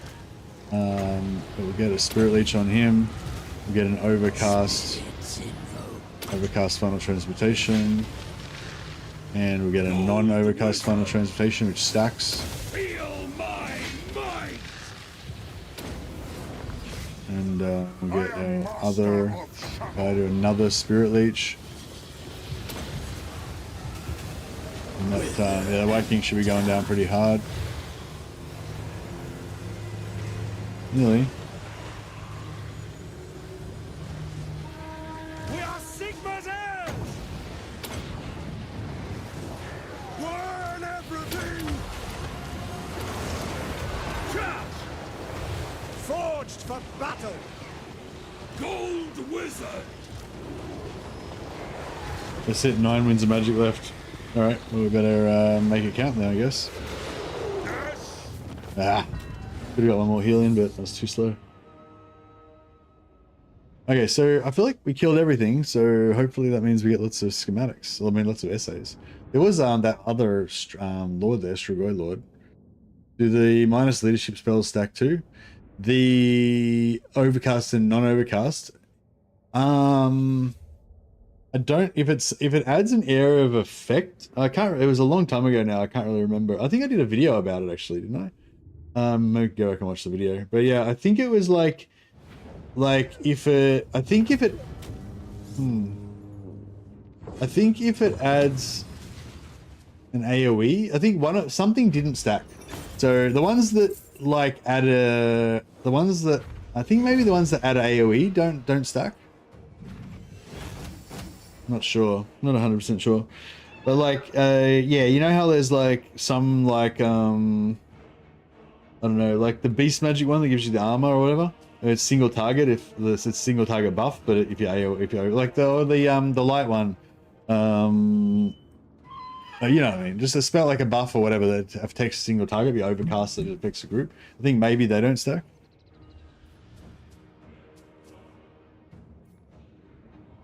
Oh yeah, so that would mean that yeah, Doom and Darkness wouldn't. I'm not sure if that would stack because it's like non-area versus plus area.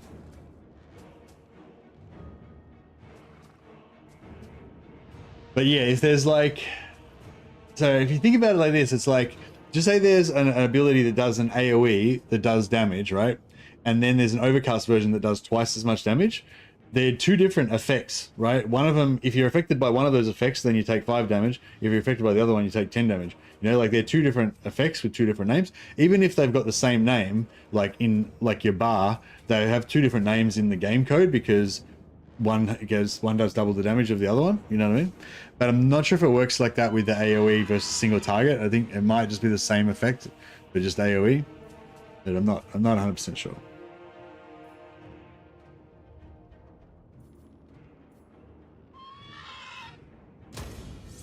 Oh, how much schematics do we get? Oh, fuck tons. 1,000? We had 1,000 schematics or something? No, yeah, maybe more. We got lots. That's why we do it. That's why we stack them wizards. So we get the big payday.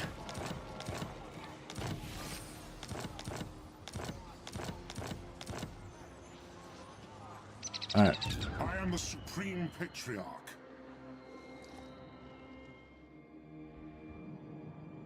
Sorry, I gotta go to the toilet again. Should we take? I don't know where we send the. We've got like a little army here. Master Engineer. I'm not sure if this army. I'm not sure if that could handle those 2 stacks. I was thinking bring the little army down here to take Fort Burbus while main stack goes that way to help those guys. But yeah, I'll just back.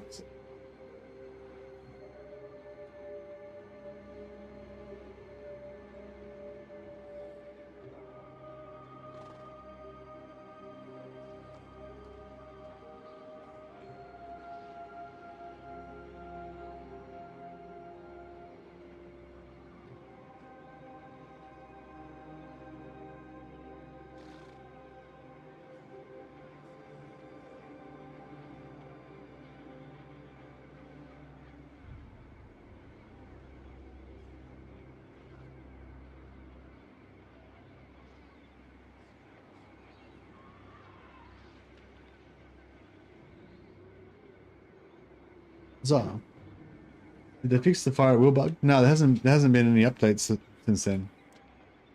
We're still in the same version of the game. So nothing's been fixed because they're still in the same version. 6.1 is coming out in on the 25th. So in about 10 or 11 days from now. So that's the next chance that we'll have to see if anything is getting fixed. Burdened with brilliance.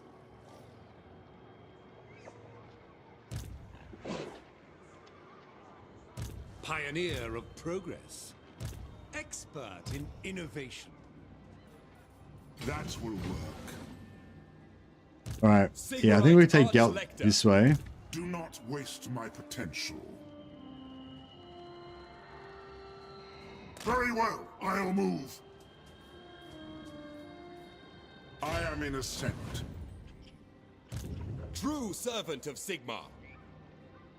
So we do have wizards. I serve the Heldenhammer. By Sigmar! This guy's gonna get Himmler's trait. Cast evil out! Sigmar is with us! Magic resistance. Discipline, magic resistance. Discipline's probably about the best trait we could get for if we're gonna make a hero stack. It's a good stack for anything. It's a good trait for anyone, but yeah.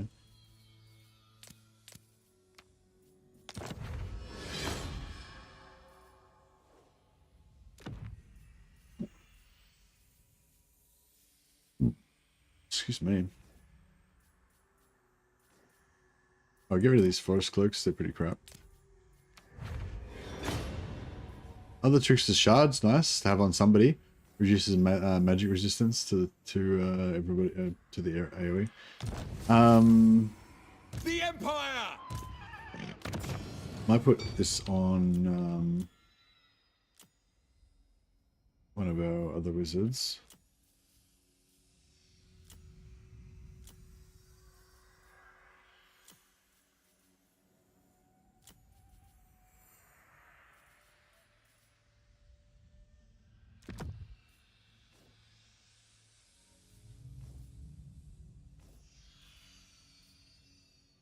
Oh yeah, let's put these guys on their battered horses as well.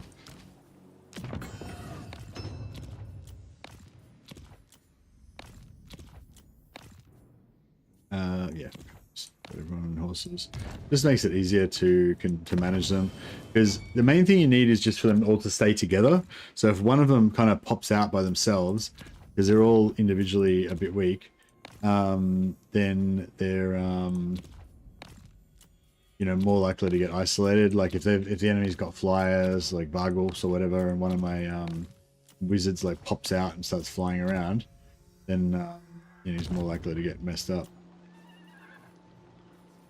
Where's my engineer? There he is.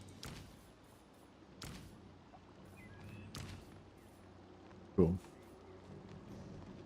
Hi Messi, play Millennium mod Empire. Hey Octavius.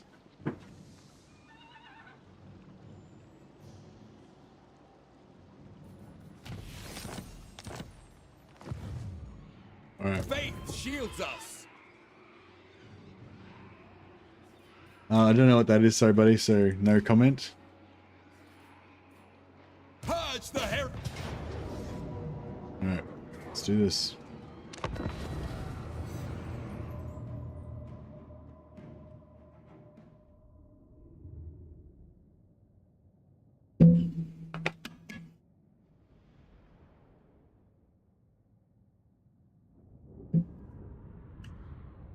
No worries.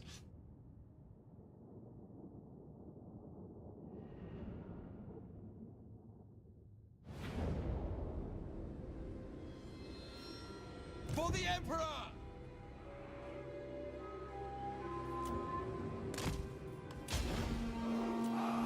Alright, let's just pull these guys back over here. We'll get rid of these regiments of renown soon so we can have them back in, because we're going to have like lots of wizards everywhere forming the cores of our armies, but we're going to need recruits and troops here and there. And so yeah, the more things that we can keep in the instant recruitment pool, like the better. I think I might actually invest in some of those other technologies as well, the ones that give us the other archlectors troops. Because I think just, yeah, the ability to recruit stuff, like, instantly is going to be really useful for us. We await your orders. War! Quickly! Servant of Sigmar! You get like the four most busted dudes. Onwards!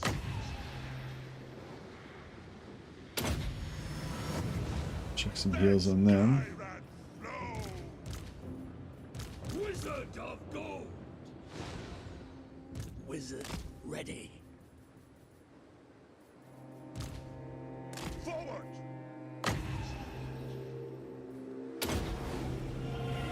Awaiting orders. How much wins we got? Yeah, we got like 100 wins magic. Actually, we probably... Fuck, there's a lot of dudes. I didn't realize there's a fucking lot of dudes. The dudes. So many dudes. Fuck. Lord of Metal! By Ulrich's will! For Heldenhammer! That is a lot of dudes. This way. For Heldenhammer! Moving! The Empire endures! Listen up! Right, we need some way of, we want to try and reduce... We need to try to reduce the incoming damage. And try to get them to blob up as much as we can. Battle wizard! So I'm sort of thinking if we can get them like in here maybe. Smoke and mirrors! It might be the go. Without delay! Balthasar Gelt! Ready for orders! I am supreme!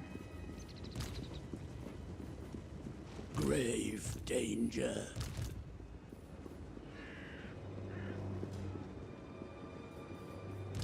Blow deathly winds. Ulrich's wrath! Gold Wizard! Grey Guardian! What? Alright. For the Emperor! I suppose we could go in there as well. It's not really much difference. Ready for war! That's an order! No lingering!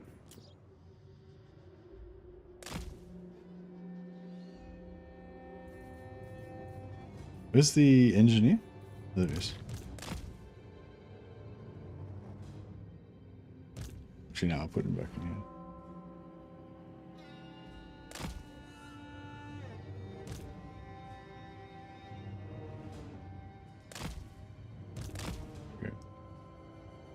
All right, let's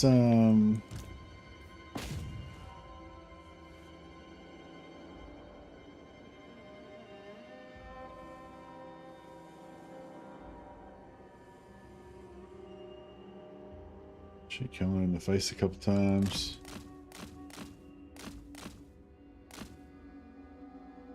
That.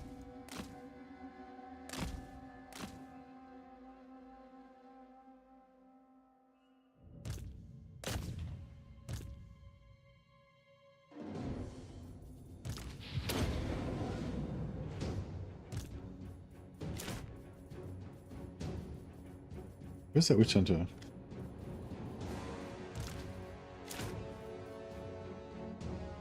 Oh, looks like they activated. All right, cool. All right, so we got White King. Debuff him. Agreed!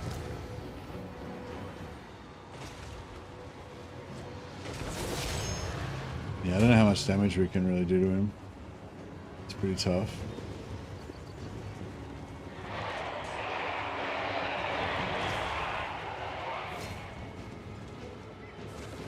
The Empire endures!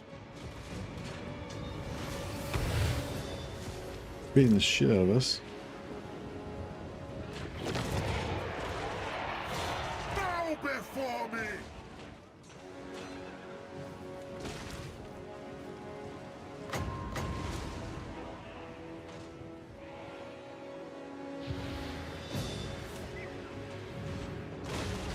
Oh, that's Krell, isn't it? Fuck. Alright, let's accelerate the demise of Krell before he kills our entire fucking warband. Yes, General!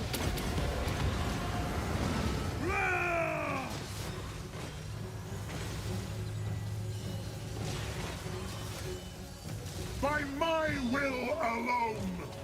Heldenhammer! The crow popped. Let's get this lord.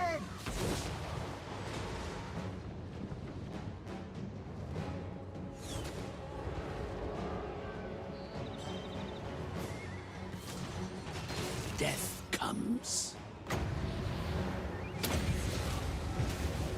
Spirits invoked.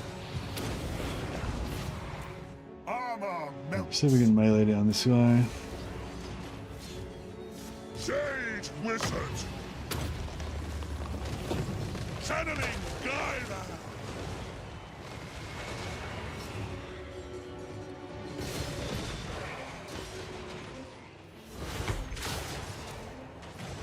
By Ulrich's wrath, my orders stand! That's an order!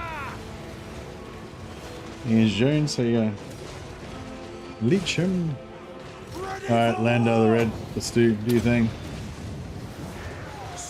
So that's good, isn't it? Only 9 wins of magic. It's pretty cheap. Yes.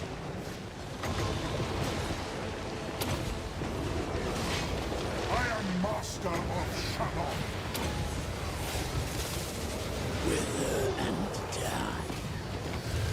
Warrior priest! Charge! Yeah, he's fucked. Say goodnight. We are Sigmar's heirs. Feel my fire. Awaiting command! Your orders? Taking position!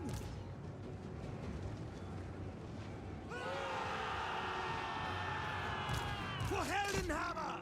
I don't care about. Actually, I don't care about these units. We're gonna disband them anyway. Ulrich's wrath on them. Engineer! The Empire endures. Faith in the comet! For Heldenhammer. Emperor's might! Ready! By Galmaraz! To battle! By your command! The burning ring and fire. What was I watching the other day? Have you guys seen that movie You Were Never Really Here with Joaquin Phoenix? For some reason, when I was watching that, I was thinking about not Bob Dylan, Johnny Cash. Oh, I think it's because Joaquin Phoenix played Johnny Cash in another movie. Oh shit, we got a big boy. Prepare for combat. On my command! By Ulrich's wrath!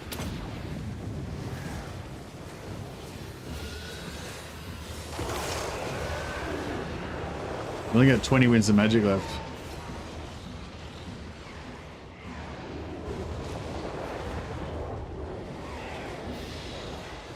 Arcane Master! Ulrich's wrath on them.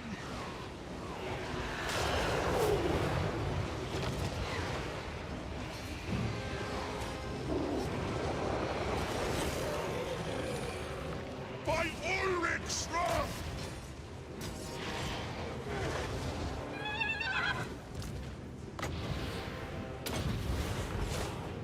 Oh no, see, this is what I mean. Gelt just flew over here and landed in the middle of a fucking patch of crypt horrors. Now he's getting absolutely fucked. It's like, what the... What the fuck, Gelt? They'll never move again. Fallen star. Now we're completely out of Wind's magic. Battle awaits. To battle. Taste gold magic. No lingering. Sigmar. I need one more Winds of Magic, one more,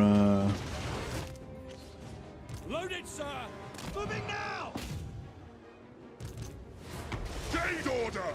we're struggling a bit here. Yeah, once we get that wind, see, this is the problem, the weakness, when you don't have enough Winds of Magic. Once your Winds of Magic gets up there, it's not too bad, but... The Empire endures! to serve. Sigma!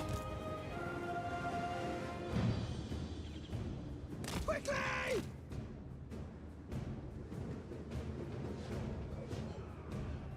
Hand gunners! Take aim! For Heldenhammer! The ground quakes!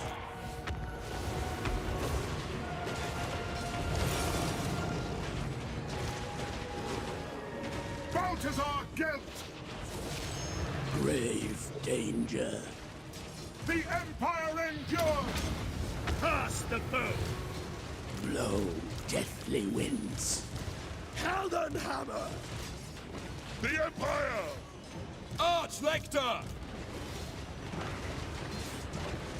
Death comes. We serve the Emperor! Conditions acceptable! Hand gunners! Take the ground! Go! To battle! Yeah, I'm struggling. Struggle town. Yeah, this fucking regenerating prick here is smashing the shit out of us. Giddy up! At pace! Yeah, we better get the engineer out and get him to start doing some work. Let's move! I am master of Should have spread them out a bit wider, but that's alright. A matter of locomotion. A march of metal. Fire ready the men! By forge and firearm. At pace. Mind over matter. Giddy up! For the Emperor!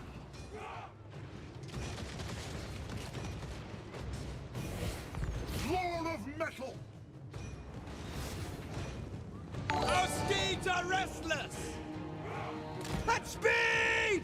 In the name of the twin-tailed comet! Take the ground! Now!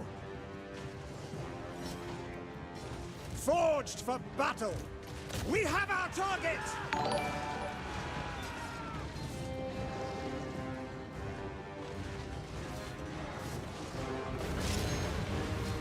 Battle protocols. Master craftsman. General! Go! Formation march! Oh fuck, Gelt's fucked. Go before me! Quickly! Very well! At speed! Quick march! At speed! Go! Ready! Sigma calls! We obey! No lingering! This is way rougher than I was hoping it was expecting it was going to be. You act! Our friends! Find the enemy! Give me the word. Ready for war! Taking position! Gifted tinker. Cavalry, ready! Formation march!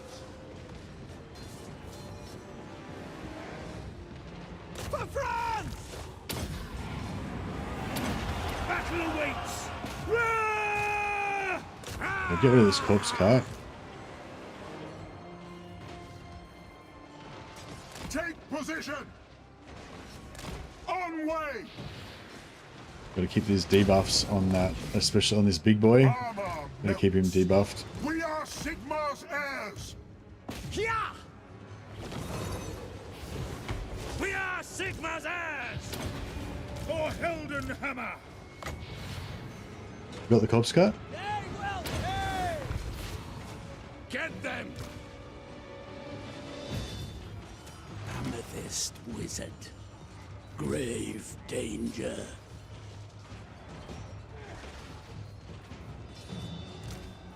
By Ulrich's wrath! Okay, these guys are gonna, melee guys. Melee guys are gonna focus on this big dude. Captain of the Empire! Oh shit! Get the fuck out of there! Oh shit! My engineer needs to get the fuck away from those guys. Giddy up! A march of metal. Engineer. Get back into the safety of the blob. Go! Immediately! Get moving! Well, I think we might be... I don't know if we're going to win this one. Yeah, thanks so much, Landar. Landar just gifted 5 memberships. Appreciate you, buddy. It's awesome. I'm just... Oh, fuck. Terror just as I was about to pop his buff. My knights are useless now because of the... my knights are useless now because of the Hex Wraiths. They can't really do anything. Kind of sucks.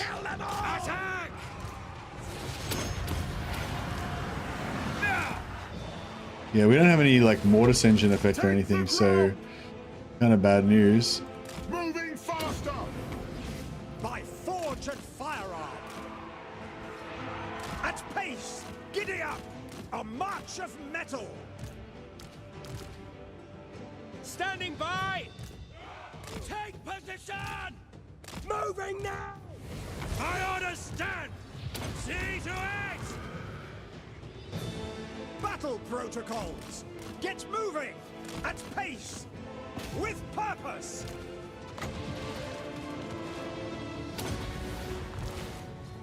War! Death can wait.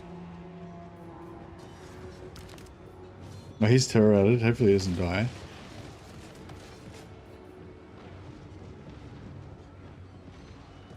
Captain of the Empire! Ready for war!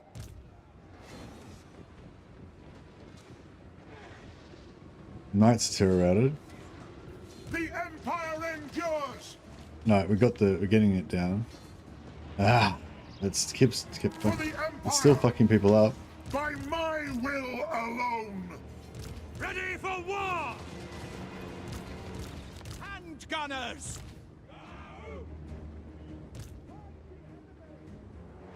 Spearmen! Go! Quick! Obey! Fallen staff! Man, this is very Withdraw! Moving now!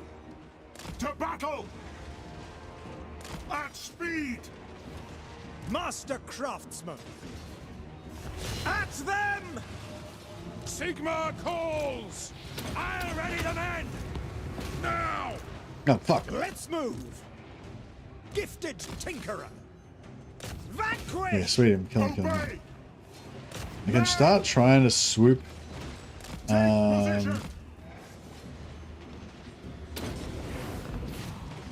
Feel my ire. War! We are Sigma's heirs! For Heldenhammer! For Heldenhammer! Ready for war! Sighted and ready! You get him? Kill them! We are Sigma's heirs! I think he's dead. Making it so! Ha! Giddy up! Get moving! We are Sigma's heirs! I'm gonna kill those fucking Hex Wraiths. We have our target! I speak, you act! Battle and blood await! Yeah! Blood! Ready for war! You can get back in there. Oh, the knights are health. The knights are healed up. You can fuck off. Need safety. I am supreme! On my command! By Ulrich's wrath! No feed, just oil! Pull that prick. Ready for war! Now we'll start cyclocharging the outside here. Take the ground! Sigma calls! Oh, one more. You got one more heal potentially. Engineer! Right! A march of metal! Who should we check the heal on? Fuck, I don't know. I feel like the knights really is where it is needed. Sigma guides us!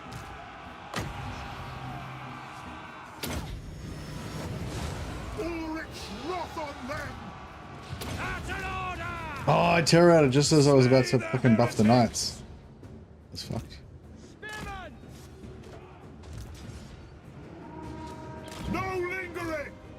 Yeah, get wrecked. Get wrecked, sons. Ready for war! Forged for battle. There we go. Certainty. See? Easy. I believe. Indeed. Now, thanks so much for the gifted subs, Lando. You're awesome, man. I usually only do one rename per campaign though, so but Lando the Red is already he's been earning his keep. He's been making a name for himself.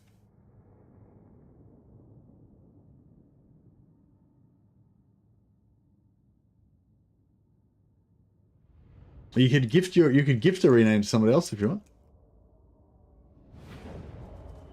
I just don't like to do like too many renames for people. More than one rename for people, otherwise I feel like it dilutes the identity, you know.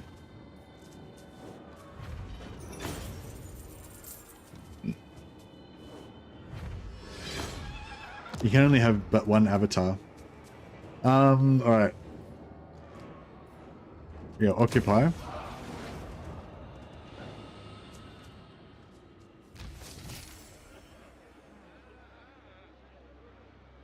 Hey, you can. Andrew Jones can have it. Nice.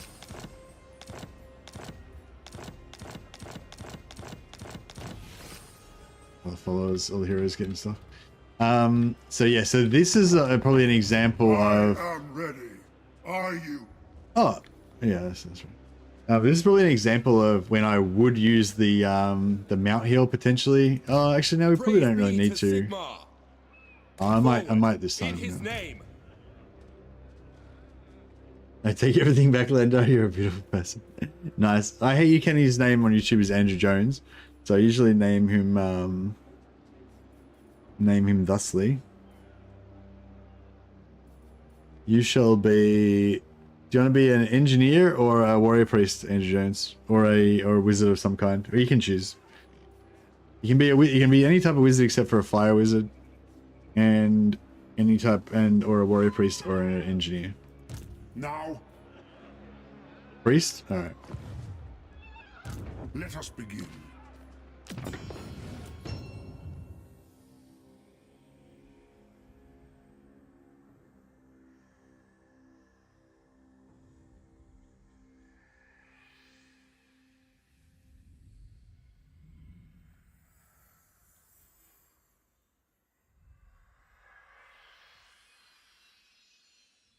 Johnson?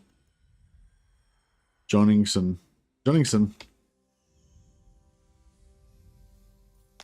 Brother Anders Johningson. The fleet-footed priest. By Sigmar's will. By Sigmar's will.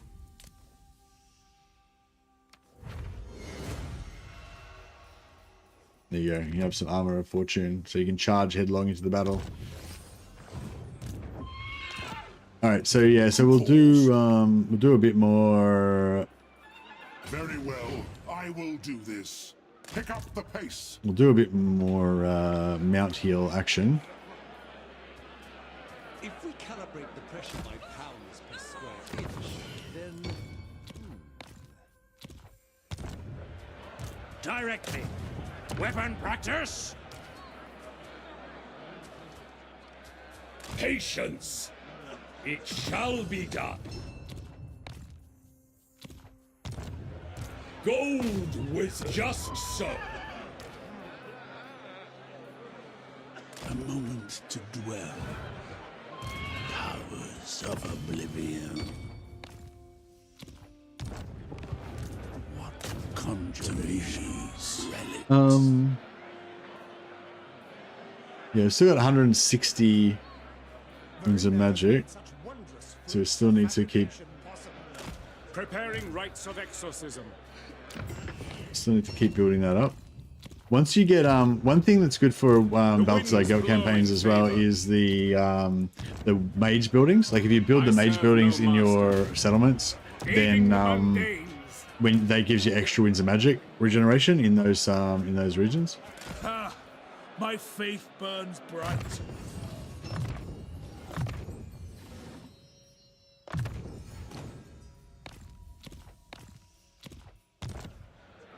Yes, son son of Sigmar. So yeah, so normally when you channel, you get plus 15 winds of magic.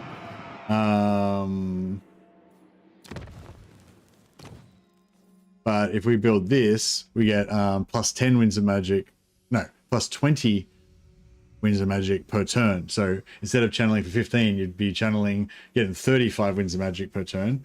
Plus, if the actual winds of magic in the province is high, you know, you could be getting even more, or a bit less. Yeah, but you know, the 35 winds per turn, you know, it's a lot. If you have to fill up your winds of magic to 450 or something, then 35 winds a turn does it a lot quicker than 15.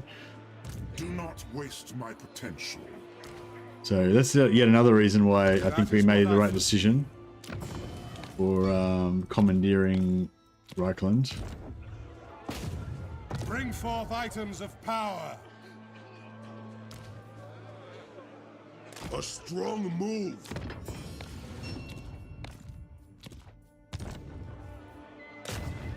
Come forth. I love short victory conditions that are like 30 winds of magic reserves per turn for the whole faction. Never even consider wins after that. Yeah, it is good, isn't it? But unfortunately, Gelt's faction doesn't get that one.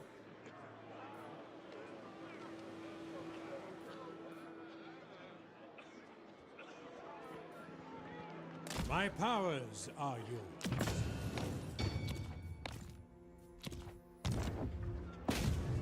Yeah, Gelt's faction is like the one faction that really needs that. But yeah, like, can't get it. I must ponder.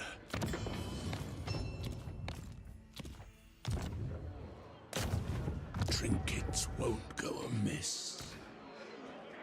Alright, I think we're pretty much okay there. I am the Supreme Patriarch. Protector of the weak. Warrior of Sigmar. You summon me. Onwards. Fuck. I'm just over the... A clean firearm. I'm just over the thing where we could have got replenishment. That's alright. We can just heal ourselves up next time we go into battle.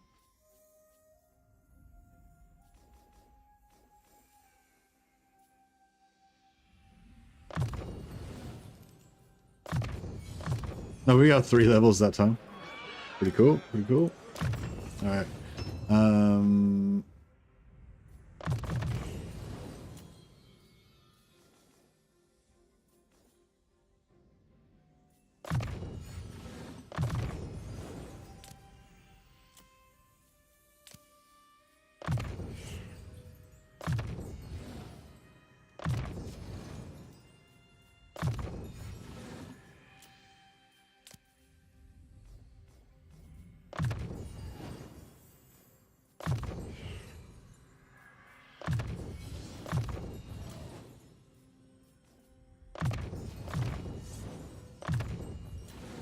That engineer was the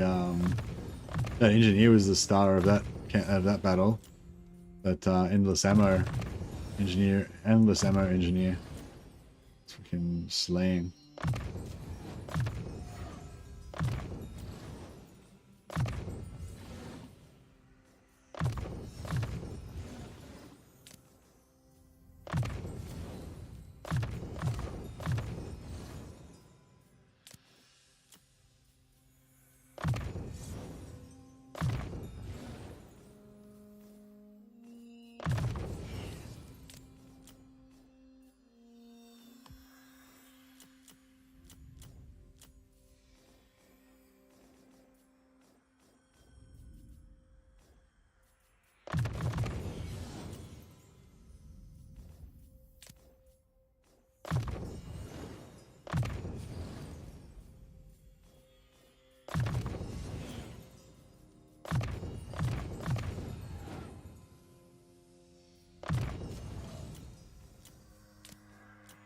That some of these guys level up automatically after this, so we don't have to keep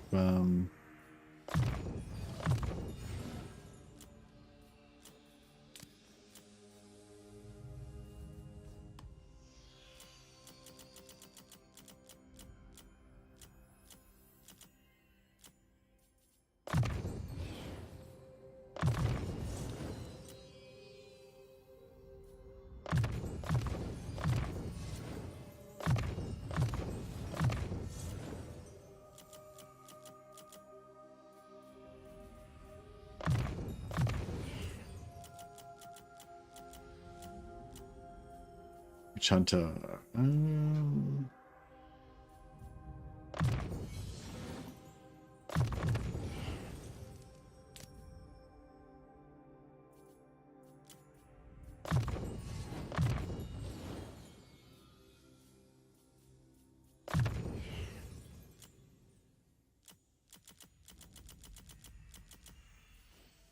What's this wizard?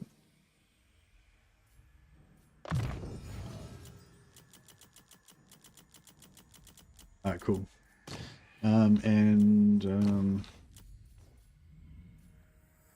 Make sure everyone's got their hedge wizards.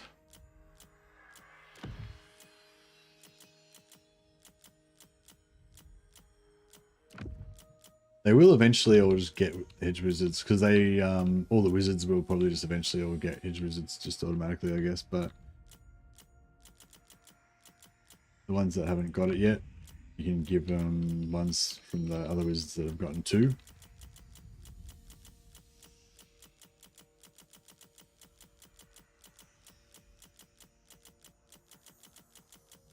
Alright, cool. Okay, so they're good. They're good. This guy anything for Sigmar. He's still alive. These guys have got no further.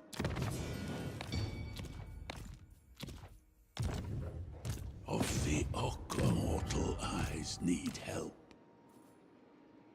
This cannot be done yet. Gold Wizard, you lack my expertise. My journey begins. Alright, might just put a bit extra oomph there. And we'll put in a...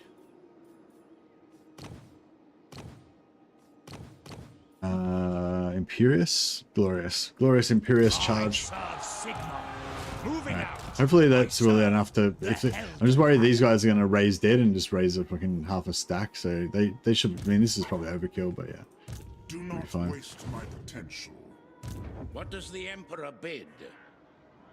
Alright. Engineer. True servant of Sigmar. I will marshal the men.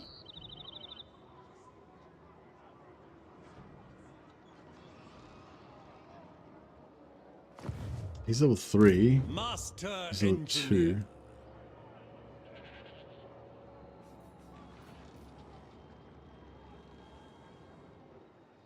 So if we put this guy in like there, he's got 94 winds of magic. So? He's got no winds of magic. My war machines require test subjects. Follow your orders. What's the garrison look like here? Imperial scholar. If they're wise, they will surrender. Alright, and then we'll get him some more firepower.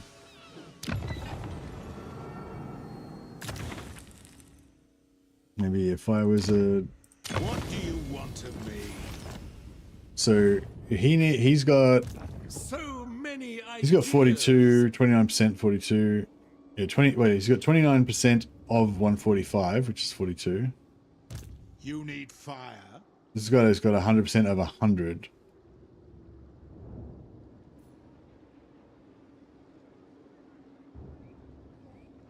Oh yeah, so if I put progress. Battle preparation. if I put him into siege, For Sigmar and Verena. then we know that he's definitely going to have enough movement. He's not going to get fucked over. Praise Sigmar. And then we can put some guys inside his... Burdened with brilliance. we get a healer in there? Yeah, nice. Wizard. The trees tell me much. Great treasures come to me. So we got fire, we got... Invention is my we got... yeah, fire's pretty good. we can't get 2 fires in one turn though. Got life, but metal's pretty solid. Oh no, we should do death. Bring the corpses. Spirits, speak to me, relics.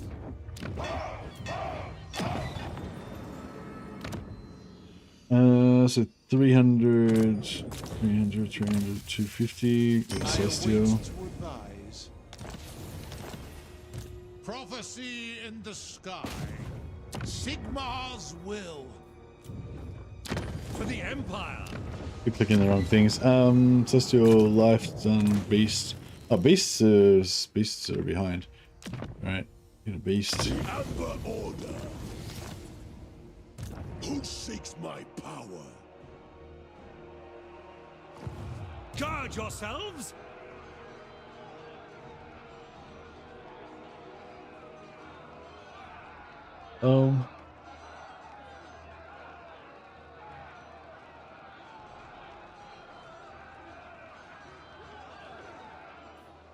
To the provinces.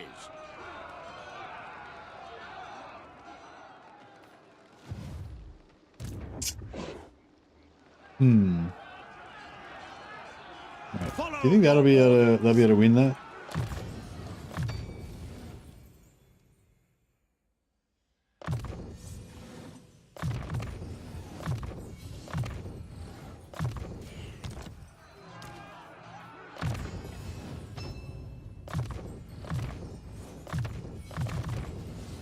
Yeah, normally I'm just rushing for Arcane Conduit, but I'm just going to put him 2 points in Spirit Leech so we can get a bit cheaper. In case we just need to Spirit Leech the shit out of some dudes. Actually, same here, in case we need to awakening the wood all over a mofo. 1, 2, 3, 4, 5, 6.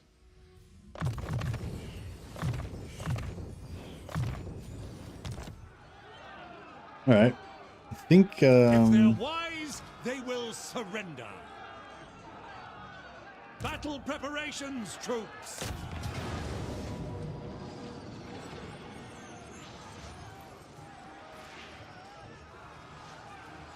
Alright, I think we can get this done. Oh shit, should have equipped some items. Would have been a good idea. You guys. They don't have any Hex Wraiths, they don't have any Vargolfs, so a lot less scary to us. Yeah, that last battle would have been, like, if they didn't have that Vargolf and they didn't have those Hex Wraiths, that battle would have been, like, pretty easy. The Vargolf was messing up our single entities, and the Hex Wraiths kind of counter our cavalry, because they're anti-armor. Like, yeah, Empire Knights are glorious as long as the enemy doesn't have any armor piercing. They can, like, kind of ride through enemy archer fire. They can mow down low tier infantry that don't have armor piercing, but as soon as the enemy's got armor piercing, it's like, oh shit, we don't want to be here anymore. We don't like this. Alright, we might just, if these guys want to just do that, then we might just chill here like this. Conditions acceptable. The Empire endures. Crossbows ready, General.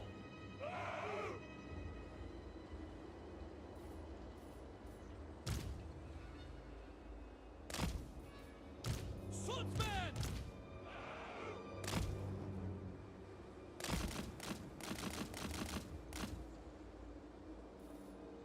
Crossbowman!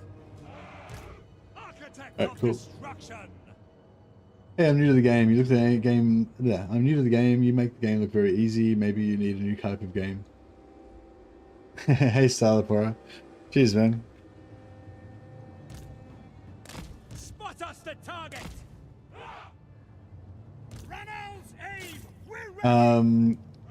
Yeah, I'm excited for you. If you're new to the game, you've got lots of fun to look forward to. Yeah, this faction is very powerful.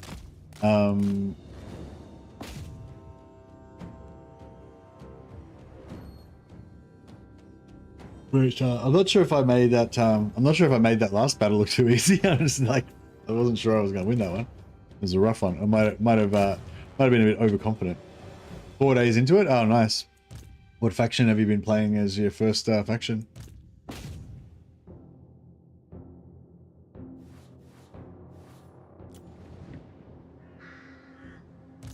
Standing by!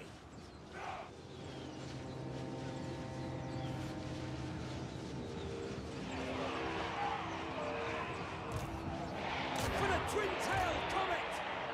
Take position! Weapons at the ready! Take aim! Quicker! Go! Bring it down! Crossbowman! Shoot!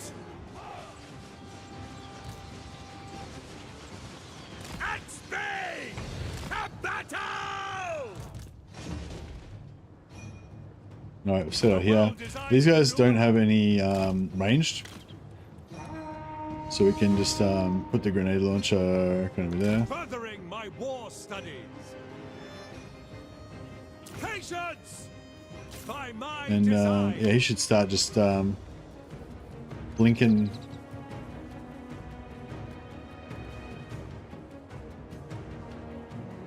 I find my Should start blinking some grenades for us in a sec.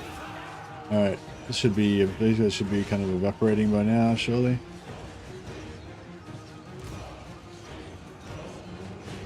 launch! Missile troops! Find your targets! Firearms loaded! See, why is he not firing at will? Like, he should have vision on them, right? Master engineer!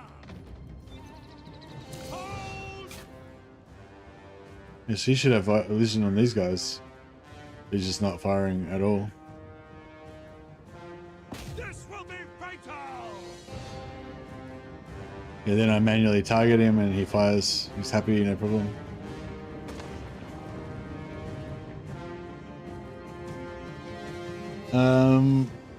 Did the tutorial, Lost God Kislev Expedition, now doing Chaos. There's a lot to learn. Nice. Are you playing as the Legion of Chaos, the Demon Prince?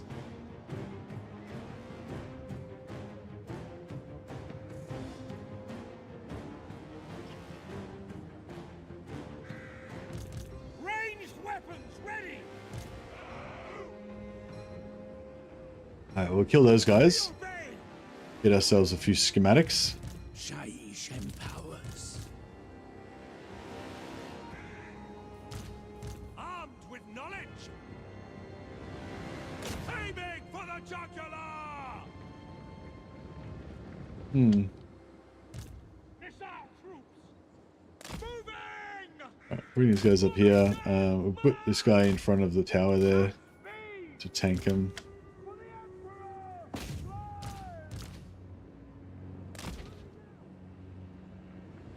Death comes. Grenade launcher is blinking away. I don't think there's anything too dangerous in there. We can probably just tank it, even though they're just mages. They're not very tanky, but I feel like bats are like kind of much scarier than they really deserve to be. What just happened then? Oh, have they got like fuck off cannon towers or some shit? No, they seem to be causing us some, causing our units some consternation.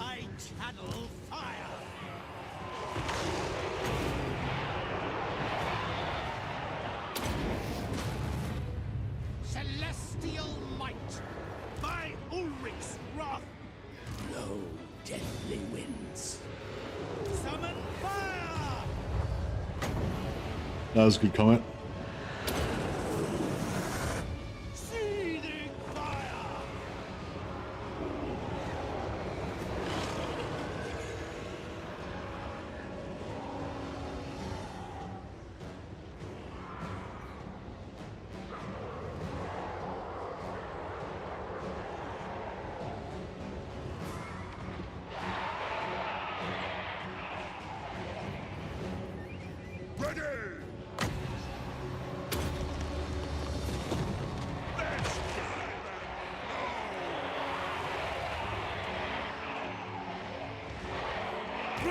wizard!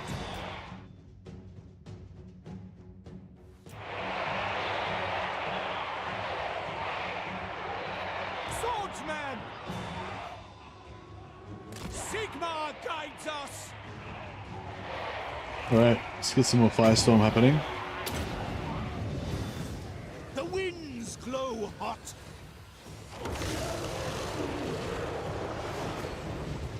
Dyrad calls! Right, just gonna be all over in a sec. Drop a few healing spells. The power of life is mine!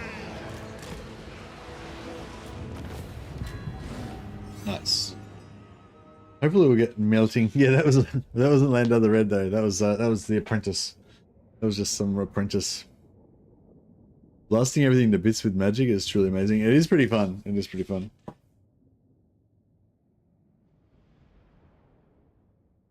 Gimler's messed me up multiple times. He always has more armies than I expect, and the ethereal units are a major pain in the ass if you're unprepared. Yeah. Well, yeah, that's exactly what happened to me before. That ethereal unit was messing up my cavalry, but luckily we managed to, yeah, like, I think my main challenge with Gelt's campaign is probably overconfidence, you know? You just, like, blast the shit out of a bunch of armies in succession, and then you think you can just take on anything, and then you come up against something and it's like, ooh, these guys are actually pretty tough. And then you're like, oh, shit.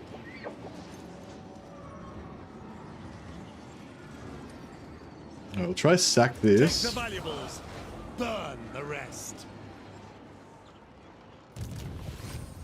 Master Engineer. Yeah, there you got a sneaky backspace on there as well. Then, Expert in innovation. Gur calls to me. this guy's going to try to occupy. Burdened with brilliance. Praise Sigmar. On march!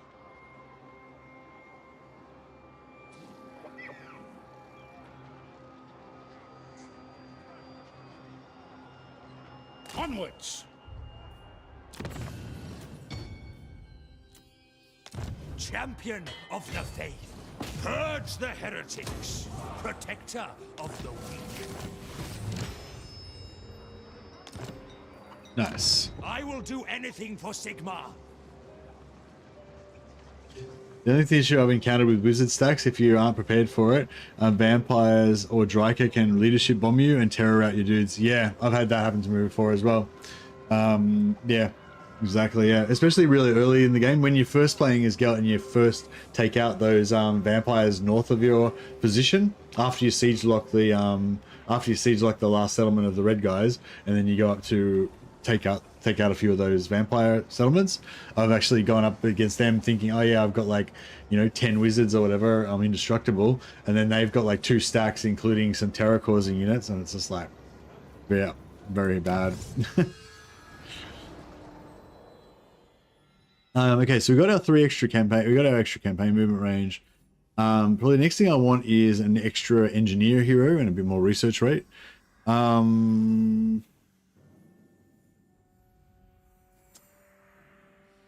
But yeah, I wouldn't mind unlocking some more of these guys as well. I think the knights are going to be the main thing that's going to be useful for me, but yeah, I might just get some knights just as insurance in case we need to urgently recruit some guys somewhere. Imperial Scholar. I was hoping we could, yeah.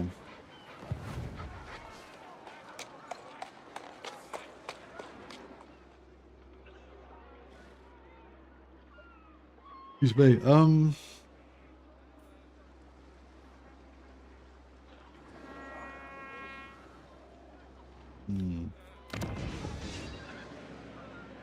right, we'll try and No further, Empire's men. No further. oh yeah, we can screw these guys over. So we can do a little bit of a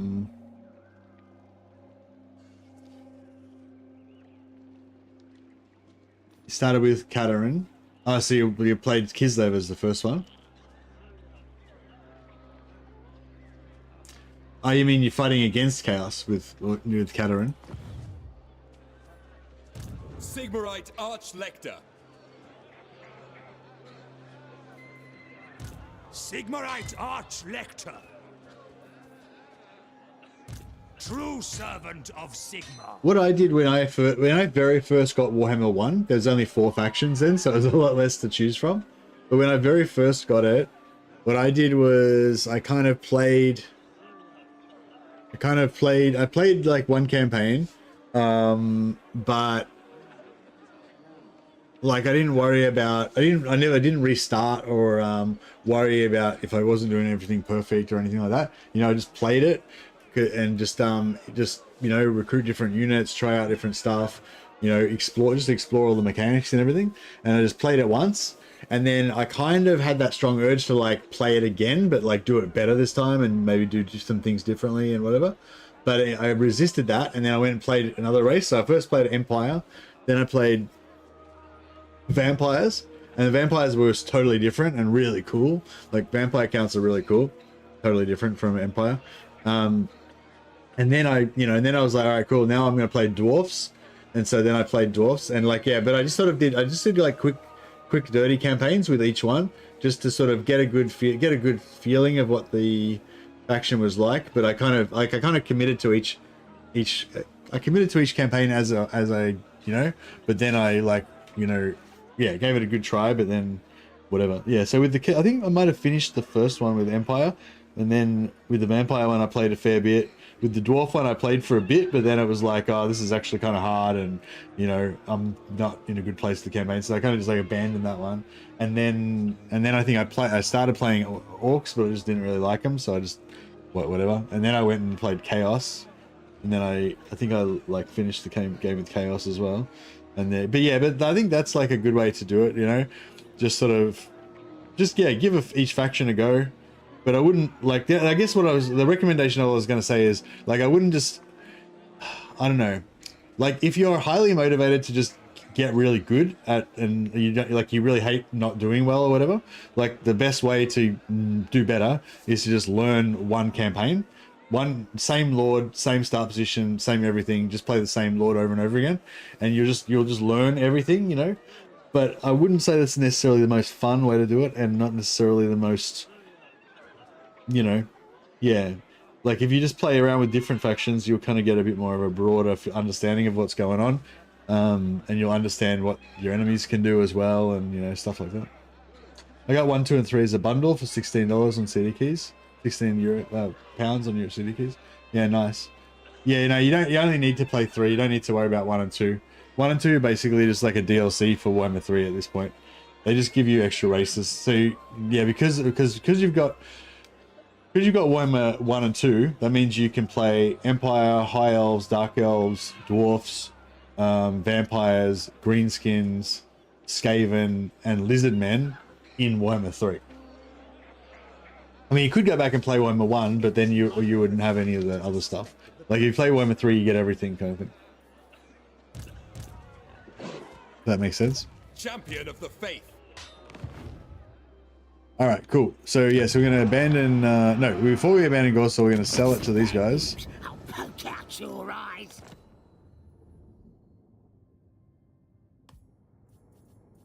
For 3.4k.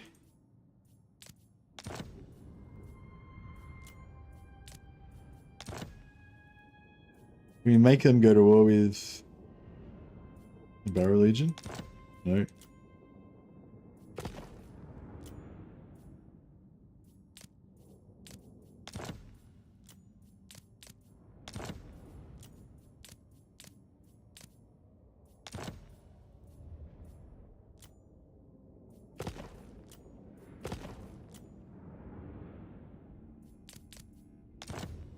You can make him break their non-aggression pacts.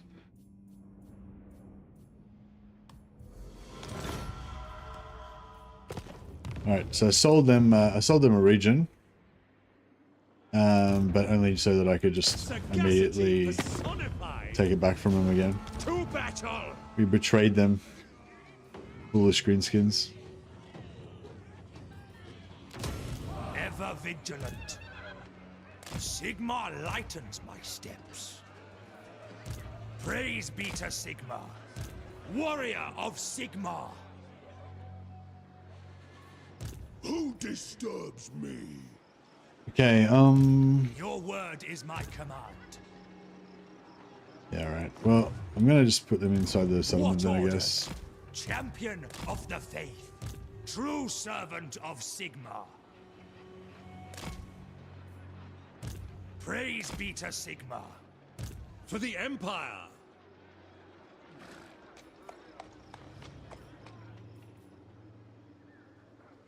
Inspiration beckons. Sigmarite Arch-Lector. Moving out. Work to do. Alright, cool. I'm just gonna get rid of them so they can start recycling. So they can start recycling back into the, you know, back faster. Unbound! Items of power, come! Pioneer of progress.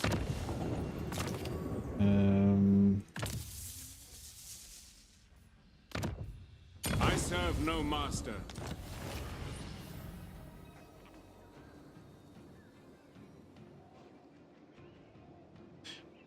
Yeah, I wouldn't bother playing Warhammer 1 or 2 Stellar Power. Warhammer 3's basically just got everything Warhammer 1's got, but more, you know. And yeah, the tutorial in Warhammer 3 is pretty good. What do you want of me?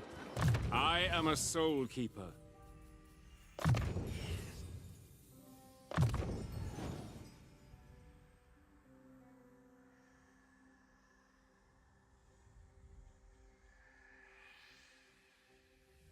Yeah, the rules are slightly different in Warhammer 1 and 2 as well, so it's like, yeah, I feel like it's not going to be really helpful for you to like play them all and like try and remember the differences between them and stuff.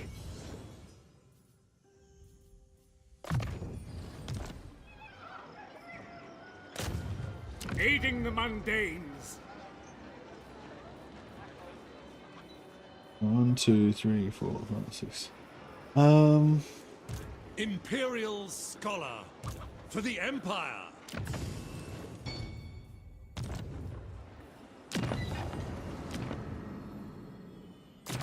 Hmm, 300, 300, 300, 300, 350. Oh, we can't get none of those yet. Or those. Okay, well,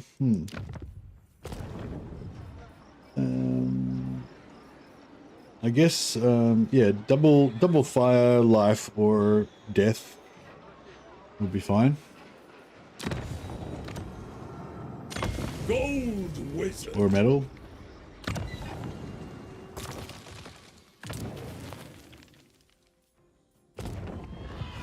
Alchemist. Protector of the weak. I will make it so. You lack my expertise.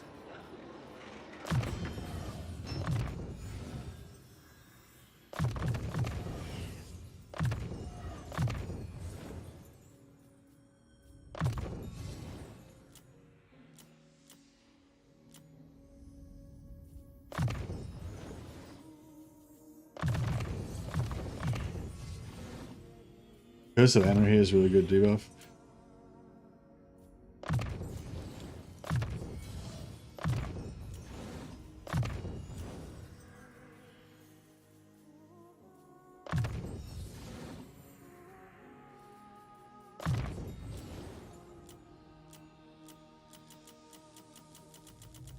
Alright.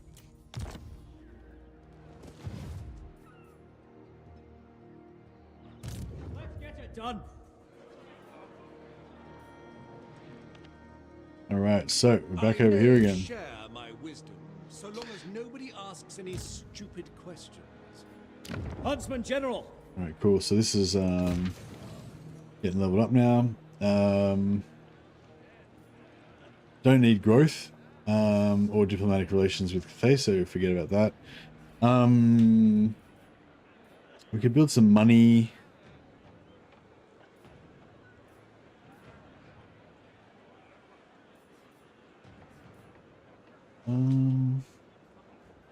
some cav.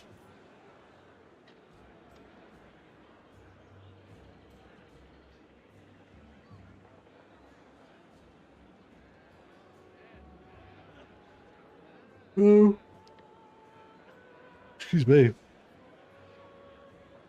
Yeah, I might just do a money for now, and we'll see. We'll see what happens next time. All right, so we're gonna betray these guys. If we calibrate the pressure by pounds per square inch, then...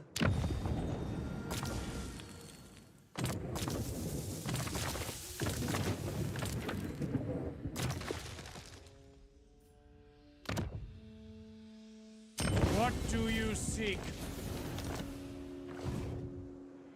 Algu heeds you. Huntsman General! Quicken your stride!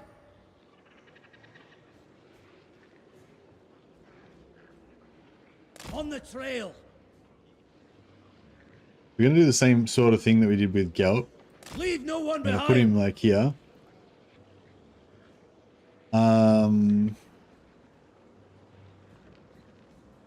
Smoke and mirrors.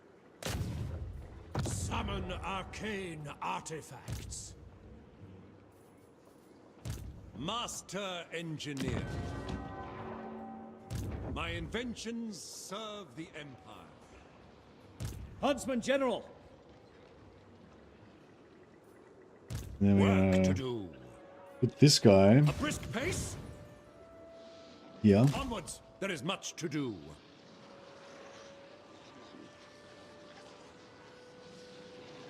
I need shade. Perhaps I can fashion something. Okay. Now we're gonna replace this guy with someone. I know this guy. Yes, my lord. To strengthen the Empire. And we're gonna respec this guy.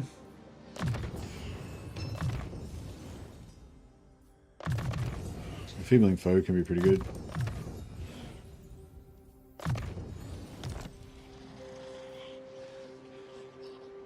Huntsman General!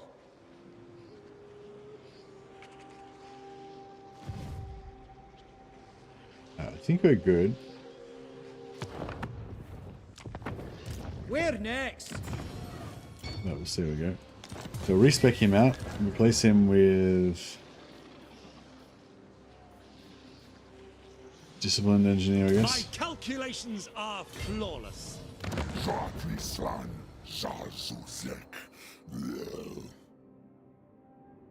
Yeah, we'll get the vampires to pay me to join their war.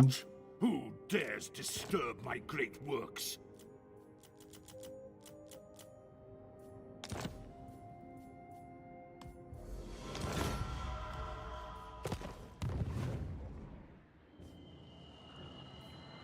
I just realized I should have done that last time. As if you relied on passive income. Yeah, no, we're not gonna be using it much this time either, but you know. But every little bit helps. Alright, cool. So we attack this. We've got I don't know, 6 wizards or something, so we get like 160%, 170% essays. Plus we got the technology that gives us extra 10%. This is actually a really fucking tough army. I just realized, what the fuck? There's like a giant dinosaur in there and shit.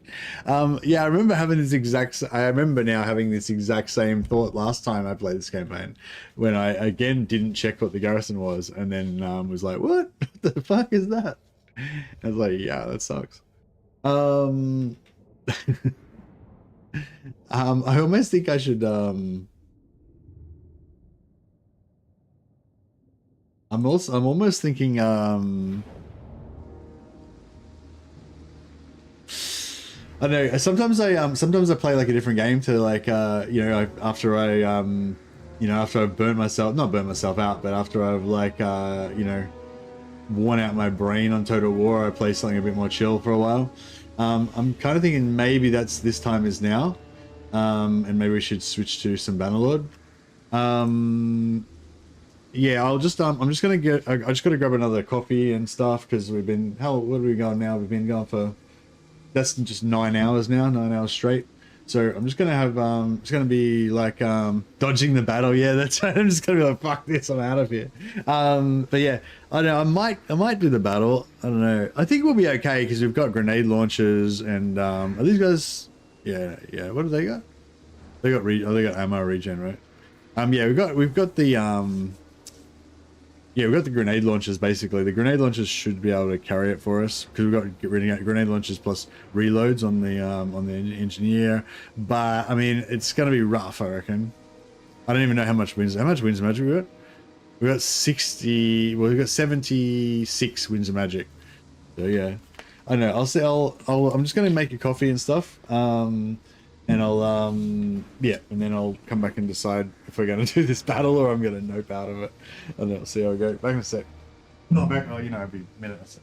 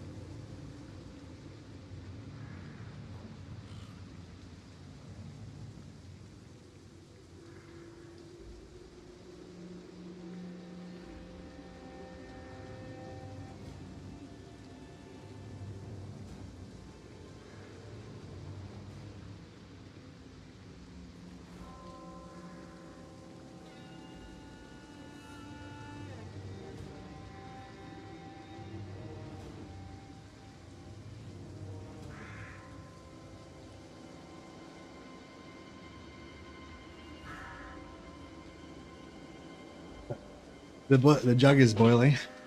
Jug is boiling. Drinks are being made. Yes, I don't know if we should save. I don't know if I should do this battle and that should be the last. Well, then I'll switch over to the new stream, or if I should save this as the cliffhanger ending.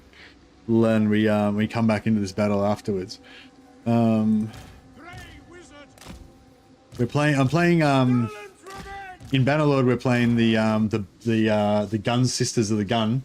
My Bannerlord's I'm playing the Old Realms in Bannerlord. It's like a Warhammer fantasy mod for Bannerlord.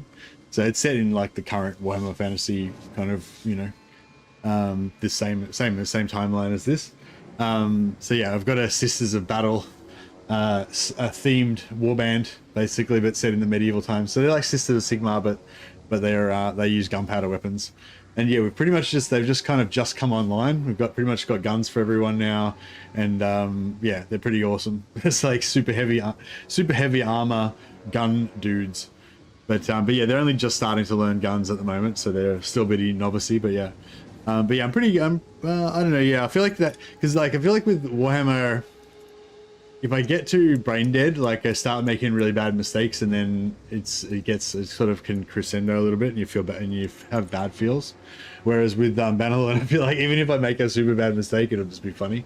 So yeah. Anyway, I'm just gonna make this drink. Wait a sec.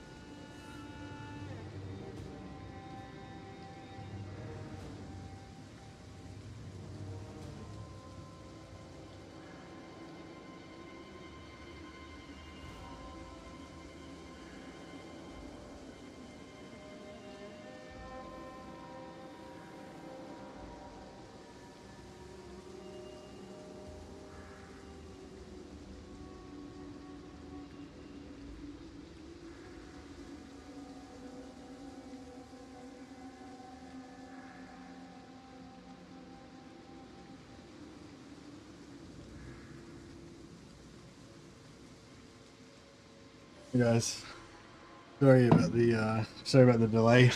I was making my coffee, and then while I was waiting for the kettle to boil, I was like, fuck, I'm really hungry. So I started making some toast as well. So yeah, that's why it took so long. So what did we decide? Should we fight the battle and then play Bannerlord, or should we just leave this as a cliffhanger and then Bannerlord after that?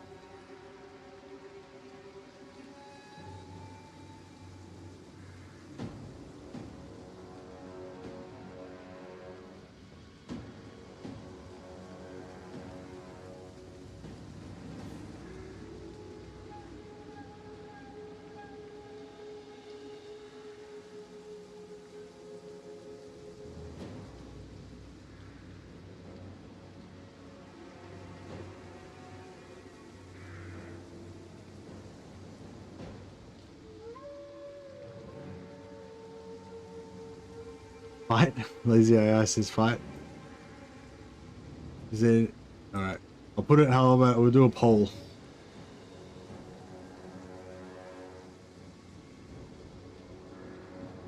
Do a poll while I eat this toast. Or while I eat one bit of the toast.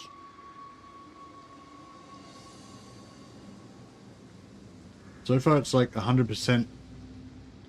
100% fight the battle first. Alright.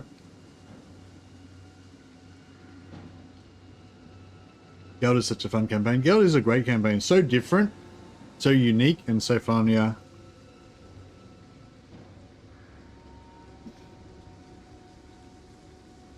And I really enjoy the... Excuse me, talking with my mouthful. I really enjoy the... yeah, kind of like what I was talking about before, like... You know, trying to estimate how many wizards I need in an army, whether I need any troops to help them or not. Yeah, it's like, excuse me, it's not quite as complex, and it's not quite as complex as like the Chaos Dwarf economy sort of thoughts that you have, you know, when you're playing that campaign. But I find it is like quite entertaining for me, you know, like. Excuse me. Yeah, like if you have a full stack or a nearly full stack of wizards, like your main stack is going to be, especially once it gets rolling, is going to be just invincible, you know.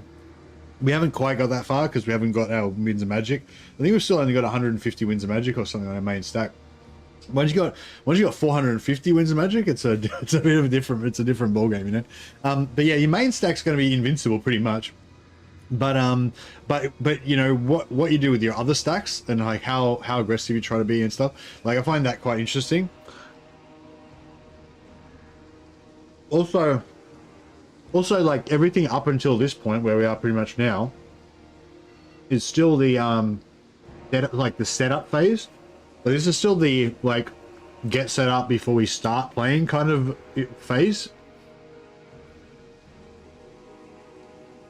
So yeah, I'm kind of looking forward to getting set up, getting Karl Franz set up as well. I want to get Karl Franz set up in a tier 5 Marienburg with, you know, maybe even with walls.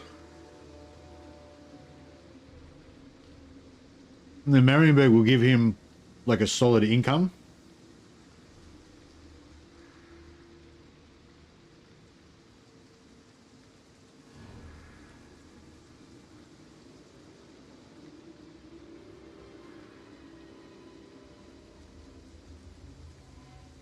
And yeah, when we like whenever I sell a settlement to France from now on, I might make sure that I build a money building in it first. So he won't give me as much as he probably would if I put a barracks, but if you have an ally and you build a barracks in every settlement that you sell to them, I think it can kind of cripple them a little bit. Whereas if you build a money building in every settlement that you sell it to them, you know, and kind of setting them up to have a powerful economy.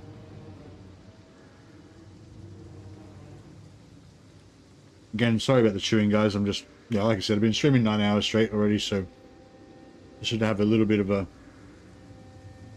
The council voted you must suffer for our entertainment. Oh, I'm not. There's no suffering.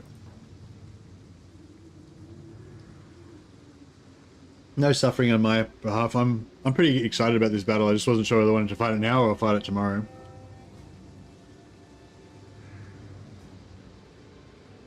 I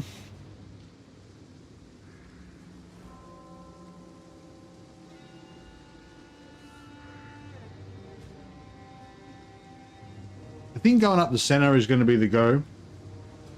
Again.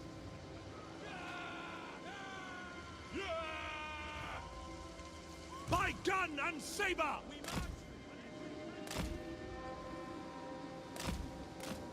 Ready! My turn, fire wheel off. The Empire! Battle wizard! Master engineer! Outriders! Yes, sir! The ground quakes!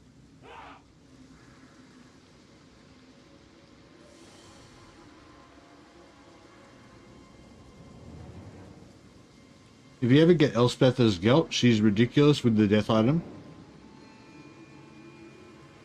Does the death item just give you regen, or does it give you something else?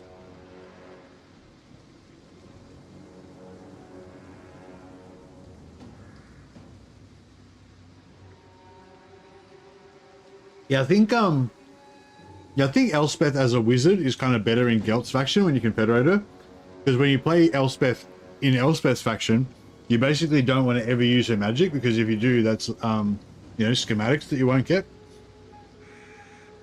So you only really use her magic if like you're really struggling. Well, that's how I do it anyway. I always try and maximize my schematics by not killing anything with her magic if I can help it.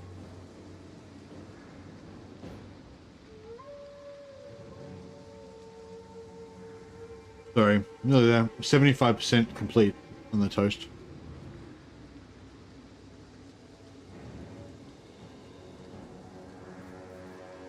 Understood. These guys are armor piercing, so hopefully they can take out the big dino. Send this out.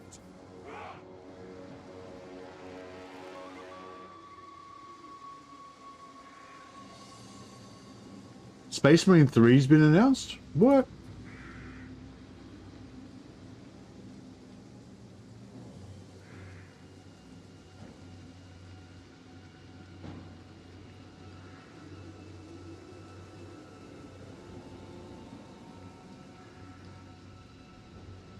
Right, I'll chuck that on while I finish my toast.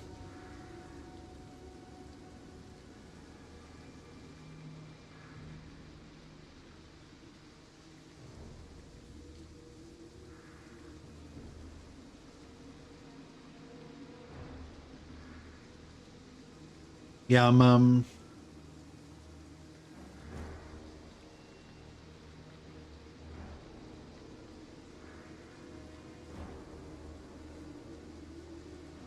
Is this what you're looking at? Focus Entertainment announced the development of Warhammer 3.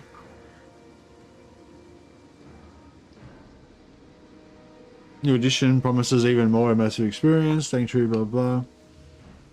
Honored by incredible response, can continue to support the game.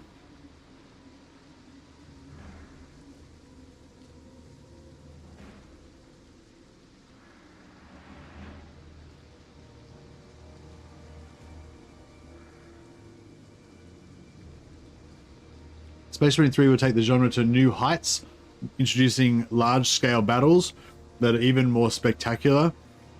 Space Marine 2 has proven to be a transformative game for Saber. It's a culmination of everything we learned about the game development in our 25 years in the business. Blah, blah.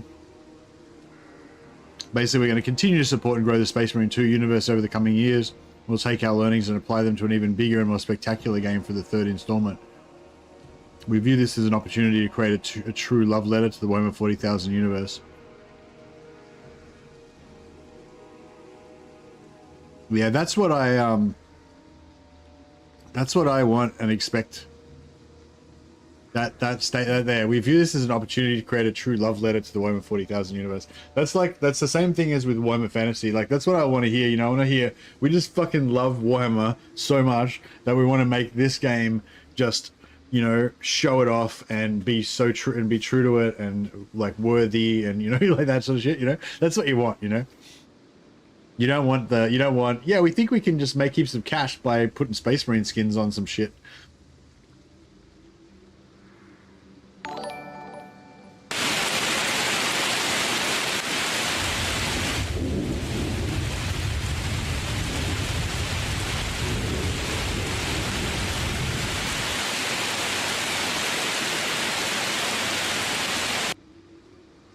Okay, that was it. It was just a little teaser. Sam just gifted 5 Mercy Man memberships, and Sam says, "Brilliant! This calls for a celebration." Thanks, Sam. You're awesome, man. It does cause for a celebration, and we have to get a Samael the Wizard into this campaign. All right, well, we're gonna have to play this battle now. I've got to rename a character Sam afterwards. Oh, apparently 25% of people now want to go straight to Bannerlord. So that's like there was 0 votes for Bannerlord before. So that's a 1,000,000%. That's an infinite percentage increase. So if I waited longer, maybe the vote would turn. All right. But if I lose this battle and my will gets crushed, then I'm going to blame you guys.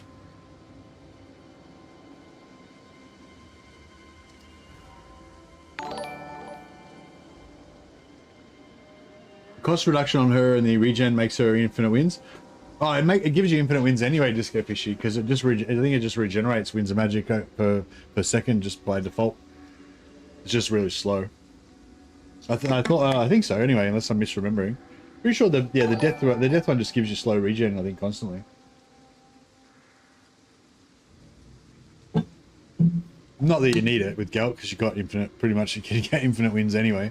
It's good though, it's good to have it as like an emergency thing, like if you get caught in a tough battle and you've got to win it and you've only got like 1 wizard and he's only got 50 wins of magic, then you just put the death, you know, if he's a death wizard, you can put the death thing on him.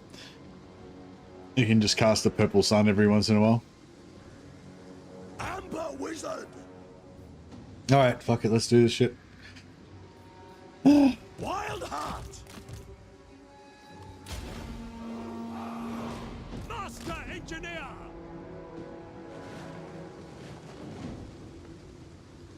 Architect of Destruction! Alright, I think if we stand behind here, then the cold ones shouldn't be able to charge us effectively, because they'll have to turn around. They'll have to turn around once they get past the building. Faster!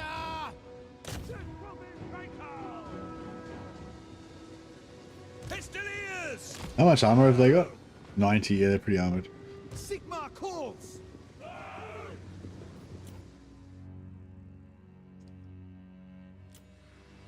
Imperial Inventor! Wherever I am needed, I tread the widest course.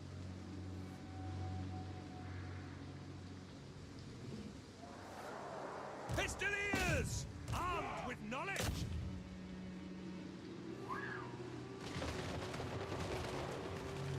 Amber Wizard!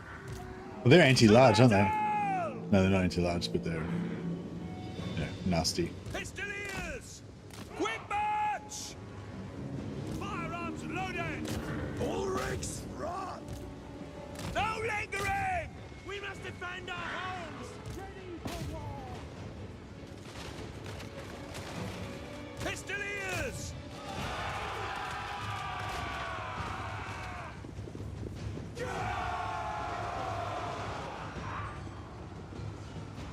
All right, 1 unit down. That was one of the most scariest units as well, so that's good.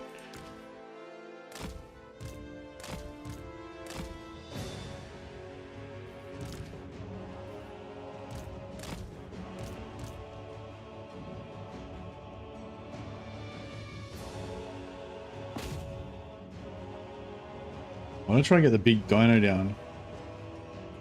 Oh shit! Found him. Alright, that's good. We want to pull him down, and then we want to get these guys. These guys are armor piercing. No lingering! What is that thing? Sterling's revenge! The twin-tailed comet! Alright, let's go. Go on, fire at Wheelbug. No time to fire at Wheelbug now. Straight up. There we go. Yeah, it's glorious. Alright, pull him in closer. Not too close, but... We got a metal wizard? I thought we had a metal wizard. No, we don't. Oh, fuck, he got fucked up. Get back in there. Oh, shit. Ooh, uh-oh. Finding better ground! No, that's okay. That's cool. Yeah, we got him. Okay, this is done. This is done deal. That was the only two things I was really scared of. Now we're cool. Yes, my lord! Quick march!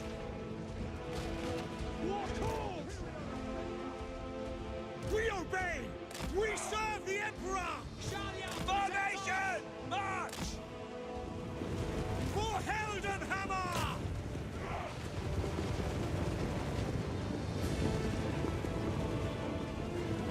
Shattered. Revenge! Sigmar guides us!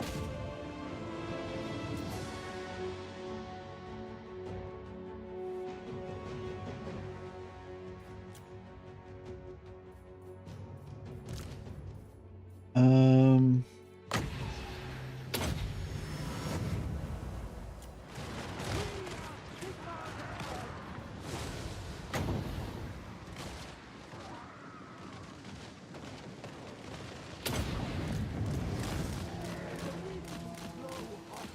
Genius guides me! Great fighting! Shooting!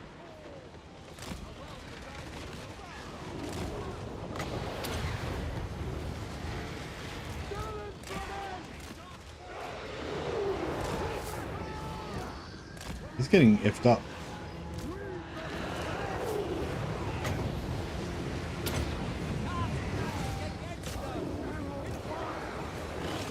Stalin's revenge! By Gal Maraz! Understood!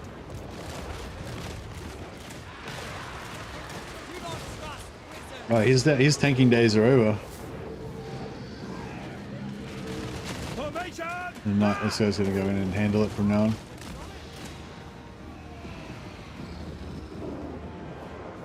Our steeds are restless!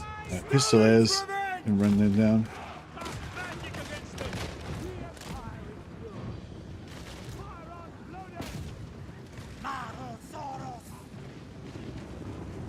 Outriders!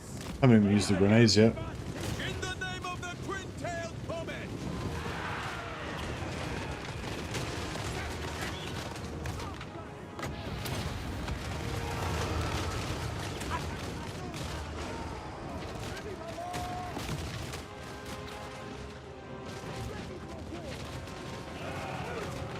That's pretty good. Even against monstrous infantry, still does pretty good. We serve the Emperor! Sigmar calls! Hunting! We obey! Go!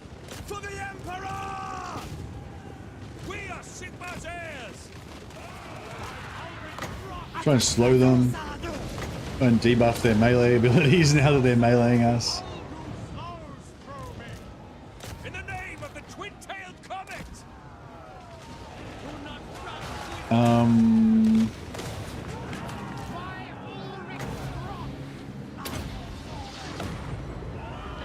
Missed. That's right. Those guys can melee them. Yes, my lord! Quickly! Take the ground! They are using dark forces against the enemy! Cast magic against them! Yeah, no, just she's really good. Elspeth's fun.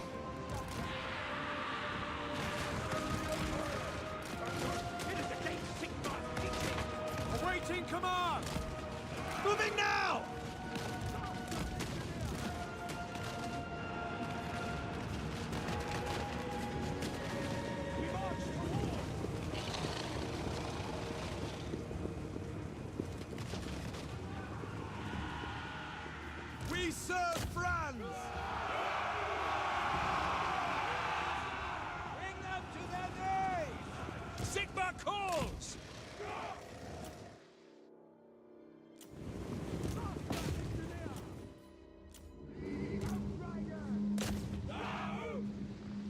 trying to see what's going on inside, I suppose.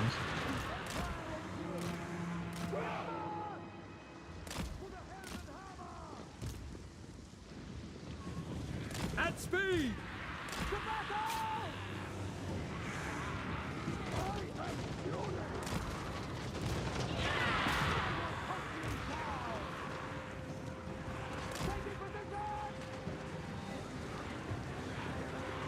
Amber Wizard!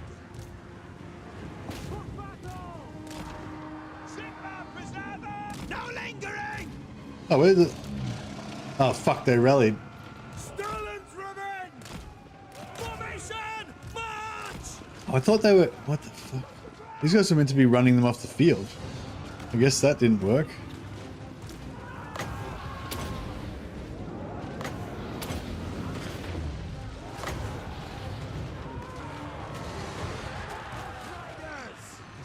At speed!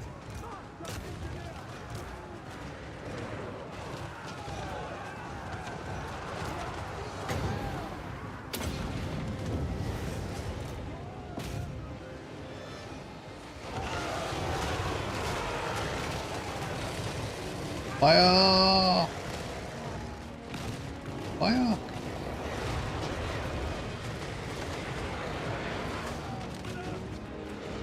There we go. Oof. All right.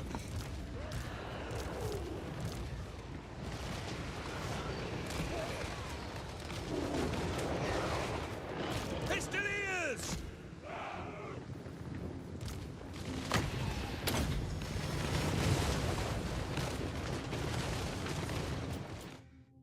All right. That's it. All right. Nice.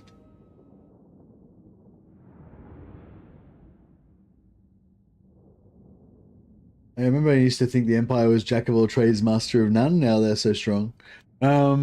Yeah. Yeah, Gelt and Elspeth are both really, really strong. I think Karl Franz is actually quite strong now too, although he's a bit more... I feel like Karl's a bit more like nuanced than Elspeth and Gelt. Like, yeah, Karl Franz is a bit more like normal Total War, but like enhanced kind of. There's Gelt is like totally different, and same with Elspeth.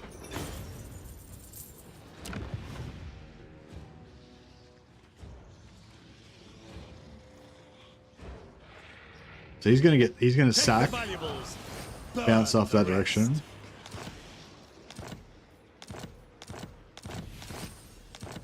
And this guy's gonna occupy.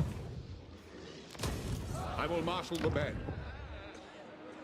And now we've got three growth here, 3 population here, sorry. So that's another cool thing is the settlement remembers. So before I sold it, I'd already saved up 2 population. And then it sat there, even though I didn't own any of it, that 2 population sat there and I had it the whole time. And then I took over this and went to 3 and we spent 1 to upgrade that. And then, yeah, and then I took this back to 3 again. Anyway, pretty cool. Master Engineer. So many ideas. Bringing plans to fruition.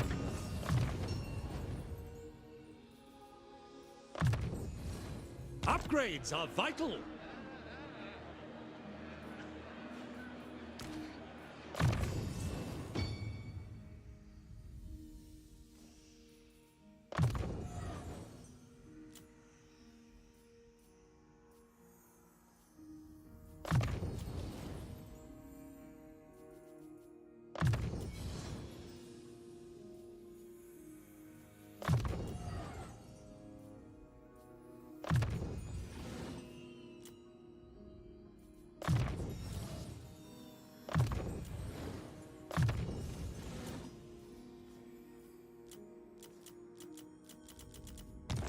Alright, cool.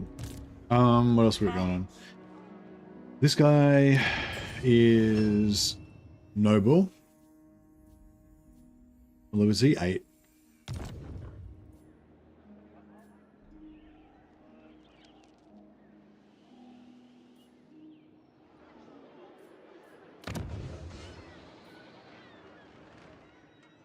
champion of the faith.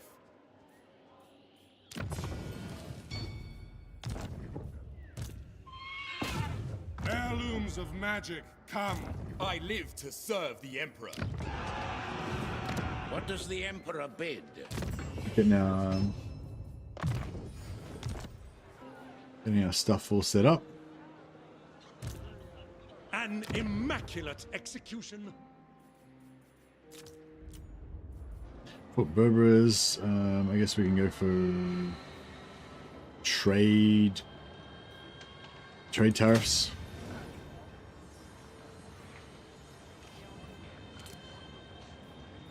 Oh yeah, what sort of wizard do you want to be, Sam? Or do you want to be my engineer?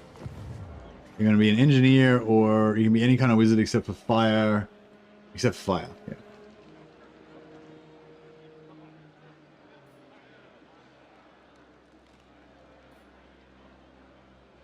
Do not waste my potential. Ogre outpost. Yeah, maybe. Can't be fire. You can be fire. No, you can be fire if you want. You want to be fire? We've already got a fire wizard, so I thought just so that everyone can have a distinct identity, you know.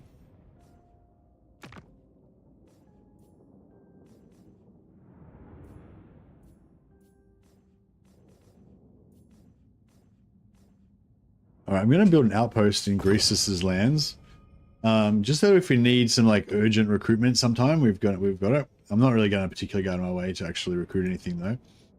And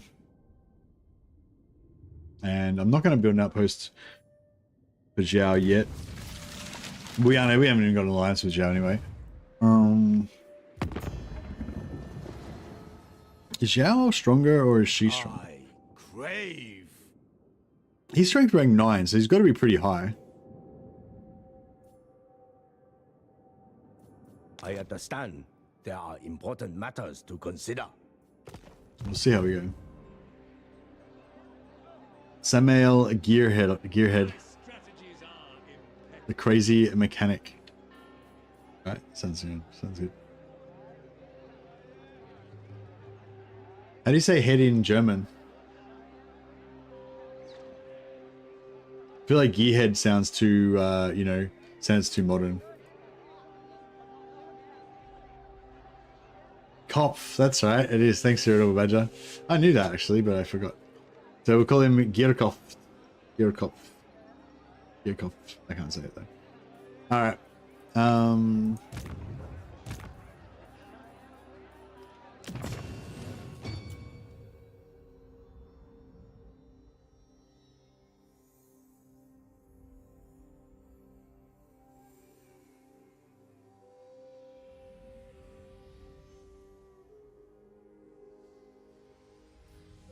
Samuel Gierkopf. Crazy mechanic.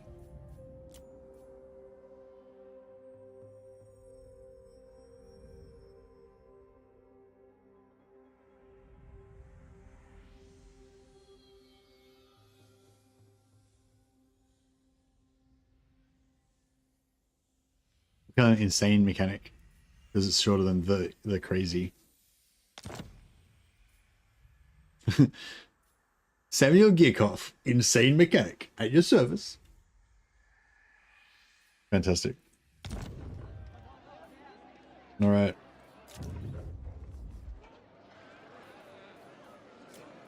All right, I think that's it. Everyone's movements used up. You can click this button at the top to put them in order of who's got the most movement left.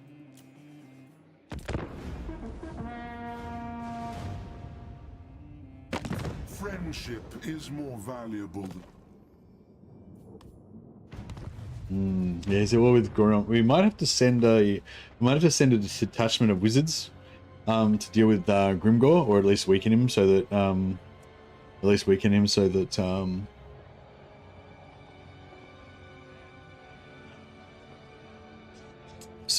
man Greasus can deal with him.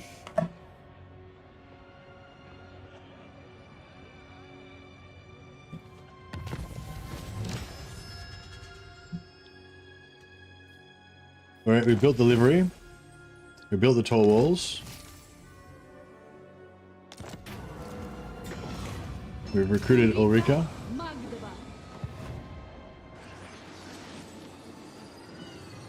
We've got to kill 1,000 enemies with cavalry.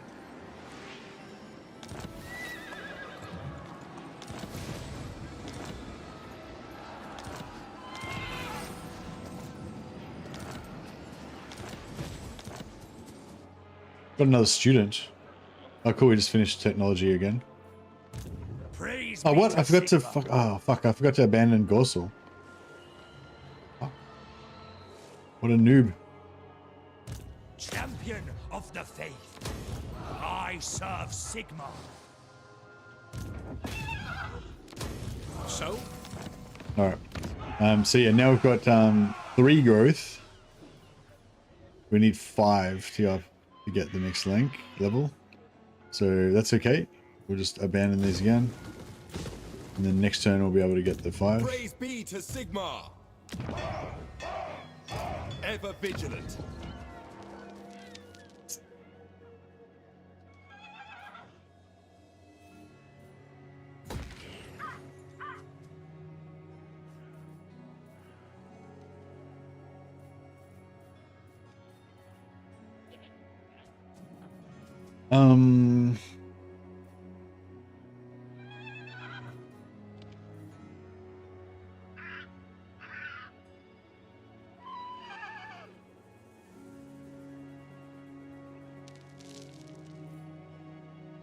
Awaiting orders.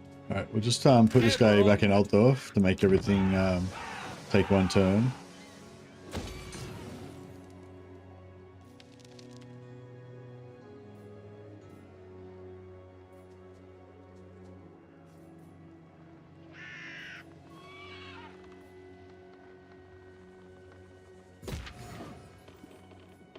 I don't think we need...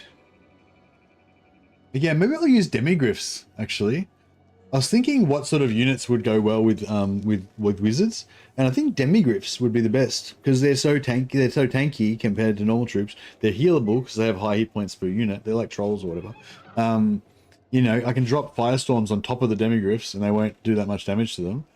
And yeah, so I think, and also demigryphs are kind of like magical creatures and shit. I can kind of imagine, you know, some wizards, some knights that support wizards would be, you know, more likely to be equipped with some magical beasts, you know. Let's get Demi. Let's get Demi'd up.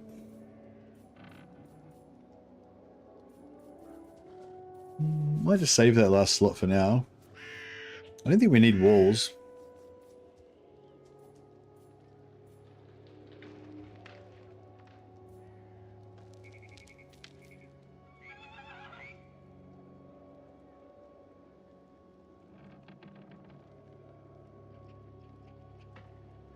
Upkeep production for demigryphs. Yeah, alright, let's do it.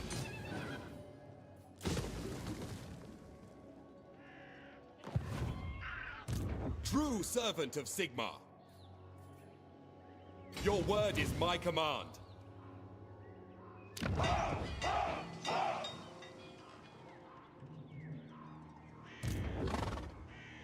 I go where I am needed. What orders? Servant of the faith.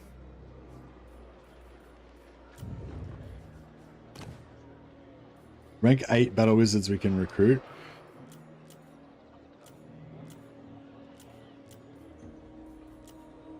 You need fire? Alright, we get a noble one. And yeah, boost income.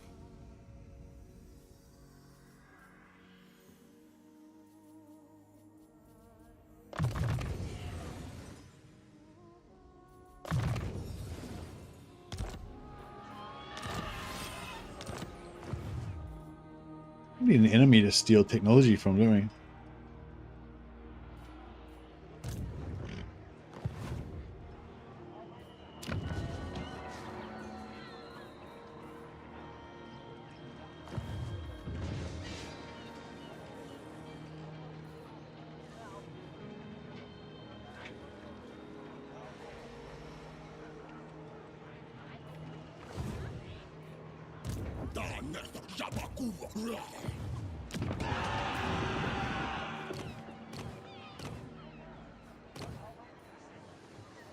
Need a noble. Protector of the weak. Master engineer. Are any of these guys noble?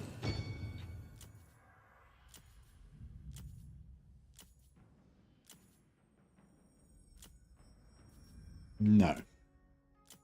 Alas, no. Protector of the weak. I serve the Helden Hammer. Yes, my lord.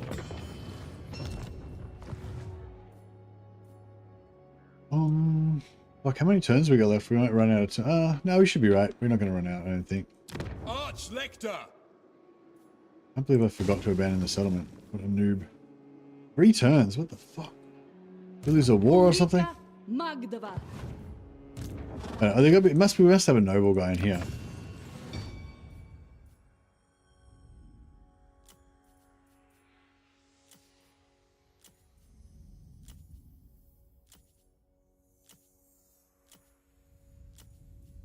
Come on. Nothing?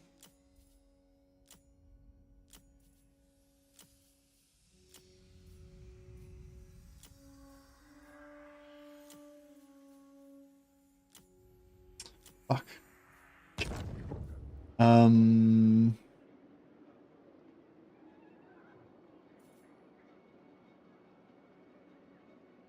You can rename things? Yeah, you can rename the settlements as well. You can also click up here and you can rename your faction.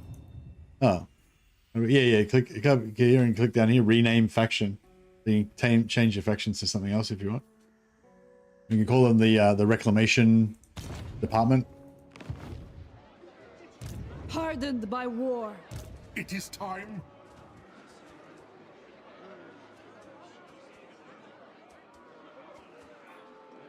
Raised in the saddle. Boyar lineage. Pretty cool. The Empire.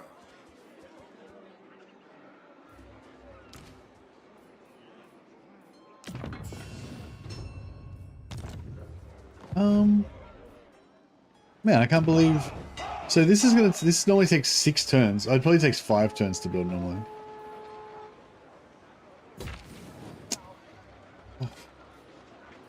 Alright, well, whatever. Sigmarite Arch-Lector.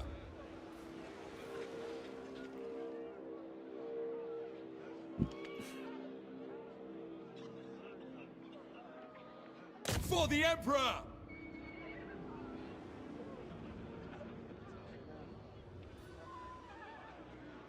I serve Sigmar. To battle! Daughter of Kislev. I will track from the front. You summon me. I am in ascent. As you say, sir. Praise.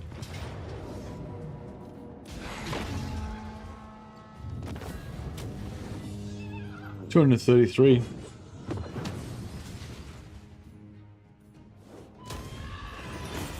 Not bad.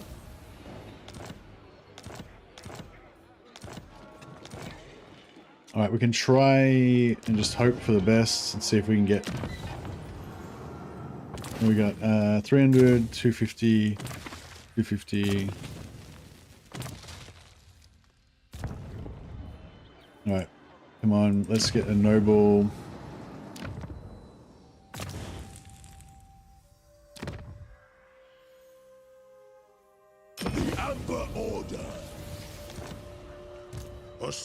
Noble wizard, noble.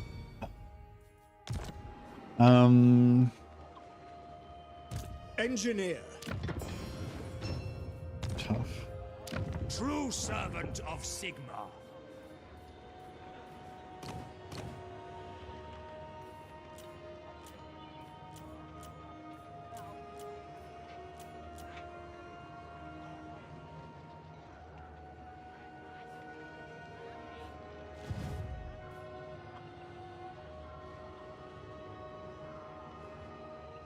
Ads come when they notice that you're typing. Nice. I don't think that's true, but yeah.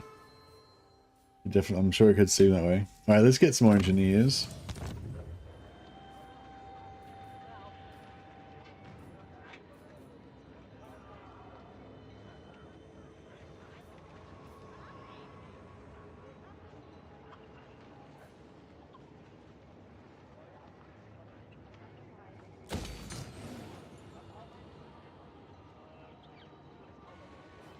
All right, we'll put a wizard there so we can recruit the noble wizards.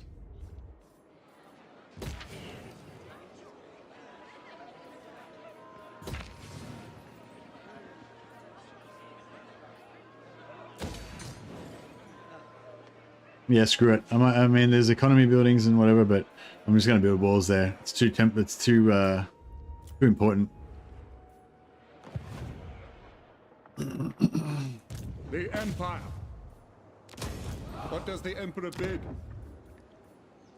All right, we've been abandoning that again. Sigmar, for the Empire. Harnessing energies of the ether. I will exercise restraint. He's going to come down here. Now. We're going to take Fuheng. And then we'll take all this stuff and we'll probably peace out with the... yeah, we'll take all this stuff. We'll see how we go from there.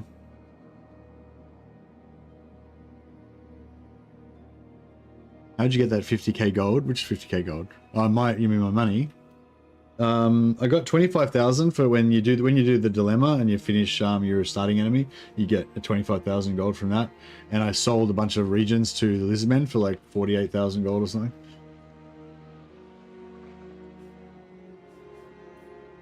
I will marshal the band. Innovation. All right, let's finish off. Sigmarite Arch-Lector. Follow your orders.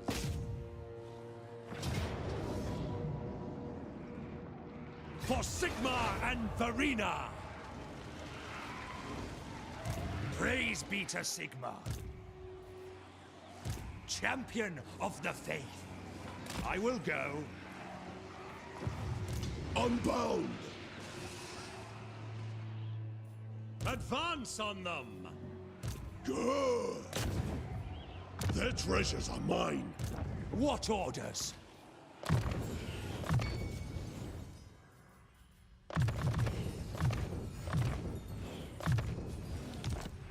Battle preparations, troops! True servant of Sigmar, I go where I am needed. Champion of progress. My calculations will ease our journey. Follow your order. All right, let's waste these dudes.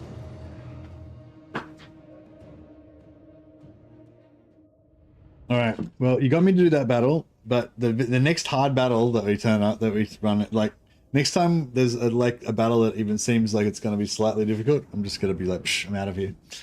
Just out. I'm going to opt out.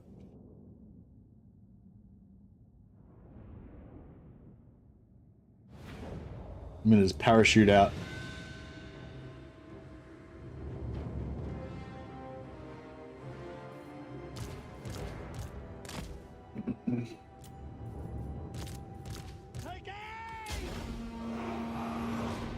It's not really. It's not a matter of being scared. It's more. It's more tiredness. It's like when you. I don't know. Like, you know, when you've been playing for a long time or whatever, or you know, or it's been a long campaign or whatever, and then yeah, or even if it's or even just any siege battle. If I go into a battle and I don't realize it's a siege, and then I have to fight a siege battle, I just be like, nah, it's game over.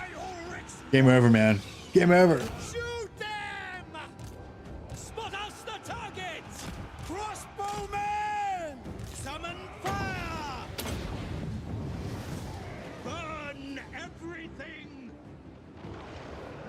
Missiles will fly! For Heldenhammer! Taking aim! No lingering! Not a lot of fucking arrows being shot. Missiles will fly! Take aim! Crossbows ready, General! Take the ground! At speed! Understood! Formation march! Ready!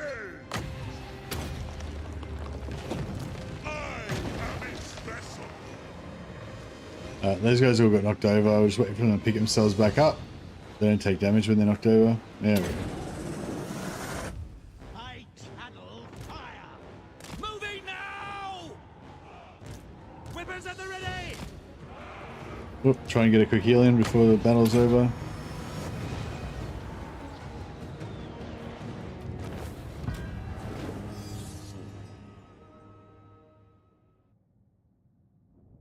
No idea what? What?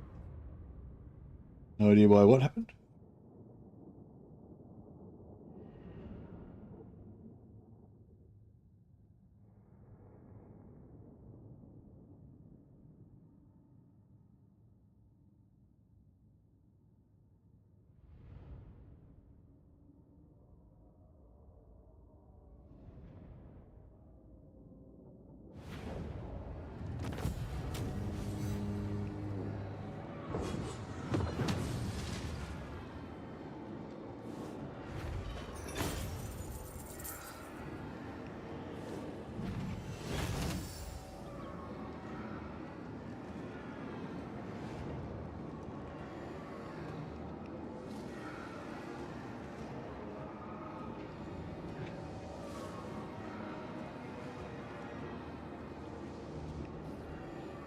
Oh, right. It's like pressing enter after every time you...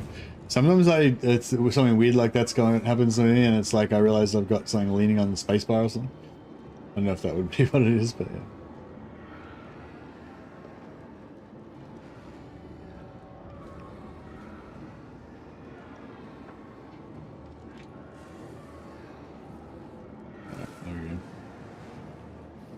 Alright, so we're gonna try and sack Rip the wealth him from them. back. Master engineer.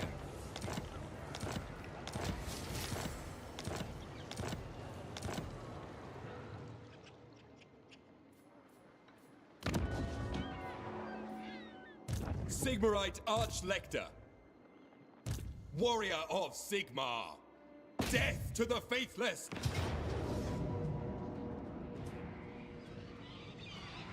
Sigmar is with us. He can take that. You summon me. Then Gelt and That will work. yeah, Gelt can work his way over there. So we're just yeah, we can just auto this one.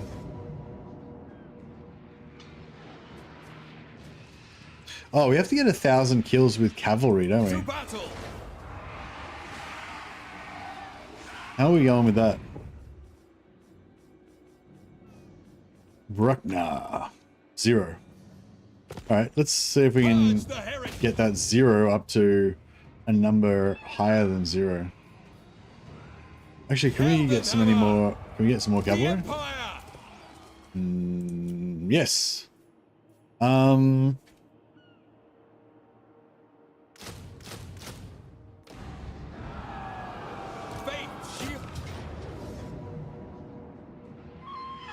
Alright, see if we can kill 1,000 dudes with cavalry in this battle. I reckon we might be able to. I reckon this is a possibility. We've got 100 and... yeah, they've got well over 1,000 infantry, but a lot of them are probably going to die at crumble, so...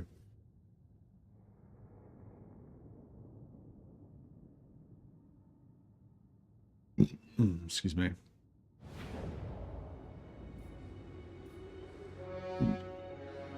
Alright, so everyone who's not cavalry, hide in the bushes.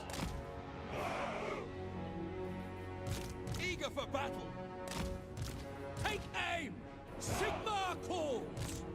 Hammer of the Empire. And everyone who's not on a horse also hides in the forest.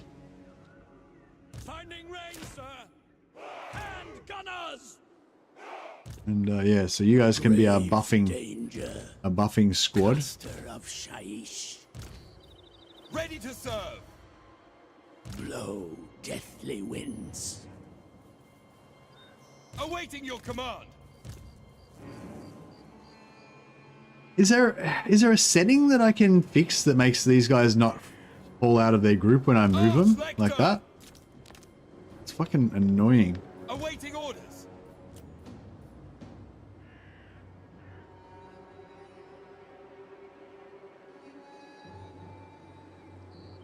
There's nothing in there.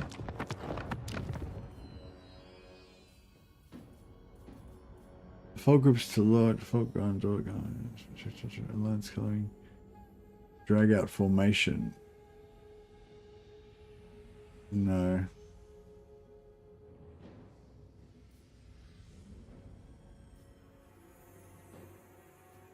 No, there's nothing.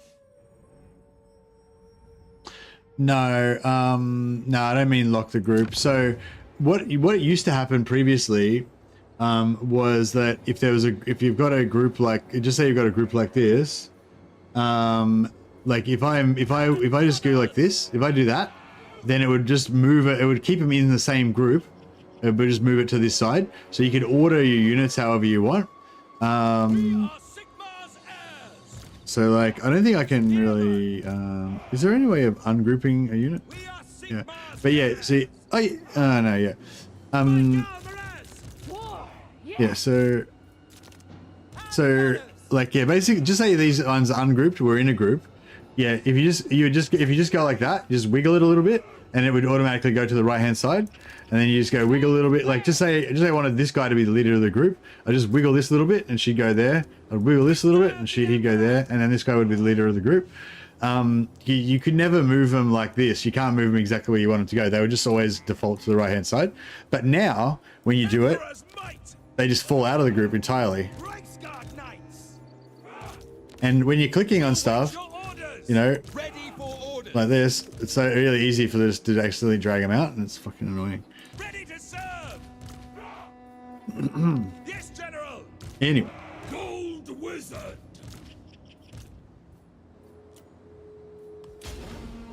In the name of Sigmar. Death comes. Go! Yes, General. Cavalry ready. Wizard of the Order. Ready for war. Tomato. Go! Ready to serve. Gold rules all. Eager for battle. Reichsguard Knights. Shaiish empowers. We are Sigma's heirs. We serve the Emperor. Yes, General. At speed. Take the ground. Reichsguard Knights. Grave danger. Blow deathly winds. Yes, sir. Quickly. General. Death is imminent. For the Emperor. Your orders. Sir! Yes, sir! Quickly! Emperor's might! Amethyst Wizard. The ground quakes! Death comes. Quick march! Sons of Sigmar, attack!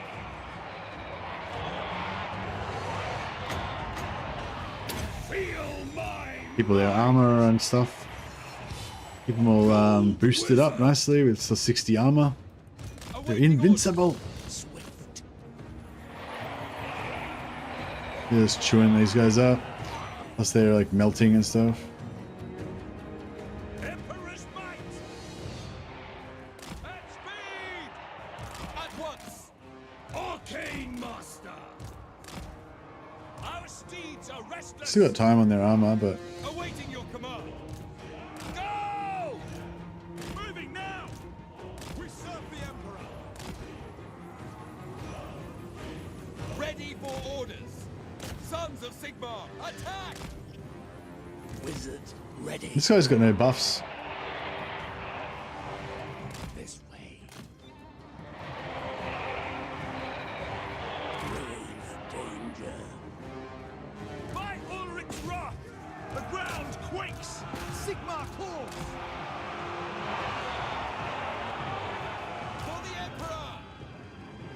Stimulating.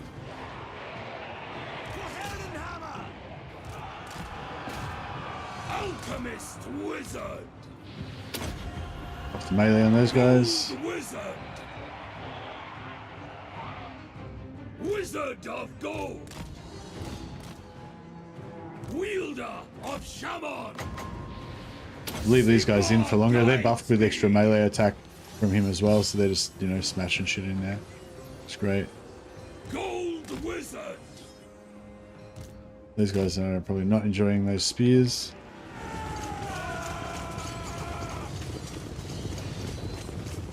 Are they spears or swords? Oh, they're swords.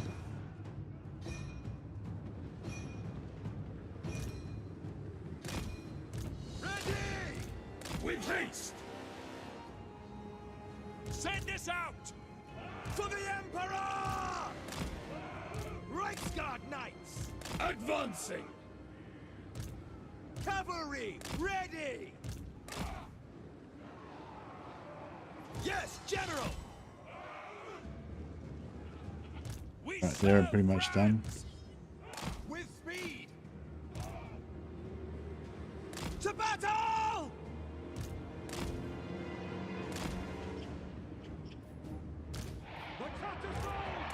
Prepare for combat! Let's get some big hits in there.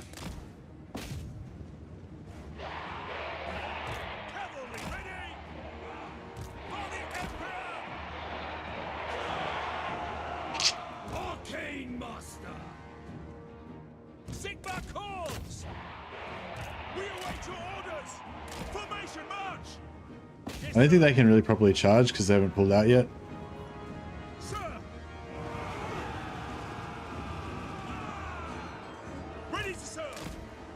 Oh, get in there. What's happening? Looking to charge. Alright, how we do?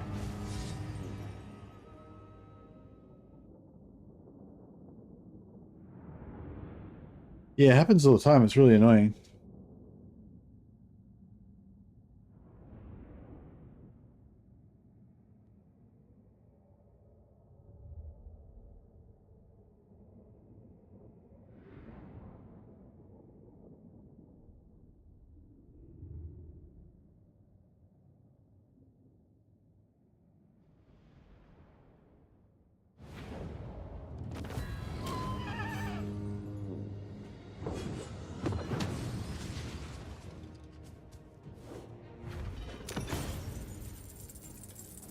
I'm not sure how much movement we've got, so we'll just occupy it.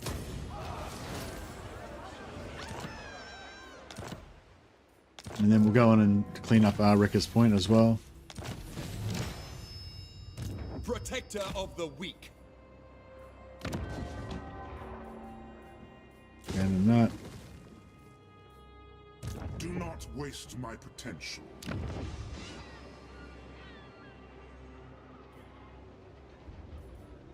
Protector of the weak. Ulrich's will!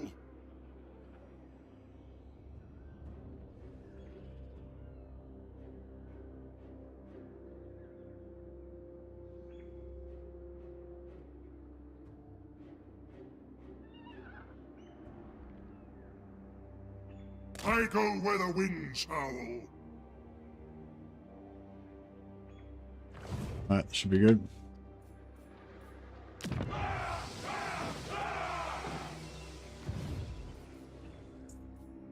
Master Engineer.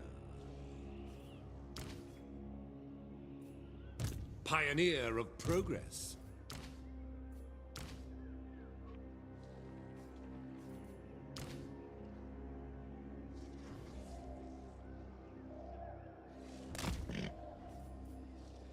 Champion of the faith.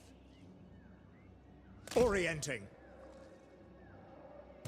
Warrior of Sigmar. Servant of the faith. Alright, we've got Gisero. And then we can take Artois and Blackstone Post. I feel like... Yeah, I feel like we should give the mountains to Karl Franz. So many ideas. Oh, can we can't actually take that, can we? Oh yeah, we can. Fuck. If something can be understood, Alright, it can cool. be dismantled. Now we don't have siege attacker, but we are Gelt. So we can use the bright key. The target bright wizard will cause wall breaches when besieging, destroy all enemy defensive structures.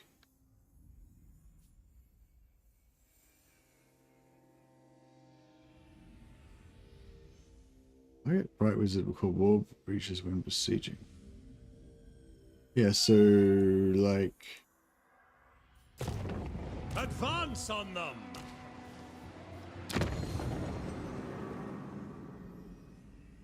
fuck. That's bullshit. So he's got to be outside. I never realized how shit that was. So the bright wizard's got to be outside the settlement for you to be able to target it. It sucks dick.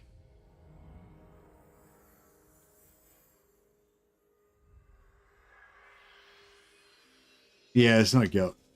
But like, what the fuck? Like, the whole point of it would be to cast it on an army that's got a bright wizard in it. But no, apparently you can't do that.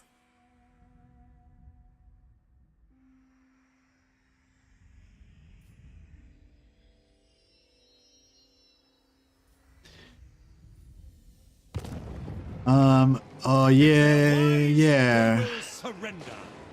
I don't think he joined the army so they can only join the army once per turn. I don't think he's joined the army. You need fire. Yeah, thanks, Big Waiters. Yeah, yeah, you're right. I probably can just do it. What? Army target required. It was, what? What? What the fuck is going on? Oh, I got, well, no, no. What? Why can't I do it?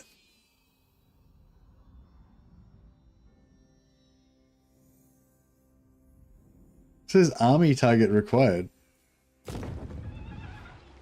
Oh, and you have to like not be sieging at the time. You have to not be sieging at the time when you do it. Sigmarite Arch-Lector. Yeah, I bet that's what it is. I bet you got to be not sieging at the time when you do it.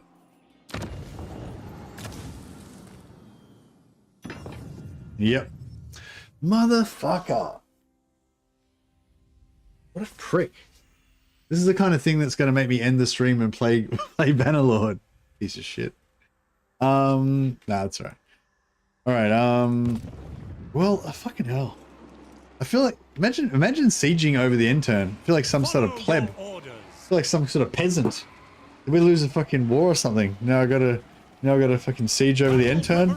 Some kind of peasant? We gotta fucking tie logs together to make siege equipment? Jesus. It's embarrassing.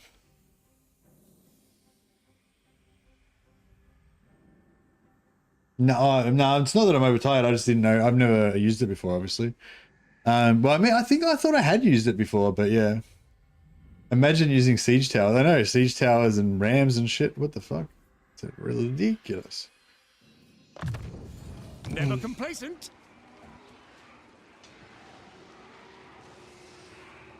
Take them down. You just roast most of the Warhammer player base? I don't think so. I don't think there's many people that do sieging.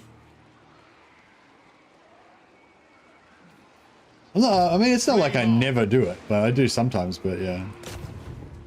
Sigmar's will. I can't believe that you can't do it while you're sieging. Like, how, like, bullshit is that? You can't do it when you're sieging. Like, it's a thing for sieging, but you can't do it when you're sieging. Who disturbs me? Alright. Fine.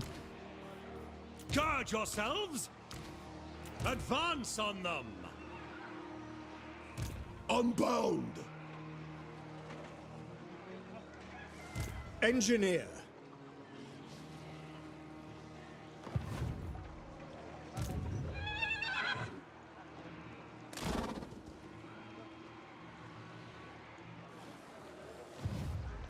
Mind of mechanisms.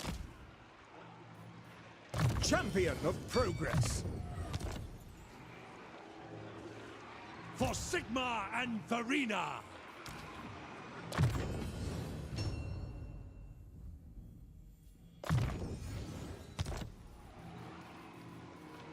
Accurate down to the finest. Yeah, no, I wasn't trying to diss people who use siege equipment. I was just being funny. I was just making a joke. I was just saying that I hate having to build siege equipment like a lot. Just feels like a wasted turn. But no, I was not having a go at people for building siege equipment. Obviously, if people are building siege equipment, it's because they need to build siege equipment because they need to do a siege. But no, I wasn't having a go at the people. I was having a go at the siege equipment. Fuck siege equipment. That was the point I was trying to make. Arch-Lector. Going forth. Ever vigilant.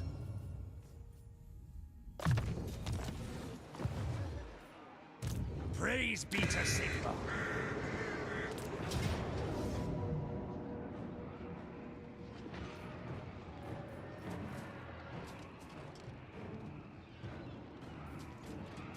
Realistic play comes to mind. Yeah? What does that mean? No mercy! If they're wise, they will surrender. We've nearly spent all of our... So this is why I was saying we wanted to save up as much cash as we can, because we're going to dump it all on buildings. Like, we're just going to be building shit as fast as we can, you know?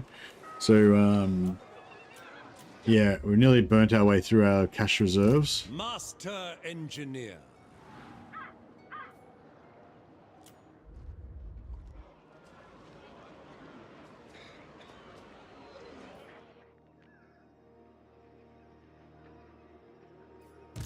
I serve no master. I serve the Heldenhammer. By Sigma. Here to serve. Warrior of Sigma.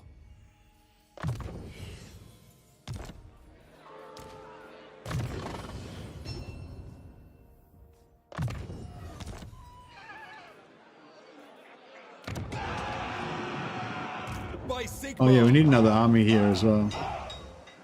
I just realized that. I will marshal the band.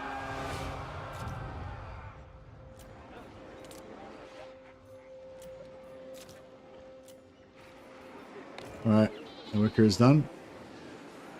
Oh yeah, diplomacy wise.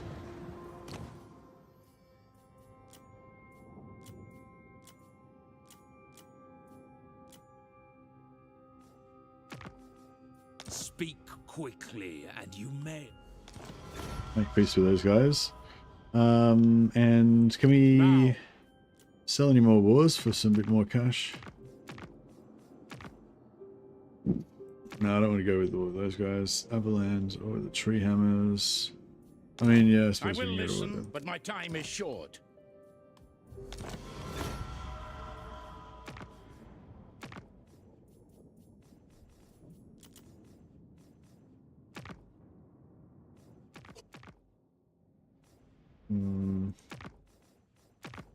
Amethyst Mage.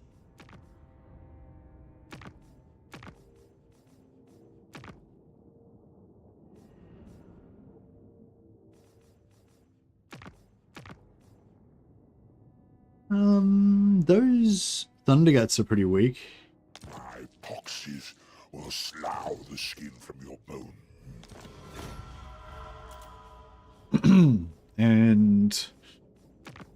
And it's no ogres. Oh yeah, minor faction or ogres. We can declare war on them. Approach me. Swells. Even if we don't get much money from declaring war on them initially, they'll probably want us to. They'll probably pay us for peace next turn anyway. So.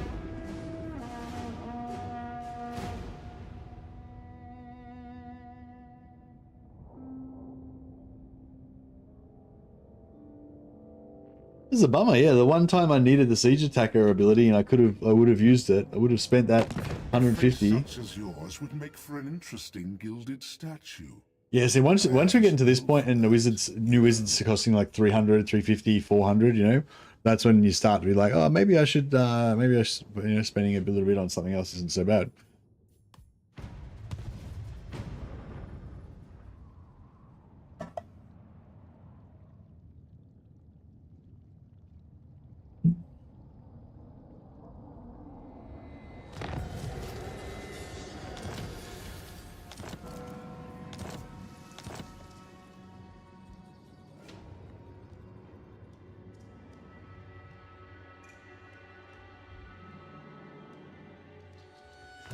To the provinces.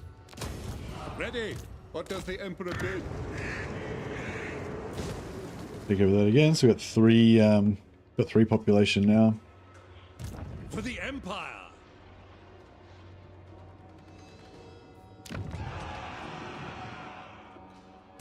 Work to do.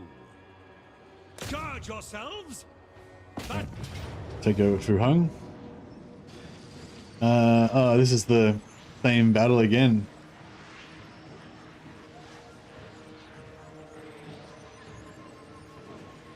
We test our mettle against them. Advance on them. The constituent elements must be strong. How many kills did we get with our 714? Okay, we're getting there. Yeah, I just thought if I can get him up another level, we might be able to get another unit, another unit of regiments of renown. Praise be to Sigmar. I am the Supreme Patriarch.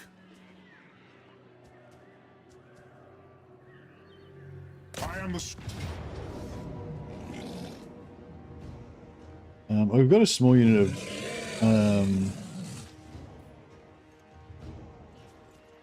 got a small unit of knights there. They might be able to get 260 kills in this battle. You never know.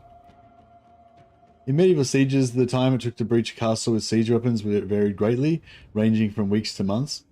Yeah, you know what would be really cool is if next time they do a medieval game, if when you do a siege, it actually made a mini game of doing the siege. So like so just say you would siege over multiple turns, and the first turn, and you could like build trenches and start building mangonels and stuff, and then you could throw shit at the walls, and like you could choose where you wanted to target if the walls were, it'd be cool if, oh yeah, imagine if they did what was that period when castles were huge?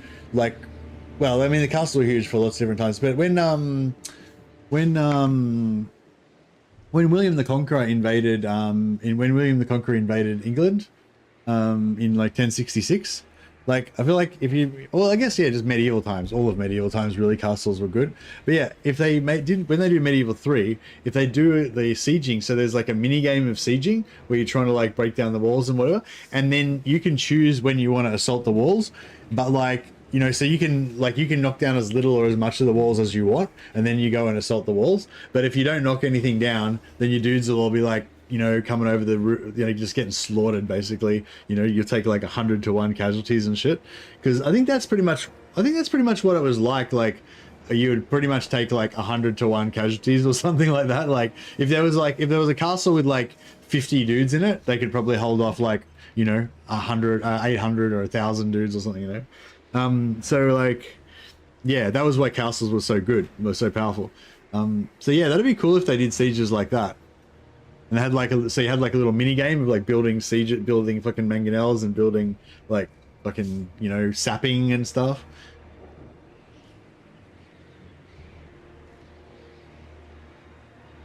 Trebuchets like Celts in Age of Empires, yeah. But yeah, I think that's the problem with sieges. If there was a cool little building mini game where you every day you get to build siege works and stuff, that'd be really cool. Sigmar calls. Wizard of Gold.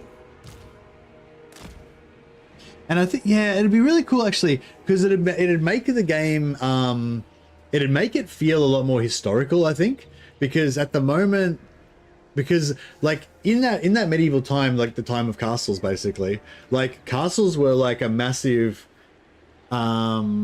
massive thing. Like castles were huge, you know, and like it was, and sieging was like, you know, you would have to siege the, like you couldn't really assault castles. You had to siege them out, and like you have to either starve them out, or if you had good enough, you know, artillery and stuff, you could knock down the walls and stuff. But in the earlier days, you know, if it's a really strong castle, you might just not be able to knock the walls down at all, you know, and like.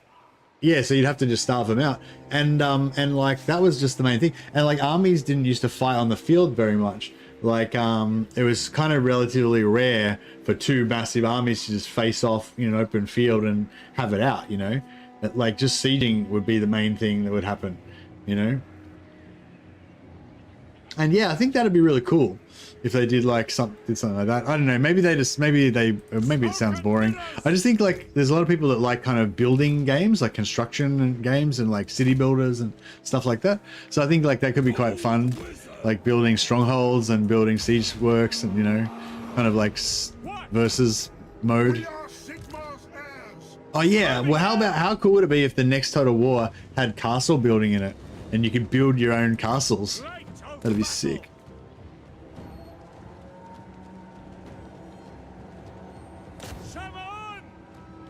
You could do like tower defense. You could build like mazes, get the AI like stuck, get the AI to just like bug out.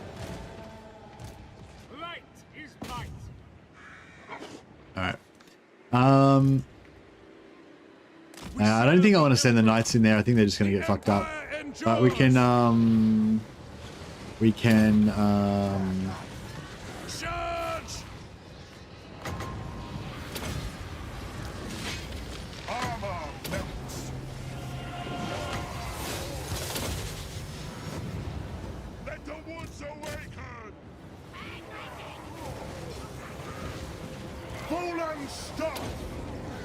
by Ulrich's wrath!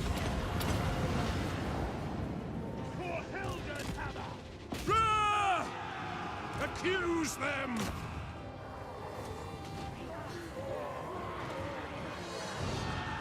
The Empire endures.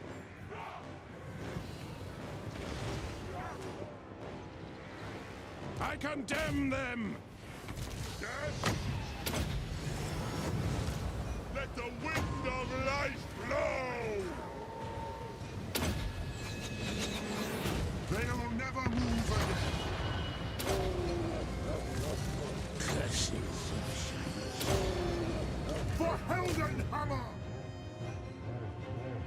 Go! That's an order! Fight them! Alright, get the cav to take on these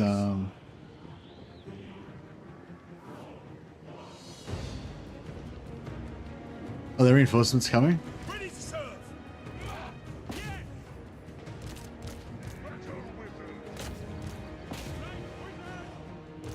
Take position!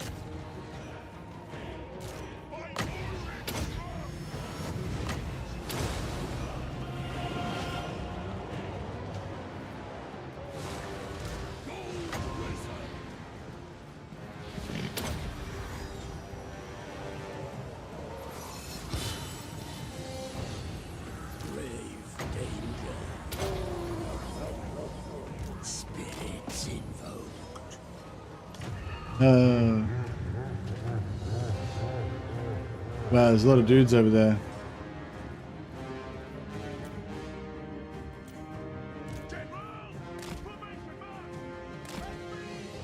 Alright, well if we win this, then I think that the cav will definitely be pretty sweet.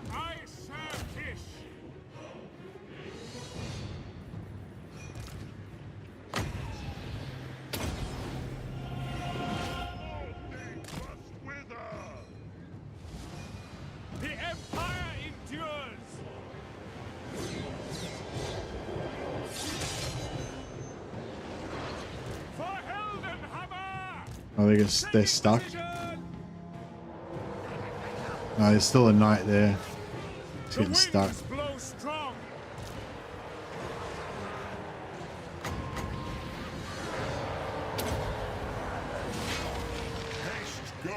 magic. Grey Guardian!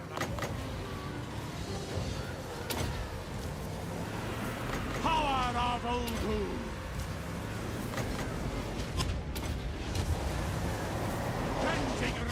loyalty to my will. Washing machines of death. Put them on spin cycle, boys.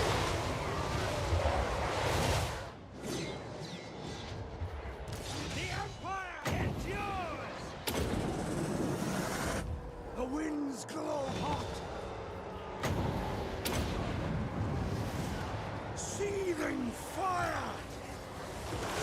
Battle awaits! Sigma! Very well! I'll ready the men! Cavalry ready!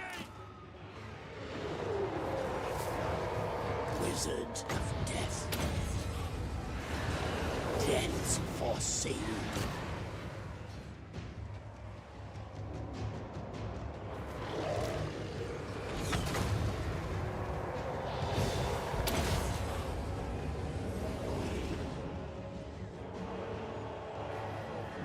Ready for war!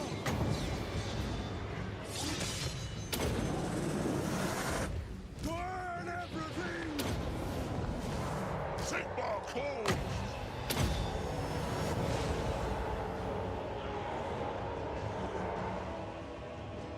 We serve friends! Quick march! Yes, sir, quickly! We are Sigma's heirs!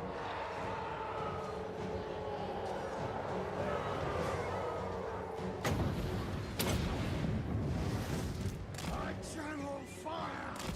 Go! To battle! Moving now! Charge!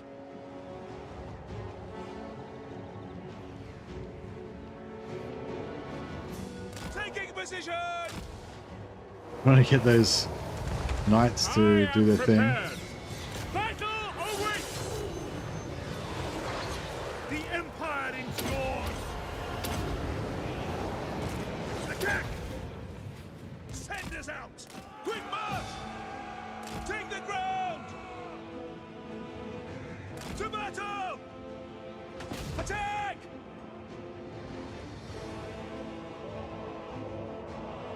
At speed! For the Helden Hammer! For the Empire! Kindle flame! The winds glow hot! Prepare for combat! Formation march! Moving ring! Sigma guides us. Alright, see if we can get some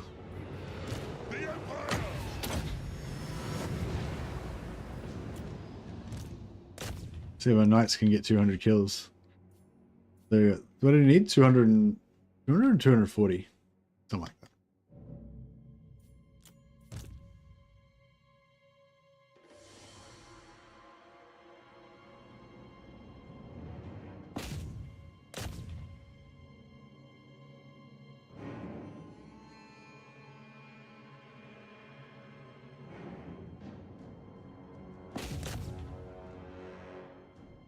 Shit.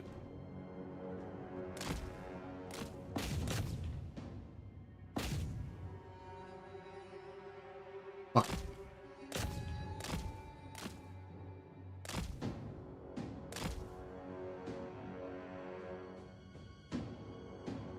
I'm gonna make it.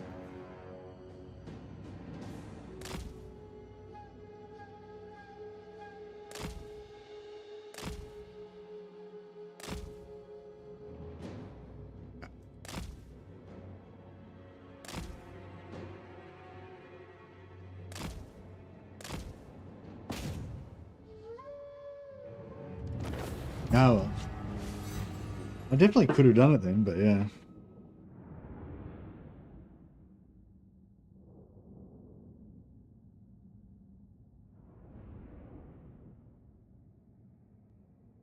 All greenskins are playing a different game than Gelt. Yeah, true. Sure enough, big reason why after second Mongol invasion of Europe they kept failing. Tons of castles and the Mongol siege weapons were kind of crap, so they were unable to take them. Ah. Yeah, I think I'm just sort of thinking like, you know, with Total War, I think they really need to We don't need to, but it would be really cool if they would, you know, bring in something totally new. Like when they brought in ship combat, you know, in when they brought in ship combat in Empire, it was kind of just like, whoa, you know, like it was crazy. It was mind blowing, you know. And like if they brought in something mind blowing again like that, like yeah, like I was saying, like if we had like a kind of a mini game of like building siege equipment and building like castles and stuff. You know, like it'd be sick, and it would be cool, like a cool opportunity to tell a bit of a story about how that stuff went down. You know, I don't know if there was like I guess there would have been master architects or master stonemasons or something that would have been like, or castle builders or somebody that used to do it. You know, and they'd be like, I guess they'd be like famous rich dudes, potentially. I don't know, or maybe you just get like your local guy to build it. I don't know if, or they'd be famous builders. I don't know, but you know, that'd be a cool opportunity to tell the story of all that stuff.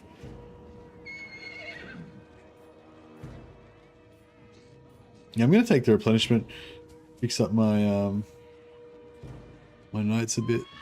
Oh no, fuck them, that'll be right. Take money.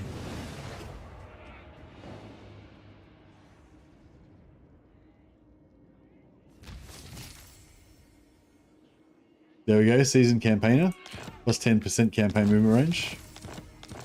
Very nice. You summon me. All right.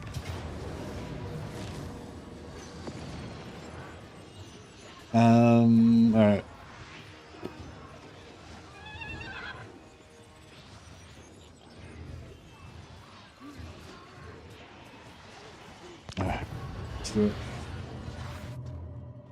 I'll go look after my knights this time. I'm gonna keep them out. But yeah, I'm quite liking it. I don't normally keep the knights in Gelt's army, but I'm quite liking it. I mean, we're losing 10% schematics that we could have with extra knights, with an extra wizard. But I feel like the knights are actually pretty useful and fun to have around. But yeah, I think demigryphs is the bit. I think we're gonna have like, I'm probably gonna do the same thing, but I'm just gonna have like one unit of demigryphs with each squad of wizards. Maybe have more, maybe have some with more demigryphs, but yeah, I think demigryphs will be good for you know, I reckon demigryphs can take a, you know, can probably take a firestorm to the face and be okay. I think they probably won't like it too much, but Sigmar calls. Battle, wizard! By Ulrich's wrath! Knowledge is power! Captain of the Empire! Now! Quickly! Fleet! Eager!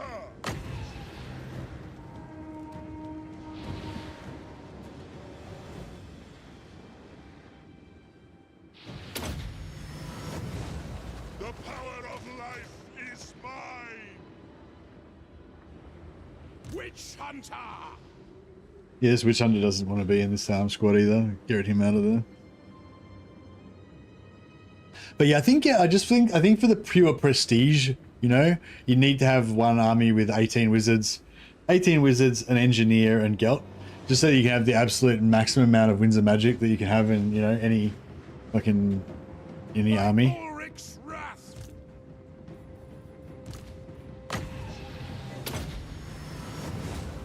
Let's gyre and flow!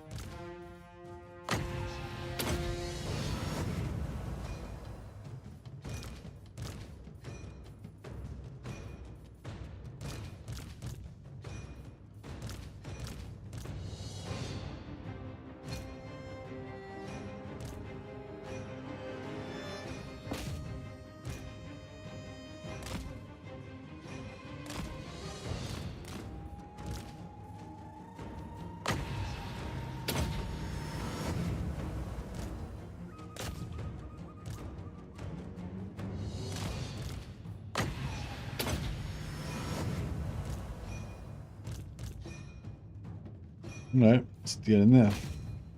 Let's do it.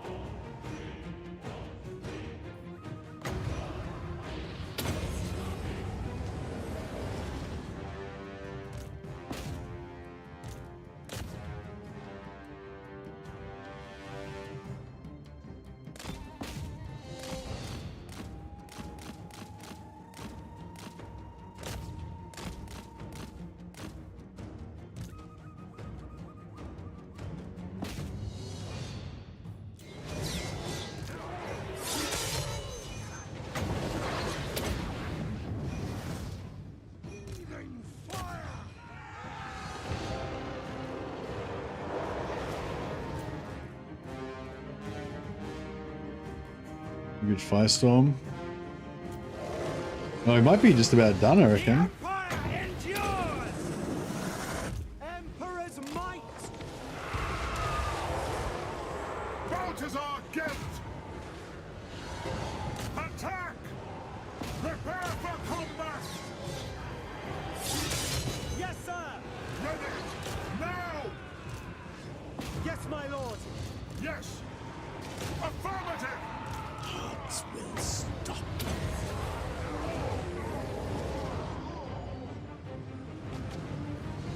For the Empire! War!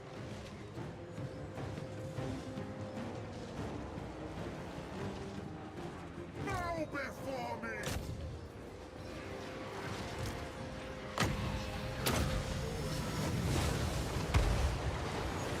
Those lasers are getting annoying. There we go. Ready to serve! Take the ground! For friends! Fallen staff!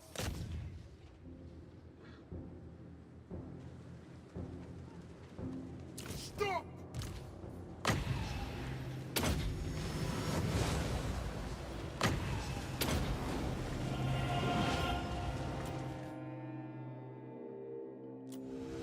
The knights. Sir!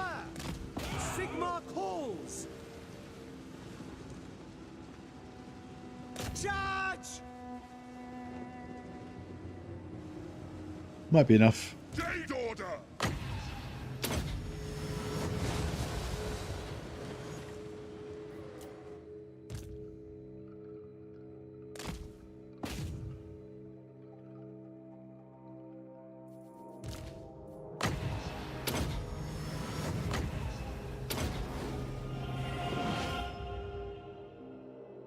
Millions of winds of magic. Millions. Fuck, where's here we go.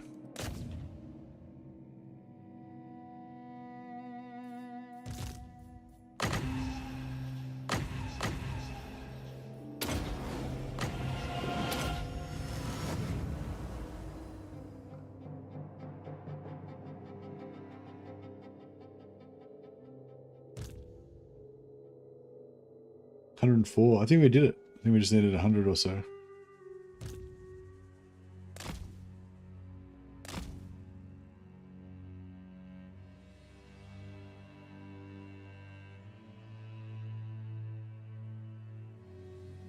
Not good enough. Where's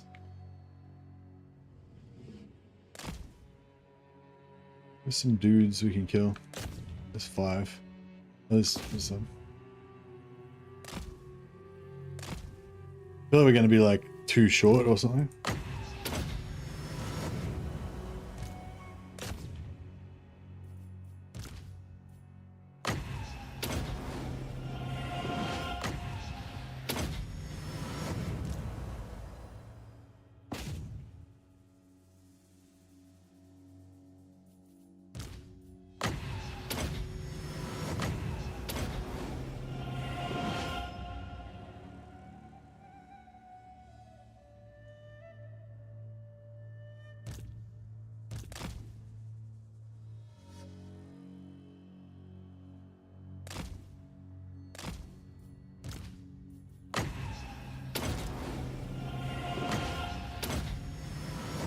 Alright, cool. I think we're pretty much healed up.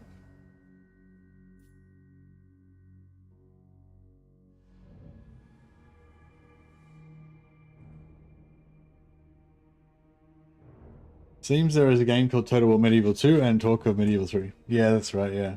Medieval 2 is really cool, but you can't build siege works like specifically, you know. Like it's just like a generic kind of thing, kind of like in this game.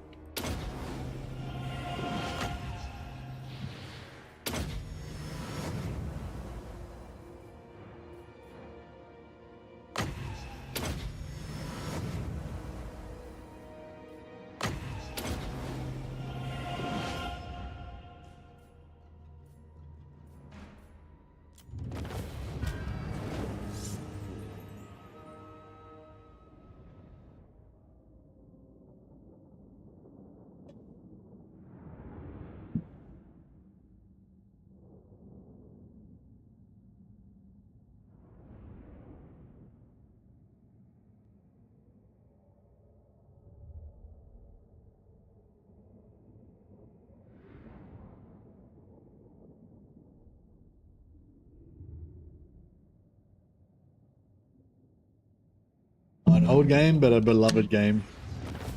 I think a pretty high proportion of people still consider Medieval 2 to be the best Total War game ever.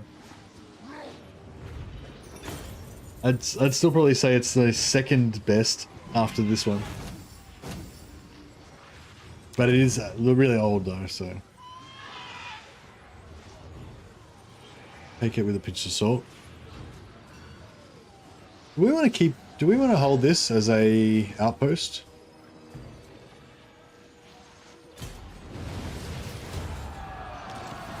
Let us begin. Yeah, I think we might keep this as a little fortress. Because that's the thing, I want to basically give most of the territory to Karl Franz, but I need little outposts around the place so that I can, you know, deploy my dudes to the front as needed.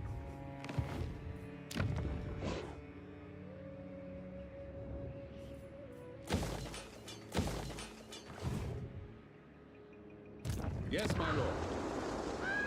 I will marshal the band. To the provinces. Protector of the weak, servant of the faith. Alright, now we've got a wizard tower here. We can recruit noble lords here. So I'll recruit, noble wizards. So I'll recruit a noble wizard there. What do you want of me? That way,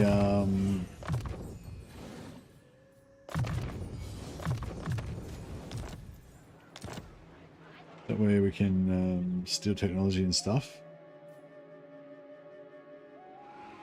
Guard yourselves! Advance on them!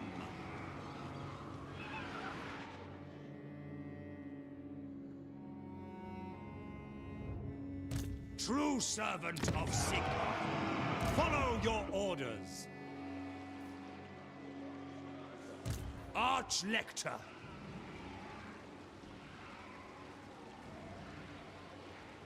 I will go.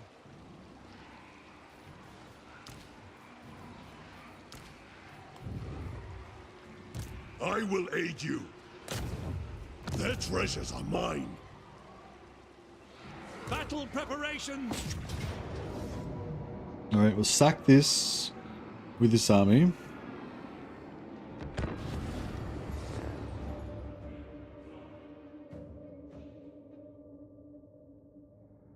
Medieval 2 with better controls, and I'm happy. That would Medieval 2 with better controls would be cool, but like, you know, like kind of what I was saying before, like, can you imagine like, you know, a new like Medieval 2 with like kind of like the same vibe? And oh yeah, they got to bring back those fucking little movies about the assassinating people and shit. That was cool. Excuse me. But yeah, like with an extra element, like I was saying, like with building castles and stuff, or ship combat or whatever. Pre-battle speeches, got to have those, of course. But yeah, I don't know. Like I think, yeah. I was sort of saying this the other day. I think like that whole concept of like Medieval 2 with better controls is like, I would love that right now. I'd love to play it right now. But I think for the next game, that's not going to cut it. Like, you know, I would hate to see them do like basically Medieval 2 with updated graphics and better controls and expect it to do as well as the last one did, and like, you know, and just not quite make it, you know. Ship combat scares me because of Shogun 2 now. Yeah, and the thing is, like, it probably wouldn't be that good and blah blah blah. But yeah, I feel like they need to keep pushing the envelope, you know, like, and keep bringing in new things that wow people, like, because that's the thing, like I was saying, like if they had like actual siege, like this like kind of MOBA style fucking building, like plonking down buildings instantaneously in battles and shit, like that's not like new or fun or anything. But if it was like, you know, something new and cool that people would be like, oh wow, that sounds amazing, I can't wait to try that out, you know, like, I don't know, like being able to actually design your own castles and make ones that are stronger or whatever would be pretty cool. Yeah, I'm not. I don't know. I was just going on about. I'm just stuck on this castle idea, but I didn't necessarily mean it has to be the castle thing. But I mean something like that. You know, like if, like as an example, the castle thing. Like if I heard Medieval 2 was coming, Medieval 3 was coming out, and you could design your own castles, even if it was like super basic. And I think it would be better if it is super basic, because the more complex they make it, the more janky it's going to be. But if you could like just, you know, basically you can have like your castle can be a single keep. Just a keep with you know, whatever. You can have a single keep with a courtyard. You can have a single keep with a courtyard, then you can have an outer wall. You can have a single keep, courtyard, outer wall, then you can have a divider wall. You know, like stuff like that. So it's not like, maybe don't make it like fully, make it like modular. So you can add on chunks of things. Like, you know, that way they can train the AI to deal with the different chunks, rather than having you like doing like weird formations of walls that make the AI get all fucked up in the chair, because I would totally do that. But yeah, but anyway, whatever. I'm just saying, like, if there was some sort of thing like that when you heard that you could build your own castles, people would fucking lose their shit over that, I reckon. Like, you know what I mean? Like medieval Total War, except you can build your own castles. Like, who wouldn't fucking lose their shit over that? That'd be awesome. And yeah, and if the siege, if instead of the sieges were like this shit, if the sieges were actual sieges, like you can't get in, you are camped outside. All you can do is build shit outside the walls, you know, and throw rocks to them. You know, you can't do anything else, you know. That would be cool, I reckon. Like, I reckon that'd be fun. But it would be totally different pacing, and it'd be totally different game and stuff. But the thing is, they were like, I think they'll have trouble doing that because, you know, they're too big now, you know, they're too big and they've got too many shareholders and shit. And the shareholders are gonna be like, well, no one's ever done that before. So how are we gonna know if people will like it? You know, like, you know what I mean? Like, it'd be better if you just made a new version of Warhammer 3, but in medieval times. You know? So yeah, I feel like, I don't know, they might have gotten to the point where they can't really take chances on cool shit anymore. They just have to keep doing the same shit over and over again with different whatever. I don't know. But I feel like with Three Kingdoms, they did a fair bit of different stuff. None of it was stuff that I really liked or cared about, but I thought it was pretty, I think they did take some chances there, maybe. It's pretty good. I don't know. I'm looking forward to it anyway, whatever. Vicky, you like Three Kingdoms? Yeah.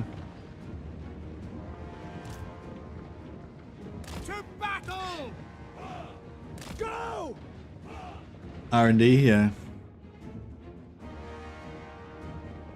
Armed with knowledge.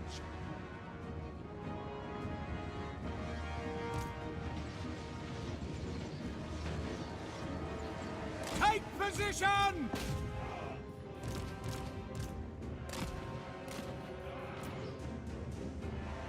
Come on, siege. Happen faster. Let's blow up some of these ghost things. Hello, Shaker. How you going, buddy?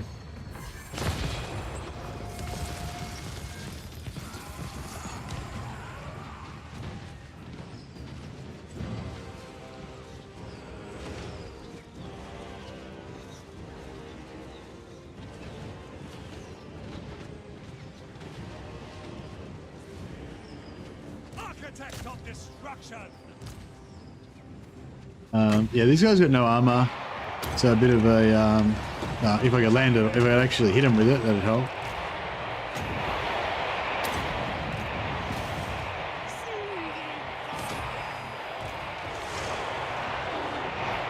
Missiles will fly. Take position. Take the ground. The Empire endures.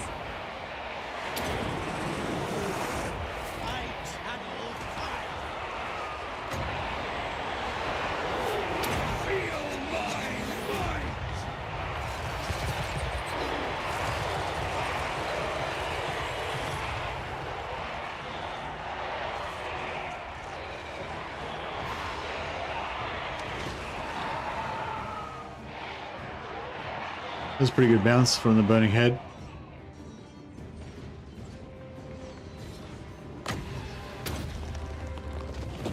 Let the wind of life blow! Moving! By Ulrich's wrath! We obey! Moving now! Firearms loaded!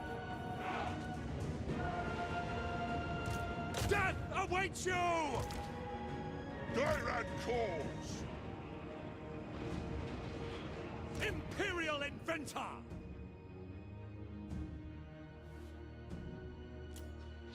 Loaded, sir! Taking position! Yeah, no, they can't. This is. I get angle. Armed with knowledge! Massive long stream today? Yeah, for sure.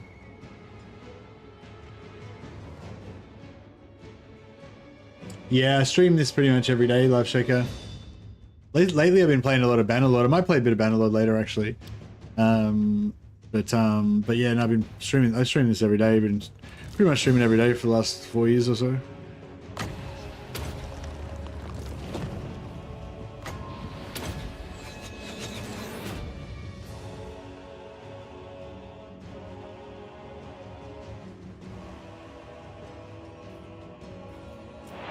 Architect of destruction! Wisdom guides me! Eager! The power of life is mine! My gun and saber! Duty calls! I find myself inspired. March to progress! Imperial Inventor!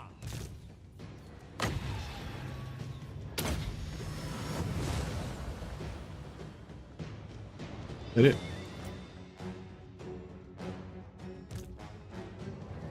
Can Gelt get rune fangs? I don't think Gelt can get the rune fangs, no.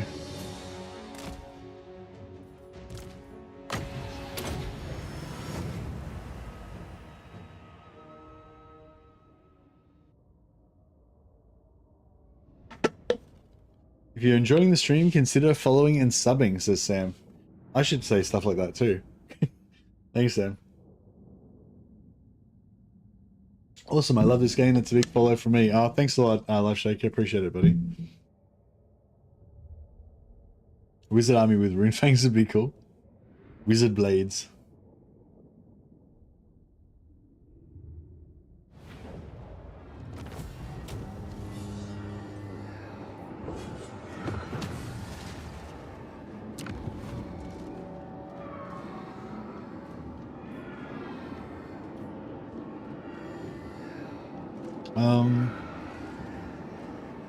Hey, lately.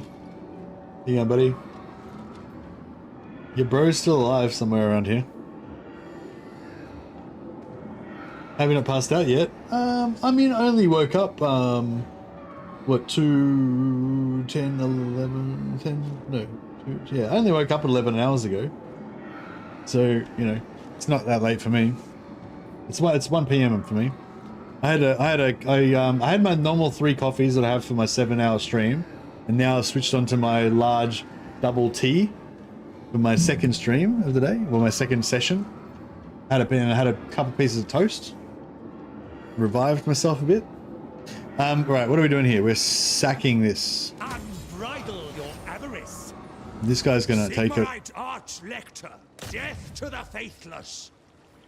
No, don't do that. First, we're gonna steal some technology. What do we got? 10, 11, 11, 11. Okay, this guy's got the highest chance.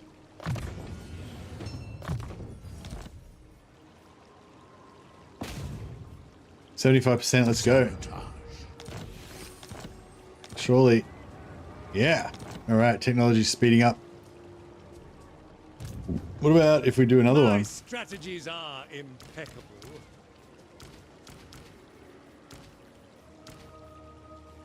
If something can be understood, it can be dismantled.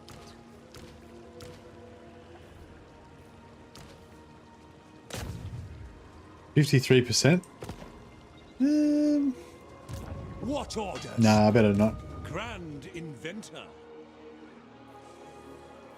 Siphoning power. Prudence would be wise at this time.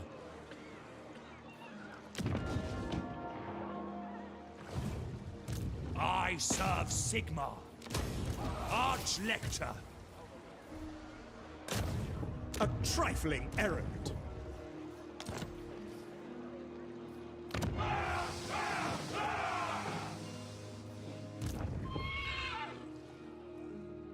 Pioneer of progress.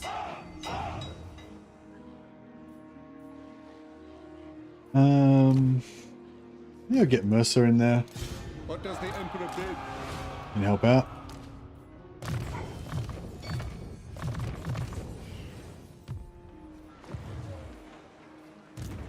Here to serve. Blackstone Pass.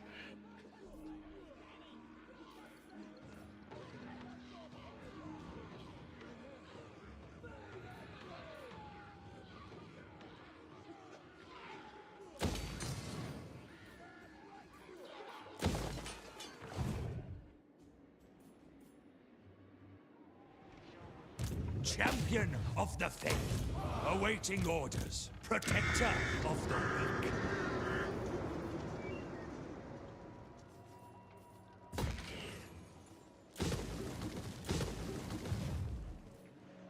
Honored to serve. Yes, my lord.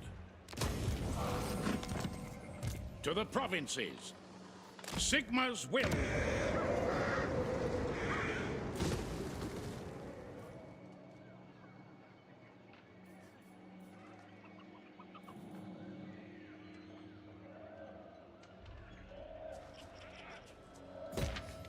No, there's tier 5.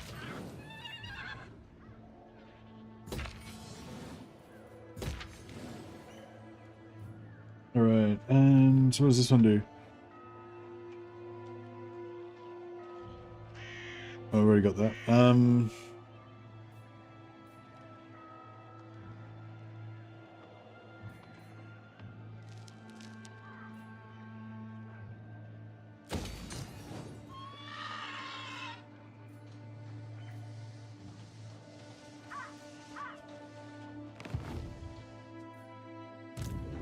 True servant of Sigma. You summon me. Alright, cool. Praise be to Sigma.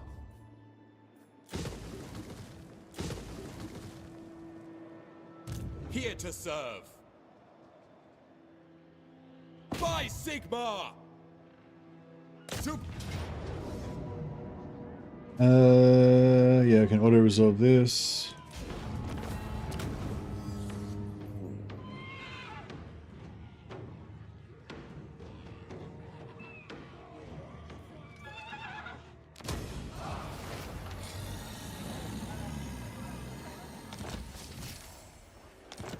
He's got seasoned campaigner now as well. Glory be. Nice, got our kills. Theodore Bruckner is Warrior of Sigma. available again. And we'll get rid of all these regiments of renown.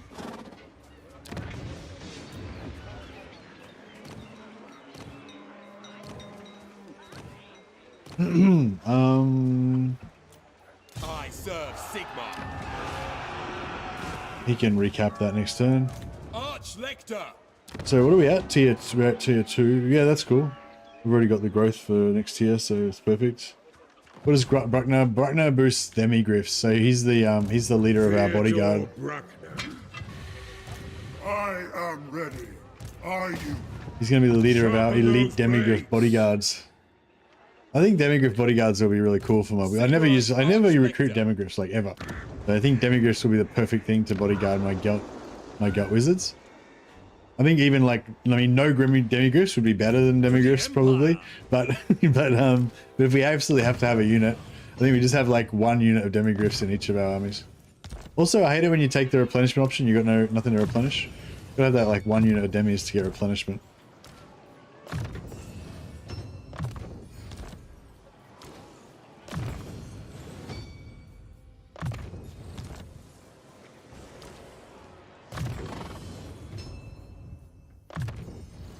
Reduce that attrition a little bit. Burdened with brilliance.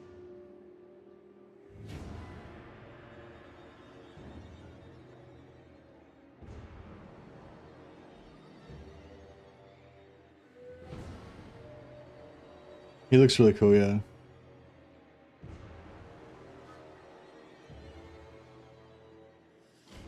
We're in the same time zone, but we operate in completely different hours. Yeah, I pretty much I'm nocturnal.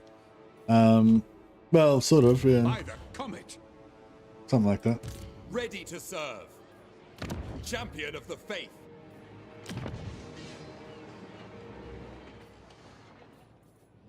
Protector of the weak. True servant of Sigmar.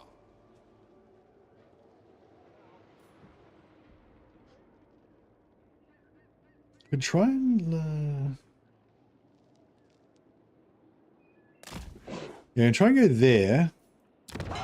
That way we're still in Altdorf. I serve Sigmar. Altdorf, yeah, still in Altdorf. The nation calls. What do you want of me? Summon speed. What orders? Raise Sigmar.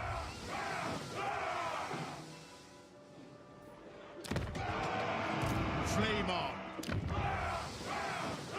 The Empire. Balthasar, Gelt, you madman.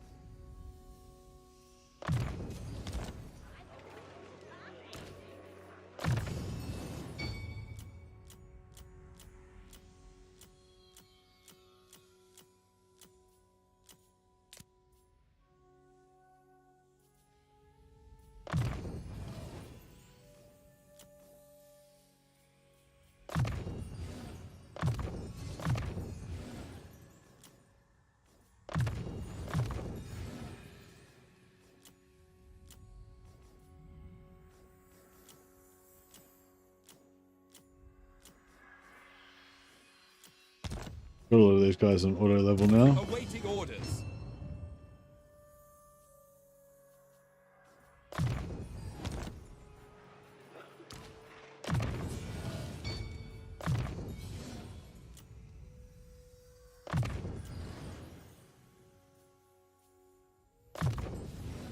Ulrika Magdova.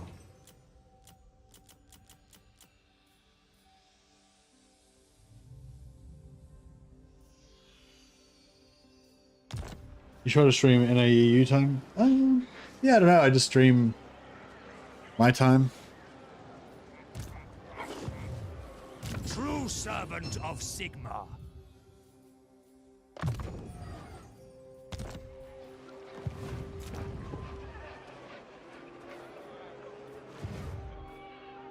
The nation calls. All right.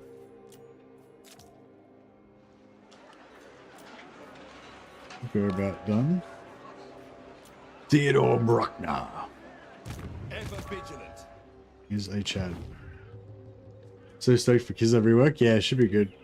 I mean, yeah, I don't know. I'm not really that into Kislev, but I'm interested to see if I'm gonna become into him more. You know.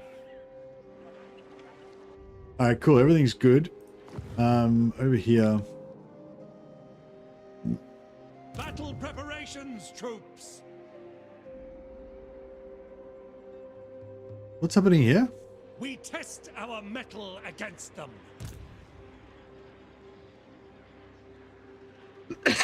How long has he been sitting there? Has he been there since last turn? Advance on them. All right. Fuck. So I think I did all that other stuff I was doing in the hopes that I would unlock another regiment of renown. Oh yeah, I did. Cool. All right, let's do it. How best to achieve perfection?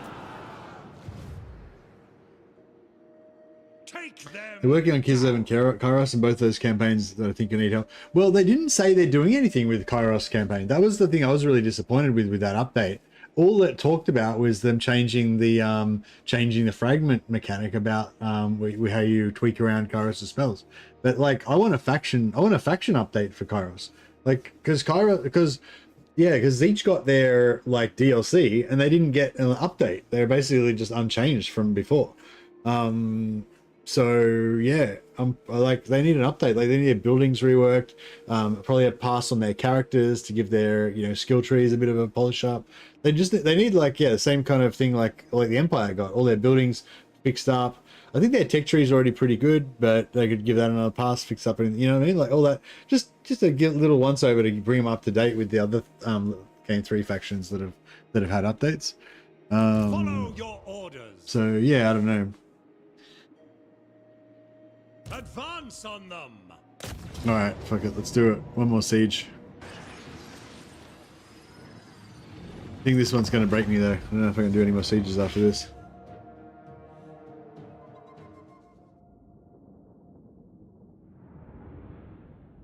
Sounds like they're getting lazy. Nah, I don't think getting lazy is a good way to characterize it. Like I was talking about when I did it, like I was disappointed, but also you got to remember this is not a DLC. Like when a DLC comes out, and and also if they do a rework that accompanies the DLC, I feel like that then you can kind of expect a certain level, with these updates, with these free updates.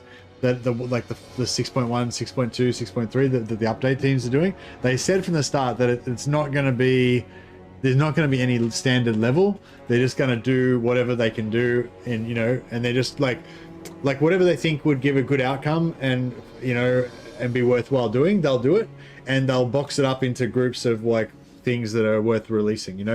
So it's like one thing might be a full faction rework for one faction. Free faction worked up. No, nothing to do with the DLC, just a free rework, which is what they're doing for Kislev. Another thing might just be, a couple of traits that were busted getting fixed up, and a couple of magic items being reworked or something, felt relatively minor, whatever. And like they just do whatever they think they can do that's going to be worthwhile, and then once they've got a few things that are worth releasing together, they'll just box that up and be like, right, this is 6.1, like that, kind of thing. Like it's not like they're like, every update is going to include a faction rework, a thing, or something else. There's no value proposition or anything like that. I mean, you know what I mean? They're just like random. Whatever they decide to chuck in is in there, Whereas I think when they released Shadows of Change, and there was no faction reworks accompanied with it. There was like no free LC Lord. There was only half the fucking units that people expected. It was pretty shit. And that, like, I think that you could say, yeah, you guys are getting lazy. You think you can still keep charging the same money and just release like half the shit like that. Like I think you can say that with that, but with the free updates, I think it's like that's the. Yeah, do you get what I mean? They're not selling it. It's like they're the like maintenance team that is just going along tweaking and fixing up stuff. No, we're talking about 6.1, the next update that's coming out. They're going to do a rework on Zeech.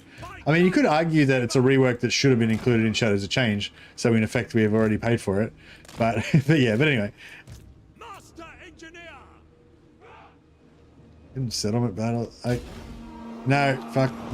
No, that's it. Fuck that.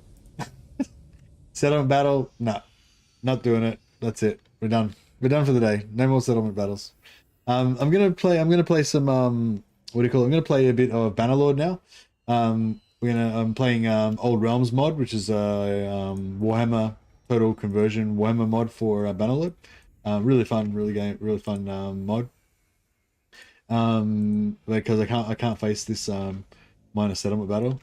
But tomorrow I will do it, but I'll do it tomorrow once I'm like well rested again.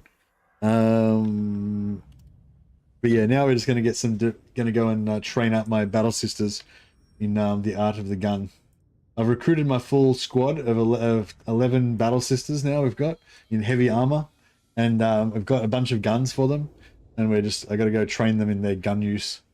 So yeah, so if anyone wants to check that out.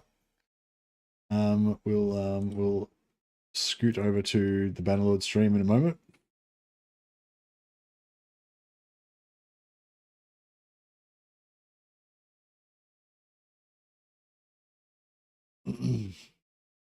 No, it's just loading up, I think. No, it's just waiting for me to confirm my mods. All right, now it's just loading up. All right, so I'm gonna punt you over to the new stream. Hopefully it'll send you over there automatically. If it doesn't, I'll put a link in the chat.